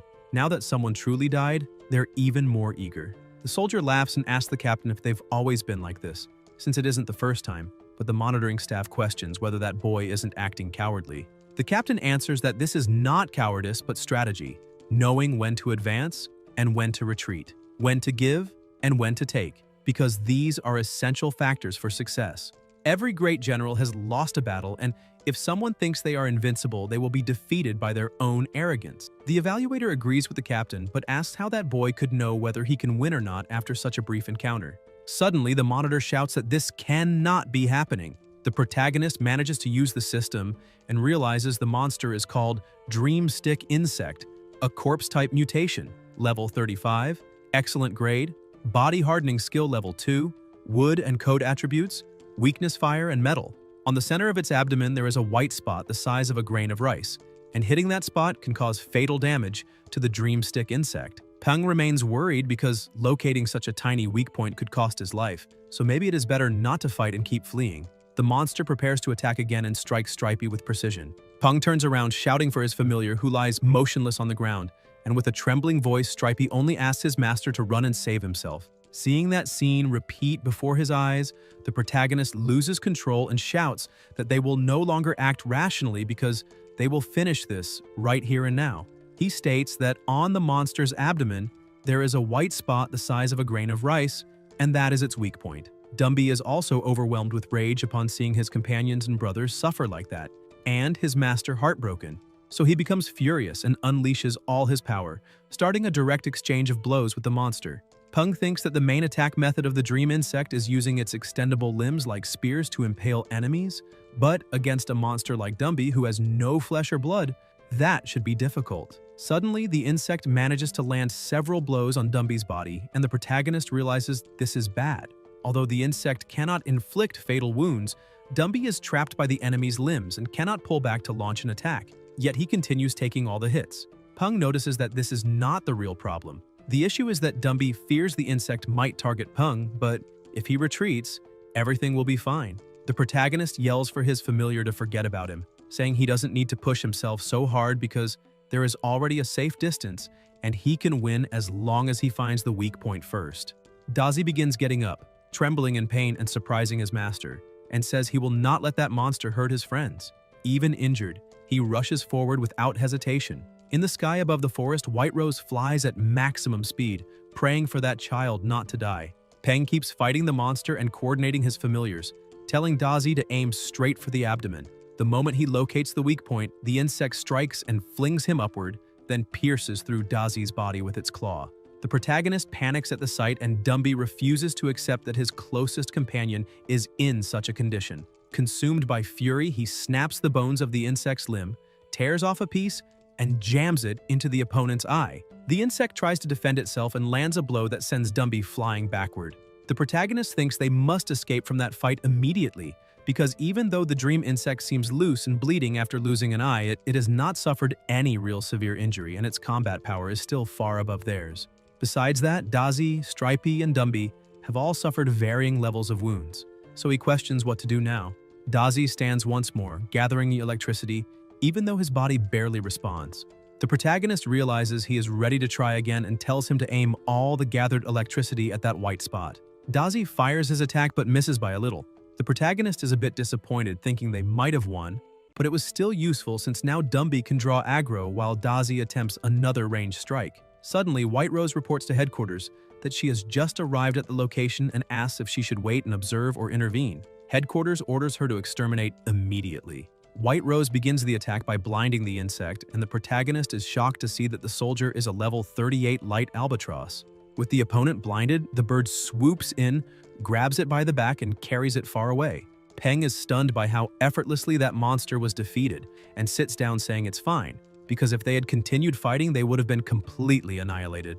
The examiners feel relieved, saying they were lucky White Rose was fast, and another evaluator comments that the boy isn't bad because, if he isn't mistaken, those two familiars are both commander tier, and having two familiars at that stage is extremely rare. The captain says that even so, defeating that dream insect with only those two familiars would still be extremely difficult.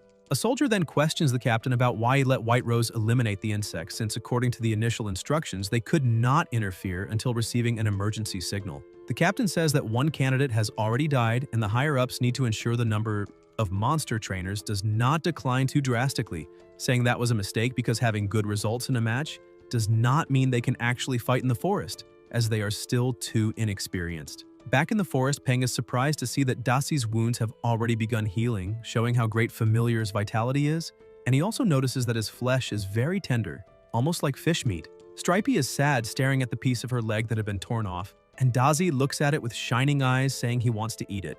The spider becomes completely furious, saying she treats him like an older brother, and yet he still wants to eat her leg.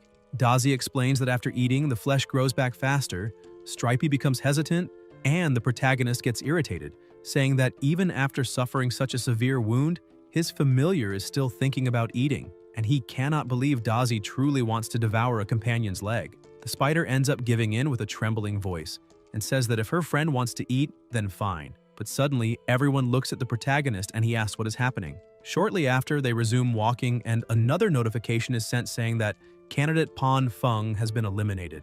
Peng comments that another candidate has fallen and says they need to find some food for Stripey and decide what to do after she heals and regenerates her leg. During the night, they find a place to camp, and he says many candidates were eliminated that day, so to get the highest score, they just need to survive a bit longer. He laughs, saying there are many point pillars scattered along the outer edge of the forest, and since everyone is rushing toward the center, no one will compete for the ones farther out. Destroying the pillars near the outskirts will already be enough. Besides that, the familiars need to rest to heal their injuries, so he emphasizes that everyone must be extremely careful, because the next day they will fight monsters on the outer edge of the forest for practice. He looks at Stripey and says, Badwind Mountain has wind and earth attributes, and the spider's body is full of vibrant energy. After eating and completing the regeneration process, she will likely evolve to level 20. The protagonist regrets not having had enough time to train her, because although she has good defense compared to familiars of the same level, she was helpless against a commander-level familiar. He notices her skin has begun to harden and thinks the molting process should be complete by morning. Then he lies down and tells everyone to sleep well because they worked hard that day. The next day, Stripey's carapace begins to crack, and she wakes up fully healed. The system shows the monster's condition as healthy, excited, level 20. Peng says that's great because Stripey is completely recovered and even her leg has grown back, and she reached level 20, putting her one step away from commander level.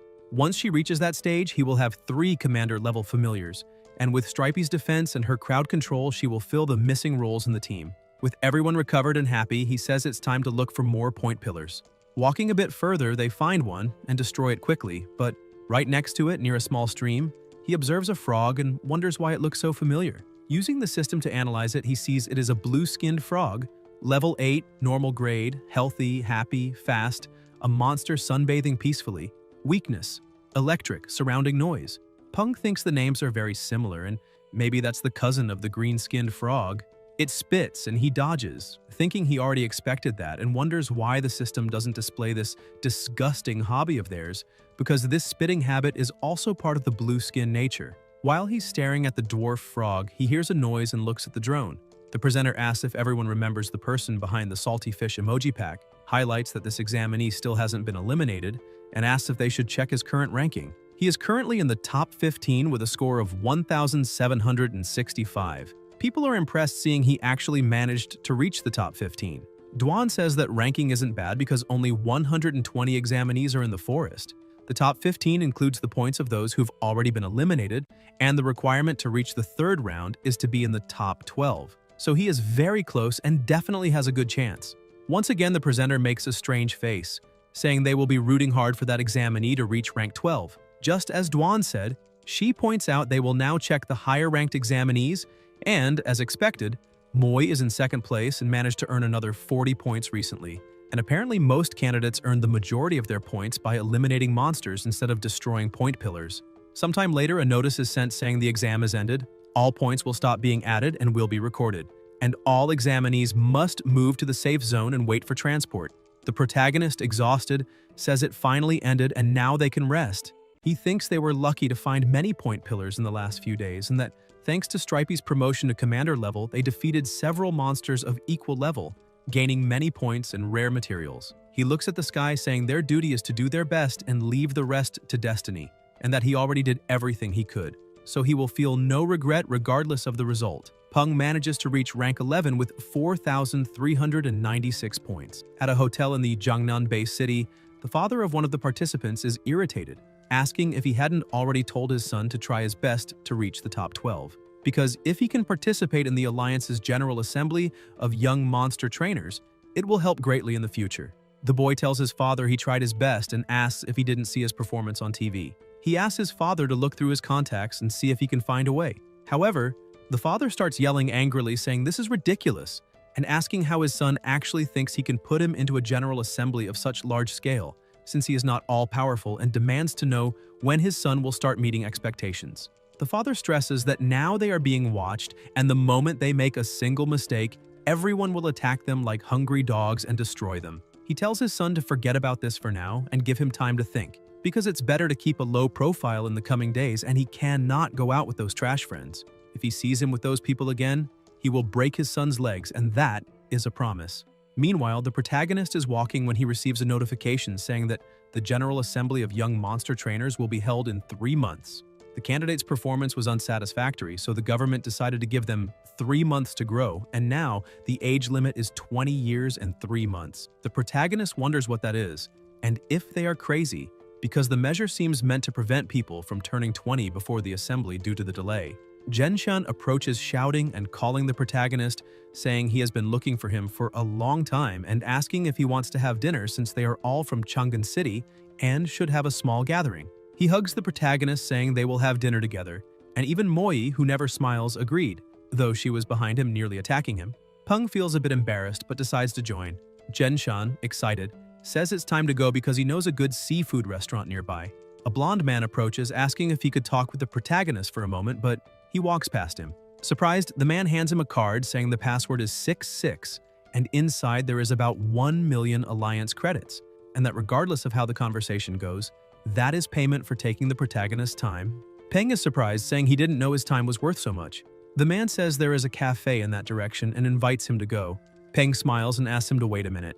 Suddenly, Dumby shows up outside and the man is shocked. The protagonist explains that this is his familiar, who has always been a bit cowardly since childhood. So he needs to hold the familiar's head every night or he cannot sleep. And now he is there looking for him because he couldn't sleep.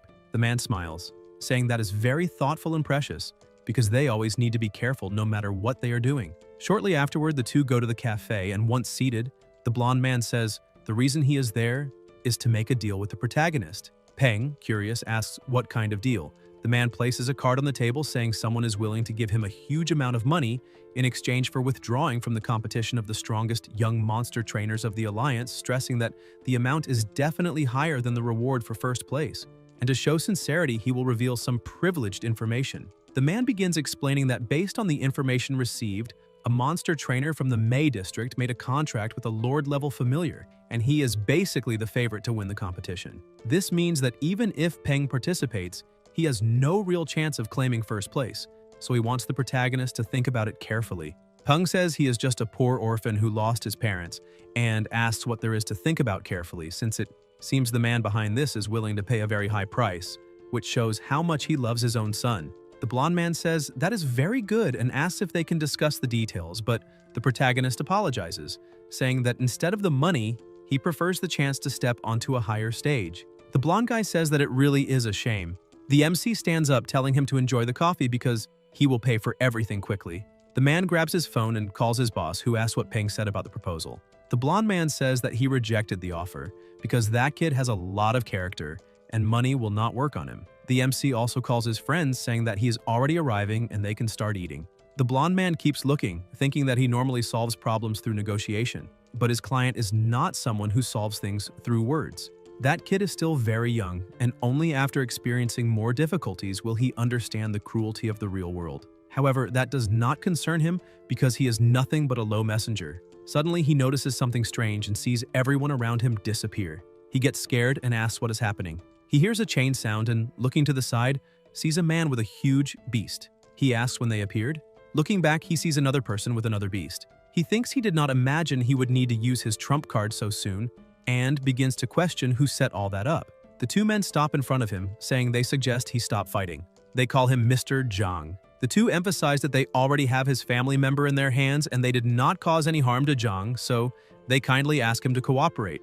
Zhang realizes that he cannot contact his family member and did not even have the chance to prepare, and because of that, he is in big trouble there. One of the men says that there is someone who would like to meet him. Ji Han Wu enters the cafe, asking if he is Mr. Zhang. The woman throws the card that passes beside his face and hits the wall. The president apologizes for taking his precious time and says that card has 5 million alliance credits and the password is 65, and he should think of it as compensation for his time, emphasizing that he would like to know what he said to that innocent and naive kid. Zhang, a bit scared, tries to disguise it, saying that he only talked a little with him because he wanted to ask him to stop participating in the competition of the strongest young monster trainers of the Alliance. However, he asks who is innocent and naive because those people are there because of the MC, and his relationship is also not ordinary. According to his research, the boy has no notable background. So how is it possible that he has relationships with people of such high status? Ji-Han Wu begins to get irritated and approaches,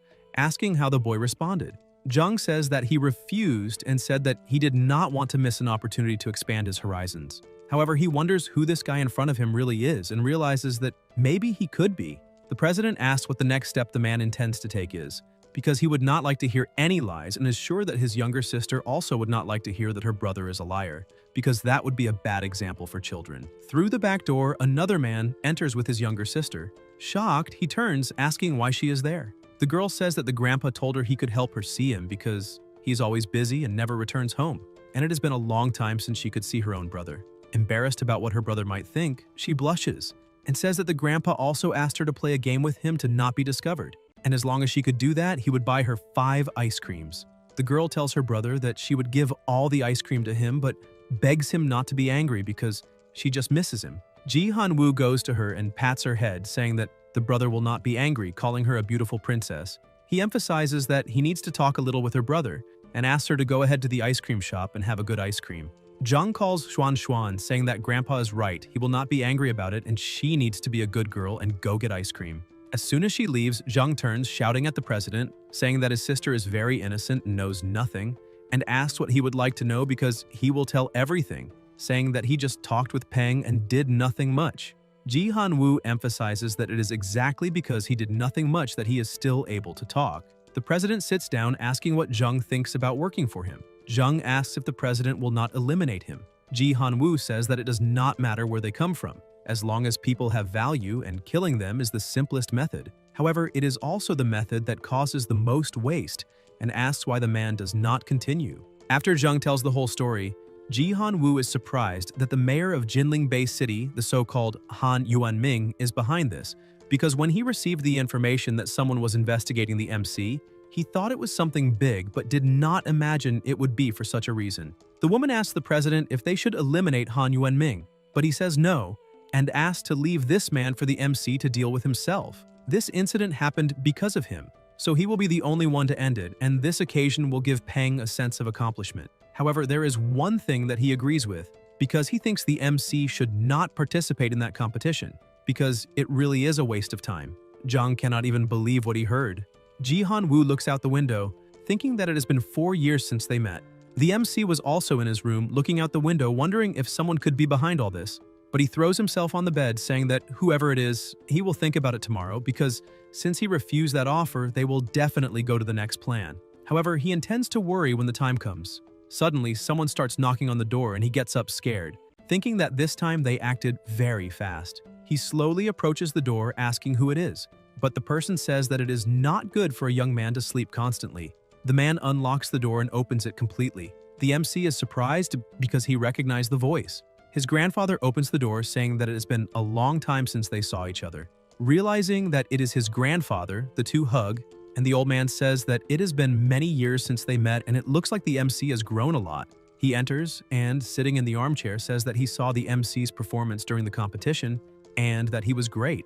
Besides being smart, he was brave. Peng said that actually he was not strong enough because he only managed to get point pillars on the outskirts. Ji Han-woo emphasizes that being able to preserve himself is the greatest success, and there is no shame in that. He emphasizes that his grandson is just like him, because when the old man started the Southern Sky Group, he also took a step back in certain matters. However, now he is back, and as long as he is there, no one will intimidate his grandson. Peng places his hand on his chest, showing respect, and talks about the group that his grandfather created, asking if there is anything he can help with, emphasizing he has experience in training familiars. His grandfather says that only some minor characters are fighting and cannot cause any harm to the group, and because of that he would like to talk about something else, saying that someone tried to make him withdraw from the competition, and that person is the mayor of Jinling Bay City called Han Yuanming. His grandfather says that he already knows that the MC refused, but he has more than one way to disqualify Peng from the competition, and asking if he would like to leave personally was just courtesy before the war. The MC is surprised to see that the person behind all this is a mayor. He emphasizes that this situation became a bit problematic and asked what kind of war he can face. His grandfather says that first, Han Yuanming will ruin Peng's reputation. Then he will find a girl who will invite him for a meal, and after the two finish the meal, some things will happen, and then she will accuse the MC of trying to abuse her. After that, the rumors will begin to spread, and the good kid that Peng was, with no background, will never be able to defend himself against such rumors. When enough people believe it, the rumors will become the truth, and will stay with him for the rest of his life. Ji Han-woo emphasizes that he would really like his grandson to take revenge, and because of that, he will help him with all his strength. And actually, it is even good to have this kind of motivation to strive. The MC thanks his grandfather for warning him and says that he will remember everything. Ji Han-woo starts laughing, saying that he will remember his grandfather's words or remember that person. The two start laughing together, but suddenly the old man stops laughing and in a serious tone says that now it is time for the main topic. He emphasizes that he really hopes the MC is willing to give up the General Assembly of Young Monster Trainers of the Alliance. Peng agrees immediately, saying that he will contact the organization early in the morning. His grandfather is surprised, saying that he is making the MC give up that great opportunity and he will not even try to fight against it. Peng says that he is sure his grandfather has his reasons, and because of that, he will listen to what he has to say. The president stands up, saying that his grandson is really a rascal. He goes to the window saying that, as everyone knows, it has only been 3 years since the cataclysm, so the difference between individuals is not really that big. Age does not bring advantages to anyone. A person of 30, 40, or 50 years is on the same starting line. He asks his grandson if he really knows why he should pursue the title of strongest youth monster trainer, and emphasizes that perhaps it is better to remove the word youth from that title. Peng is surprised and says that if that word is removed, then the title would be strongest monster trainer. His grandfather says that is exactly it, because this is a different era, an era for the ambitious. Although the Alliance controls the general situation now, it is only temporary. One day a conflict will arise. Peng asks if what his grandfather is trying to say is. Ji Han-woo interrupts his grandson, asking if he really thinks that if a person could command familiars to destroy mountains and hills and move rivers and oceans, that person would still be satisfied with normality and accept their current position. He emphasizes that a human's greed is always proportional to their abilities. Peng is surprised, thinking that he really cannot even imagine what the future will be like when that day comes. His grandfather emphasizes that it is exactly for this reason that he must strive to be the strongest among all, and participating in that kind of competition will only make him waste time, because a man must be more ambitious. The MC says that he has a question. He says that when that day arrives, there will be strong people willing to maintain order, but there will also be a group of people who want to destroy order. He asks his grandfather if he wishes to maintain order or destroy it. Ji Han-woo starts laughing, saying that the MC is very silly because of course his grandfather will protect him regardless of which side is right. He emphasizes that he also knows that his grandson, deep in his heart, is not happy about leaving the competition. He suggests that in 3 months, when the competition begins, he will recommend that the MC participate as a judge. Peng is a bit lost but soon speaks again. He says that he can help him fight for that position, but whether he succeeds or not will depend only on the hard work he will do in the next 3 months. Peng begins to smile and ambitious thinks that participating in that kind of competition is truly useless. But participating as a judge is interesting, because when the competition begins, the participants will be very happy to see a former competitor as a judge. At the airport reception in Chang'an City, Peng had just arrived. He thinks that he has finally returned home. However, he questions whether a place without family can still be considered home, because after handling some matters there, he will go straight to Yuzhou, as it will be better to enroll in the university there since he has the system. So which university he goes to does not really matter. Although he cannot help his grandfather, it is better to stay close to the elders. Suddenly his phone rings, and as soon as he answers, Feng Shu asks if he has already returned from Jiangnan and if he is free because he has something he needs to ask the MC for help with, and emphasizes that it is something very good. Peng tells director Feng that he agrees to help, because anyway he has some business to attend to at the association. Feng says that he has already left the Monster Breeders Association. The MC asks why he left the association. The director says that the organization has changed a lot and is no longer the Monster Breeders Association he loved to work for. Now the association is a subsidiary of the Monster Trainer League. However, he does not want to talk about that and emphasizes that he is working for the military and that there is a lot to be done.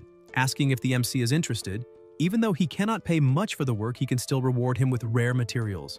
Peng says that the director may feel free to get straight to the point, because if it is within his abilities, he will do his best to assist him. Feng is happy about this and says he will get straight to the point, beginning to explain the situation, saying that the MC has probably already heard about the man-eating red Shatuoman migrating from the Dali Desert.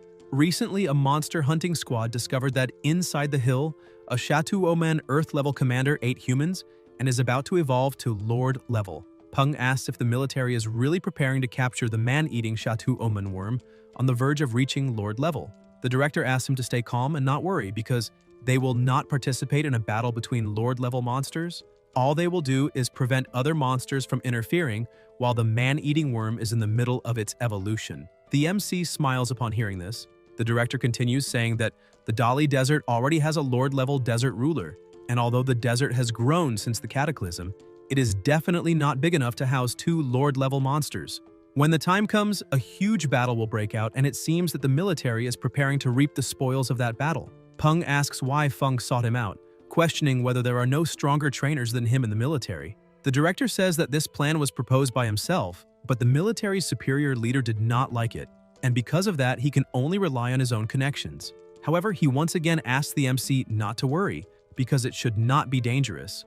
Besides that, he also has some military trainers by his side, and if the plan works, in the end, the golden divinity itself will personally help them. Peng says that apparently he is not doing that well since he enlisted in the military. The director smiles, but Peng agrees and asks when the worm will evolve. Feng is so happy with this news that he begins shouting on the phone, asking if he is really going to agree because the evolution should occur in the next 2 days, and emphasizes that he now owes him one, and the MC can feel free to go after him whenever he needs help. Peng emphasizes that it is obvious he will participate in this fun and will be waiting for the notice.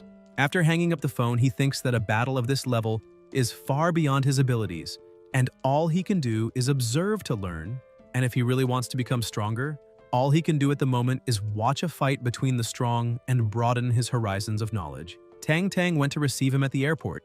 The MC asks her what that fat penguin is, but upon hearing the scream, he realizes it is Flamey. Sometime later on the outskirts of the city, the MC was with his familiars.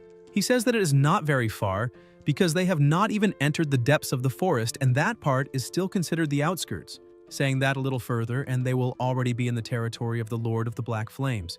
And the Lord always has an aggressive temperament, so it would be very bad if they provoked him. As they were walking, Peng looks at Tang Tang, surprised to see that she had such a strong familiar. With the system, he can identify the name of the monster. Shadow Japalura, level 39, perfect grade, monster ability, hardened skin level 2, special characteristics Shadow Assassin. It has a passive effect. When silent and still, it can perfectly blend with the environment, matching its fur and body temperature. Second effect, passive effect, its special fur can absorb sound waves and vibrations, allowing it to move silently and remain almost undetectable. He thinks that the attributes of that familiar really are incredible, and now he understood why his grandfather wanted her to go with him. On the other hand, the helpers the director brought are also not bad. The first guy introduced himself as Li King. His familiars are an iron spine boar at level 24 and a green-blooded venomous snake at level 21.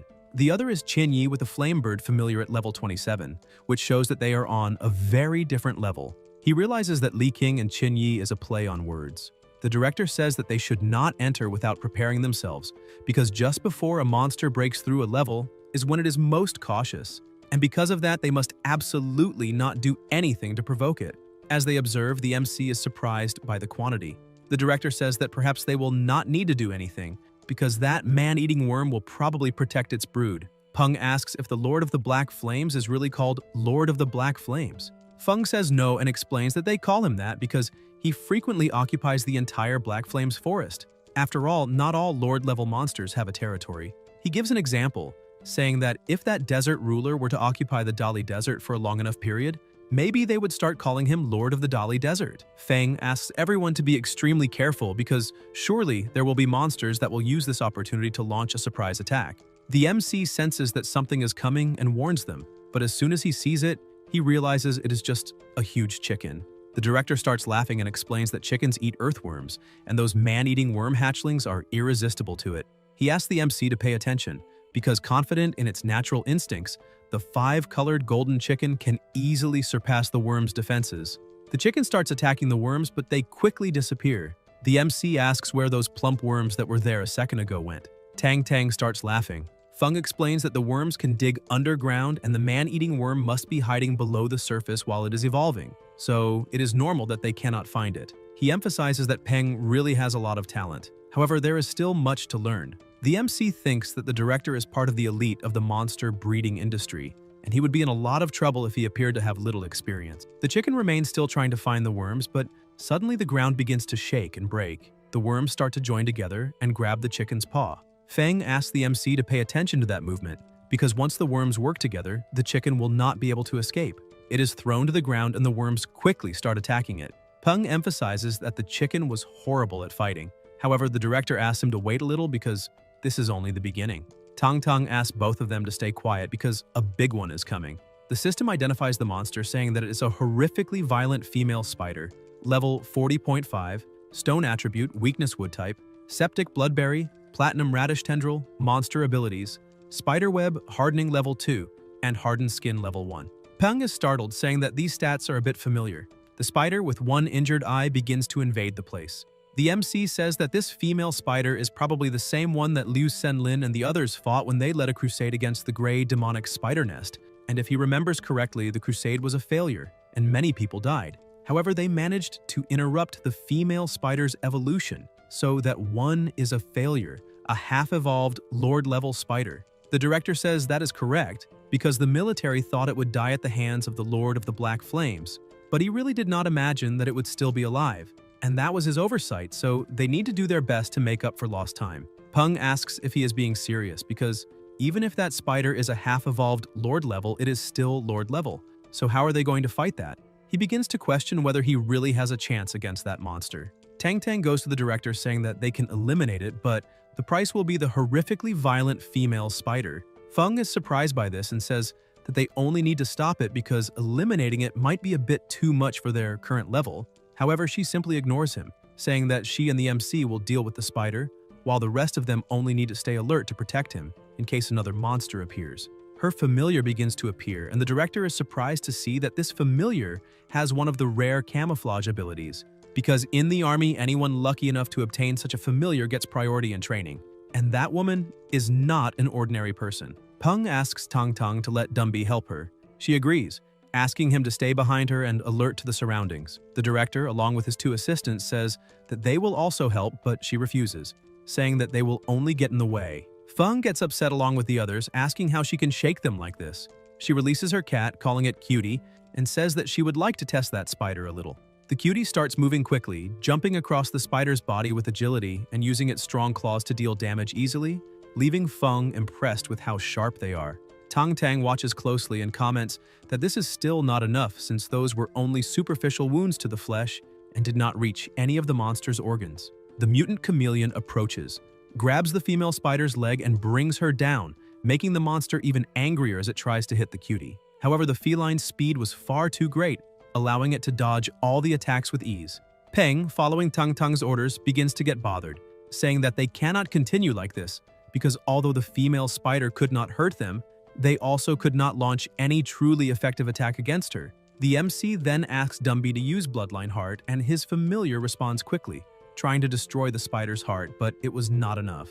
Both are shocked to realize that the efficiency of the attack was being nullified almost instantly. Peng understands that fighting against a superior level monster is practically impossible, and that they need to stop it for now. Suddenly, the whole place begins to shake and the man-eating worm bursts out of the ground, attacking the spider. The director celebrates, saying that the evolution was a success, while Peng thinks that this was the real difference between the female spider and the man-eating worm, because that truly was an authentic Lord-level monster. The system identifies the worm as Shatu Omen Man-Eating Lord, level 41, excellent grade, earth attribute, and fire-type weakness.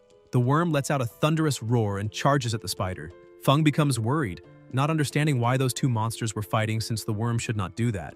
That spider was only a failed pseudo-lord with almost zero potential, so the worm should go speak with the desert ruler so the military could reap the spoils. But at the last second, the worm simply dodges the spider and begins digging, leaving the director surprised as it seemed it only wanted to escape through the tunnel. The female spider then starts attacking the ground and Peng bursts out laughing, saying that in her rage she caused the tunnel to collapse and now she lost all traces of the giant worm. Feng also celebrates, saying that is exactly what happened, and it seems their mission was a success. Li King, who was observing the situation, asked them to look more closely because the spider is acting strangely, walking in circles for a while, and asks if she went crazy for letting the food escape.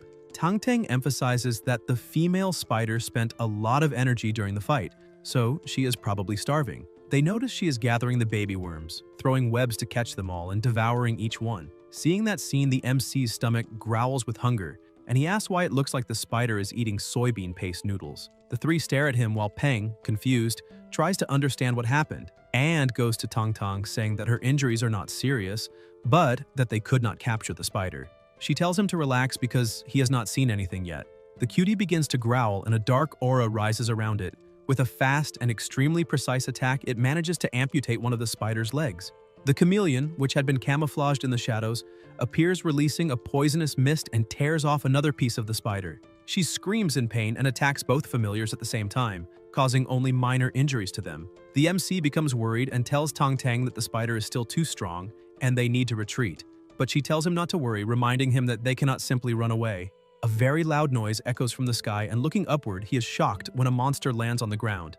Everyone screams upon recognizing that it is a lord. A halo forms in the air, revealing a bird-type monster. The system identifies level 42, Lord, normal grade, name, blood-eyed bearded vulture, extremely strong, wind attribute, healthy and calm condition, abilities, wind power level 3 and reinforced stomach level 2, weaknesses electric, fire, metal, and dark types, and requirements for promotion to excellent grade, dark, divine, or blood evolution. The director shouts for everyone to be extremely careful, because that lord was probably attracted by the man-eating worm. And now that the spider is completely lost, as long as they do not provoke the monster, there will be no danger. However, the bird lowers its head as if bowing, leaving everyone confused as they ask why, instead of attacking the spider, it is bowing since that goes against the laws of nature. Tang Tang approaches and says that the bird is mourning the monsters that were devoured. The MC becomes completely confused and asks why that mourning, and she begins to explain, saying that maybe it is because it watched many movies and who knows was a priest in another life, but does not remember exactly. Lei King asks if that monster belongs to her. Tang Tang becomes embarrassed and starts laughing, saying that women need to have some methods of self-defense when they are away from home, leaving the MC imagining what kind of self-defense that is, to the point where he would not be surprised if someone said his grandfather's familiar was a giant dragon. The two monsters start staring at each other, but the bird shakes its head, indicating that it does not want to fight. Tang Tang becomes irritated and says, "That idiot is showing his bad habit again." The MC asks what she is talking about while the director and his companions remain alert, thinking that it is a very rare familiar besides being lord level, so they need to learn everything about its habits. Tang Tang explains that the vulture thinks it is a scavenger, so it prefers to eat carrion instead of hunting live prey and is adjusting its own mindset at that moment. Feng, Li King, and Qin Yi are surprised, asking themselves if it is really possible to adjust a mindset. Tang Tang shouts to her familiar, telling it not to eat the spider because it only needs to injure her badly and bring her to them. The bird asks if it really should not eat, and realizing everything is fine, gets ready, then charges forward with lightning speed. The spider begins to tremble with fear and can barely move, and with just one attack, the bird manages to completely neutralize it. Feng asks if that pseudo-lord would really be defeated that easily since it seemed far too simple. Tang Tang then asks the bird to tear the spider's leg tendons. It imbues energy into the tips of its claws and, with swift movements, cuts all the tendons. She smiles, saying that now the spider can no longer escape. The director comments that her familiar is extremely strong. Peng states that everything is settled and that they will take the female spider with them, and the director agrees. As soon as the two leave, Li King and Qin Yi ask Feng if the mission was completed, and he confirms that it was. Later that night, in the MC's backyard, the spider is lying down while the system warns that it is severely injured and has impaired mobility. He can identify the entire promotion path of the spider to lord level, and the necessary ingredients would be 500 grams of perfect stone, earth core, and earth flow marrow serum. He realizes that there is only one evolution option available for her, which indicates there is only a single promotion path, and that, perhaps because she lost most of her potential, the other possibilities disappeared. Furthermore, he has never heard of those ingredients, and apparently that spider will not be very useful to him. The MC asks if Tang Tang wants to keep the spider, but she responds by asking why she would want something so ugly, and if he really does not want it, he can give it to her grandfather as a test subject. Stripey hears that and starts trembling, almost crying, but Tang Tang goes to her, pets her head, and says she was not talking about her because Stripey is truly the best. Peng says that it is getting late and asks why Tang Tang does not stay for dinner, but she says that maybe next time she will because now she still needs to find someone to release that spider. As soon as the MC opens the door, Dazi comes running and jumps on him. The MC asks what happened, and his familiar begins running around, lying beside him, showing that it wants to eat pork ribs. Peng says there are no pork ribs there, and asks if the familiar thinks he can simply snap his fingers and make them appear. Dazi gets an idea and points at Dumby. The two start smiling and the MC finds it interesting. Sometime later, a huge pot of food is ready. The MC calls his familiar to eat, saying that if he has finished washing up, he can sit down. Dumby asks if that delicious-looking food was prepared for him, and, even remembering that he is only a skeleton and cannot eat anything, finds it charming that his master still thinks of him. Pung puts Dumby inside the pot and tastes the soup, saying that the flavor is not bad, and that apparently temperature means nothing to Dumby. Perhaps they will not even need to buy ingredients to cook pork rib soup anymore. After cooking for a while longer, the soup is ready and he calls everyone to taste it. While his familiars eat, the MC looks at the moon, thinking that a new journey will begin in Yuzhou. Already inside the plane, the flight attendant announces that they are about to land. The MC looks out the window and says that they have arrived. At the airport, Tang Tang answers the phone and says that she understands and will talk to them later. Pung looks around, curious whether that really is the famous airport of the city, because it does not look much different from the one in his own city, except for the slightly more advanced technology. Tang Tang explains that the president is busy and cannot pick them up, but has already sent someone to meet them so they can go. The MC asks if something bad happened, but she just smiles and says it is nothing serious, asking him not to worry. On a boat in the middle of the sea near an island, a monster was causing a great commotion, and Ji Han Woo, annoyed, asks if it is that mere trivial monster that is interrupting his meeting with his adorable grandson. The giant monster appears and charges toward them to attack. The subordinate warns the president that it is very dangerous and that they need to protect themselves. But Ji Han Woo orders his familiar White to deal with it quickly because he needs to find his grandson. The dragon appears and bites the monster's neck. A huge mist takes over the area, showing only the monster's silhouettes, and in a few seconds the creature is completely destroyed. The president shouts for everyone to be careful because the body of a monster of that level is very valuable. People begin to move and the shopkeeper's battalion approaches, saying that the cables are ready and now the Blue Monkeys team must get ready. The monkeys grab the cables and dive into the sea to secure the monster's carcass. After tying everything up, they ask the crew to pull. Meanwhile, the soldiers watching the footage comment that this is all they can see because a mysterious mist always appears and prevents them from seeing what really happened in the battle. Another man even says that Old Man is really cunning for joining the Southern Sky Group. At the gate, the doorman directs them to follow that way, saying that a large hall for familiars is on the left. Pung notices that the plant-type monster in charge of the reception is Lord level and thinks it is a waste. Tang Tang calls him to come in, saying that they will wait inside and asking him to make himself at home. Suddenly, a woman starts laughing. Tang Tang asks what she's laughing at, and the girl apologizes but continues mocking, calling the MC a country boy.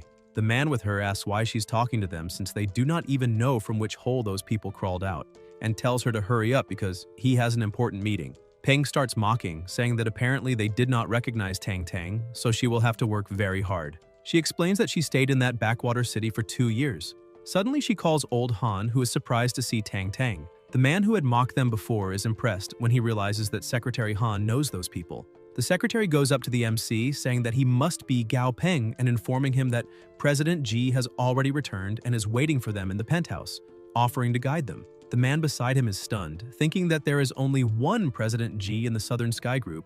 Peng walks past the woman, laughing and mocking, and she starts shouting that the brat is very rude. Peng replies that his strong point is not holding grudges, since he always gets revenge on the spot. The secretary laughs, saying that this strong temper is not bad at all. Later, already in the president's office, the two meet and the secretary says he will prepare Tang Tang's accommodations. As soon as he leaves, the MC asks his grandfather if there is anything he wants to say.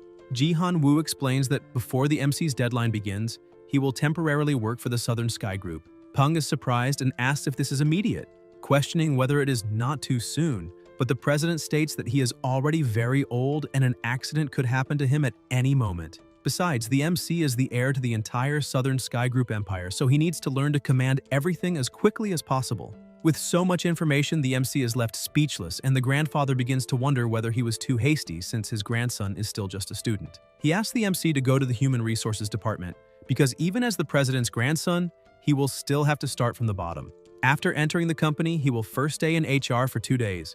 And after that, the president himself will see if there is a chance to transfer Peng to the research department, where they will build a special laboratory for the MC.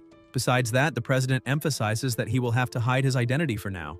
Peng asks why he has to do that, and Ji Han Woo replies that he heard that young people nowadays pretend to be pigs in order to eat the tiger. The MC says that this may be true for other people, but it does not apply to him.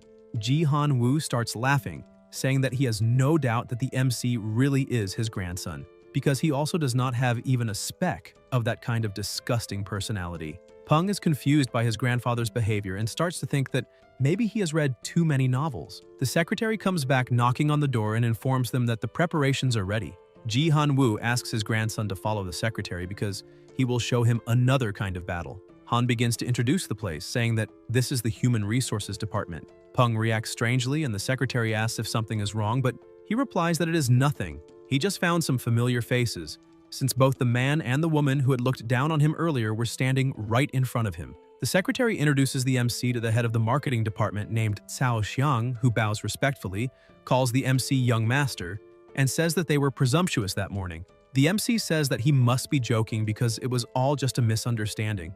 Peng thinks that seeing a department head bowing and apologizing to a newcomer is definitely unusual and must be some tactic of sacrificing a bit of his own ego to put the MC in an awkward situation, which shows how much of a genius that man is. The system indicates that he is healthy and calm. Cao emphasizes that he is sure the young master has many things to do that day, so he will not take up more of their time, and says they should have lunch together at the next opportunity. Han asks if there was any problem. The MC says it was just a small incident, but department head Cao made a storm in a teacup. However, someone who bows in public to a brat like him without any reluctance either is very good at controlling his emotions or was truly calm. The secretary says that this is something the MC will have to find out on his own, but emphasizes that with that department head around, it will be tiring to keep working there, so maybe it is better to go to the Baya district to do the recruiting. The MC asks what district that is.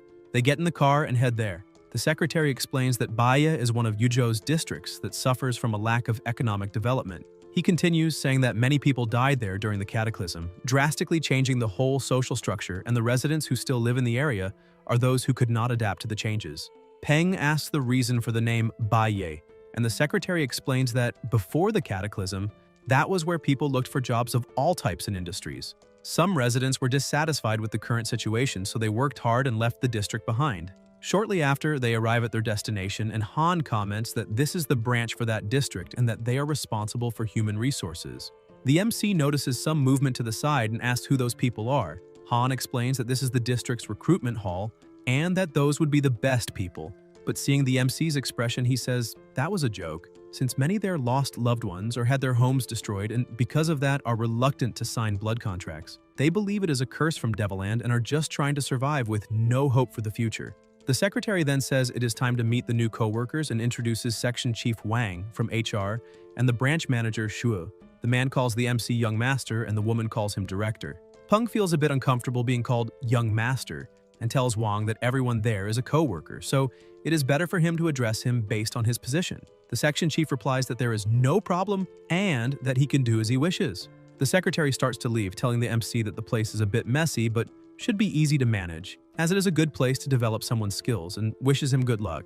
He adds that the president left other orders, so he needs to go now, but says the MC can call him anytime if needed. Peng asks Wang to show him around a bit, but he calls him Young Master again. They go inside and Wang explains that they just arrived from the branch's warehouse and that this is the training center for familiars. Peng, still annoyed, warns that from now on the section chief must call him Leader Gao or Director Gao, because he will cut his salary every time he is called Young Master. Peng observes the place and asks if all branches have that kind of equipment. Wang says yes, but basically no one uses it. When the MC asks who would be able to use something like that, Wang replies that the security department staff and the Central Bureau security have more advanced and luxurious training equipment and also do regular training in the forest. The MC says he has seen enough and tells Wang to return to work, but first asks about recruiting workers from the district. Wang tells him not to worry because there will be specific employees who will report everything about the progress of things, and that his only responsibility will be to handle direct recruitment and personnel transfers, so there will not be many matters for him to intervene in. After that, the section chief bows respectfully and says he will not take any more of his time. Peng keeps observing the equipment, finding everything strange since they said no one uses it. Yet it is full of training marks. He calls Flamey, thinking that this young familiar is destined for Lord level, and that his growth is extremely fast. He has already reached level 20, and when promoted to commander level, he will have impressive combat power besides solving the problem of the MC not having a flying familiar yet. Peng asks Flamey if he can still fly, and even though the familiar is a bit hesitant,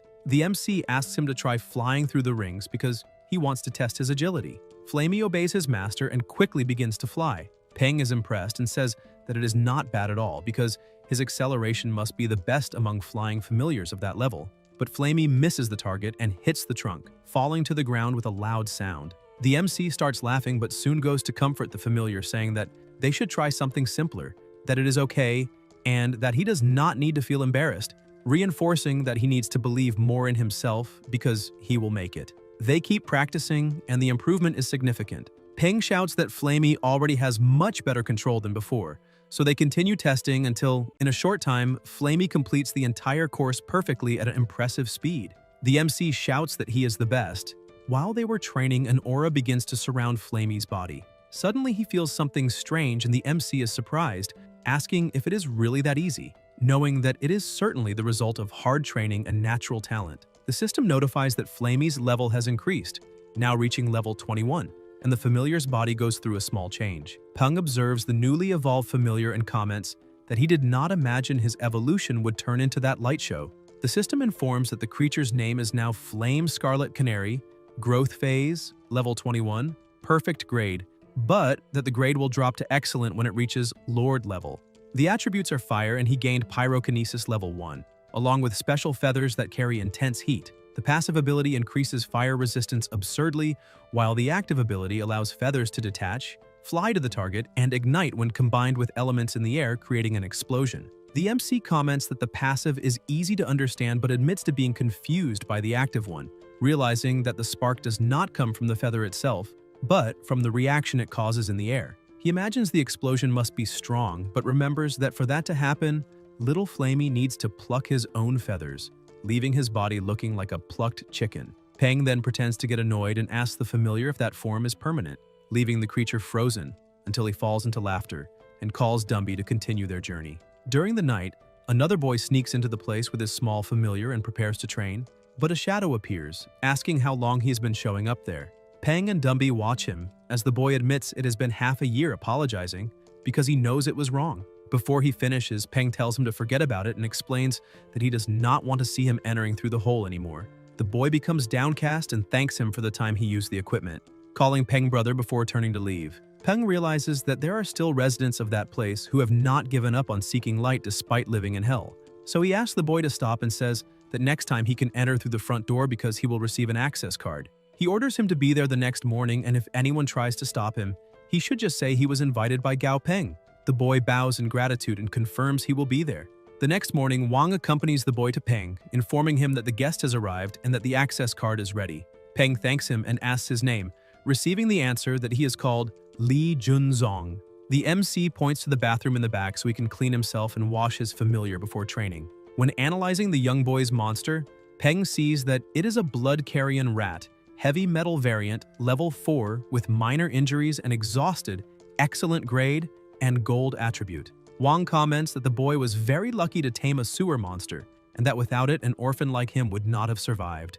Peng asks why creatures exist in the sewers, and the chief replies that it might be better if he did not know, but that this district has many monsters that live off the garbage. The MC then asks if people simply let them multiply uncontrollably there, and Wang explains that at first, they used to come up to the surface, but after losing some members to monster trainers, they began to hide and never came out again. The MC begins to imagine the chaos a monstrous rat infestation could cause, while Wang comments that he has no idea how other cities dealt with it, but guarantees that in Yuzhou nothing gets out of control because President Ji has a familiar that lives in the sewers and feeds precisely on the creatures that inhabit the underground. Peng finds it curious to notice that humans dominate the surface during the day while monsters occupy the shadows, surviving on trash and what is discarded, creating a completely different balance than in the city where he lived before. After the bath, Junzong returns and joins the conversation, saying that there are many monsters down there and that people are afraid to go down, remembering that the last time he only dared to go because he was starving when he found the injured blood rat.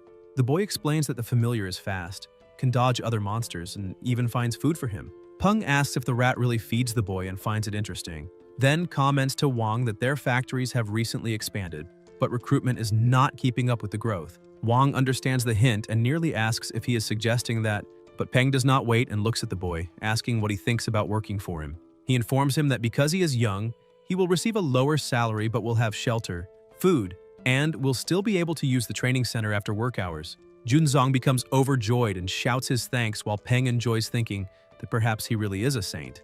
At another moment in the dormitory, he notices that Daza evolved to level 25 after spending just one day with his grandfather, becoming shocked as he wonders if he used some top-tier ingredient. Even understanding that Dazi and Stripey are in a rapid growth phase, that jump seemed exaggerated, and he even considers leaving the two under his grandfather's care more often. But what really catches his attention is Silly, always out of combat, now at level 20, although stuck due to his own grade preventing the breakthrough to commander level. He remembers that Silly has wood attribute and should heal wounds when evolving into living wood water spirit, so he decides to test it using a lab rat. Half an hour later, he realizes that the healing is far too weak, so slow that a simple wound would close itself faster than the familiar can regenerate it since it only healed 1/3 in that time. Silly opens a little spot on his body and sucks a juice to drink, leaving Peng lying on the ground, frustrated, wondering how that ability could be so ridiculously weak while Silly keeps thinking he is extremely competent. Peng insists that the level is to blame, remembering that most of the materials requested from his grandfather are ready, and that when they return, Silly will be strengthened until he becomes useful in battle. He then notices Dumby sitting at the window looking at the moon with a heavy expression and asks what happened. Dumby, with sad eyes, reveals that he wants to go back because he misses his daughter. The MC is completely stunned to discover that the familiar is a father,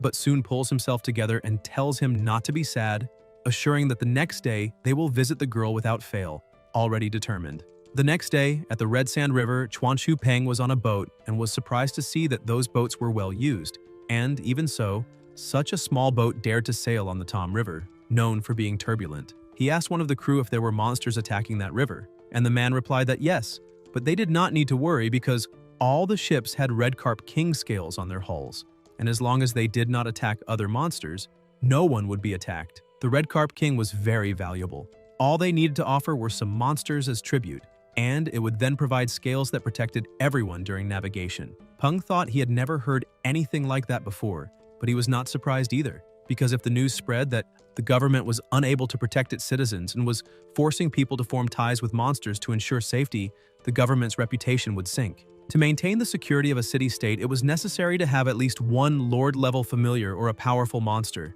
Yuzhuo and Chang'an had the best monster trainers protecting their cities, so they did not need to worry about invasions coming from the nearby forests. But for smaller cities, it was very different. The sailor warned that they had arrived. Dumby started looking around and the MC asked if he knew that place. Looking at two trees, Dumby remembered the monkeys playing until the moment a net fell over him and he was taken away. He analyzed the marks on the ground, and when the MC asked if those were traces left by them, Dumby answered that yes, but they were already a few months old. Peng commented that maybe they had moved, but suddenly Dumby noticed something. The MC asked what had happened, but his familiar simply ran off. A little further ahead, near a waterfall, Dumby saw all the monkeys happily playing in the water, and the MC thought it was the first time he had seen his familiar so emotional. Peng told him to go over and watch them because they were his family and he was the king of the tribe. Dumby looked at his own body in that state and refused to approach. The MC thought that maybe he was acting like that because he believed he was no longer a living being. He tried to encourage Dumby again as his familiar, saying that it was all right and asking him to just take a look, emphasizing that they could stay hidden behind the trees without disturbing anyone. Hidden behind a tree, Dumby watched his daughter happily holding a banana with shining eyes, thinking that the important thing was that she was well because her father had been useless, captured when she was only 3 months old, unable to be there to protect her. But even so, he still loved her. Peng was surprised to see that even a skeleton could cry and asked if Dumby really did not want to take his daughter with him, promising to give her the best life possible. However, Dumby refused immediately, saying that if she went with him, she would not be free, while there she could live in freedom. He walked over to the MC and said that with his master he was happy. Suddenly, a very loud noise echoed and the MC shouted that it must be hunters. Hearing that, Dumby remembered everything that had happened and lost control. 10 minutes earlier, a group of hunters was getting ready and asked Lee why they were going to hunt those Red River monkeys if they were not that valuable. Lee explained that Miss Zhou of the Zhou family had developed a certain taste for the hearts of Red River monkeys, and that was why they were offering a big sum for them. The market price had tripled. The hunters became excited when they heard that the value had risen so much. Lee then aimed at one of the monkeys, commenting that it had soft, thick fur and that you could tell from afar that its heart would be worth good money just by looking at it. Getting ready to shoot, he said that they were just normal level monsters, lived on the banks of the Red River and had practically zero chance of escaping, and there were no stronger monsters nearby, so the hunt should begin. He fired but missed the target, complaining that they would need to improve their equipment after that. However, a very loud sound began approaching them, and the redhead warned that they had a big problem. Lee sent his dog ahead while the animals searched through the bushes, telling the group not to stand still because they needed to grab their things and hide them in the tree. A second after the dog jumped into the thicket, it was thrown back already lifeless. Lee was shocked, asking how an ironback wolf could be killed so quickly. Dumby then appeared, completely taken over by fury. The monkeys were terrified and the hunters started screaming, wanting to know since when Lijo had a ghost-type monster and on top of that at commander level. The female monkey lying on the ground, trembling with fear, began to feel a familiar scent and approached her father. Dumby picked his daughter up with great care and placed her on his back. The redhead told the leader that now they were doomed because that ghost monster was on the Red River monkeys' side. The chief agreed, stating that the weapons they had were not enough to deal with a commander-level ghost monster, and besides that, they were cornered, but they could not panic. They just needed to wait. Suddenly, the MC appeared mounted on Stripey, and the hunters were relieved to see that a monster trainer had shown up, even more so with a commander-level familiar, because no trainer would let a wild ghost monster escape, so they imagined they were saved. They shouted, asking for help. Peng just watched them, thinking that he would not save trash like them, even if he were paid to. Dumby told his daughter to stay calm because he would protect her. The MC declared that Dumby would be looking after her and ordered all his familiars to protect the girl. The redhead started shouting to warn the captain that that trainer was on the same side as the ghost monster. Lee told him to be quiet, but Dumby came closer and with a single punch destroyed the tree, knocking both of them down. The leader fell to the ground shaking with pain, believing he had broken his ribs, but realized that his companions had already been captured. He tried to run, but Peng ordered Stripey to restrain him with her web. The captain then begged for his life, telling the MC to spare him because his mother was 70 and his father 72, and both his younger and older brothers had died during the cataclysm, leaving only him to care for his parents, who would starve without him. The hunter said that the MC could keep all the Red River monkeys they had killed and emphasized that they were human and willing to give anything. Peng asked if he had heard correctly the word killed and questioned whether they were not just capturing those monkeys to turn them into familiars. Lee answered by asking why he would do that, saying that if it were not for the Zhou family's second daughter having a familiar that liked to eat the hearts of those monkeys, no one would hunt them since they had no value. Peng lost control and shouted, asking how those monkeys had no value and if they were killing them all just to satisfy that woman, the Zhou family's second daughter. The hunter confirmed that yes, because the Zhou family was among the most influential in Yuzhou. The other two, already captured, said that it had all been the captain's idea and begged the MC to let them go, explaining that the Red River monkeys were all gentle and did not attack people and that it was the captain who gave permission, saying that they could make a lot of money by killing them before other groups arrived. Understanding the situation, the MC started to walk away, telling Dumby that he could handle it however he wanted, while he would wait by the Red River. The captain shouted, asking the MC to come back, warning that nothing good would come from opposing the Zhou family and threatening that if the hunters were left there, they themselves would deal with the family. Dumby, however, acted like a king, calling everyone from the old tribe and declaring that it would be an eye for an eye, a tooth for a tooth. The monkeys understood the message and advanced against the hunters. By the river, Dumby carried his daughter on his back while the MC, already in the boat, contacted his grandfather saying that he did not believe he had done anything wrong but was still feeling down. Jihan Wu asked if he was regretful. Peng answered that, to be honest, he did not know how to answer that question. His grandfather said he would make things simpler by changing the question and asked if given another chance, the MC would have stopped his familiar. After thinking for a few seconds, he answered that he would not. Jihan Wu said that the answer was right there and told his grandson to stop being fake with himself because accepting his own truth and doing what he wants in the outside world is fundamental. He cannot lose just because he was a little more ruthless. The grandfather added that he would rather see others lose than see his own grandson defeated. As for the remaining Red River monkeys, he would send someone to bring them back to Yuzhou and give them land to live on, because due to the Zhou family's demand, there would still be many illegal hunters. Jihan Wu ended the call saying that he was busy and that his grandson would have to manage on his own for now. Peng then asked the captain that he wanted to go down to take a look at the red carp. The captain corrected him, saying that the name was Red Carp King because it could also understand human language, so it was better not to say it wrong next time. Going a bit further down the river, the man pointed to a place and said that was where the sacrifice ceremony took place, emphasizing that the level and grade of the sacrificed monsters determined personal contribution, and that the scales were distributed according to that contribution level. Peng asked how the Red Carp King delivered the scales, but before the fisherman could answer, a whirlpool began to form in the lake, and he said that the answer was right there. The system identified the creature: Blood Dragon Carp of the Red Sand, Lord of the Red Sand River, level 44, Perfect Grade Lord, Water Attribute Abilities, Water Master level 3, and Hardened Scales level 2. The MC was impressed to see a Lord-level monster, and on top of that one, of perfect grade. The men on the riverbank shouted that the Red Carp King had appeared and that they needed to deliver the sacrifices immediately. They placed the entire banquet on plates in the river, and the carp pulled everything into its mouth. After eating, it spat out a sphere full of scales. As soon as the sphere hit the ground, it opened, revealing the contents. The organizers warned that everyone should take the scales according to the order of the sacrifices, otherwise they would irritate the carp. Peng observed, saying that it was the first time he had seen a veteran lord use that ability. Its hydrokinesis looked like something out of a fairy tale, and he wanted to observe more closely. Seeing how things really were, a curiosity arose in him. After all, what kind of lore did his grandfather have as a familiar? Because such wild creatures could not be observed so closely, and yet he could touch one since it was part of the family. In South Africa, in Lusaka, something appeared in the middle of the city. Alarms went off and people shouted, asking in which area it was happening, because there was a strong reaction of spatial energy, and the white-bellied space worm became agitated as if it had created a spatial rift.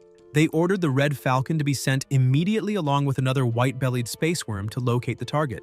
The Red Falcon looked at it and asked the familiar to fly higher because it had a bad feeling, but it was too late. Other monsters began to emerge from the portal and invade the city. In the outskirts of Yuzhou, at Ji Han-woo's house, the news was on television, saying that Lusaka had experienced a great concentration of energy. A new spatial rift had appeared, and now the city was attracting monster trainers from all over the world. Peng asked his grandfather if the emergence of a spatial rift should not be treated as something extremely serious, and questioned why they were acting as if it were something good.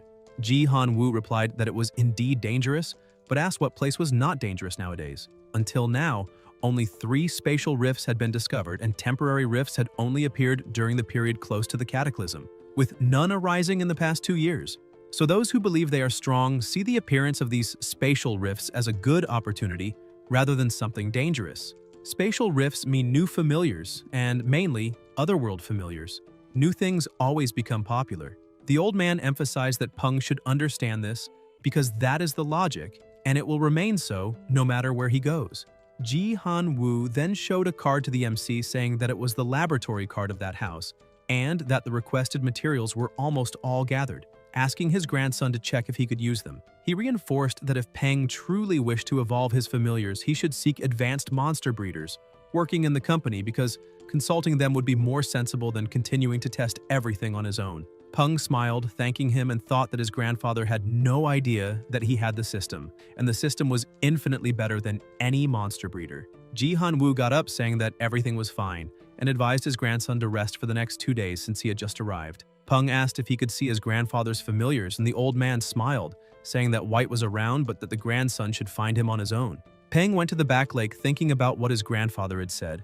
White was probably the name of the familiar he possessed, and even after searching the entire house, he had found nothing. He took off his clothes and decided that for now he should forget about it, because on a hot day like that, the best thing to do was enjoy a refreshing bath in the lake. With a float, he began to relax in the cold water, but suddenly his body started floating upward. He shouted for help. Flamey, trembling with fear, flew to help him. Telling himself not to look down, he grabbed the master by the leg and quickly pulled him to solid ground. But when looking back, Peng was speechless. A dragon had appeared before him. Using the system, he identified it. Aquatic White Dragon, level 50, Perfect Grade Lord, Cloud and Water Attributes, Healthy Condition, Cute Personality, Abilities, Hydrokinesis level 4, Cloud Control level 4, and Hardened Scales level 3. Special Traits: Cloudwalker and Rain Armor. Effect 1. Passive Ability. When in clouds, mist, or any type of cloud, the aquatic dragon's agility and speed increase enormously. Effect 2. Passive Ability. When in lakes, oceans, storms, or other water-type environments, the aquatic dragon's scales and claws become much harder and more powerful. Both effects are cumulative. Requirements for evolution to Epic Grade. Option 1. Pure Blood Evolution. Option 2. Calamity Evolution. Option 3. water-type evolution. Peng was amazed, saying that although the red carp king and the aquatic white dragon shared dragon blood, the white dragon was clearly much stronger both in level and abilities. Its special traits were all passive. One increased agility and speed, and the other strengthened claws and scales, which made it clear how terrifying its physical capabilities were. He approached to touch it, thinking that it was the highest level familiar he had ever encountered. But perhaps because it was an ally, its aura was completely suppressed, as the MC did not feel any pressure coming from it. Still, when he tried to touch the dragon, just the monster looking at him made his whole body start shaking. He rubbed his eyes, saying that a sudden sleepiness had hit him, but in truth, he thought that the dragon had been a bit stingy, as if it did not even want to accept a pat. He turned, saying that he was going inside already, but the dragon placed its paw on him. Peng looked back and saw the white dragon acting hard to get. The MC wondered what was going on with that guy and if he was the tsundere type, but emphasized that he needed to go inside soon to evolve silly, since Dazi's and Stripey's grades had also dropped one level due to their evolutions, and he needed to restore them back to perfect grade. Inside the house laboratory, the MC began the preparations, saying that last time the green serum made Silly evolve into a jade green color, something he even preferred because he could. Before he could finish the sentence, his familiar smelled it and dove into the serum without hesitation. Peng was happy to see that the serum was working. He commented that the smell was really good and even familiar, something like a fruit, maybe an apple. Silly began to evolve and the system announced dimensional jellyfish, perfect grade, level 20, space and wood attributes, weakness against electric and ice types, fear of fish. Peng said that it was alright because in a darker environment, the familiar's color would not draw too much attention. Still, Silly ran to his head again, as she always did.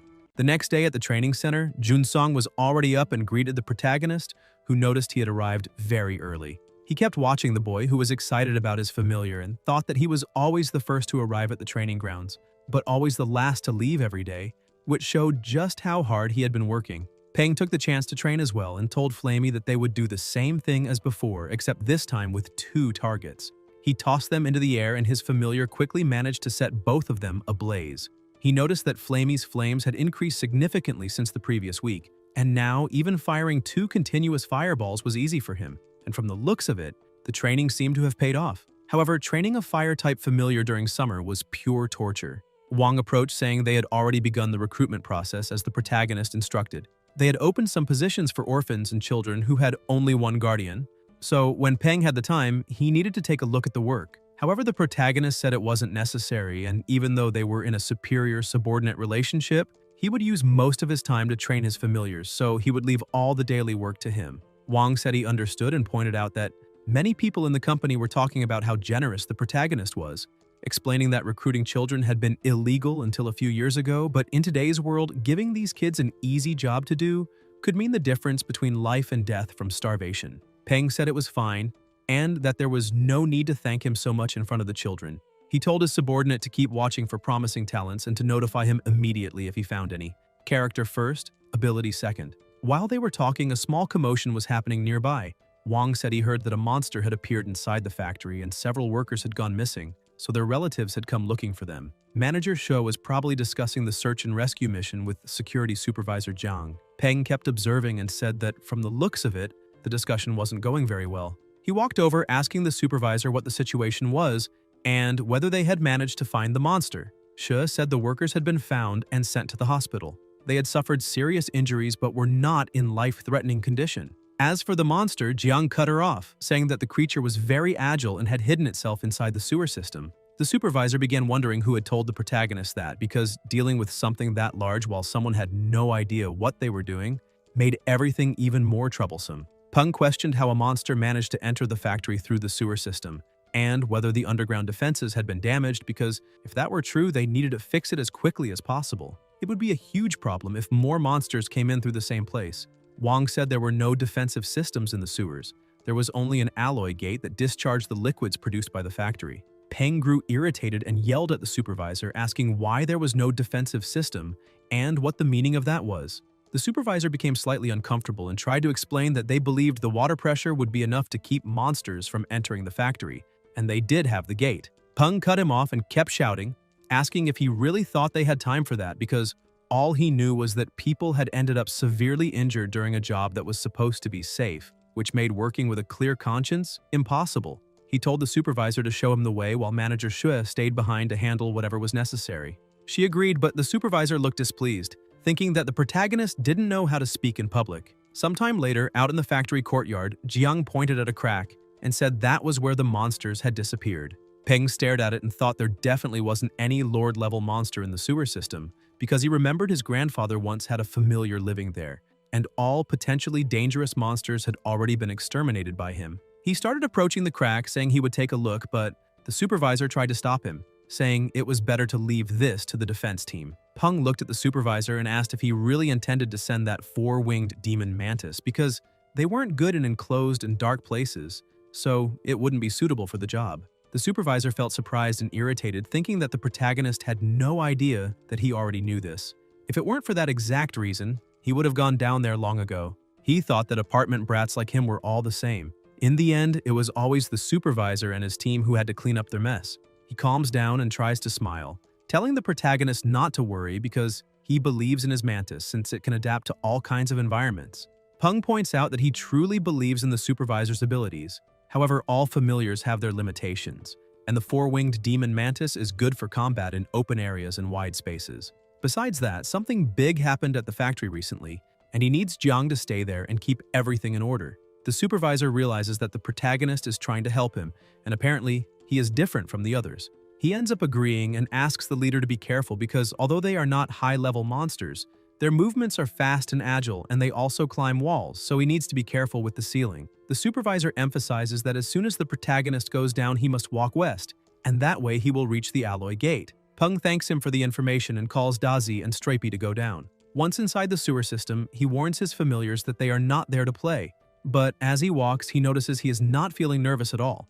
Dazi senses something, and the protagonist asks what it is and if something is there. When he points the flashlight upward, he sees a giant roach. It jumps toward him, but his spider catches it and Dazi attacks, finishing it. Stripey smells the roach burned by the shock and says the smell is very good, asking his master if he can eat it. He says yes, and the spider quickly goes toward the roach saying it smells great, but as soon as she approaches, the roach manages to break free and flies away. Stripey gets upset, saying the food is flying away. Flamey looks at the roach and immediately thinks of the giant flying saucer. Without thinking twice, he fires a fireball, hitting the target and pulverizing the roach. The protagonist and Dazi start clapping, saying he was amazing. Peng goes to the system's control center, saying that normally the alloy gate should be tightly shut and only opens when the factory discharges water, and perhaps some monsters got inside while it was open and climbed against the current. He begins opening the gate, saying this is very strange because they managed to go against the current and pass through the gate, so what happened for these roaches to become so determined? As soon as he opens the gate, he sees a massive number of monsters in front of him. He starts thinking about what he should do, and suddenly he hears a noise. The roaches begin to attack. The protagonist tells Stripey to control them while Dazi covers the rear and Flamey incinerates everything. Flamey takes the deepest breath he can and attacks, destroying several roaches at once. But the protagonist notices that the fatter roach is ordering the others. It is probably the leader, and the sound he heard earlier was probably her giving the order to attack. He asks his spider to take down the leader first. Stripey activates her defenses and begins ignoring all the other roaches, going straight for the leader. She eliminates it with a single strike. The remaining roaches begin fleeing. The protagonist watches and says that apparently those giant roaches caused the factory incident. The numbers are there, and it seems there will always be one or two running around whenever the gates open. Suddenly, he notices Stripey rolling on the ground. He asks what happened, and she says something entered her mouth and is moving. The protagonist uses the system to analyze it and discovers that the monster's name is Daughter. Its sub-body, Parasite Level 19, Perfect Grade, Darkness Attribute, Hobby Eating Metal, Weakness surrounded by sunlight, Parasitic characteristics, drains blood and eats the fat beneath the host's skin to nourish itself, improves physical recovery, strength, repairs internal injuries, and improves skin defense. The protagonist realizes it is a type of parasitic plant, a sub-body, and its grade is very good, and its reinforcement attributes are not bad at all. He apologizes to his familiar, saying she is still young and he still has much to give her. Flamey, crying, goes to his older sister and starts pulling out the parasites and throwing them on the ground. The parasites on the ground suddenly open their eyes. The protagonist lets his guard down, saying he should mention that Stripey does not have the habit of cleaning her mouth often. The parasite tries to run, but the protagonist notices and tells Dazi that they are counting on his super sharp sense of smell to go drink tea at their new friend's house because if they follow that sub-body, they will be able to find the main body. But suddenly he hears a very loud noise that makes the whole place shake. The protagonist shouts, asking what is happening. Dazi says there is a very big guy behind them. Flamey points out that from the looks of it, this big monster does not seem to have any intention of hurting them. Peng grows thoughtful because the monster truly has no intention of attacking, and something appears, which the system quickly identifies as level 39. Peng gets a bit annoyed, saying that at level 39, if they fight, they definitely will not win, and he questions why a monster of that level had to show up in the sewer, since he really thought his grandfather's familiar had cleaned out that entire place. But suddenly it hits him that the monster did not intend to attack, so maybe it is his grandfather's familiar, and if his grandfather finds out, he will laugh a lot. Peng asks Dazi if he can remember the smell of that parasite because he took quite the emotional hit and now needs to make it worth it. They continue walking through the sewer system, and a bit farther ahead, the protagonist manages to find the parasite, which gets startled and tries to run. However, a wall of fire rises in front of it and Dazi rushes in from behind. Suddenly, another monster appears, being controlled by the parasite. Dazi tries to block the attack but is thrown back, and the protagonist tells him to electrocute that monster immediately. Dazi, irritated after getting hit, begins releasing all his energy, scaring the other monster so much that it throws the parasites on the ground and starts running away. Dazi has no idea what just happened, and the protagonist says that this parasitic relationship seems more like a symbiosis. The Black Daughter cannot give a forced command to its host, but that is actually good because all he needs are abilities, not obedience. Looking at the parasite's body, he starts laughing, saying that on its own it is harmless. After returning to the surface, Wang asks how the situation is, and the protagonist says he already took care of everything, but needs someone to fix the crack in the ground. He hands the parasite body to Dumby, asking him to hold it, and tells Dazi and the others to go back first and rest. The parasite starts wriggling and suddenly jumps onto Dumby's face, who gets irritated with it moving around. The protagonist realizes the parasite is extremely dumb, since it is looking for blood and flesh on a skeleton, and Dumby simply crushes the parasite. The protagonist, annoyed, asks what he is doing, and his familiar says that thing was squirming and tickling him, and he did not like it. Peng thinks that, in the end, it is better to forget about it because taming that creature in such a short time would not work anyway. He changes the subject and asks the department chief to find a bulletproof glass box to store it. Suddenly, his communicator starts ringing, and when he answers, he realizes it is his grandfather. He asks if something happened, and Jihan Woo asks if he can come back now. The protagonist asks what happened and points out that he had just arrived there and had not managed to do almost anything yet. But his grandfather says that the laboratory is ready and he wants him to return to take a look. Peng gets excited and says he is already on his way. A while later, at Jihanwoo Lake, inside a cave behind the president's house, they're examining the laboratory. Peng says it looks a bit too high-tech, and his grandfather says it is nothing special and asks him to touch one of those beams of light. As soon as he touches it, the door opens and he thinks it is way too perfect. Seeing the interior, he becomes impressed. The president asks if his grandson is satisfied with the laboratory because if he is not, they can build another one.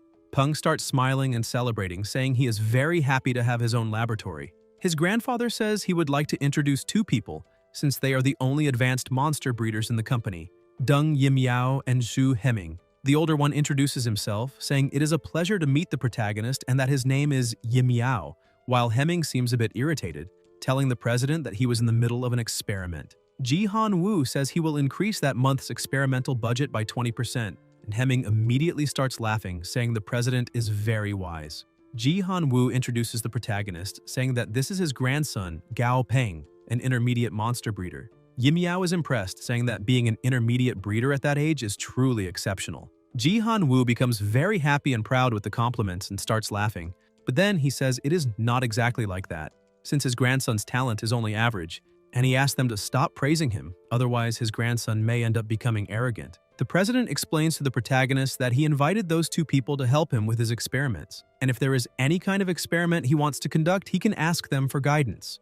Peng is surprised and tells his grandfather that he would like to make some evolution agents first, since he managed to discover a few evolutionary paths for some familiars, and that is why they cannot directly create experimental drug agents for them yet. So, if they could create standard drug agents, they could definitely make a considerable profit selling them while increasing the reputation of the Southern Sky Group. The three remain silent, and his grandfather's expression turns strange as he asks if he is serious, saying that his grandson is truly exceptional, a real genius, and that he is very happy. The protagonist feels disappointed, thinking that his grandfather is really bad at acting since his skills are even worse than Tong Tang's. And he looks at the other two, imagining they must be laughing at him inside for saying such a ridiculous idea, considering that even an advanced monster breeder might not be able to produce a stable evolution agent for a familiar. Pang becomes even more motivated, thinking that he now truly needs to produce results to prove his point. With the help of the system, he quickly begins his research and in a short time manages to produce a potion.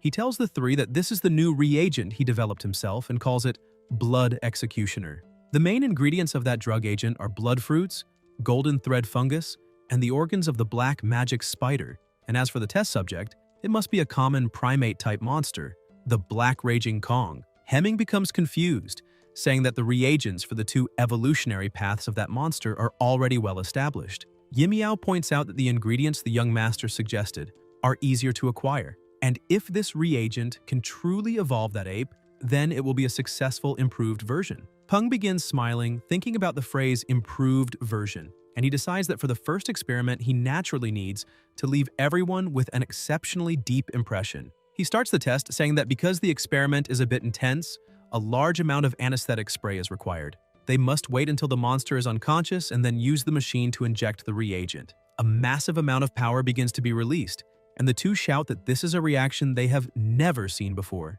They think that the mere existence of such a strong reaction is already enough for future research, and even if it fails, they can still learn a lot from it, and from the looks of it, the president's grandson is truly impressive. Suddenly, the ape opens its eyes and begins breaking the outer shell, releasing all of its power. The system shows that the monster's name has changed to Blood Raging Kong, Special Blood Evolution Level 10, Classification Excellent, Attribute Blood, Preferences Silence and Soft Music, Weaknesses, First Bloodberry and Second Grasshoppers, Requirements for Advancement to Perfect Classification Number 1, Advanced Blood Revolution. Everyone begins shouting in amazement, saying it really is evolving.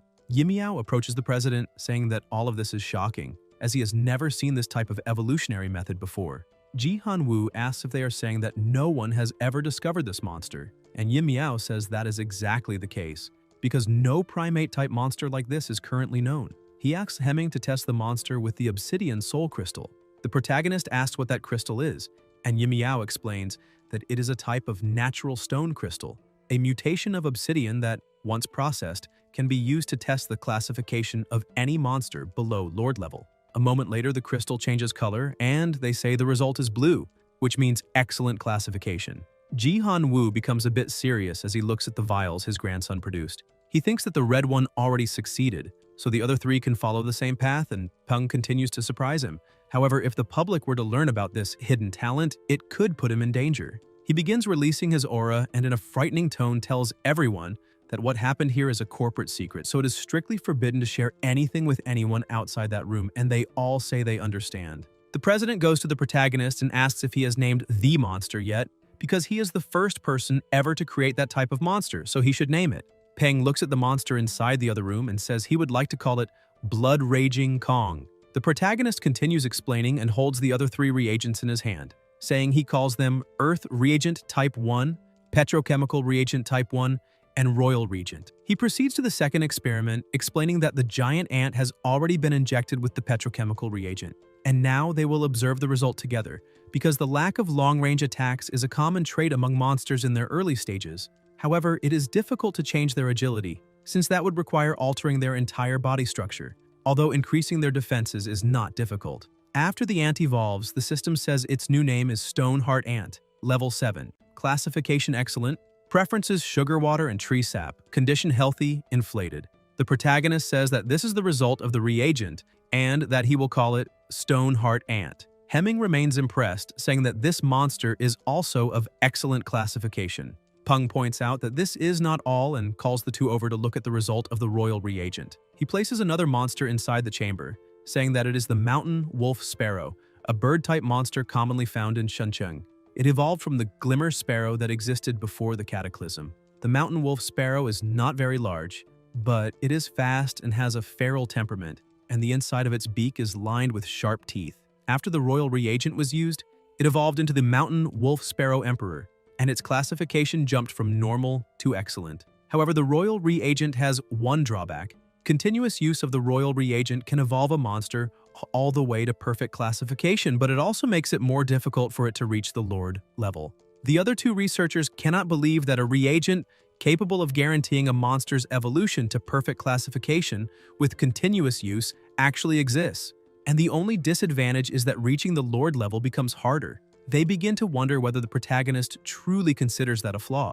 Peng continues explaining and talks about the Earth reagent, which can evolve the Golden Light Dog into the Earth Golden Light Dog. Its classification will improve by 1 tier, and its strength and endurance will also experience varying degrees of increase.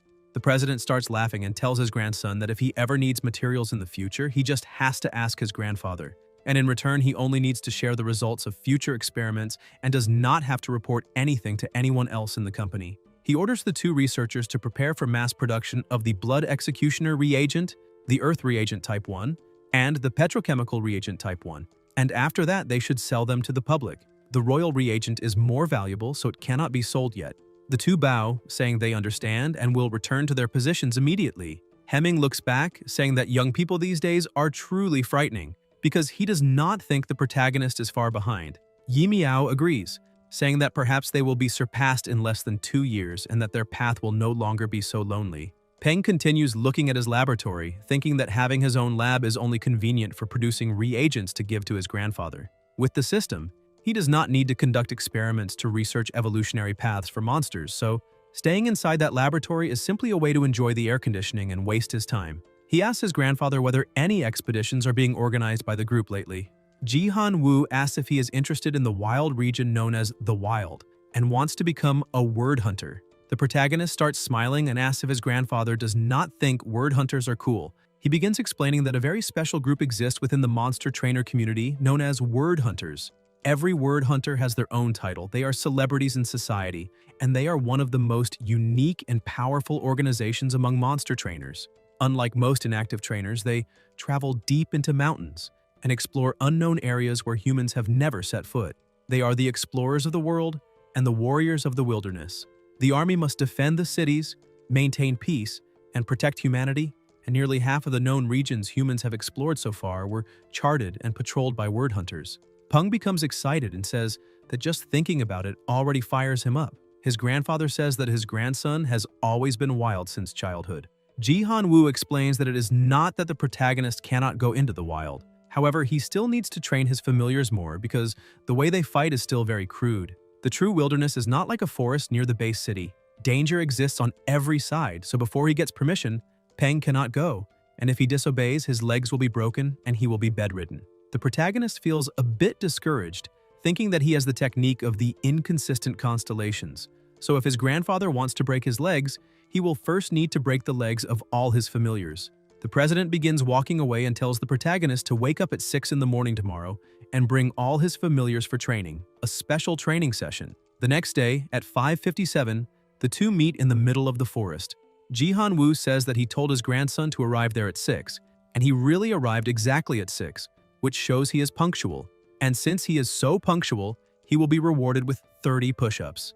Peng is confused as to why he needs to do that, pointing out that humans can never defeat a familiar, and since they have the protection of monsters, there is no need. The president asks if he is sure about that and begins releasing his aura, breaking a tree with a single strike. Peng is shocked, thinking that it is completely insane, since even a black raging Kong at normal level would not be able to destroy a tree with one hit. Jihan Wu says that his grandson is still very naive to think there is no need to train because he has the protection of his familiars, asking whether he does not need endurance to run away from danger because they are monster trainers and protecting their own lives is the most important thing. As long as the protagonist stays alive, they still have a chance to change the tide of battle. Peng begins to understand the situation and thinks that his grandfather is not wrong. The president continues explaining and says that although the power returned from familiars is small, if the familiars become strong enough, the amount of power returned will gradually increase, and therefore, with the increase in the number of familiars, their levels, and their strength,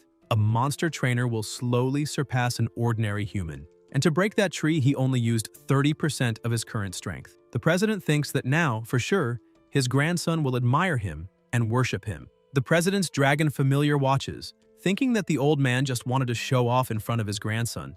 Jihan Wu looks at Dazi, saying that he is an electric-type familiar, and that is quite the coincidence because he also has a familiar who can help him. The president calls the thunder god and a monster emerges from the water. The system shows that it is the thunder god snail, level 39, epic classification, attributes lightning and water, conditions healthy and stable.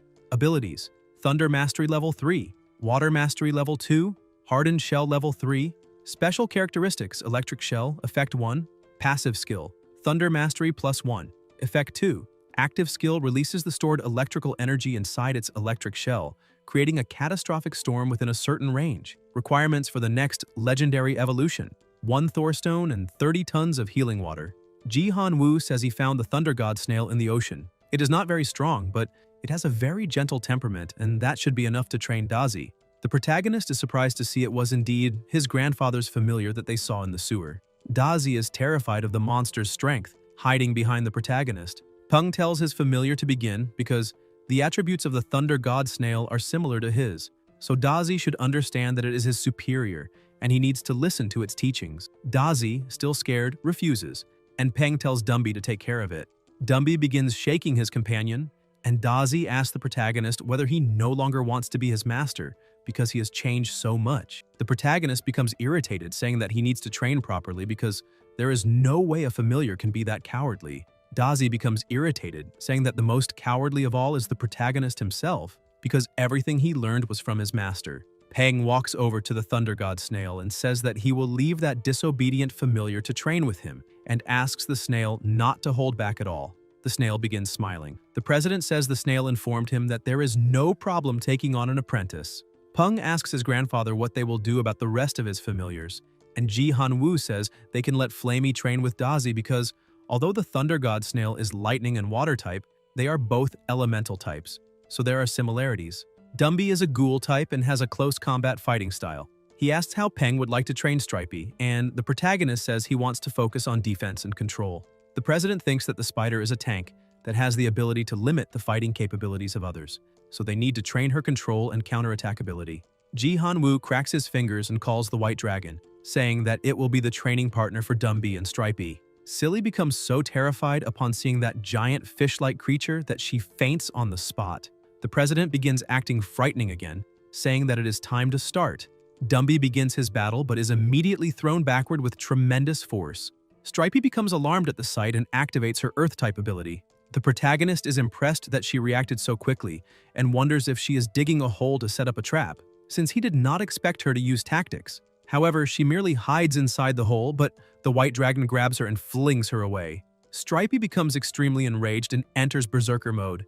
Peng becomes frightened, thinking that she has become unstable again, and he shouts that it will be a huge problem if she loses control. Stripey charges forward without hesitation, leaping at her opponent's throat, but the white dragon simply flicks her away with one finger. Dumby begins standing up again, releasing his power, and attempts to attack once more, but he is knocked back easily again. However, the white dragon notices that it was actually hit this time. Peng says that he managed to land a blow, and Ji-Han Woo laughs, pointing out that the two still need more training. The protagonist thinks that although the difference between levels is extremely large, they are still being defeated too quickly. He looks to the other side to see how the other two familiars are doing. The snail begins demonstrating a bit of its power. Dazi says that his friend is very powerful and that he himself is not that strong. The snail says that what it just showed is what Dazi can handle at his current level, and then begins releasing even more power, saying that this is its true current strength. Dazi is extremely impressed. The snail continues smiling gently, saying that controlling electricity is a natural talent, just like how Dazi can walk with hundreds of legs because of the talent he possesses. Dazi will be able to do the same if he practices, but for Flamey to walk with hundreds of legs at once is impossible. The snail notices that Flamey became a bit irritated and asks if it said something wrong. Flamey asks what that has to do with him, saying he does not care how many legs they have since all the legs are short anyway. He puts some effort into it and manages to create a fireball. The snail becomes impressed, saying that Flamey really managed to create a fireball on his first attempt because even he had to try a few times before succeeding, yet that one-legged bird succeeded on the first try. He praises him, saying that he truly has great potential. Dazi begins feeling jealous, wondering what is so impressive about that. He shouts that all he needs to do is analyze the power hidden inside his body and that he can do it too. Gathering all his strength, he says that this is all of his power. Peng watches the two and smiles, saying that the next step is to slowly release the power within his body, and Dazi should be able to do it.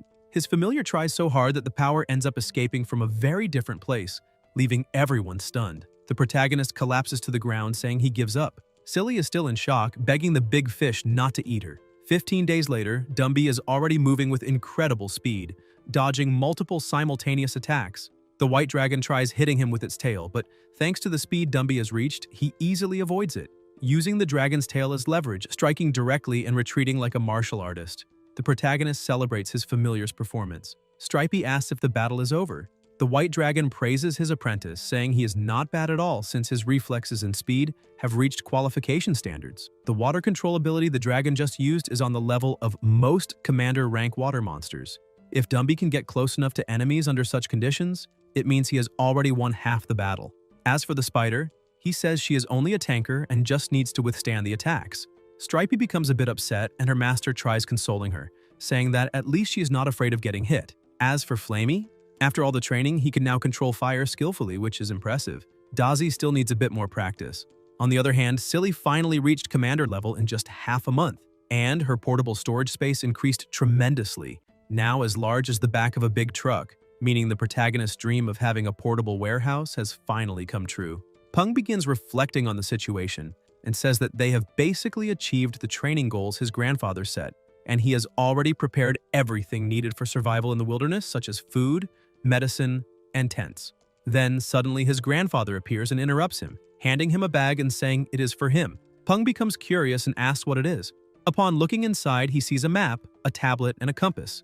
Ji Han Woo says that the tablet is solar-powered. There is a digital version of the map inside it, and he can also use it to make calls if there is signal, since he has already taught his grandson how to use one. That is the map of the inner regions. It shows the terrain of Yuzhou, and also marks where the dangerous areas are, so the protagonist must check it frequently. The president emphasizes that his grandson has a flying-type familiar, which means he has more protection than most monster trainers during expeditions, so he must learn to make the right decisions when facing danger. As long as he is alive, his grandfather will always be his shield, so he only needs to do everything he can with confidence. Pung is moved by his grandfather's words and the trust he conveys. He looks at the president's hair, remembering that it used to be much darker. He smiles and says he understands everything and promises he will return. In a forest outside Yuzhou City, Pung looks at the map, thinking he should be right there, but there are many paths circled in red, and it looks like he can count at least 10 of them, all Lord territories, which is why his grandfather said the wilderness is dangerous. Peng checks the system, saying that to qualify for a level-up selection, he must swallow an Earth Spirit Core and then sleep in black soil for 72 hours, and for that he depends both on the soil and on the shield spider. He begins thinking about the Earth Spirit Core, wondering whether it is because his soul strength has increased. Suddenly, a system message appears saying that Earth Spirit Cores can be easily found inside the caves around the mountain, and he says that whenever he focuses on certain materials, the system shows where they can be easily found. Suddenly, a swarm of mosquitoes appears. Flamey sees them and quickly tells his master that huge mosquitoes are coming. He prepares to attack, but the protagonist tells him to wait and come down first. His familiar returns and asks why they should not attack, insisting that they should take advantage of the mosquitoes being off guard. But Peng says the forest is full of tricks and dense bushes, and they do not know where the mosquitoes might be hiding. If they get surrounded, they are finished. He uses the subspace and says they need to be smart when dealing with so many mosquitoes. He pulls out a bag and explains that it is made from the mutated Talisma cordata after the cataclysm, mixed with golden lavender, golden scorpion, sunflower, giant lemon, and jasmine orange to create a super mosquito repellent. He opens the bag and lets the scent spread, saying it is time to witness a true miracle. As soon as the mosquitoes smell it, they begin falling to the ground. His familiars are impressed, and the protagonist says that this is simply the basics.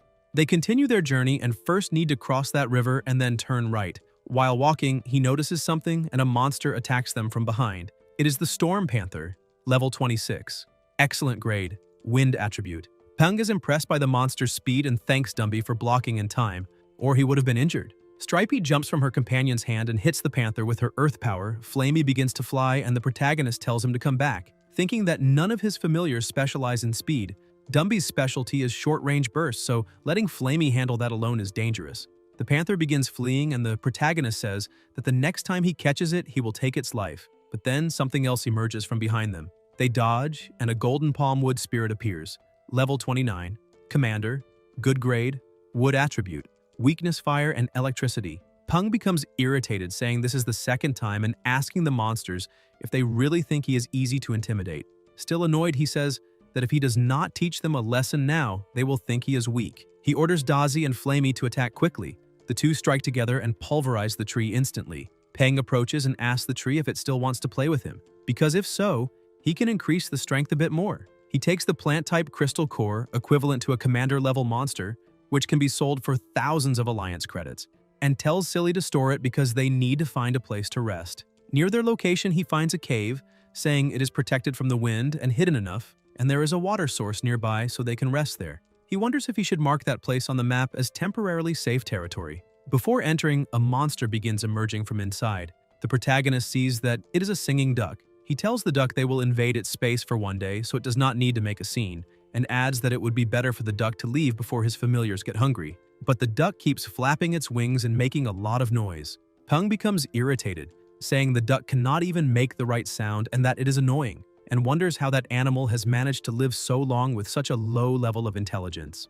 The system appears saying, Name Mutant, Adamant Duck, Level 10, Epic Grade, Current State Healthy and Tired, Special Characteristic GUI Power, Passive Effect. When attacked, it has a certain chance to enlarge its body for a period of time, and its strength, defense, and speed will all be amplified at the same time. Peng is surprised and asks the duck to forgive the rude way he acted, since it truly is epic grade. The protagonist decides to give up on using the cave, telling his familiars that they will try to reach their destination that same day because it must have been hard for a mutant like that duck to survive for so long. So next time it sees a human, it must not approach them, otherwise it will not even know how it died. Sometime later, Dazi tells his master that he is hungry and wants to eat duck. The protagonist asks how he can be hungry if Dumby is the one carrying him all day. Dazi says he learned that from his master since he spends the whole day riding on Stripey's back. Flamey approaches Peng to warn him, but Peng says he already noticed. As they continue walking, something hidden behind a tree is watching them.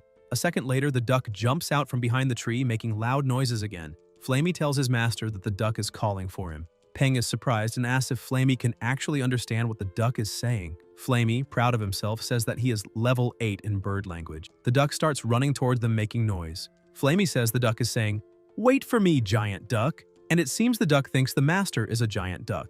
Peng is shocked and wonders if this is because he corrected the way the duck was speaking earlier. The protagonist simply turns and tells Stripey to ignore the duck and move faster. The duck continues trying to approach desperately, asking them to wait.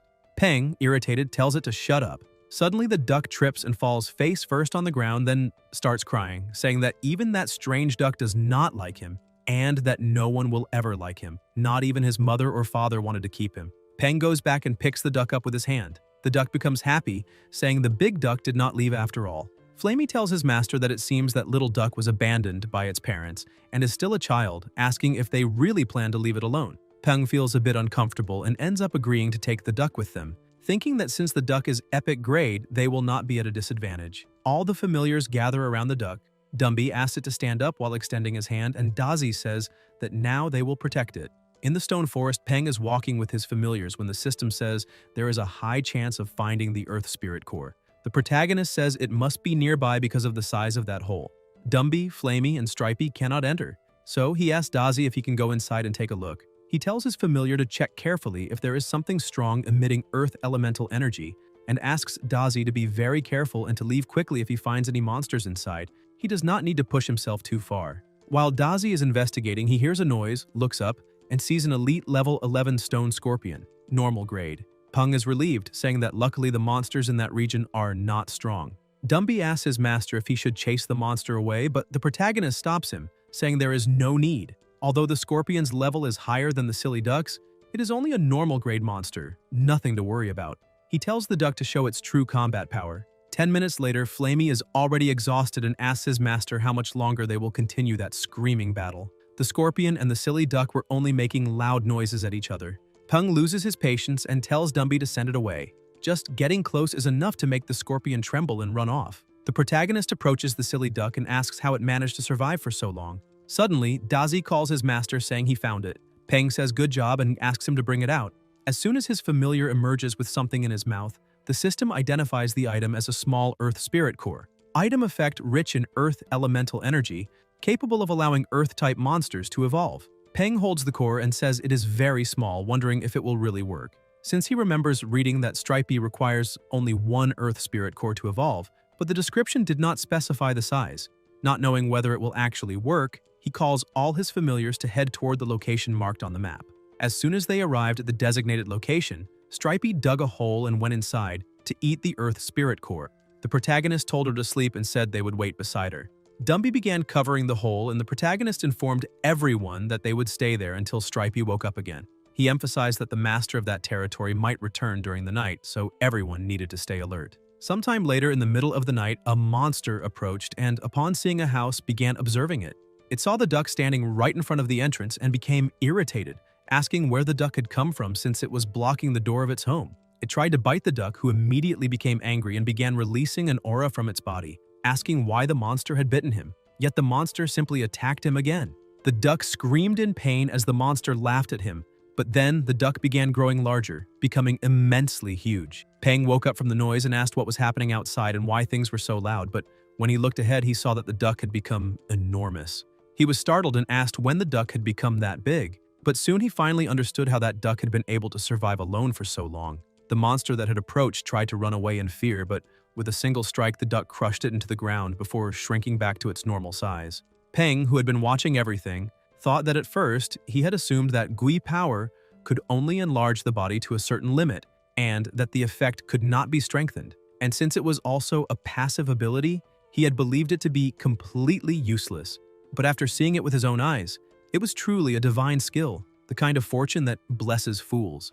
He wondered whether he should attempt a blood contract with that silly duck. He asked the duck to come closer, and as the contract began, he entered the duck's consciousness. He was surprised to see that the duck's mental landscape was bright and colorful, and he remembered reading in Director Feng's book that such a scene represented a light and cheerful temperament. But when he looked to the side, he was shocked to see a tree with wings, flowers, and grass with eyes and mouths, showing that although the duck was dumb and silly on the outside, its inner world was extremely rich. Suddenly, the vibrant colors darkened, and the protagonist wondered why the duck's temperament was shifting so dramatically. He then saw the duck's memories. Other ducks were asking whether he was truly their child. The duck's mother said yes, pointing out that he had very big eyes.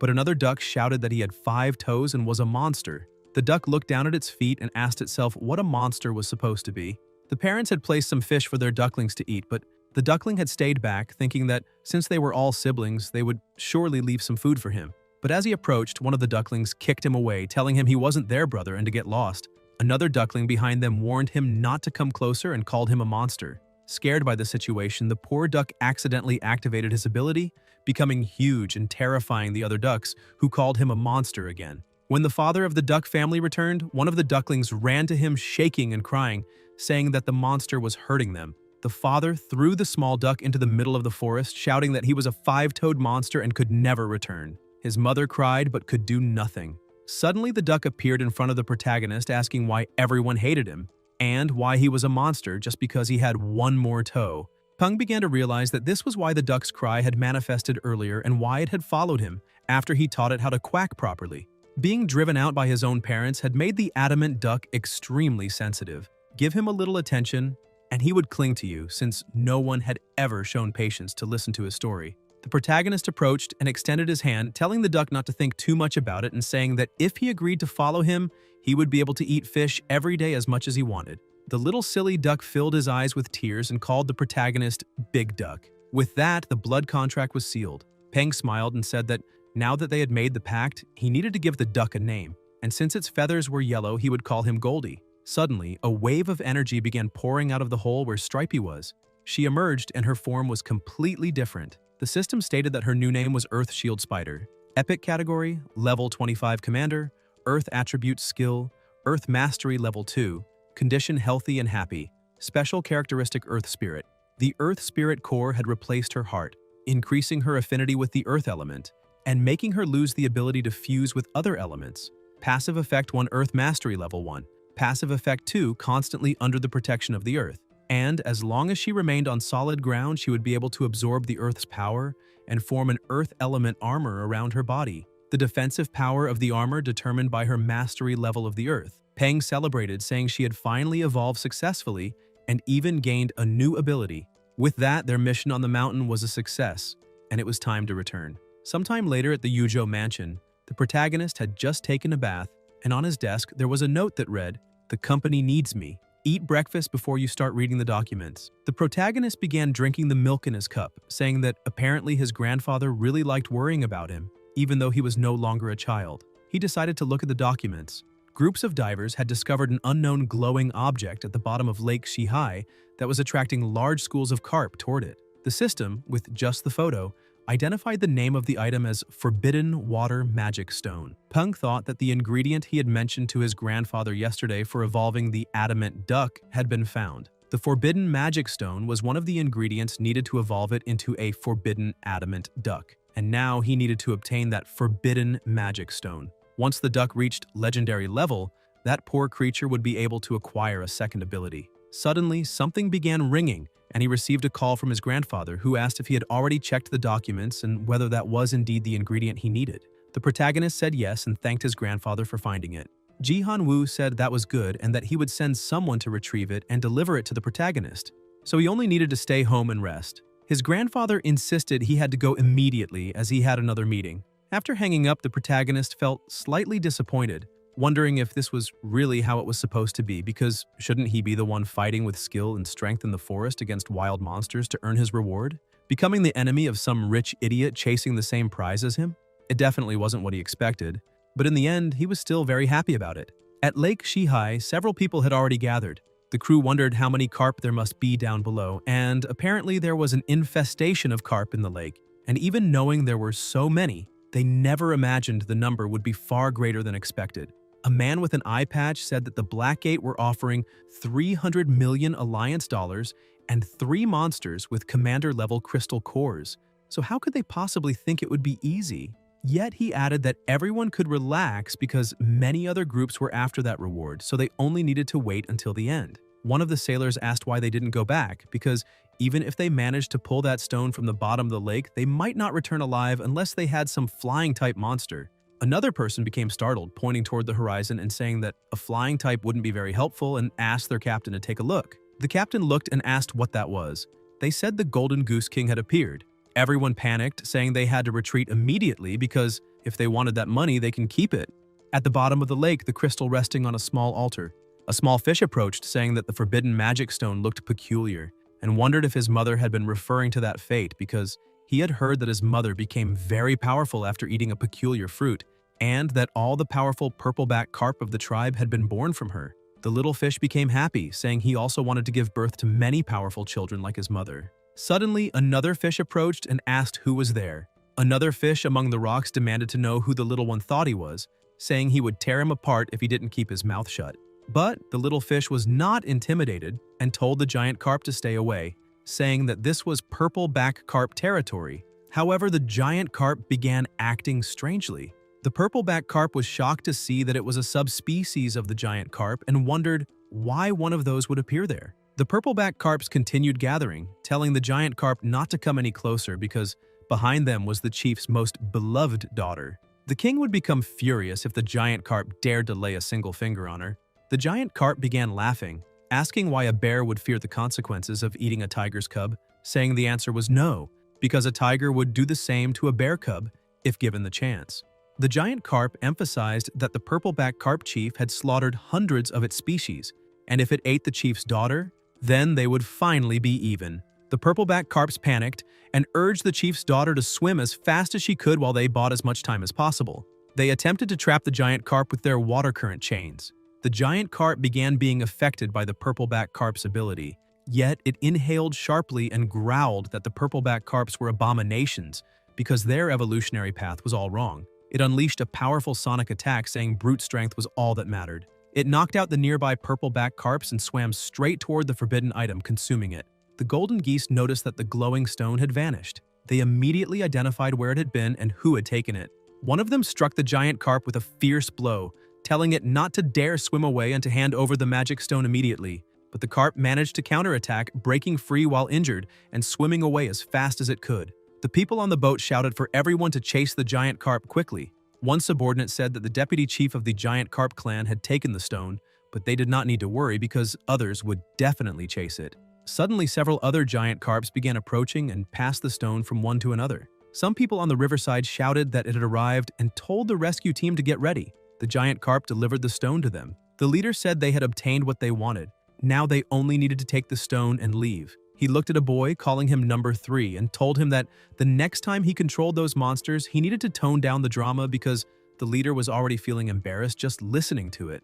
Meanwhile, the people still out on the lake began yelling, asking where the giant carp had gone because they could not find the magic stone anywhere. The operation leader went to the true chief and said they had retrieved the item. Han smiled and said they could return, and that the others could keep searching for as long as they wanted. Back in the protagonist's laboratory, his grandfather had already delivered the stone to him and the duck was ready to begin its evolution. Ji Han-woo stared at the little duck, saying he truly never expected it to be epic grade. He thought that even though that monster was already epic, his grandson still wanted to turn it into a legendary grade creature, and so far there were no records of anyone successfully evolving a monster to the legendary level. At least he had never heard of a case that succeeded. He began smiling and wished his grandson good luck, saying he truly believed in his potential. Peng said he did not need to worry. The protagonist thought that the other materials were disposable, but there was only one forbidden magic stone, so he absolutely could not fail. He submerged the stone in a liquid, thinking the reaction rate was slow, but suddenly the green liquid began changing color.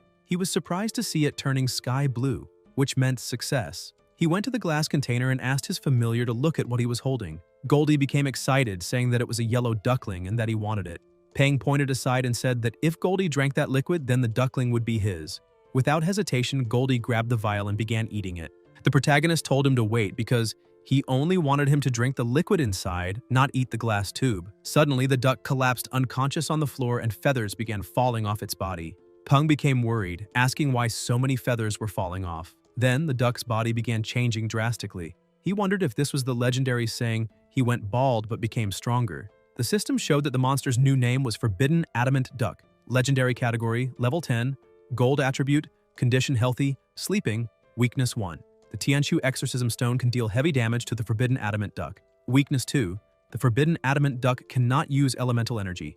Requirements to reach the Mystic level. 2 evolution routes. 1. Divine Warrior, Adamant Duck. 2.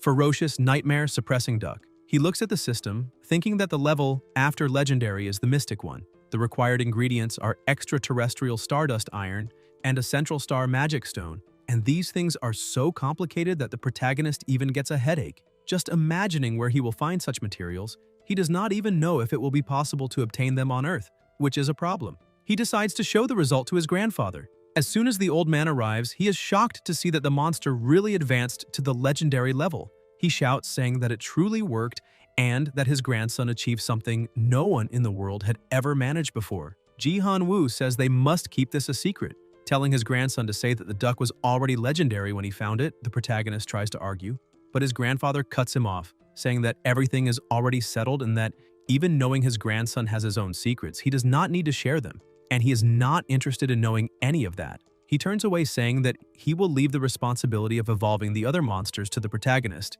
and Peng looks at his grandfather, thinking that only Ji Han-woo would trust him this much. Shortly after, the duck begins to open its eyes, and the protagonist says that he finally woke up, asking what happened. Peng laughs, saying it was nothing, and that he just thought the duck looked very handsome. The duck stands up and walks away with a tough expression, and upon looking in the mirror, starts laughing, saying that this duck is the ugliest thing he has ever seen. But suddenly he realizes that the ugly duck is him. He gets irritated and asks the big duck what he did. Flamey scolds him, telling him to be quiet because the master worked hard to make him stronger, and explains that they are rare bird-type monsters that must behave politely.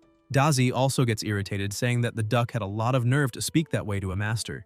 The system says that the secret power secret patterns grant strong resistance to elements, and the effectiveness of the ability is determined by the user's physical condition. Effect 1 is passive, strong elemental resistance with additional resistance to water. Effect 2 is active. Secret patterns will activate temporarily, and while active, a vacuum sphere will appear around the body, canceling all nearby elemental powers, and the sphere will also expel all elemental power within it. Peng says that based on his knowledge, the first effect is passive, increasing Goldie's resistance to elemental attacks, and the second is the formation of a sphere without elemental energy around his body, like an anti-magic field. He starts laughing, thinking that he is now a bald duck, immune to elemental attacks who get stronger every time someone hits him. At Yuzhou University, City Campus Branch, the protagonist gets off the bus happy to finally be there. A boy asks a freshman girl if she needs help, but she says no. The protagonist notices that she also went to the university but decides to ignore it, thinking that he should first complete his enrollment. As he walks, he thinks the registration area for monster trainers should be somewhere around. Suddenly, some people around a table call the protagonist, asking if he is a freshman and what he is, a trainer or a monster breeder. Peng says he is a trainer. The boy who asked looks a bit disappointed, saying that for a moment he thought Peng might be a breeder with such good looks. The woman beside him says that monster trainers are everywhere now, and that unless he goes into the forest and starts a fight, it is hard to find a job. Peng looks at the two, thinking the change in attitude was pretty obvious, and that apparently monster breeders are welcomed more warmly. He approaches the table, and the other boy with white hair says he can register there, asking if he brought his exam admission document. Peng says yes and hands over his ID. When they scan it, the white-haired boy is stunned. The other guy approaches asking what happened, and the white-haired one cannot believe that the protagonist is a master, because he is ranked 11th across all of Huaxia and achieved the highest results in a major city. The man stands up, treating the protagonist with complete courtesy, saying he would like to show him the way to the dorms. As they walk, the white-haired youth says that the well-known figures on campus actually received strange nicknames. Someone gave these nicknames to all monster trainers in the university, but they are used only between universities and are just jokes. If others knew, they would not approve of such things. Suddenly, the youth completely changes his attitude, saying that except for 4 people, because they are the best monster trainers among all universities. Everyone in the city knows their skills and their fame reaches the edges of the universe. 2 of them are from Yuzhou University. One is the veteran Xue Ming, now an honorary permanent member of Yuzhou's base council, and the other is veteran Lin Xinrui, a world-class hunter who is rarely on campus despite having explored many areas around the city. Sometime later, they arrive at the dormitory, and the protagonist is impressed, saying it looks quite luxurious. The white-haired guy says they really are, because they are single-student rooms, and even though there is not much interior space, they are very well decorated, all equipped with air conditioning and a refrigerator donated by the university president, Mr. G. Upon hearing the president's name, the protagonist asks who he is. The white-haired student tells him to look to the side because that is Mr. G's statue. He explains that he is the director of Southern Sky Corporation, named Ji Han Wu, but everyone calls him Mr. G, and he is the protector of Yuzhou City. Many monsters have appeared there, and he was able to defeat them all. The city is not in a good geographical position because of mountains and cataclysms. There have always been many monsters, and if not for Mr. G, they certainly would not live as well as they do now. The protagonist thinks that his grandfather has really done a lot. Meanwhile, outside the city, a group of people walks through the forest. A woman tells everyone to stop, and her subordinate asks what happened. She says Bei is acting very strangely. He only behaved like that once before. And that was when a master-level monster flew over their heads. Suddenly, they begin to feel an odd atmosphere. The ground starts shaking and a loud noise erupts. They panic, asking what is happening and what that thing really is. From his dorm window, the protagonist says that many monster hunters disappeared in the mountains north of the city. The situation became so bad that the White Dragon had to appear to ease the anxiety of the workers, and he remembers that martial law level 5 has not been imposed since the city stabilized. Suddenly, he hears someone opening the door and quickly goes to check, realizing that his grandfather has arrived. Ji Han Wu says that the Shadow Japalura owned by the protagonist's sister was nearly defeated by a master-level monster, and he only went to give a little assistance. The Thunder Shield Master is also at the peak of the commander level and should be able to reach the next level now. The protagonist asks if it worked, and his grandfather says yes, explaining that the chances for the Shadow Japalura were quite significant, but that the protagonist probably would no longer recognize it after what happened. The protagonist serves tea to his grandfather while talking about martial law, but the grandfather interrupts, saying it is a new type of monster. This catches the protagonist's attention, who asks if there are truly still monsters that were never discovered. The president says yes, because they are not the only ones facing such problems. There are signs of changes all over the world. He stresses that there is something strange about these monsters. Some say the myths of the past may not be entirely false, and some have even started researching it. He shows a photo, saying they are calling the monster a mountain spirit. A hunter captured an image of its body, a living mountain. Peng cannot believe that the monster is an entire mountain, but his grandfather places a hand on his shoulder, saying it is exactly that. Though the mountain spirits discovered so far are not as tall, the largest being 300 meters, more like a huge hill, and because of their size they move very slowly, but the surface of their bodies is a lethal zone.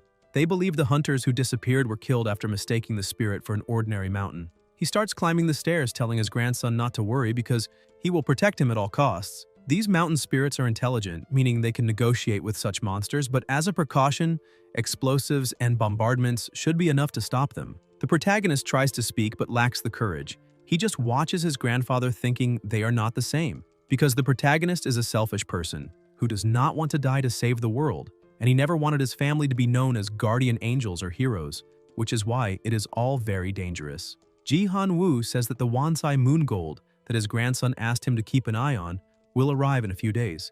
Peng smiles, thanking him, telling his grandfather not to worry so much and that he can rest now. He looks at the wet umbrella, thinking that his grandfather was the one who managed to acquire the forbidden magic stone and the Wansai moon gold to evolve those monsters. He himself did not even have to do anything, and this begins to torment him, making him think he is starting to regress because before he had to hide his power to protect it, but now he has his grandfather. Yet the worst situations do not allow him to stay still and waste time. He needs to produce more reagents. He grabs his coat and umbrella, saying it is time to move. A few days later at the university, a student asks Dengli what the effects were of the drug he bought the other day, and whether he managed to evolve his Black Fury Kong. Dengli too says the drug is really good. His familiar's fur turned blood red, and its strength increased a lot, but its temperament has gotten worse. His colleague starts laughing and asks who knows when the next batch will be released, since things are tough these days and everyone wants to get stronger. The prota, who was listening to the conversation, starts leaving the room, thinking that the production of reagents is moving very fast. While walking outside, he notices that his grandfather sent a message, and upon checking, it is the same photo of the hill they saw last time. The system identifies it as the Mountain Spirit of Normal Grade, Level 48, Master Rank, Attributes Natural Stone, Earth, Ability, Earth Domain Level 4, Condition Slightly Injured and Irritated, Weakness. The Mountain Spirit's core is its source of life. Number 2, it moves very slowly. The protagonist says that he hadn't seen any statistics about that mountain before and that this was only a few days ago, that a master-level monster is somewhat problematic, and that, according to his grandfather, there isn't just one mountain spirit in Yuzhou, not to mention that the mountains around the city are called the 100,000 Mountains. Suddenly, his communication device begins to vibrate. He tries to answer to talk to his grandfather, but the screen goes black for a few moments. Then his grandfather's image appears, slightly blurry, and Ji-Han-woo asks his grandson if he is still at the university. The protagonist says that classes are already over, so he is heading out. His grandfather tries to speak, but the protagonist interrupts him, asking why the signal is bad and where he is. Ji-Han-woo is surprised that the signal is poor. However, he says that this is to be expected, since he is at a very high altitude. Peng asks what he just said because the call is very bad and he can't hear his grandfather clearly, who only tells him to go back home because he will be returning soon, and then ends the call saying for his old friend, the White Dragon, to show them what they are capable of. Meanwhile, in the mountains, a group of people has just arrived. They inform the captain that the mountain spirit's core has just been taken. He says he understands and asks them to continue collecting samples, as he will report this immediately. He contacts the rest of the people, saying that this is the Yuzhou military base and that Mountain Spirit number 1 has been destroyed and its core taken by Mr. Ji-Han-woo. Everyone starts shouting, saying that Ji-Han-woo couldn't tolerate that monster's actions and decided to resolve everything on his own. This is foolish because they had asked them to stop eliminating them, otherwise they would end up putting the human race at risk, especially after dozens of eliminated hunters were found within the bodies of those monsters, and apparently the gods do what cattle cannot. If the mountain spirits continue like this, they will show them what they are truly capable of. Another captain celebrates, saying that that's exactly right, because Mr. Ji-Han-woo only gave those monsters a small taste of what humanity can do. It is possible to reach an agreement, but they will never surrender because that is the final card. Ji-Han-woo acted as humanity's representative when he eliminated those mountain spirits, and he orders everyone to continue sending groups to that place because they must show who truly rules there. Sometime later at Southern Sky number 2, at the outdoor testing site, a man goes to director Ji-Han-woo, saying that regarding the mountain spirit the president defeated, the sampling work has already been completed and they will soon receive the laboratory results, and that thanks to the president, the military said they can now try to stabilize a temporary peace treaty with them. Ji-Han-woo points out that once they become conscious, they will realize they possess great power, and that the monsters could easily destroy all nearby forms of life, thinking themselves the great gods of the mountains. That is why, even though they are intelligent, communication may not be possible. They will only be open to negotiation when they realize they are not invincible, because their companions have been defeated. The president states that when fighting monsters, fists can be more effective than words. The man standing beside the president is amazed by his words, thinking that this was already expected of the president, and asks the director to look to the side because that is the army of royal wolf birds of the mountain that they trained according to the required standards. He whistles and introduces one of the birds, saying that this one is the leader and that its strength is much greater than the others because it is capable of strengthening the entire army. Ji-Han-woo asks to test their combat abilities. The young man agrees and tells the president that the strength of those birds is beyond imagination and that he would really like to meet the person who created the reagent. He releases another monster saying that it is a boar-type monster, commander level. Under normal circumstances, that flock of birds would never attack that species of monster unless they were starving or in very large numbers. Quickly, the leader of the birds gives the command and the entire army rushes toward the monster, attacking it fiercely without hesitating for even a single second. The young man, excited, says that this still isn't the bird's limit because if they continue to receive the reagent, their strength will keep growing, and that the person who invented it is a genius. Ji-Han-woo praises the work, saying that he's doing quite well, and tells him to keep doing what he's doing. The president looks toward the horizon, happy, thinking that it's obvious his grandson is a genius, and that he has already sent some more materials, so he must have already started. A little farther away, the protagonist was finishing drawing a circle on the ground.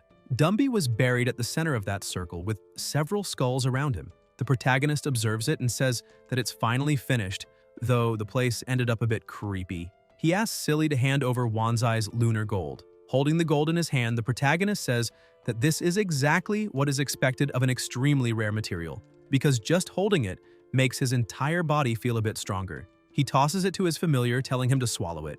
Dumby takes the gold into his mouth and swallows it, and immediately a massive amount of energy begins to burst out of his body. The brightness makes it a bit hard for the protagonist to see what is really happening, but he manages to glimpse that a white stone-bone skeleton has appeared where Dumby was. Suddenly, he notices a shadow appearing beside him, but as he looks more carefully at the surroundings, he realizes that shadows are appearing everywhere and, apparently, are all heading toward his master. Suddenly, Dumby begins to emerge from beneath the ground, and the system announces that the evolution was successful. Dumby is now a tyrant skeleton. His category is legendary, and his level has risen to 30. His skills have also changed, and now he possesses Bone Hardening level 2 and Control of the Dead level 1. Peng looks at his familiar, astonished, thinking that his level increased by a lot this time. The system continues notifying and informs him that the special traits are as follows. Blood Thread Heart, a passive effect that uses a certain amount of blood threads to create a blood thread heart, thereby increasing the quality of his physical abilities. The passive effect is removed when the heart is destroyed. Second passive effect, when activating the blood thread heart, it can trigger a cardiac resonance, which can be used to control the opponent's heartbeat. Second special trait, Flame of the Dead. First active effect, by placing the Flame of the Dead on a corpse, it will be transformed into a bone-type undead, with strength proportional to what it had when alive, not exceeding the strength of the tyrant skeleton. Second active effect, those resurrected by the Flame of the Dead can continue to grow, but cannot exceed the level of the tyrant skeleton. He can absorb the energy of the resurrected to increase his own strength. Weakness, Light type. The protagonist stares at his familiar, satisfied, while thinking that along this evolutionary path he gained a new ability. And despite its limitations, the Flame of the Dead seems to be a summoning-type skill that requires a body. Otherwise, it's useless. However, the second effect of the skill, being able to absorb the energy of other bodies, is truly impressive. That's why it's called Tyrant. Dazi goes up to Dumby, asking why he turned into that. The protagonist looks at the two of them and thinks that before evolving, Dazi had to use all his strength just to leave a mark on Dumby's bones, and now he doesn't know whether his familiar's defense also increased with the evolution. So the best way to find out is to test it. Peng asks Dazi to bite Dumby, but Dazi starts trembling in fear, asking if he really has to do that. The protagonist starts mocking him, saying that apparently, even though the two are very close, Dumby's appearance is still frightening. Dazi gets irritated because he doesn't like being treated as a coward and says that he's not afraid of anything, then bites Dumby with all his strength. However, when he bites him, one of his teeth breaks and falls to the ground, and everyone just stares. Dazi starts running while crying, shouting that everyone got stronger except him, and that because of that he can no longer protect his master, with Dumby saying that he'll go after him. The protagonist points out that Stripey is now at the epic level, just like Flamey, while Goldie and Dumby have reached the legendary level. Silly is the only one still at the same level as Dazi, but Silly is different because he has no desire to become strong. He just wants to drink orange juice all day. Peng thinks that it really is a shame that he still doesn't have the material to evolve Dazi, so he needs to be patient. Peng asks Dazi if he's feeling insecure because his friends got stronger, and emphasizes that whether Dazi is strong or not, he will always be important to the team. However, in the middle of his motivational speech, he realizes that Dumby was offering food and Dazi was already completely excited, saying that he wants to eat. The protagonist takes an animal that was already dead and asks Dumby to show his summoning abilities. Quickly, he creates a ghost. Peng isn't very pleased, thinking that his grandfather had said that was the corpse of a wild hunter wolf, but all he can see is a husky. Sometime later, back at home, Ji-Han-woo asks his grandson if he really wants to go out to look for the materials to evolve the centipede. Peng says that Dazi was his first monster, but since he hasn't been able to find suitable materials, it ended up becoming the weakest, so he wants to try to evolve it when he gets the chance. His grandfather thinks for a moment and asks his grandson not to stay out for too long, since the situation with the mountain spirit is under control for now, but monsters can always return. Besides, Tang Tang is also free and can join him on the journey. The protagonist tries to speak, but his grandfather immediately calls Tang Tang, and he just looks on, wondering why his grandfather always treats him like a child. They head to a lake and two flying monsters begin to approach. His grandfather says that she has finally arrived. As the monsters draw closer, the protagonist uses the system to identify them. The monster's name is Phantom Japalura, of excellent category.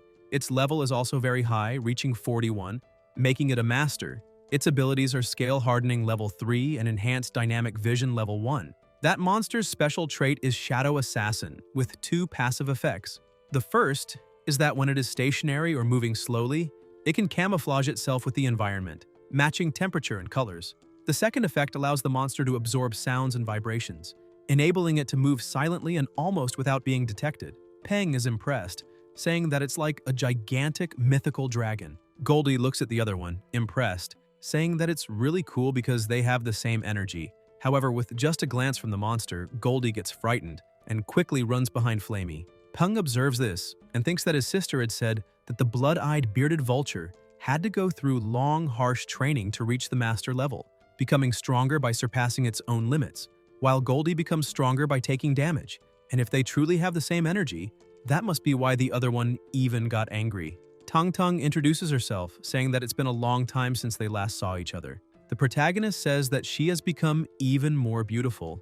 Tang Tang grabs him by the shirt and, laughing, asks what he's waiting for, since all the details have already been passed on to her so they can go. She mounts the vulture while the other monster holds Dumby. The protagonist asks her to wait because he didn't bring all of his monsters.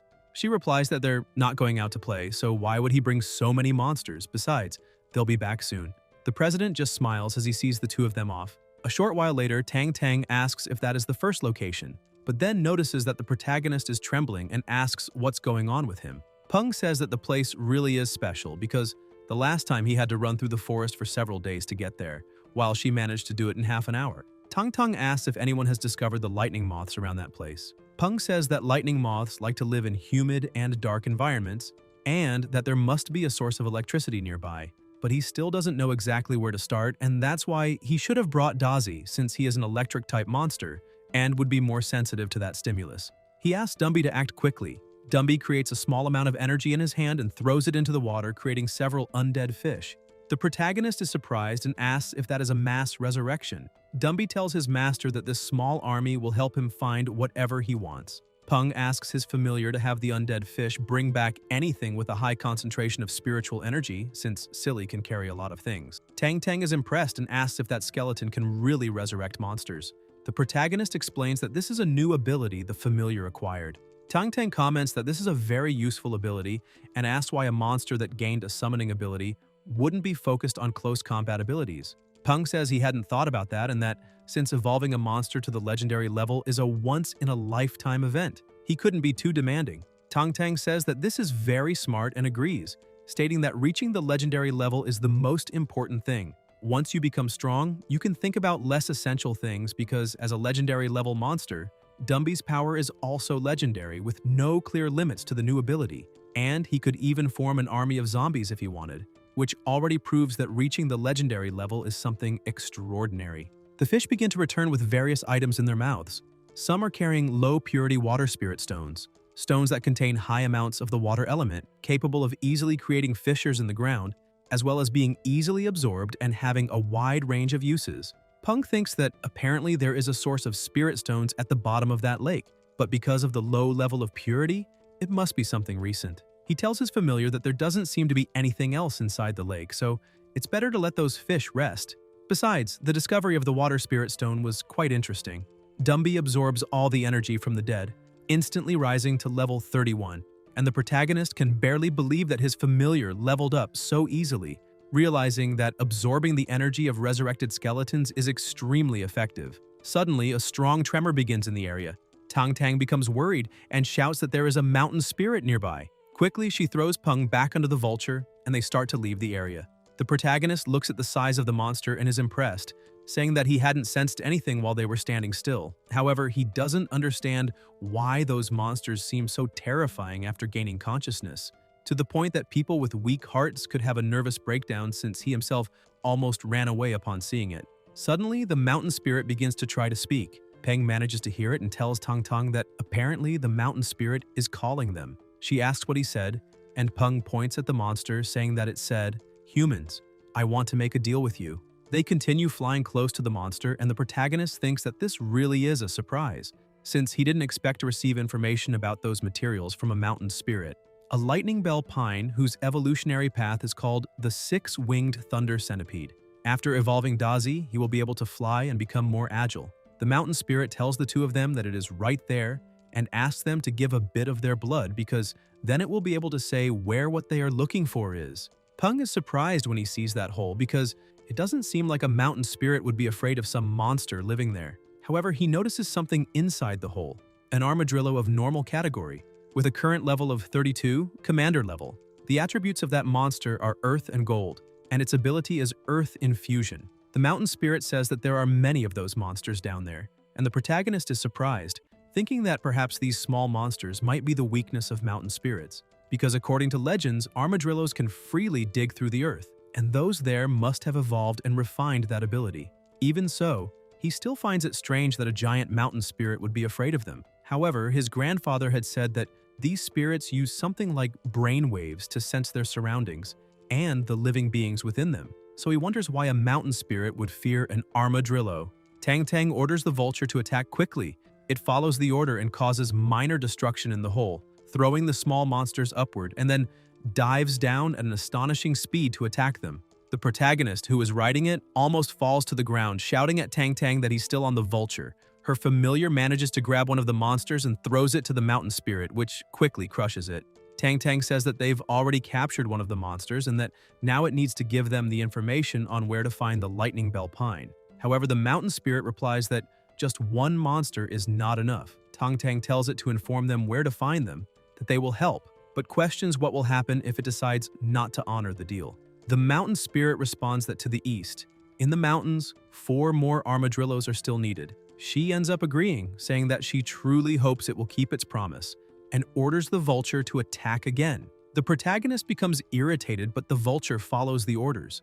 The small monsters begin to flee in all directions and quickly use their abilities to start infusing the earth. Peng warns that they are going underground. She asks for permission and suddenly leaps from one monster to another, landing in front of the protagonist and leaving Dumby impressed. Tang Tang orders the Japalura to act, and the phantom quickly charges into the ground, throwing several armadillos out. Peng is amazed to see that not even a 3-headed armadillo managed to escape, showing just how brutal that attack was. After finishing their part of the deal, they go to the mountain spirit and ask if it can now tell them what they need. The mountain spirit points out that what they are looking for is on a peak, just like the mountains to the east.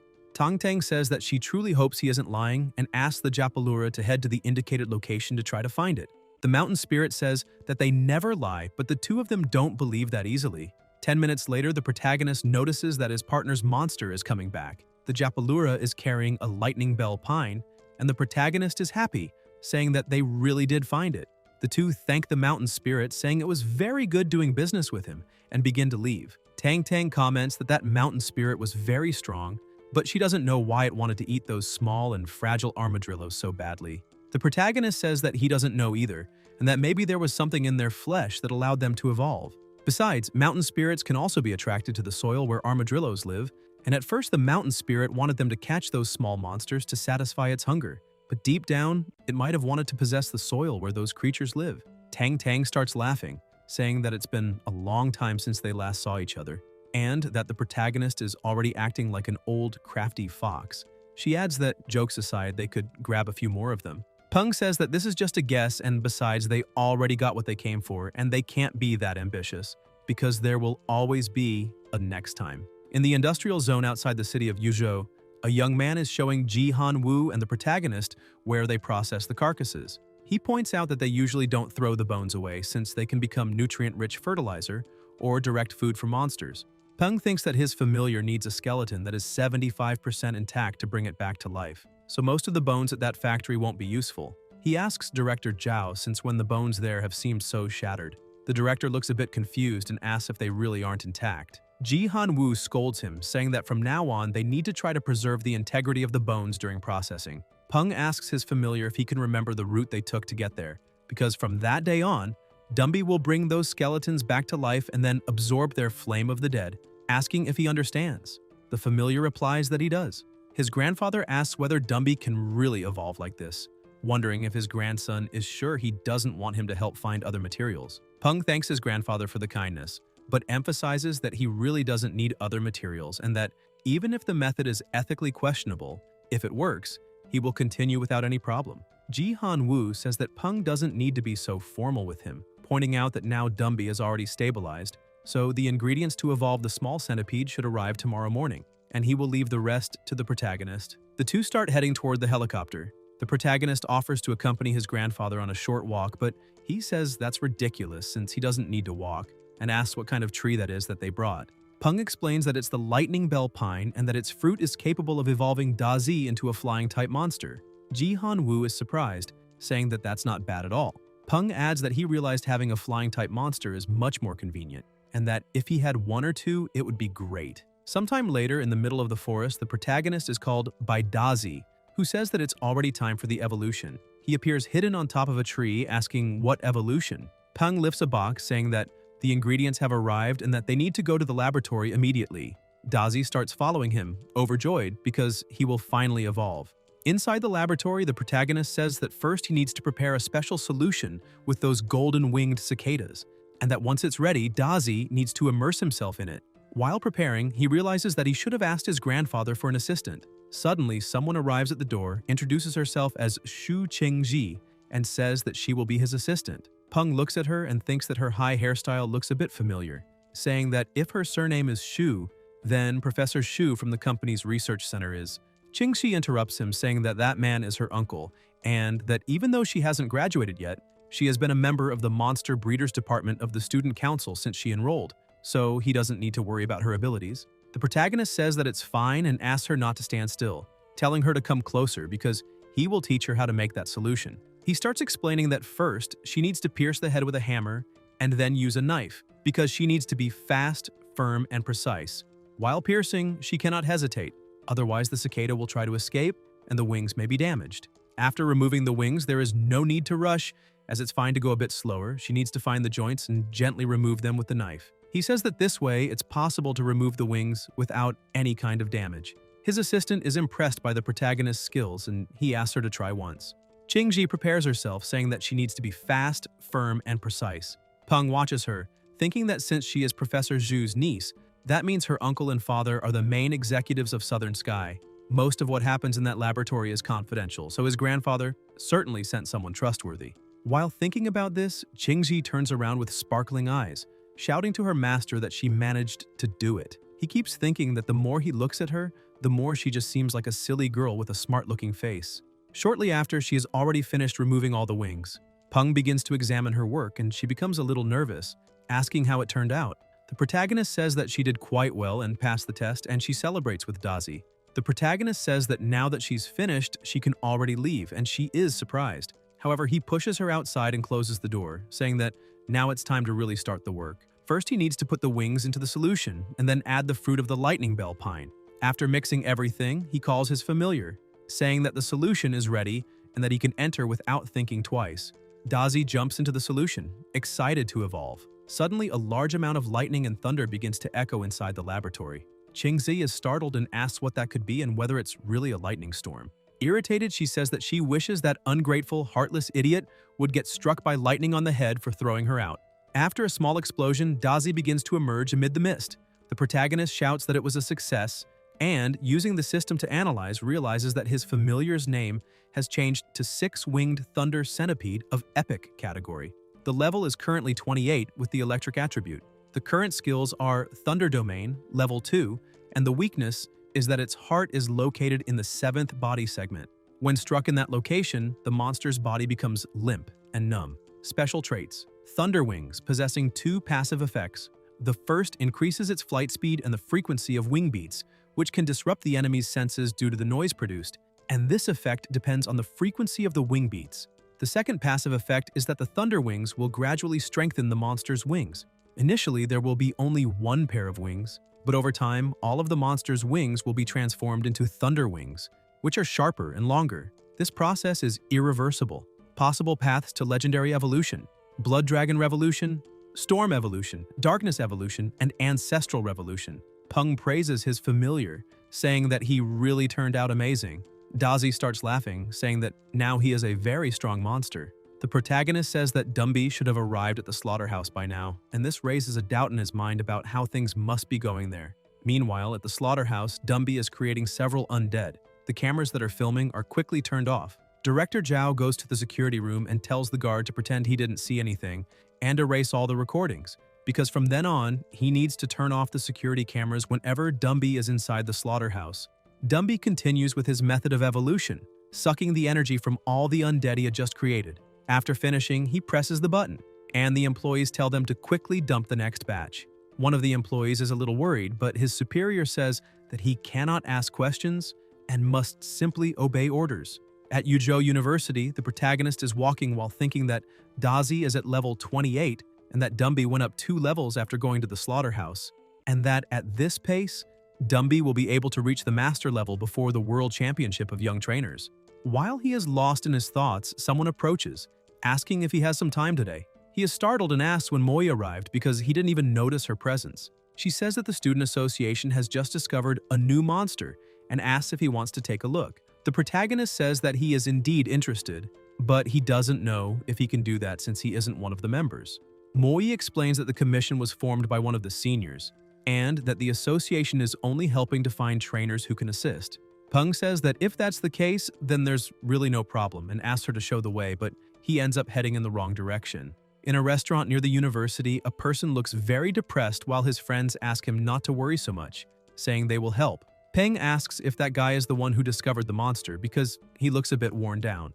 Moi says that she was dragged there as well, and that's why they need to listen to what they have to say. One of the people sitting at the table stands up and says that his name is Liu, a graduate of Yuzhou University. Another young man at the table says that everyone is already there and asks Liu to explain what happened. A bit frightened and with a trembling voice, he says that for about a month now, he has been afraid to return home at night because he didn't pay much attention when the noise started and was even curious to listen to it. The noise continued for several days until he remembered that he lives on the top floor of a building and there was no one above him, so he went to check the rooftop with his dog, since he could still hear the incessant noise behind the door. However, when he opened it, there was nothing there. The rooftop was quiet and empty, and he couldn't see anything. Some people inside the restaurant begin to get scared. One of the guys tells Liu not to worry anymore because now there are many of them, and besides, everyone has their monsters, so if it's a ghost, he can be sure they will drive it away. Liu says that would really be great. Peng tells Goldie that if anything goes wrong, he needs to carry him and get out as fast as possible. Goldie looks a bit confused and says that he's just a duck and can't carry his master. The protagonist asks if he really is just a duck, because he's the only duck he knows that can kick a tree and split it in half. Everyone in the restaurant follows Liu to his home. The protagonist starts observing the place, but thinks that he can't see anything wrongs, since he imagined there would be some kind of mist or strange noises. He asks Moi where her anaconda is, but she says it was too big to bring there, since the streets of Yuzhou are very narrow. Liu opens the door and asks them to come in quickly. When they enter the apartment, he calls An, saying that he's home, but everyone starts to smell something strange and realizes that something is wrong because it's the smell of a decomposing body. Liu keeps walking through the house and upon entering the bedroom shouts for his familiar, saying that it's all his fault and that he shouldn't have left it home alone. People say they need to help as quickly as possible. However, when they see what really happened, they become confused, saying that if that thing killed a familiar, then it must be something strong and aggressive, questioning whether they should call the police.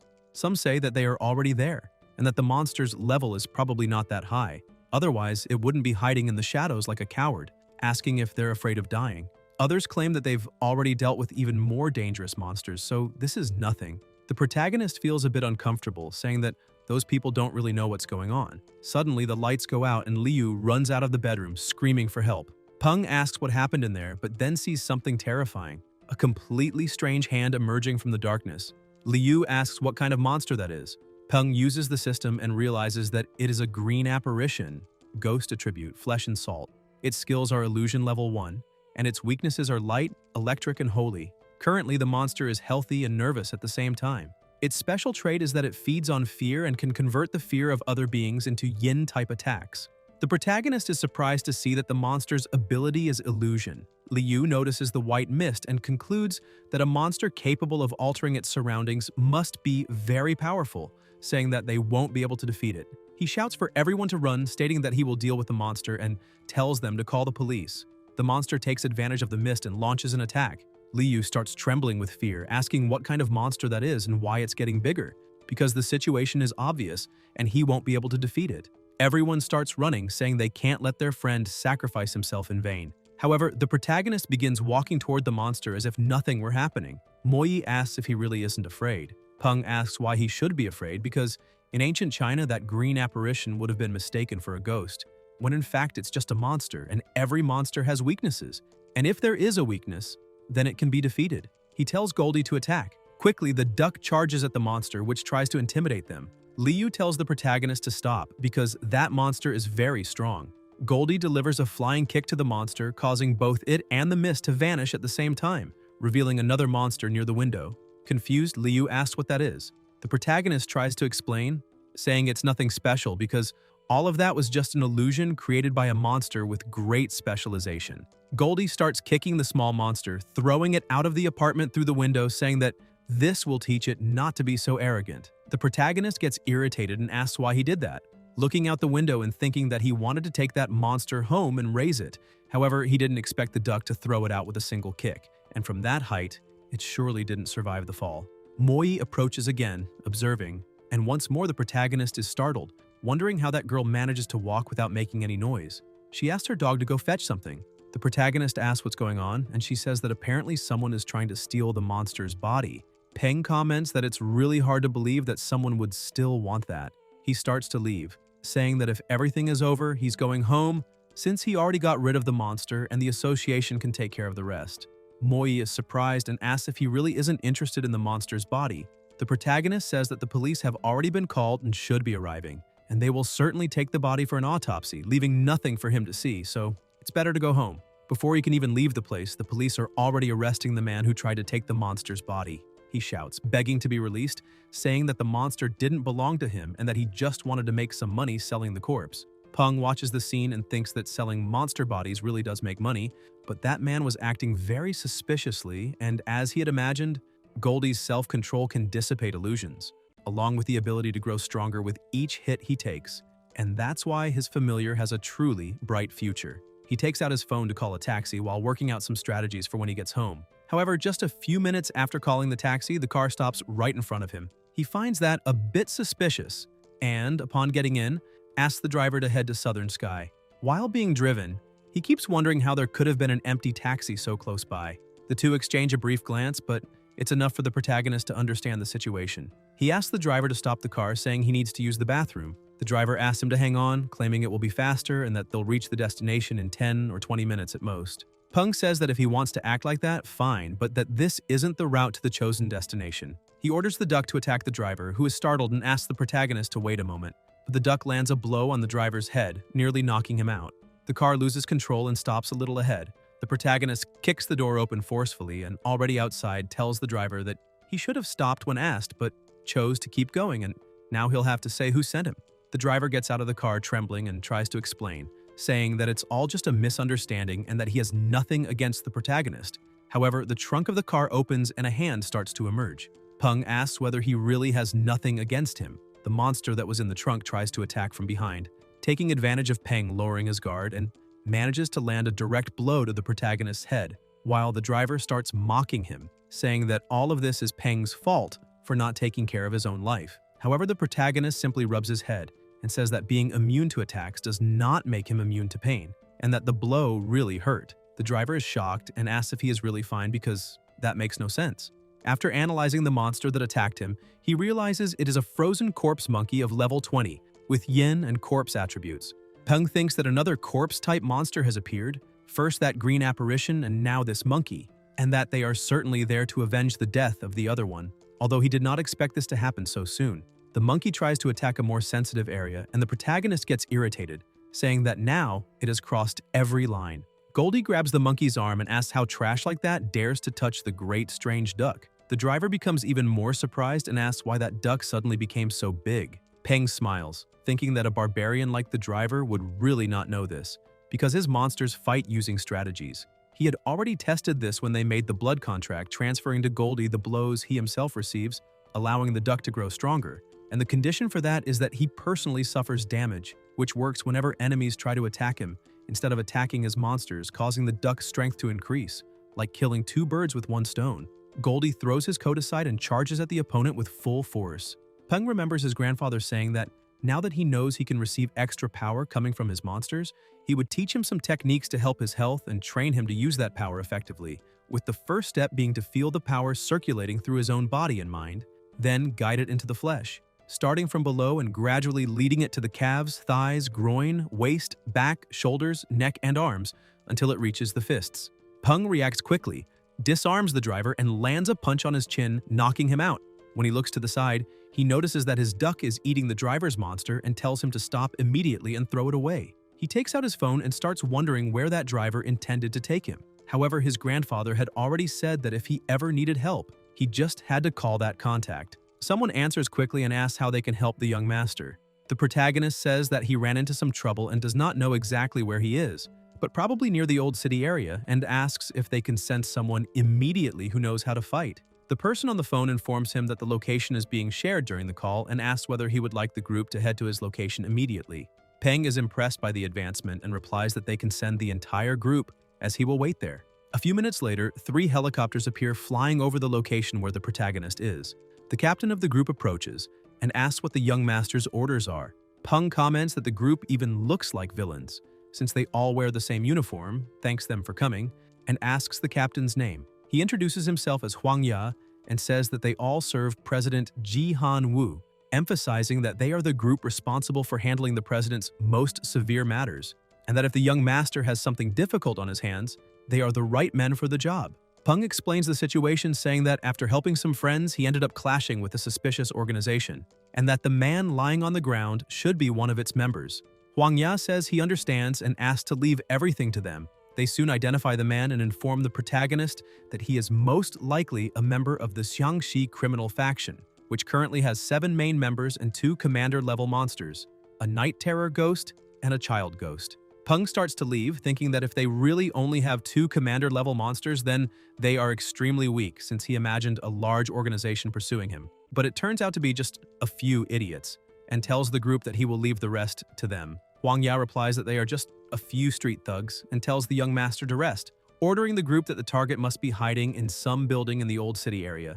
Peng shouts for them to be careful and adds that, if possible, they need to capture those 2 monsters alive. At the hideout, a couple was lying on the bed. The woman asks why the man isn't sleeping, and he says that something is wrong because his brother still hasn't made contact, and he can't get through to him no matter how many times he calls. He crawls under the bed, saying that they may have messed with the wrong people this time, and tells the woman to get dressed because they need to leave immediately. He grabs his familiar, saying that he feels safer with it by his side, carefully opens the door, and says that everything is clear and they need to go.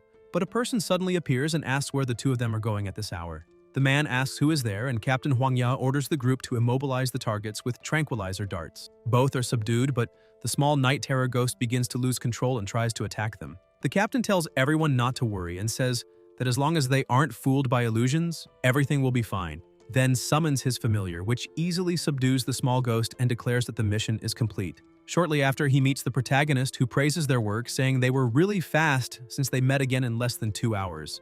Huang Ya says he's glad he didn't disappoint the young master and asks his familiar to hand over the monster they captured. The protagonist takes the opportunity to analyze the 2 monsters and sees that one of them is a red blood warhorse, level 32, commander, currently healthy with excellent grade, fire attribute, solar fire level 2 ability, and robustness similar to the warhorse that evolved before.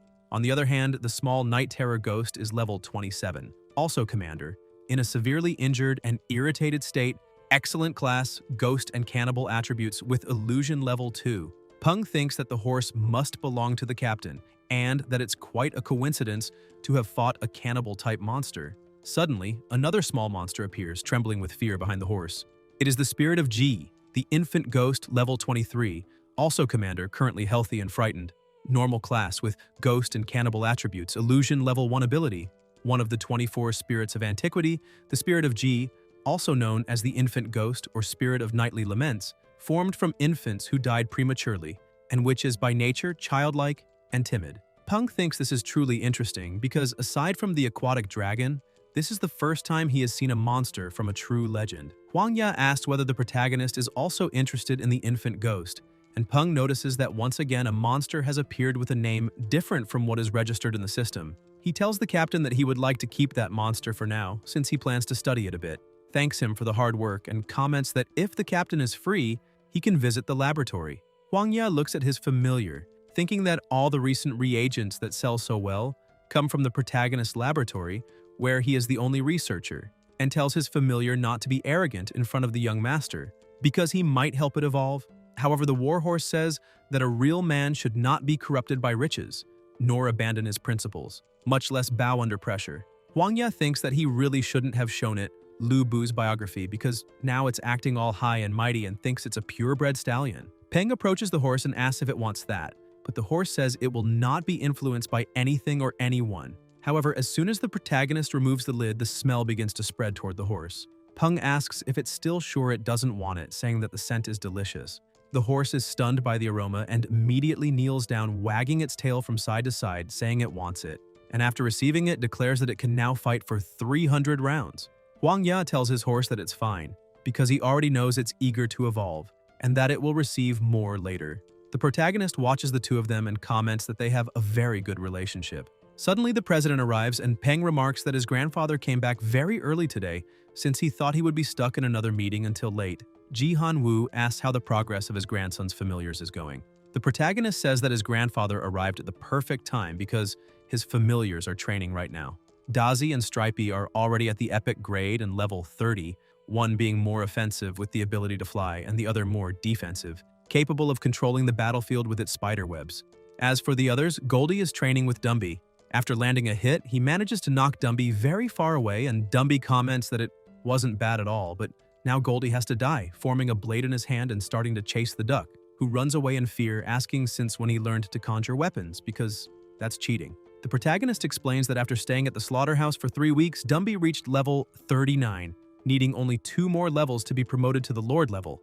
Goldie reached the Commander level 2 weeks ago, was downgraded from Legendary to Epic grade, but managed to reach Legendary again a few days ago, and these two are the best training partners for each other. His grandfather says that there is only 1 week left before the World Championship of Young Monster Trainers begins, and that if his grandson enters as a referee with his current level, it would be a bit strange. So if he wants to convince the public and silence all critics, he needs a Lord-level familiar before entering the competition. Peng replies that Dumby should at least reach level 40 before the competition starts, however, reaching the Lord level is a bit difficult. His grandfather wishes him good luck and starts to leave, also mentioning that the White Dragon is preparing to evolve during that night. Peng gets excited, saying that this is a bit unexpected, but that if the White Dragon evolves, it will be promoted to Legendary, a King-level familiar, the highest level among monsters humans have ever come into contact with. Peng shouts to his grandfather that he will help protect the area that night. His grandfather laughs, asks if he really wants to stand guard, and tells him to go sleep. By the lakeside, the water begins to behave aggressively, and the protagonist comments that it seems the evolution has begun, so it makes no sense to sleep since this evolution is to the level of a king. Suddenly, a monster starts to emerge from the water, and the protagonist realizes that it is already at level 51, leaving him shocked and wondering why it is already at that level, since his grandfather had said it would only evolve that night. So why was it acting this way if it had already evolved? Still confused by the situation, the protagonist begins to question what is really happening, whether his grandfather has some plan, and if that might be why he asked him not to approach the area. Meanwhile, inside the room of an agency, one of the soldiers reports urgent news, saying that the president's white dragon is evolving to an even higher level. People are startled, asking if that dragon is really evolving, since it should already be at the peak of the Lord level, and if it evolved further, it would reach the King level. However, one of the commanders begins to downplay the situation, saying that the white dragon is only in the spotlight because Jihanwoo has a lot of influence, and because the Celestial Sky Group always acts alone, while the military is forced to give in to its demands, and now the dragon is even undergoing another evolution. Someone else shouts, saying he is being arrogant and irrational, because the president is one of them. A young man agrees, stating that Jihanwoo is not a bad person, and that at the very least he does not idle around, in addition to being quite respectful toward the military. The mustached commander says they only say that because they do not know what kind of person Jihanwoo really is, and that it is not that he does not respect the military, but rather that he is very shrewd, and that if they knew about his past, they would understand that he is not as generous as he appears. The mustached man's companion agrees and says that is exactly it, and that if they want to continue being the president's guard dogs, they can go ahead. The argument grows increasingly tense until another guard tries to intervene, asking whether they are going to act or not. At that moment, another commander stands up angrily, slams the table, and asks what they think they are doing, saying that they still have not finished dealing with the monsters outside and do not have time to fight among themselves, and that if they want to continue with that nonsense, they do not need to involve the military base. He leaves the room, slamming the door, and people comment that Longxing was the first to storm out again, saying that Guy has always had an attitude problem, and that just because he has a stronger familiar, he acts that way. The senior officer says they need to stop this because a decision has already been made and everyone must follow orders, and that any interference will lead to a court-martial. He stands up and begins to leave, but one of the people approaches him and says that they agree they are not in a position to act, yet asks whether they could not find someone else to act for them, suggesting that they could leak the information, since there are certainly people out there who do not want Jihanwoo's familiar to evolve again. The senior officer simply ignores it, saying they need to end the matter, because there is no one in that city who would dare touch Jihanwoo. Even so, he smiles, thinking that perhaps there truly is no one in that city. Back at the lakeside, another intelligent monster was preparing to ambush the white dragon, thinking that it seems that human really did not lie, since there truly was a white dragon about to evolve, and monsters with dragon blood were an excellent diet for it. However, the monster starts to hesitate, questioning whether this could be a trap, but upon hearing the sound emitted by the dragon, it realizes that it really is in the middle of the evolution process, and that it cannot miss this opportunity, charging toward the white dragon. Yet, as soon as it reaches the ground, it is shocked to find that the white dragon is not there, and suddenly it is attacked and instantly killed by the dragon, as if it were absolutely nothing. The next day, the president receives a call, sees that it is Hetty, and says that he has already finished things over there, asking how things are going on the other side. Xiao Shu replies that the security department found several more spies within the company, even after eliminating all of them in the past, saying that they need to take advantage of this opportunity to carry out a complete purge, because if the president shows any sign of weakness, those rats will crawl out of their holes. Jihanwoo then gives the order to eliminate them all. Hetty confirms the order and prepares to act, asking one of his subordinates to open the door, but the subordinate replies that the door is locked. Hetty asks his familiar to take care of the problem. A monster easily breaks down the door, but there was a familiar hidden right behind it. Hetty comments that it was a very dirty trick, but even so, the monster is easily defeated by his familiar. Realizing that there is no one left inside, Hetty asks Wang to search the place with a few men, while Xiao Li is to inform Team 2 to guard the exits. The agents then report to the captain that several documents have gone missing and that all computer files have been deleted. Hetty orders his familiar, Ari8, to look for Zhao, the head of the department. Ari8 focuses and begins to sniff around, and within a few seconds finds a trail and shoots off like lightning. Meanwhile, in the parking lot, the department head runs in panic, gets into his car and complains that that stupid tiger failed because it was unwilling to sign a blood contract, yet kept accepting the gifts he offered. The tiger only benefited, while he gained nothing in return, and no one suspected that the old Jihanwoo still had a hidden trick, since his white dragon had probably evolved long ago and everything had been nothing but an act. The department head thinks that even so, everything will be fine, because the documents he has contain a lot of information about the internal affairs of the Celestial Sky Group, and if he manages to deliver them to the Celestial River Group, they would at least give him a vice director position. Even so, he regrets that, despite being the head of the technology department, he was unable to access information about the Southern Sky Celestial Group's technology, realizing that the president truly trusts no one, which makes him a detestable person. He floors the accelerator, smashes through the barrier, and tries to flee, but Oriate appears in front of the vehicle and with terrifying strength, lifts the car as if it were a toy and flips it upside down, staring at the department head. Sometime later, the protagonist meets his grandfather and says that he had a new inspiration while helping Captain Huang Ya promote his familiar, explaining that he developed a new type of reagent capable of increasing the endurance and strength of horse-type familiars, and that all the data are written down on a stack of papers. His grandfather comments that this is not bad at all. Suddenly, Hetty enters the room, summoned by President Qingji, and is surprised to see that his father is also there. Ji Han Woo explains the situation, says that he was the one who asked Hetty to come, and begins introducing him to his grandson, explaining that he is the son of old Shu, and that his name is Zhu Hetty. The president emphasizes that Hetty is his right-hand man, so the protagonist can call him Uncle Shu. Peng greets him, and Hetty comments that young Master Peng is a genius, since even his father never stops praising him, saying that someone so exceptional should not even call him uncle. The protagonist is a bit confused, remembering that Zhu Hetty is the head of the security department of the Southern Sky Celestial Group, and that he has heard of him for a long time, but had never met him in person. He notices that old Shu and Shu Qingshi both seem very polite, and that the captured department head looked nothing like them, although the familiar was far more interesting. The protagonist then uses the system to identify Oriate and discovers that the monster's name is Dazzling Golden Light, Champion Boxing Kangaroo. Currently, its level is 40, its grade is perfect, and it possesses interesting abilities such as Extraordinary Sixth Sense, level 2. Its attribute is light, and its current state is healthy and active. The monster's description explains that it is a kangaroo that loves kickboxing and weightlifting, having become extremely strong thanks to long-term training and a highly nutritious diet.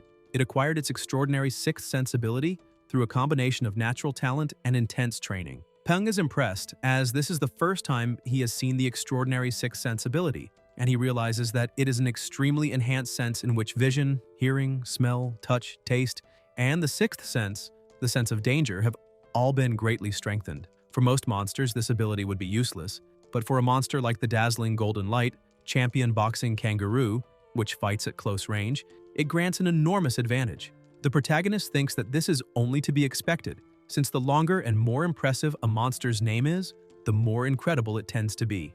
Ji Han Woo approaches Guang Yi and says that it was he himself who helped pay off Guang Yi's father's debts, which amounted to 3 million yuan, and also reminds him that over all those years, he trained the former department head as one of his trusted allies, asking whether that was true or not. Guang Yi agrees, stating that the president always knew how to hire well.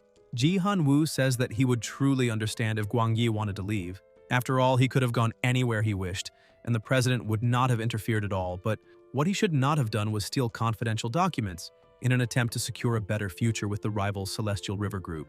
Guang Yi begins to beg the president to give him another chance. Ji Han Woo then asks Peng how he would handle that situation if he were in his place. Without thinking twice, the protagonist gets irritated and replies that he would make an example out of Guang Yi. The president smiles, saying that this is an excellent idea, and emphasizes that if they were living in a peaceful era, they would certainly let the law deal with it. However, since they live in a new world, the rules are different. He asks Hetty to make sure that no one knows what really happened, and that if anyone asks, they should simply say that an experiment went wrong, and that Guang Yi unfortunately died in the line of duty. In addition, he orders that the compensation for the family be increased by 2 levels. Hetty confirms the orders and begins dragging the traitor away, who desperately begs the president to spare him, saying that he was wrong, even pleading for mercy from the young master, emphasizing that he worked for many years for the Southern Sky Celestial Group and sacrificed his blood, sweat, and tears for them. After everything that happened by the lake, the White Dragon was in a playful mood. Ji Han Woo meets his grandson and asks if he is still thinking about what happened that day. Peng says he was just imagining what other people would think if they forgave someone who betrayed them and leaked internal company matters to a rival, because if that happened, perhaps others would also betray the company, since all they would need to do if caught was ask for forgiveness. And for that reason, they truly could not set such a bad example. Ji Han Woo apologizes, saying that he did not want to involve him in those dark matters, but since he is the president's grandson, he cannot be protected forever. The protagonist tells him not to worry, because he truly understands why it was necessary to do that. Suddenly, something hits the ground near them, and the White Dragon had thrown Stripey there. The president says that it seems the White Dragon has been quite playful these past few days, and for that reason, he will ask the agents to capture some high-level monsters so that the dragon's little skeleton can increase its level. The protagonist says that he is also counting on the white dragon, since Dumby only needs a little more to evolve. A few days later, at the Imperial Airport, the protagonist's friends have just arrived, saying that Junior June needs to do his best at the World Championship of Young Monster Trainers to show the strength of Yuzhou University. Suddenly, one of them notices that the protagonist is right ahead. The group starts wondering why he is there since he had withdrawn from the championships, but perhaps he regretted it and wants to watch some matches live. Meanwhile, the protagonist is looking at his phone, thinking that his grandfather said someone from the capital would be there to take him to his destination. The young people begin commenting that it is a shame, because if the protagonist were still part of the championship, then the university would have 3 competitors, since they remember that there are 3 competitors from the Imperial University and people are very proud of them, constantly saying on forums that they will take gold, silver, and bronze. Suddenly, 10 Dongfeng Alliance buses pull up to the area, and the group asks whether some important figure from another base city might be in the capital. Peng starts questioning what all of this is for and whether it is really necessary to draw so much attention, since it seems they are afraid people might think they are not rich. Yet he begins to feel an ominous premonition about all of it. One of the people approaches the protagonist, calls him Young Master, and asks him to get into the car. Peng says that he needs to get his familiars first, but the subordinate tells him not to worry because he already asked other people to retrieve the familiars, and they are all in other vehicles, so they can leave whenever the protagonist wants. Peng gets irritated because he believes his grandfather would prefer to remain low-key. The group of friends asks if they really are there to take Peng, because they did not know he was so wealthy since his parents passed away a long time ago. Sometime later, the protagonist arrives at his destination and greets Zhou Tianmin, one of the 12 elders of the Monster Trainers League and the former president of the 9 Mountains Group. Tianmin says that the protagonist is a very promising young man and asks whether he is the same age as the competitors. Peng thinks that not only was he the same age, but he was also a competitor who had to withdraw.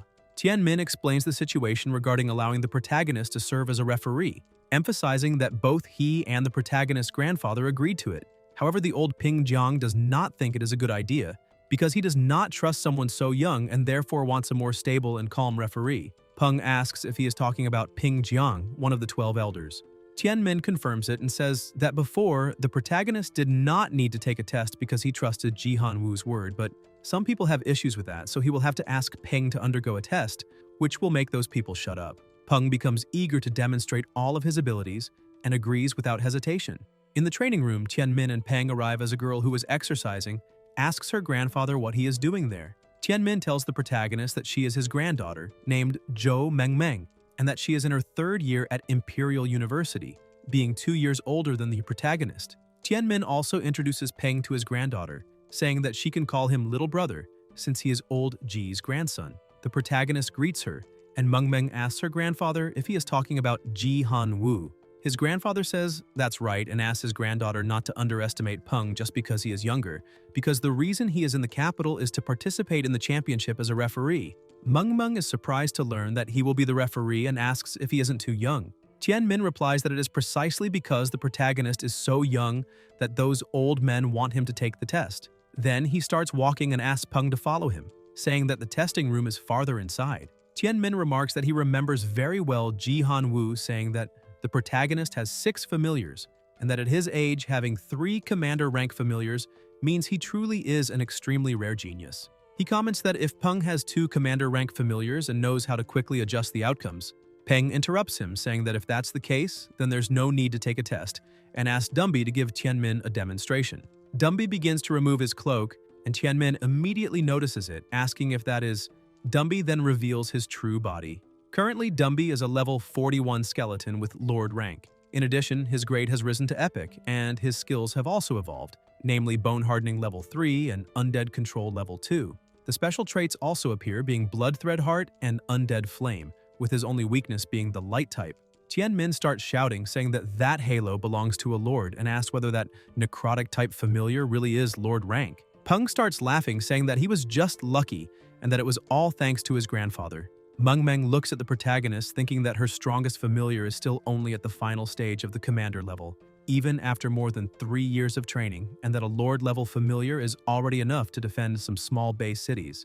Tianmin begins to laugh, saying that the protagonist hit it very well, and that now he is eager to see the reaction of those old men when they find out. At the World Championship of Young Monster Trainers, broadcast live, the commentator welcomes all ladies and gentlemen, introduces herself as Han Yun-jung from Southwest TV, reporting live from the World Championship of Young Monster Trainers, and comments that there is still 1 hour left before the championship begins, but the atmosphere is already extremely lively. A reporter from Magic TV informs that there are only 30 minutes left until the start of the tournament, and that the competitors are already beginning to enter the arena. Shortly after, the clock strikes exactly 8 o'clock. The commentator greets everyone again and welcomes them to the first World Championship of Young Monster Trainers, emphasizing that this is the first World Championship and also the first friendly duel between the new generations of trainers. For that reason, she believes everyone is eager, but first she explains the tournament rules. There are a total of 64 competitors. Only 32 will advance to the second round, and only 16 will move on to the next, with the following rounds proceeding in the same manner until the strongest trainer is determined. The student who had previously tried to take the protagonist's place asks his companions if they are nervous now that the tournament is about to begin, but everyone ignores him. He gets irritated, thinking they are doing that only because his father pulled some strings for him to get onto the team. But he decides that he will prove he got in purely by talent. He thinks that everyone just needs to wait because in the past 3 months he hasn't been fooling around and now it's his time to show how strong he is. He, Hanley, is definitely the strongest, and not just Peng's substitute.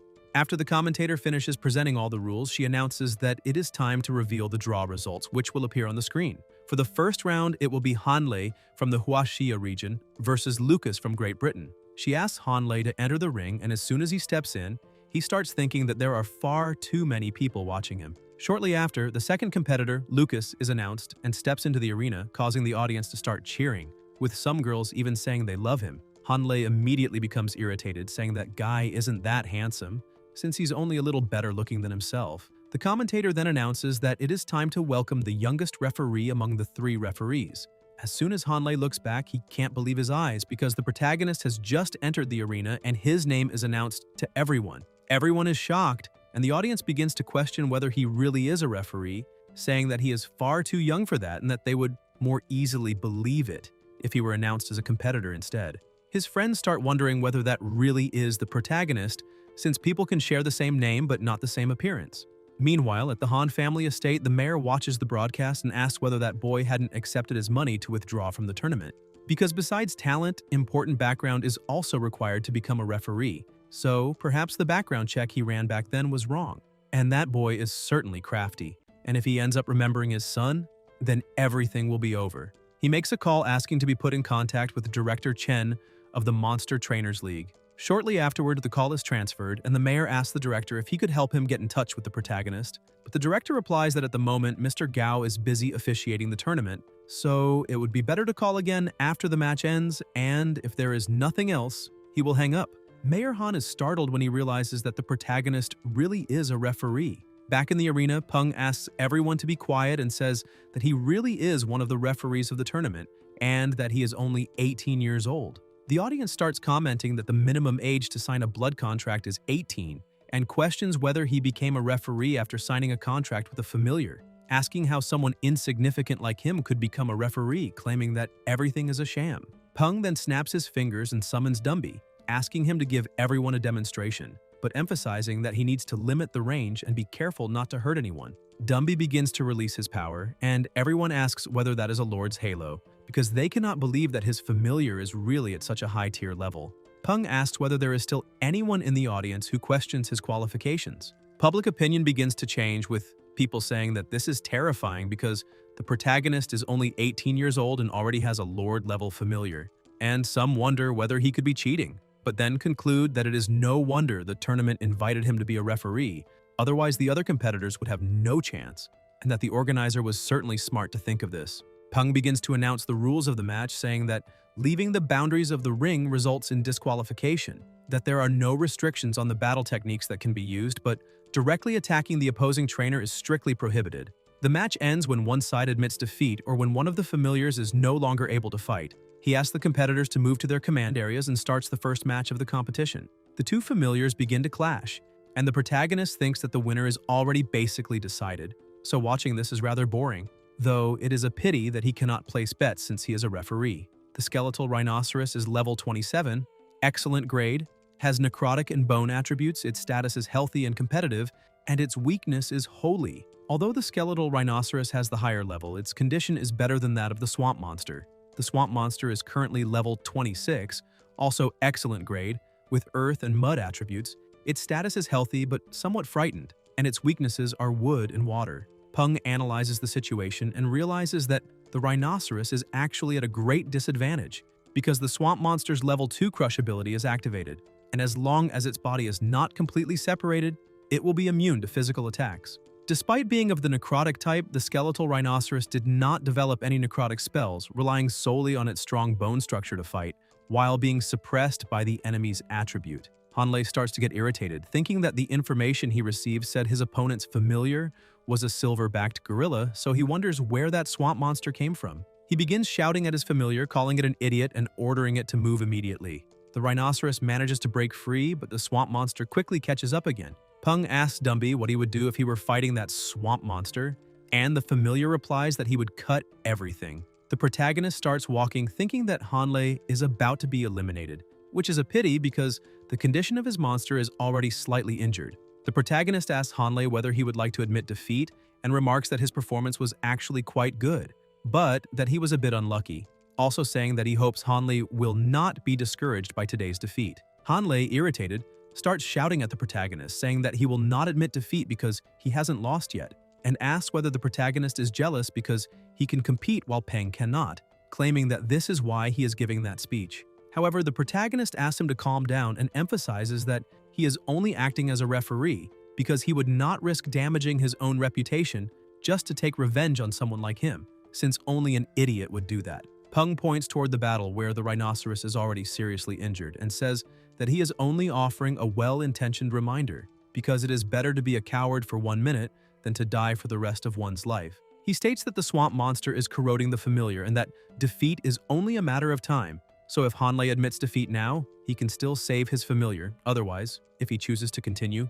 Hanlei simply pushes the protagonist aside, shouting at him to get out of the way and orders his rhinoceros to stand up. The protagonist realizes that even so, he still refuses to give up. The rhinoceros begins to gather its strength and tries to stand up again, and even while trembling in pain, tells its master that it managed to get back on its feet. Hanlei yells at his familiar, asking what it thinks it is doing, and orders it to eliminate the opponent immediately because they need to win. The rhinoceros hesitates, trying to persuade its master to give up, and trembling remains motionless. However, Hanlei continues ordering the rhinoceros to attack and tells it to stop crying. Peng thinks that this familiar is not bad, that it has very strong willpower but is unlucky to have encountered a master as useless as the one it has.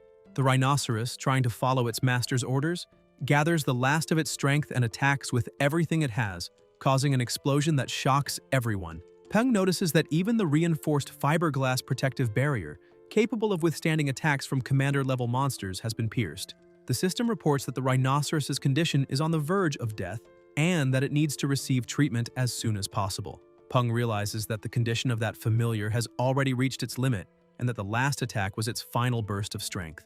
Peng announces that competitor Hanlei's familiar has been lying on the ground for more than 30 seconds, therefore the winner of the match is Lucas. The rhinoceros, with a trembling voice, tries to call out to its master, but Hanlei simply starts walking out of the arena, saying that his familiar is useless, that it can die if it wants because he doesn't care, and that he can just ask his father to find an even stronger familiar. The protagonist congratulates Lucas, who thanks him and asks whether that familiar is okay, questioning Hanlei's lack of morals since he's simply ignored his own familiar. The protagonist tells Lucas not to worry, saying that they will take care of the rest. He walks over to the fallen familiar and says that it is a good familiar and does not deserve the master it has. Peng watches Hanlei leave the arena, irritated by the situation. News begins to spread saying that a referee has become the hottest topic of the tournament. Gao Peng, the 11th competitor from the Huaxia region, who withdrew from the tournament at 18 years old, has become a referee with a Lord-level familiar. The commentator remarks that she believes everyone must be tired after a morning full of matches, but sincerely asks for patience because next will be match number 32 of the first round, which is also the final match of the elimination phase. In this fight, the first competitor is Yugi, champion of the Huaxia region. His familiar is a black-scaled tiger of perfect grade, currently level 32 with the darkness attribute. His familiar skills are Darkened Scales level 1 and Darkness Mastery level 1.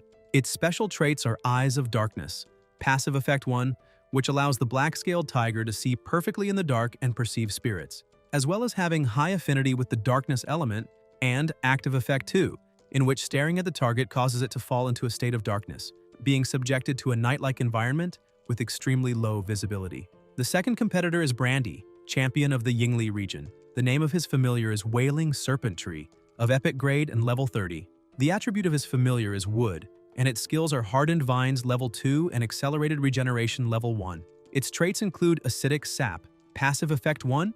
Its sap is highly corrosive and can be sprayed through a specialized organ, causing corrosive damage to the enemy. Passive effect 2. It leaves large amounts of acid inside the bodies of its prey. Passive effect 3. If the acidic sap remains inside the body for a long time, it gains additional effects such as increased acidity or anesthetic properties, with its only weakness being fire.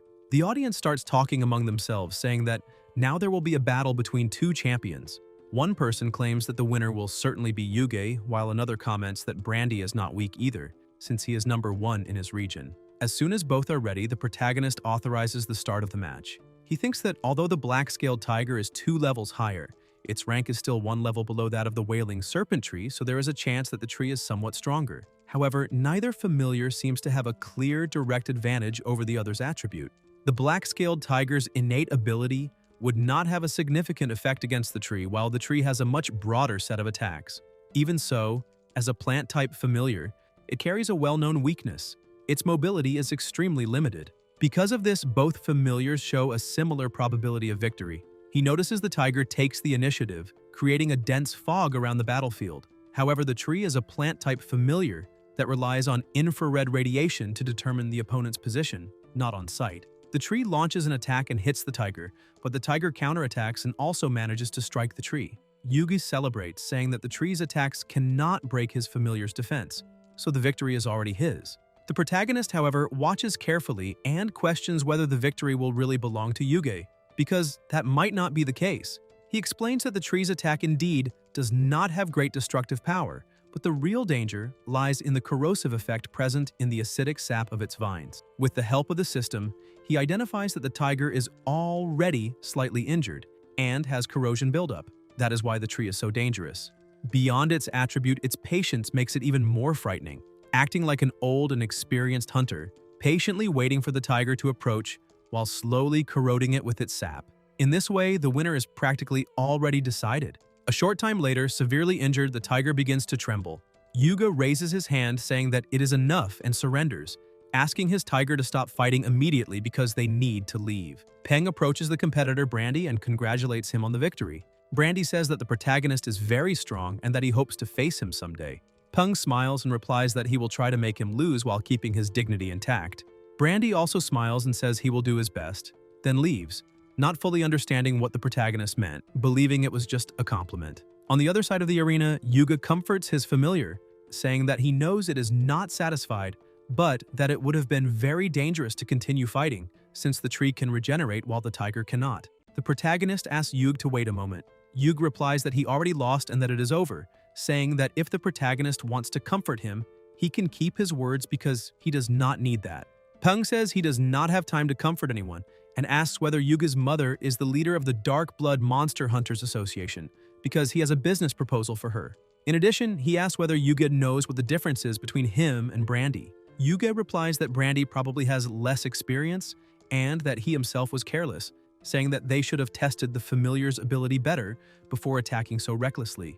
Peng says that is not it and states that it seems Yuga really did not understand. He then explains that the tiger's rank is 1 level below the tree's rank, emphasizing that the tree is at the epic rank while the tiger is only at the mid-perfect rank. Yuga is surprised and says that must be why Brandy was so confident in sending out a plant-type monster, since monsters of that type not only have notoriously restricted mobility, making them easy targets for long-range attacks, but also usually have a great disadvantage against fire-type monsters. The protagonist explains that if the tiger had reached the epic rank, it would have had enough speed and power to finish off the tree before it had time to regenerate its own limbs. He emphasizes that he knows how to evolve the tiger and asks whether Yuga is ready to take the next step, saying that they can meet after the tournament ends. The competitor is left confused, wondering whether the protagonist truly has a method to evolve his familiar to the epic rank and who exactly that man is. Meanwhile, in the referee's waiting room at the World Championship, referee Lee comments to the protagonist that all the news from the previous day was about him and that now he has become famous. Peng asks him to stop teasing, saying that it is only temporary and that everyone will forget he even exists once the tournament is over. Another man comments that there are 32 participants in the second round and that the Huaxia team occupies only a quarter of that number. Referee Lee says that this figure is certainly lower than he expected, but it is not really surprising because although Southeast Asia and Africa were less developed than their country before the cataclysm, the natural environment in those regions is extremely suitable for monster survival, making the combat capability of their familiars very strong or even brutal. The man says he has heard of this before since he is from Kunzhou near Southeast Asia, and there they train their familiars by making them fight each other. Peng is surprised by this information and asks referee Guo to explain in more detail. Guo begins to explain that all the major countries of Southeast Asia were merged into a single region when the allied government of the New World was formed. Many children lost their parents in the early days of the cataclysm, and these orphans were placed by the government into training camps. When they turned 18, the government assigned each of them a familiar and forced them to fight each other until only one remained. Only the strongest was taken in, while the survival chances of the others were minimal. Peng comments that this is extremely cruel.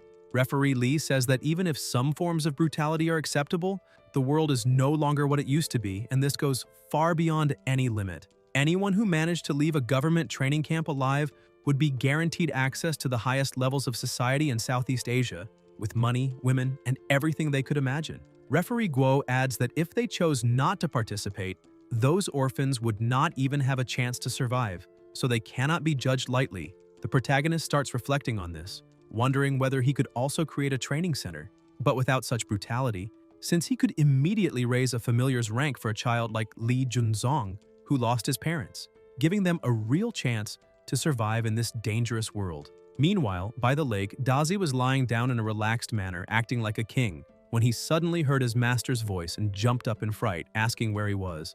A small robot with a camera appears in front of him, and the protagonist's voice comes out of it. He says that Dazi may not understand the power of technology, but he knows very well that the familiar has been slacking off the entire time, and that he wanted to give him a chance to realize his own mistakes. However, since things have gone too far, from now on, for every hour he slacks off, another 1,000 sets will be added to his training routine. Dazi tries to explain himself, but the protagonist shouts that he has been observing everything this whole time and saw every reaction clearly, then asks how the familiar intends to explain that. Dazi realizes the situation has become truly dangerous and tries to appeal emotionally, saying that he loves his master very much. Peng starts smiling and asks whether he really thinks that will work. The familiar keeps trying to appeal, saying that his master is the best of all. Peng says he will let this slide, but Dazi must complete the 10,000 sets for that day because he will be watching the entire time, and if he even thinks about slacking off, things will not be pleasant. The other two referees watch the scene, confused by what he is doing, but referee Lee comments that everyone says every genius has their quirks, so they should be more understanding. The bell rings and the referees announce that the break passed very quickly. Lee smiles and tells the protagonist that he should listen to a senior's advice, pointing out that among the 12 competitors from the Huaxia region, 8 advanced to the second round, and of those 8, 3 were eliminated precisely in the matches where the protagonist acted as referee. Peng asks what that has to do with anything, and Lee replies that it may not be a problem now. But if more Huaxia competitors are eliminated under his watch, there will always be people who like to find excuses to cover up their own failures, because a tall tree attracts the wind, and then he wishes him good luck. The second round matches are about to begin, and the host announces that the third match will be between Gang Mu from Africa and Kim Yuen from Korea. People wish Kim Yuen good luck, but Peng feels a bit dispirited, thinking it will be yet another silverback gorilla versus a swamp monster. Since the duplication rate is extremely high, especially with the swamp monsters, which almost every team has. Even so, the African competitor's familiar draws attention for being something new. There was one monster standing on top of another. Its name was Giant Tarsius, level 33 with perfect grade. Its attribute was wood, and its special trait was spiritual brain. Passive effect: thanks to its spiritual brain, it was endowed with astonishing psychic energy and telekinetic powers. Second active effect: its spiritual brain also allowed it to mentally control weaker creatures. Monstrous skill: greater spirituality, level 2. Its weakness was that despite its powerful mind, it possessed an incredibly fragile body and lacked close combat ability. Directly beneath it was a tropical forest scorpion, which was being controlled. Its level was 29, its grade was excellent, with the water attribute. Its skill was reinforced exoskeleton, level 1, and its weakness was earth. Tarsius are native to Southeast Asia, a timid species that usually feeds on crickets and other insects. The most intriguing thing is that they are emotionally bound to their habitats and would die if removed from their homes for too long. How did Gangmu manage to sign a blood contract with a familiar like this? The competitor Gangmu goes up to his familiar and calls her mother, saying that he wants something. His familiar tries to comfort him, and the protagonist notices this because he has heard of a special training method that involves pairing young children who have undergone special training with monkey-like monsters that recently lost a child. Through long-term cohabitation, these monsters gradually begin to see the human children as their own offspring, which makes it much easier to sign a blood contract with them. However, the most interesting part is that these monster trainers must call their familiar mother, which means they are adopted children of their familiars, not masters. It seems that this is the method the African competitor is using at the moment, and that must be why he was able to make the giant Tarsius go against its own nature. The protagonist orders the two to begin. Tarsius immediately starts using its abilities, and the Korean competitor thinks that this is a fighting method he has never seen before, so he needs to be careful. He orders his swamp monster to stop the scorpion, but the scorpion also launches an attack, landing a hit on the swamp monster. However, the swamp monster begins to spread like mud, trapping the scorpion. The Korean realizes he has found an opening and orders the gorilla to attack Tarsius immediately. The gorilla charges forward, but Tarsius begins to use its psychic attacks, controlling the gorilla's mind. Pung is shocked to see that the main attacker of the Korean team was controlled so easily, which clearly shows an enormous difference in strength. The African competitor had told his familiar that those opponents wanted to hurt them, so they had to die. Tarsius, seeing Gangmu as her child, acts without hesitation and explodes the head of her opponent. Kim Muon begins to panic upon seeing his familiar killed. However, the African competitor starts losing control, telling his mother that there is another bad guy and that all bad guys should die. Tarsius begins walking toward the Korean competitor, making him tremble in fear and say that something is very wrong. Gangmu looks at the protagonist, thinking that this referee who withdrew from the tournament is really a plant because he did not notice anything and will be the next one, but an attack suddenly flies toward Tarsius, knocking her backward. The protagonist says that according to the rules, directly attacking the opponent is strictly prohibited, and that this is the first warning. The African competitor becomes furious, thinking that he will kill him. Kim Muon raises his hand and says that he surrenders. The protagonist announces that the winner of the third match is the competitor Gangmu. He goes to his familiar and tells her that they managed to defeat the bad guys. Gangmu looks at the protagonist, thinking that even if his familiar and that skeleton were at the same level, he might not be able to defeat him, because since childhood he has fully understood that if he wanted something, he had to work hard for it, but perhaps he could have an even greater ambition. After the match ends, some people come over to greet the protagonist, offering him some water. He says he is fine, and although being respected is nice, being a referee is definitely very boring, until he suddenly has a great idea and starts thinking that although the rules forbid referees from betting, he has never heard that a referee's familiars are not allowed to bet.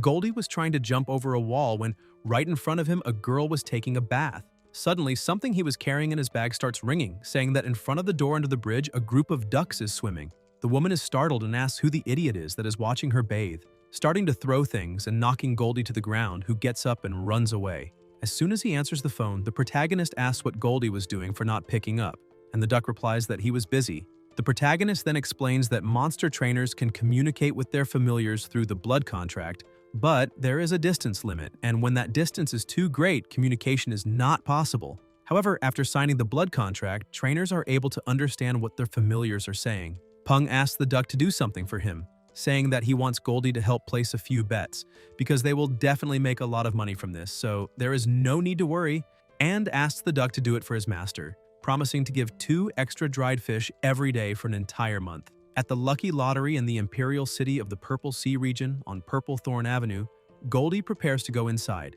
The clerk welcomes him but is immediately surprised to see a duck. Goldie shows his phone and the message says to bet on Zhang Yi from the Huaxia region in the 7th match of the 2nd round, which will take place in 10 minutes.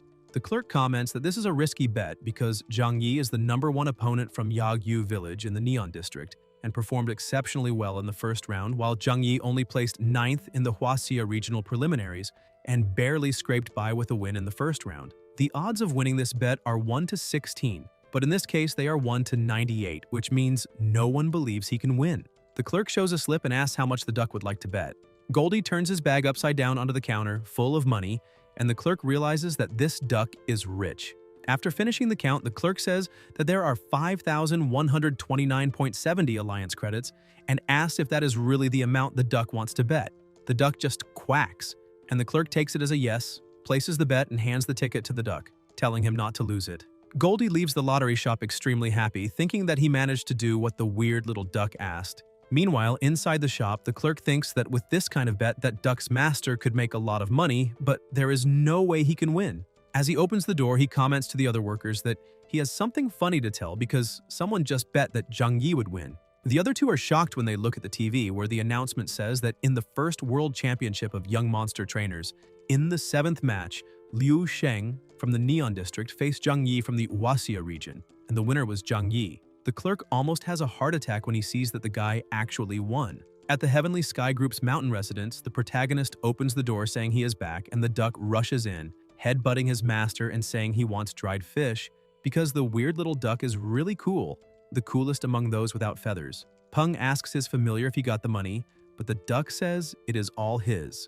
The protagonist gets up saying that he already knows it is his and will not take anything because he is extremely stingy. Goldie asks his master if he has any more insider information, but the protagonist replies that gambling is a very bad thing that can cause addiction, destroy families, and depending on the level, even ruin lives. He emphasizes that he only let the duck place a bet to have a little fun and earn some money to pay for lunch. So, it is better not to get addicted to gambling, because even when the game gives you a card, in the end, it takes everything back. In addition, Peng tells the duck that he should go to bed early and not get any wrong ideas about this. Suddenly, the phone rings and he turns to answer, asking what he can do for them. He says that he knows Zheng Xiao because he is one of the competitors from the Huaxia region, very talented and full of drive, so he has high expectations for him and that he can make time to treat him to a meal after the match ends.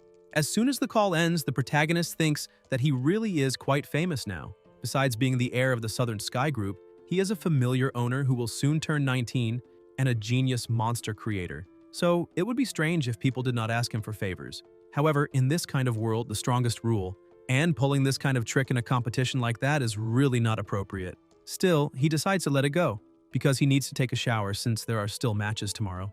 Goldie had been listening to the entire conversation and thought that the weird little duck was starting to act strangely, since he did not want to give out any insider information, but he would remember the name Zheng Xiao very well. The next day, Zhang Yi wins the first round of the third match and thinks that he was lucky that the protagonist was not the referee for that fight, because the 6 competitors who were eliminated were not that skilled. However, among the 8 competitors already eliminated, 6 had fallen in matches where Peng was the referee, and that proportion was truly terrifying. Suddenly, referee Guo begins to withdraw and says that he will leave everything else to the protagonist. Zhang Yi is startled and greets the protagonist a little nervously. Peng notices that Zhang Yi's feelings are written all over his face and thinks that because they are both from the Huaxia region, many people believe that he would not betray his own people, a typical thought of small-minded individuals since they truly believe that when a competitor is not strong enough, he, as a referee, would step onto the battlefield to fight for them. He then decides to take a look at the information on the competitors of the next match and thinks that the sea dragon is an amphibious monster whose long neck and slender limbs resemble a long-bodied plesiosaur, capable of revealing its full potential only in shallow waters, while the tournament is being held on solid ground, where its mobility is greatly restricted. The competitor's name is Daisy, from the Great Britain region, ranked 2nd in her regional preliminaries, and the name of her familiar is Sea Dragon. Based on the tournament schedule, Peng thinks that the celestial firewolf has a high chance of encountering this sea dragon, and although the environment is not ideal, the sea dragon still has an advantage in size and attribute, and if the celestial firewolf were to match it, both would face great difficulties. The matches continue. Gao Leishi finishes in 11th place, Long Binyu in 7th place, and Junmoi in 5th place. Zhang Yi is announced as the last competitor from the Huaxia region, while Daisy represents the Great Britain region, and both rise in the rankings, about to face each other in the final match to decide, once and for all, who will be the strongest trainer of the World Championship of Young Monster Trainers. Peng watches the television and thinks that maybe he was right from the beginning and that, in the end, it really would be the celestial firewolf against the sea dragon. He He decides to call his familiars to check whether they are training properly, but when he looks at Goldie, he is surprised to see him sitting there, reading a manhwa magazine while drinking juice. Peng comments that it seems the little duck is learning from Dazi and says that if he can gain 7 levels in 1 month, he will receive 300,000 alliance credits for his efforts, which would allow him to eat whatever he wants. Goldie replies that he no longer needs to train because he will soon be receiving a lot of money since he was smart enough to bet on Zheng Xiao. The protagonist is surprised and asks if he really bought a lottery ticket and how he managed to do that, since the clerk probably would not have understood what he was saying. The duck explains that Stripey wrote everything for him because she is a very smart spider and has beautiful handwriting. Stripey slaps the duck on the head, calling him stinky and saying that she warned him it would not work out. Goldie then holds up the ticket, saying that he bet everything on Zheng Xiao. The protagonist asks why he bet everything on that guy and questions whether he is an idiot, since Zheng Xiao lost that morning, which means all the money went down the drain, and besides losing everything, he would not even have lunch. Goldie finally realizes that the house always wins, while Stripey starts rolling on the ground laughing uncontrollably. Peng tells him to stop being sad and train diligently, promising that if he can gain 7 levels in a month, he will receive the 300,000 alliance credits, and that for each additional level gained, the reward will increase even more, allowing the duck to earn far more money than through betting. Goldie begins training as hard as he can, crying while telling his master that he does not want money, he just wants to know who defeated Zheng Xiao. The protagonist scolds him, asking what he thinks he is going to do, and explains that it was a fair match, and that the competitor who defeated Zheng Xiao only managed to do so because he was stronger, therefore the winner did nothing wrong. Goldie continues training, extremely irritated, but the protagonist promises that if he maintains that training pace, he will be able to eat the most expensive duck delicacies in the entire world. Lee approaches the protagonist and asks if he is really thinking about not being the referee for the final match. Peng replies that he is, because there are already many people on the internet accusing him of being against Zhang Yi, and if Zhang Yi were to lose that battle, people would certainly turn even more against him. The two participants walk onto the arena, and the commentator welcomes everyone in the audience, announcing that this is the long-awaited day of the World Championship Final. The competitor Zhang Yi has 3 familiars: the golden-backed boar, the celestial firewolf, and the thorny black opium poppy. While analyzing, Peng thinks that the black opium poppy has a very interesting ability, as it can release a type of gas that causes any creature that inhales it to enter a hyperactive state and lose its sense of pain, after which it wraps its vines around its prey to eliminate them. Using this familiar as a support monster is truly a smart move, and the only concern is that the other monsters could also become addicted to the poppy's gas, because if that happens, it would be a major problem. The commentator announces the familiars of the competitor Daisy, the sea dragon, and 2 earth river otters. Peng comments that there is nothing particularly special about those otters, but that the dragon is a different matter. It is a sea dragon, Diplocoria variant, with epic grade and level 34. Its abilities are Tempered Scales level 2, Demonic Visual Acuity level 2, and Elemental Water Dominion, also level 2. The monster's attribute is water, and its weakness is electricity. Its special characteristics include Diplocoria, an innate ability with passive effect 1 that increases dynamic vision and visual clarity, effect 2 with no information, and effect 3 with no information, as well as Beast Heart with passive effect 1 that improves overall physical strength and active effect 2 that grants a burst of energy for a period of time. Peng is surprised to see that the dragon possesses Diplocoria, since he always thought that only humans had this kind of variation. Moreover, the dragon also shows unknown skill effects, and like Dumby's heart, the sea dragon likely possesses an organ with an extraordinary ability, and judging by the number of question marks, this type of ability is extremely valuable. Even so, he hopes that Zhang Yi will not lose, because if that happens, people will blame him again. Referee Li signals the start of the final round. Zhang Yi orders the poppy to spread its pollen. His familiars become agitated and the boar makes the first move. Daisy commands her otters to use Wall Shield, raising a barrier that protects them from the attack. She thinks she was lucky because the basalt of the White Garden is very hard and rich in earth elements, and the wall created by the otters is also very sturdy, otherwise it would have been shattered by the boar. Suddenly, the wolf darts past the boar at high speed, but the sea dragon manages to evade the attack and moves behind the boar, and its strike is so powerful that it even shatters the earth wall. Peng thinks that the sea dragon is truly extraordinary. However, the system reports that the boar is only lightly injured, and the protagonist believes that once it loses its sense of pain, it becomes extremely difficult to make the golden-backed boar lose its will to fight, and therefore, Daisy will need to further refine her strategy to win. The wolf begins to emanate its abilities and charges again, surrounding the dragon together with the boar. However, the sea dragon starts using its skills, activating a technique that alters the terrain, transforming it into water. And although the boar continues to advance, it becomes very slow, and the celestial firewolf can no longer confront the sea dragon head-on. Even so, the wolf does not retreat and faces the sea dragon, which creates pillars of water in an attempt to protect itself. But they prove ineffective at stopping the celestial wolf. Still, the protagonist realizes that this was not exactly a defense, because the water pillars were merely a distraction, and the dragon's body was hidden beneath the water with its true target being the boar. Jung-yi notices this and shouts for the boar to get out immediately, but it is already too late. The dragon emerges from the water and viciously attacks the boar, and the protagonist even turns his face away, believing that such a bite should certainly have killed the boar. Apparently, the illegal drug is truly harmful because the wolf has good combat instincts and, even under the effect of the gas, can still fight well, but the boar does not have that same capability. Jung-yi becomes extremely furious and orders his wolf to eliminate the others, declaring that if one of his familiars has died, the opponent must pay with the same coin. The wolf rapidly charges at the otters, but the sea dragon perceives the movement and shifts with extreme speed, astonishing everyone, as it had been concealing its true strength. The attack is so ferocious that the wolf's blood begins to spread across the entire arena. Jung-yi no longer knows what to do, and Daisy orders her familiars to stop, asking her opponent what he intends to do. Even though he is frustrated with the outcome and in order not to further harm his familiars, Jung-yi admits defeat. The winner is announced, and everyone from Great Britain begins to celebrate. The reporters comment that they have lost and ask how they should report what happened. The chief replies that they can place all the responsibility for the loss on the protagonist, assuring that this will work. Soon, the news starts spreading rapidly, saying that the protagonist eliminated one of his own compatriots and questioning whether he is a traitor. In addition, they accuse him of refusing to act as a referee, claiming that this was a decision made for personal gain at the expense of his own country's glory. And now, with this crisis, they even comment that a reform of the entire national education system has become possible. Peng looks at the news and sees that he has become the scapegoat.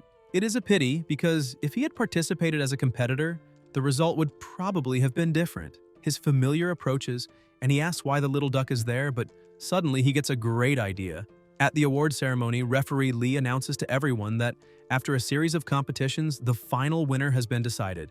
And before he can announce her name, the protagonist steps onto the stage, leaving her surprised and wondering why he is there with his familiar. The chief referee tells the president that the Southern Sky Group has sent a request, saying that the protagonist wants something, but he comments that it might be a little inappropriate. The president smiles, asking whether it is not normal for young people to be a bit impulsive, and asks for everyone's cooperation. Goldie points at the woman, saying that she was the one who made him lose all his lunch money. Peng tests his communicator and realizes that this is great because they have not cut the signal yet, and first, he would like to congratulate the champion of the World Championship of Young Monster Trainers. But his familiar was not satisfied with the result. He has just turned 1.5 years old and is now at the mid-commander level. Yet the competitors and the familiars chosen to compete there are the best of the best from their regions. So how could a duck compare to them? Therefore, he would like to know whether Champion Daisy could ask her familiar, the sea dragon, to teach that little duck a lesson. She feels a bit apprehensive, thinking that she would gain nothing if she won the battle, but if she lost, her reputation would be affected. Yet surely a world championship winner would easily defeat a farm duck. Moreover, she notices that the organizers are giving no response at all, which means they have already approved the idea, and therefore she cannot refuse the proposal. She replies to the protagonist that she accepts the challenge. However, she will not help the duck, since he is acquainted with a monster trainer who has a higher level of knowledge. Peng thinks she is acting sarcastically, but that must be because she is about to become a victim, so it is understandable that she wants to complain beforehand. With both sides ready, they quickly begin the battle. Goldie starts attacking, and the sea dragon wastes no time, releasing all of its water to gain a territorial advantage. But the water around the duck begins to disappear. Goldie continues advancing rapidly and lands a blow to his opponent's face, making Daisy worried. But soon the dragon retaliates, throwing the duck away and trying to bite him. The duck's speed, however, is superior, and he manages to dodge, yet he ends up being hit by another attack. Daisy realizes that something is not right, because the light around that yellow duck's body is very strange, and perhaps he has become even stronger. Goldie attacks the dragon again with everything he has, saying that it is not enough, because his opponent's attacks barely do anything. The duck keeps provoking him, making the dragon even more irritated, and it counterattacks, throwing the duck away and unleashing a flurry of blows. Daisy smiles in relief, wondering how that duck managed to withstand such a powerful attack, yet she is certain she will win, since the protagonist does not seem to have anything special. However, she panics when she sees that Goldie has grown larger and is holding back the dragon's attack with one of his wings as if it were nothing. The duck thanks the dragon for the attacks, but easily throws him upward and, gathering even more strength, leaps and uses the destruction fist, striking the dragon's face and knocking him out instantly. He starts celebrating and Daisy raises her hand, saying that she surrenders. Public opinion begins to change, saying that the protagonist really is incredible, that the Huaxia region is the strongest, and that it seems the media has always liked spreading false rumors. Peng goes over to Daisy, asking her not to worry because, although the sea dragon's condition does not look very good, he only has bruises and will be fine after a few days of rest. In addition, he emphasizes that he is very sorry about what happened there and, as an apology, hands her a card from his laboratory and saying that she can visit it at any time. But Daisy simply turns her back, irritated, saying that she comes from a rich and powerful family in Great Britain. So why would she go to the Huaxia region just to visit someone else's laboratory? The protagonist merely smiles, thinking that in less than 5 years, his laboratory will certainly become one of the most famous in the entire world, and that today she ignored him. But in the future, she will definitely end up asking him for a favor. Meanwhile, his grandfather was preparing some dishes, having made his grandson's favorite liang pie and tangerine sweets. Suddenly, his phone starts ringing, and he is surprised when he sees the number. As soon as he answers, a chief instructor from the army says that he has a big problem and that he knows the protagonist has just returned, but that he would not have called if it were not a major emergency. Ji-Han Woo remarks that he is always expecting trouble whenever he receives a call and asks what happened. The army chief replies that things in the tomb of the first emperor have come to life. Ji-Han Woo stands up in shock, asking if he heard that right. In the suburbs of Lingtong district, northeast of the city, some people are observing the area, saying that this has been going on for 10 days, and one of them asks the captain whether the tomb of the first emperor is really inside there. The ground begins to tremble, the captain shouts that something is happening. The mountain starts to collapse, and he orders the group to report immediately to their superiors. A young man notices something emerging from the ground, and a voice echoes, saying that the strong warriors of Qin must save the nation, and that the battles will only end when the blood is completely dry. The captain states that those are the terracotta warriors and that they have risen from the dead, as a small army begins to appear. Suddenly, the main tomb also starts to collapse.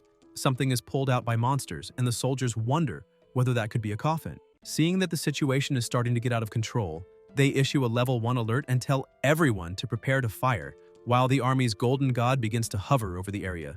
A voice comes from inside the coffin, asking how a mere yellow bird dares to call itself a god. Another terrifying sound echoes in the sky, and a dragon emerges among the clouds. The soldiers feel relieved when they see that it is the white dragon, and that Lord Yi has finally arrived. One of the soldiers tries to communicate with the warriors, saying that it was not their intention to disturb your majesty, much less become enemies, stating that the land ahead is a sacred land of the alliance government, and that if they truly wish to invade it, there will be no option other than war. The voice coming from the ground begins to call out to the white dragon, and the soldier continues, saying that if your majesty is willing to form an alliance, they will provide the most up-to-date information about the current world. The emperor eventually agrees, and the soldiers report that the target has returned to the mountain, asking Roger to continue monitoring. The chief instructor approaches, saying that apparently the older someone gets, the stricter they become, and that he would believe it if old Ji said he would still live another 100 years. Ji-Han Woo agrees, saying that he still wants to hold the protagonist's child in his arms, but the instructor asks him to stop talking so much about his grandson, since everyone there also has one, and adds that the situation has improved and that old Ji can return. Ji-Han Woo says goodbye but asks everyone to remain on alert because whatever is inside the tomb of the first emperor emits a strange and malevolent vibration, and if they need anything, they can simply call him again. Meanwhile, by the lakeside, Flamey was relaxing but almost dies of fright when something falls into the water. He realizes that the white dragon has returned and tries to play it off, saying that he was just checking the temperature for him, but it does not work, as he ends up being thrown away like a sack of rotten potatoes. Peng, who was watching the scene, comments that they are all the same. His grandfather's safe return is a relief, since he has to personally deal with problems whenever something is more serious, which shows that there may be some kind of agreement with the government, and that this could be one of the reasons why the Southern Celestial Group is so successful. The Alliance government needs his grandfather's strength because he seems to be an extremely important trump card, which is good for the survival and development of the group. But it also means that the old man is forced to put himself in danger, which is worrying, since one day he might end up encountering someone much stronger than himself. Peng thinks that perhaps he could train a monster trainer to enter the Southern Celestial group, strengthening the company and, as a consequence, reducing the number of times his grandfather would be sent out. But first of all, that person needs to be trustworthy. Otherwise, it would be foolish to train someone who could betray the group. This person does not need to be loyal directly to the protagonist, as long as they are loyal to his grandfather, so he will need to search more carefully. Sometime later, inside the laboratory, Huang Ya thinks that he received an order the previous night to work with the young master Gao Peng from then on, and that it was President Ji himself who gave this order, so he should not complain, although the fact of being treated like an object that can be given to someone else leaves him a little hurt.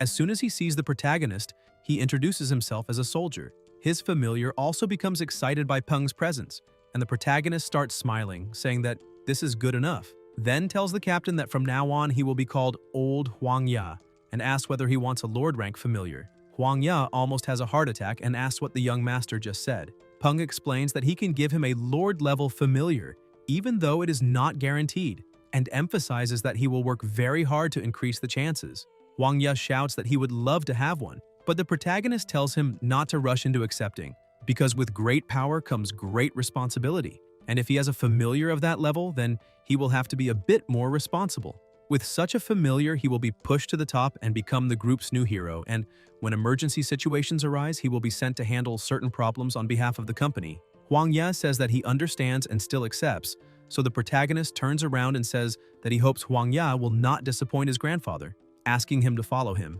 In another room, Peng presents the female spider that had been missing, and asks Stripey to translate to that monster that she failed her evolution, and that if nothing changes, she will be stuck in her current state for her entire life, but that he has a way to help her complete the evolution. The two begin communicating, and Stripey tells his master that the giant spider said she will not eat him if he can help her finish evolving, and that she will also forgive him for capturing her. The protagonist does not understand the response and calls Dumby, who was with his daughter, but upon realizing that his master is calling him, he simply teleports to his side.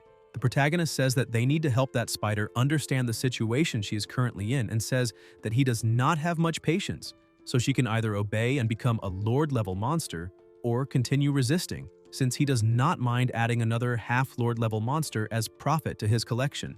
The female spider begins to tremble in fear, and Stripey informs his master that the giant spider agreed to sign a blood contract. Peng asks Huang Ya to go ahead. He touches the spider and tries to form the contract but is repelled, and the protagonist asks what happened. Huang Ya asks the young master to give him a little more time, because the spider is still resisting a bit, so he needs to try a few more times. Peng, losing patience, simply looks at his familiar, who understands exactly what needs to be done.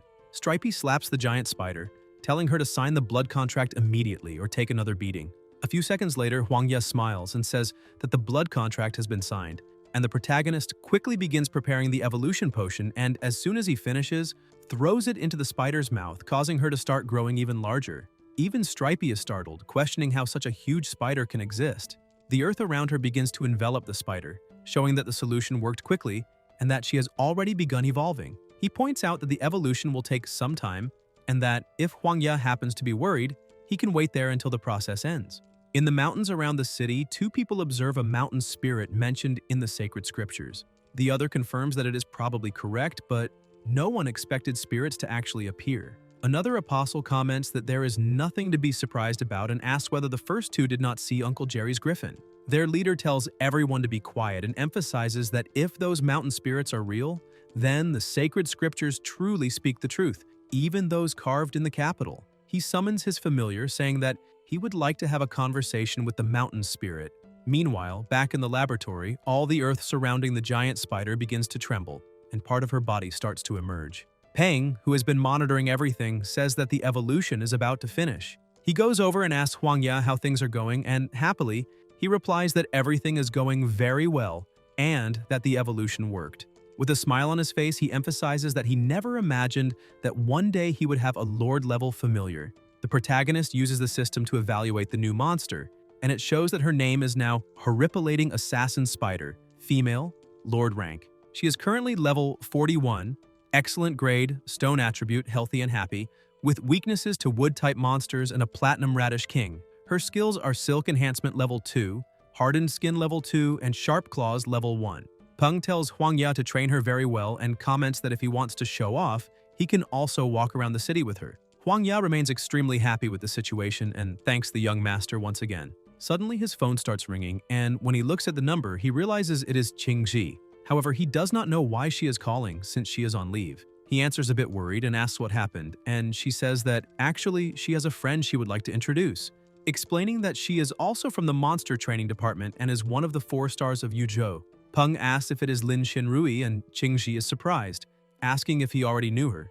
The protagonist replies that he has only heard of her and that, as far as he remembers, Lin Xinrui is a world-class hunter who spends her days traveling through uninhabited mountains and exploring unknown places, which means she is truly important, and that if the Southern Celestial Group can recruit her, it will be a great benefit to the company. He says he agrees and asks Qingji to tell Lin Xinrui to meet him later in the city center, adding that Qingji can come as well if she wants. Qingji tells Lin Xinrui not to worry, saying that the protagonist is very easy to deal with, and Lin Xinrui smiles, thanking her for the help. 20 minutes later, in the city center, something begins to shine in the sky and approaches at the high speed, crashing into the ground with force.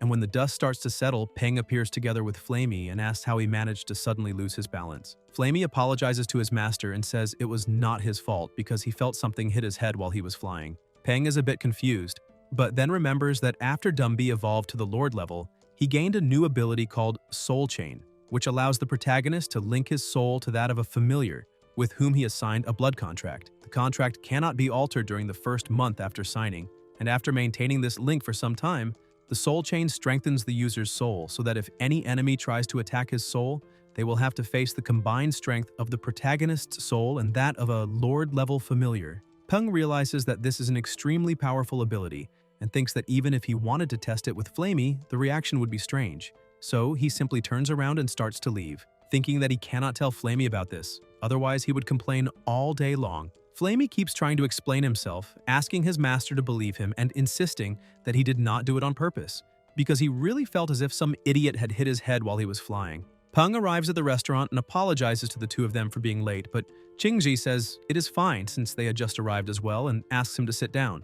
The protagonist says that everyone is busy, so he prefers to get straight to the point, asking what Xinrui wants. She asks if he has heard of the Platinum Hands, and Peng replies that he knows an extremist group by that name. Xinrui explains that the Platinum Hands are based in Jinsha and are composed of fanatical followers of sacred Luotian, people who like to use tactics such as human shields and suicide attacks, without caring about the lives of innocents, exactly the kind of lunatics with whom one cannot reason. She continues saying that a few days ago, someone saw people who seemed to belong to the Platinum Hands around the outskirts of Yuzhou City, precisely where the mountain spirits gather, and the protagonist starts wondering why that bunch of idiots cannot simply stay in Jinsha instead of coming to their city.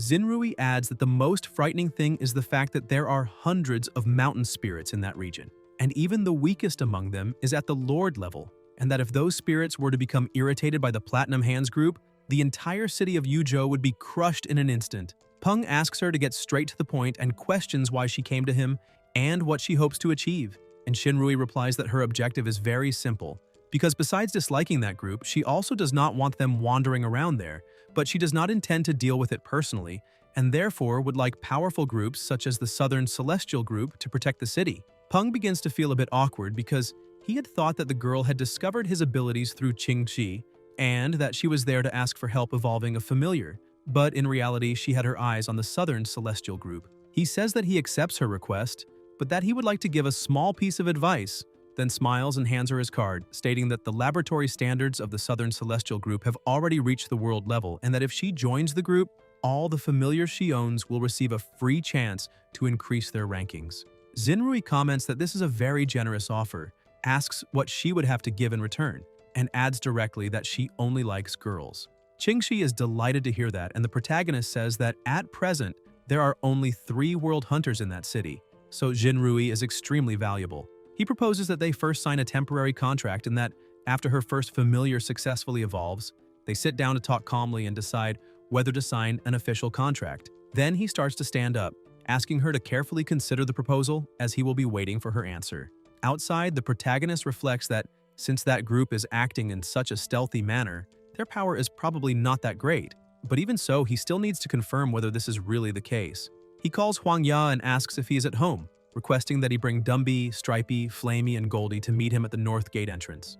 Dazi interrupts the call, questioning the master about why he is not going along and saying that this is unfair. Peng asks whether he is as strong as Dumby, whether he can fly faster than Flamey, or if he would rather try to have the same defense as Stripey, adding that if he cannot do any of those things, he can simply defeat Goldie. Dazi nearly falls into depression, but the master says that he gave him the same training environment, yet Dazi chose to loaf around, and because of that ended up becoming the weakest of them all, not qualified to participate in missions. Peng orders him to stay home and train immediately. Goldie approaches Dazi and tells him not to worry, saying that he himself will protect the weird duck. Dazi runs off, complaining that Goldie is always bullying him. Meanwhile, the protagonist looks at the mountains and thinks that he really does need to leave Dazi at home because this time the situation may be very dangerous. Shortly after, in the forest near the city, the two advance rapidly, but Huang Ya notices that something is wrong, saying that there is only a large crater in that location. The protagonist also finds this suspicious since mountain spirits are lazy by nature and would not move without a good reason, which indicates that that strange group has probably already made its move. He asks Flamey to fly high up to investigate and report if he finds anything. Flamey begins to circle the area and shortly after alerts the protagonist, saying that he found them and that there are many. Peng asks what exactly he is seeing, and Flamey replies that the mountain spirits are gathered together. The protagonist feels uneasy, thinking that it seems that group truly has a method to attract mountain spirits, and that if they do this in the middle of the city, the chaos will be total. He asks Flamey to disguise himself, pretending to be just a wild monster that panicked upon seeing so many mountain spirits and ended up falling. Flamey focuses and puts all his acting talent into practice, pretending to be frightened, saying that there are many mountain spirits, that he is scared and needs to flee, but ends up falling. One of the nearby disciples wonders whether that one-legged bird is a familiar since ordinary monsters would not approach so many Lord-level monsters, but the bird fell too close. Another disciple says that perhaps the bird is just an idiot and the leader orders them to ignore it, stating that the plan is about to begin. The mountain spirits start emitting a deafening noise, and the leader asks them to evolve, wishing that all be blessed by the holy Luotian. A mosquito approaches and enters inside the leader's clothes, but another monster simply devours the insect, and the leader feels something strange, falling to the ground as the disciples ask if he is all right. The leader says that it seems they have company and orders the winged thunder monkey to go entertain the guests.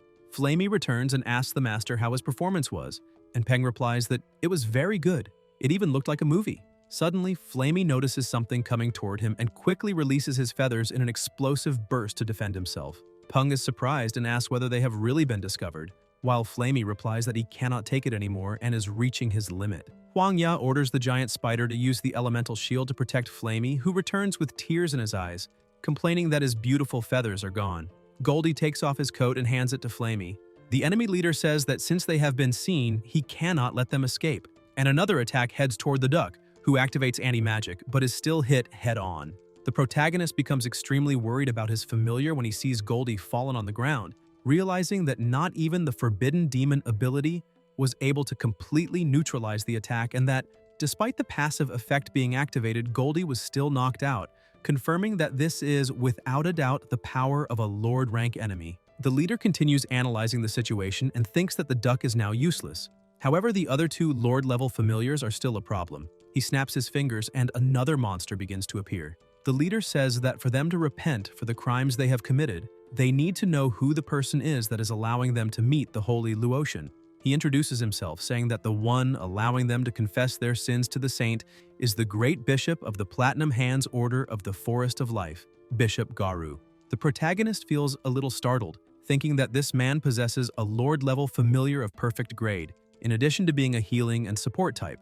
Moreover, the bishop is also hiding another Lord-level familiar, which makes the situation extremely problematic. Huang Ya tells his master that this will be difficult to handle and that he will ask the Red Blood Warhorse to notify the president through the blood contract. Flamey starts attacking, irritated at having lost his feathers because of that guy, but the monkey defends itself with ease.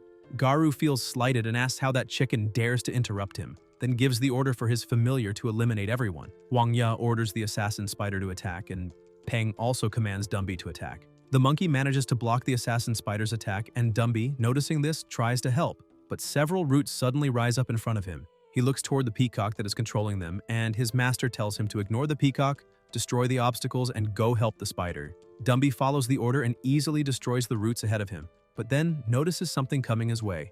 A massive tree trunk begins to fall, and Peng wonders how they are able to manipulate such a huge tree with such ease.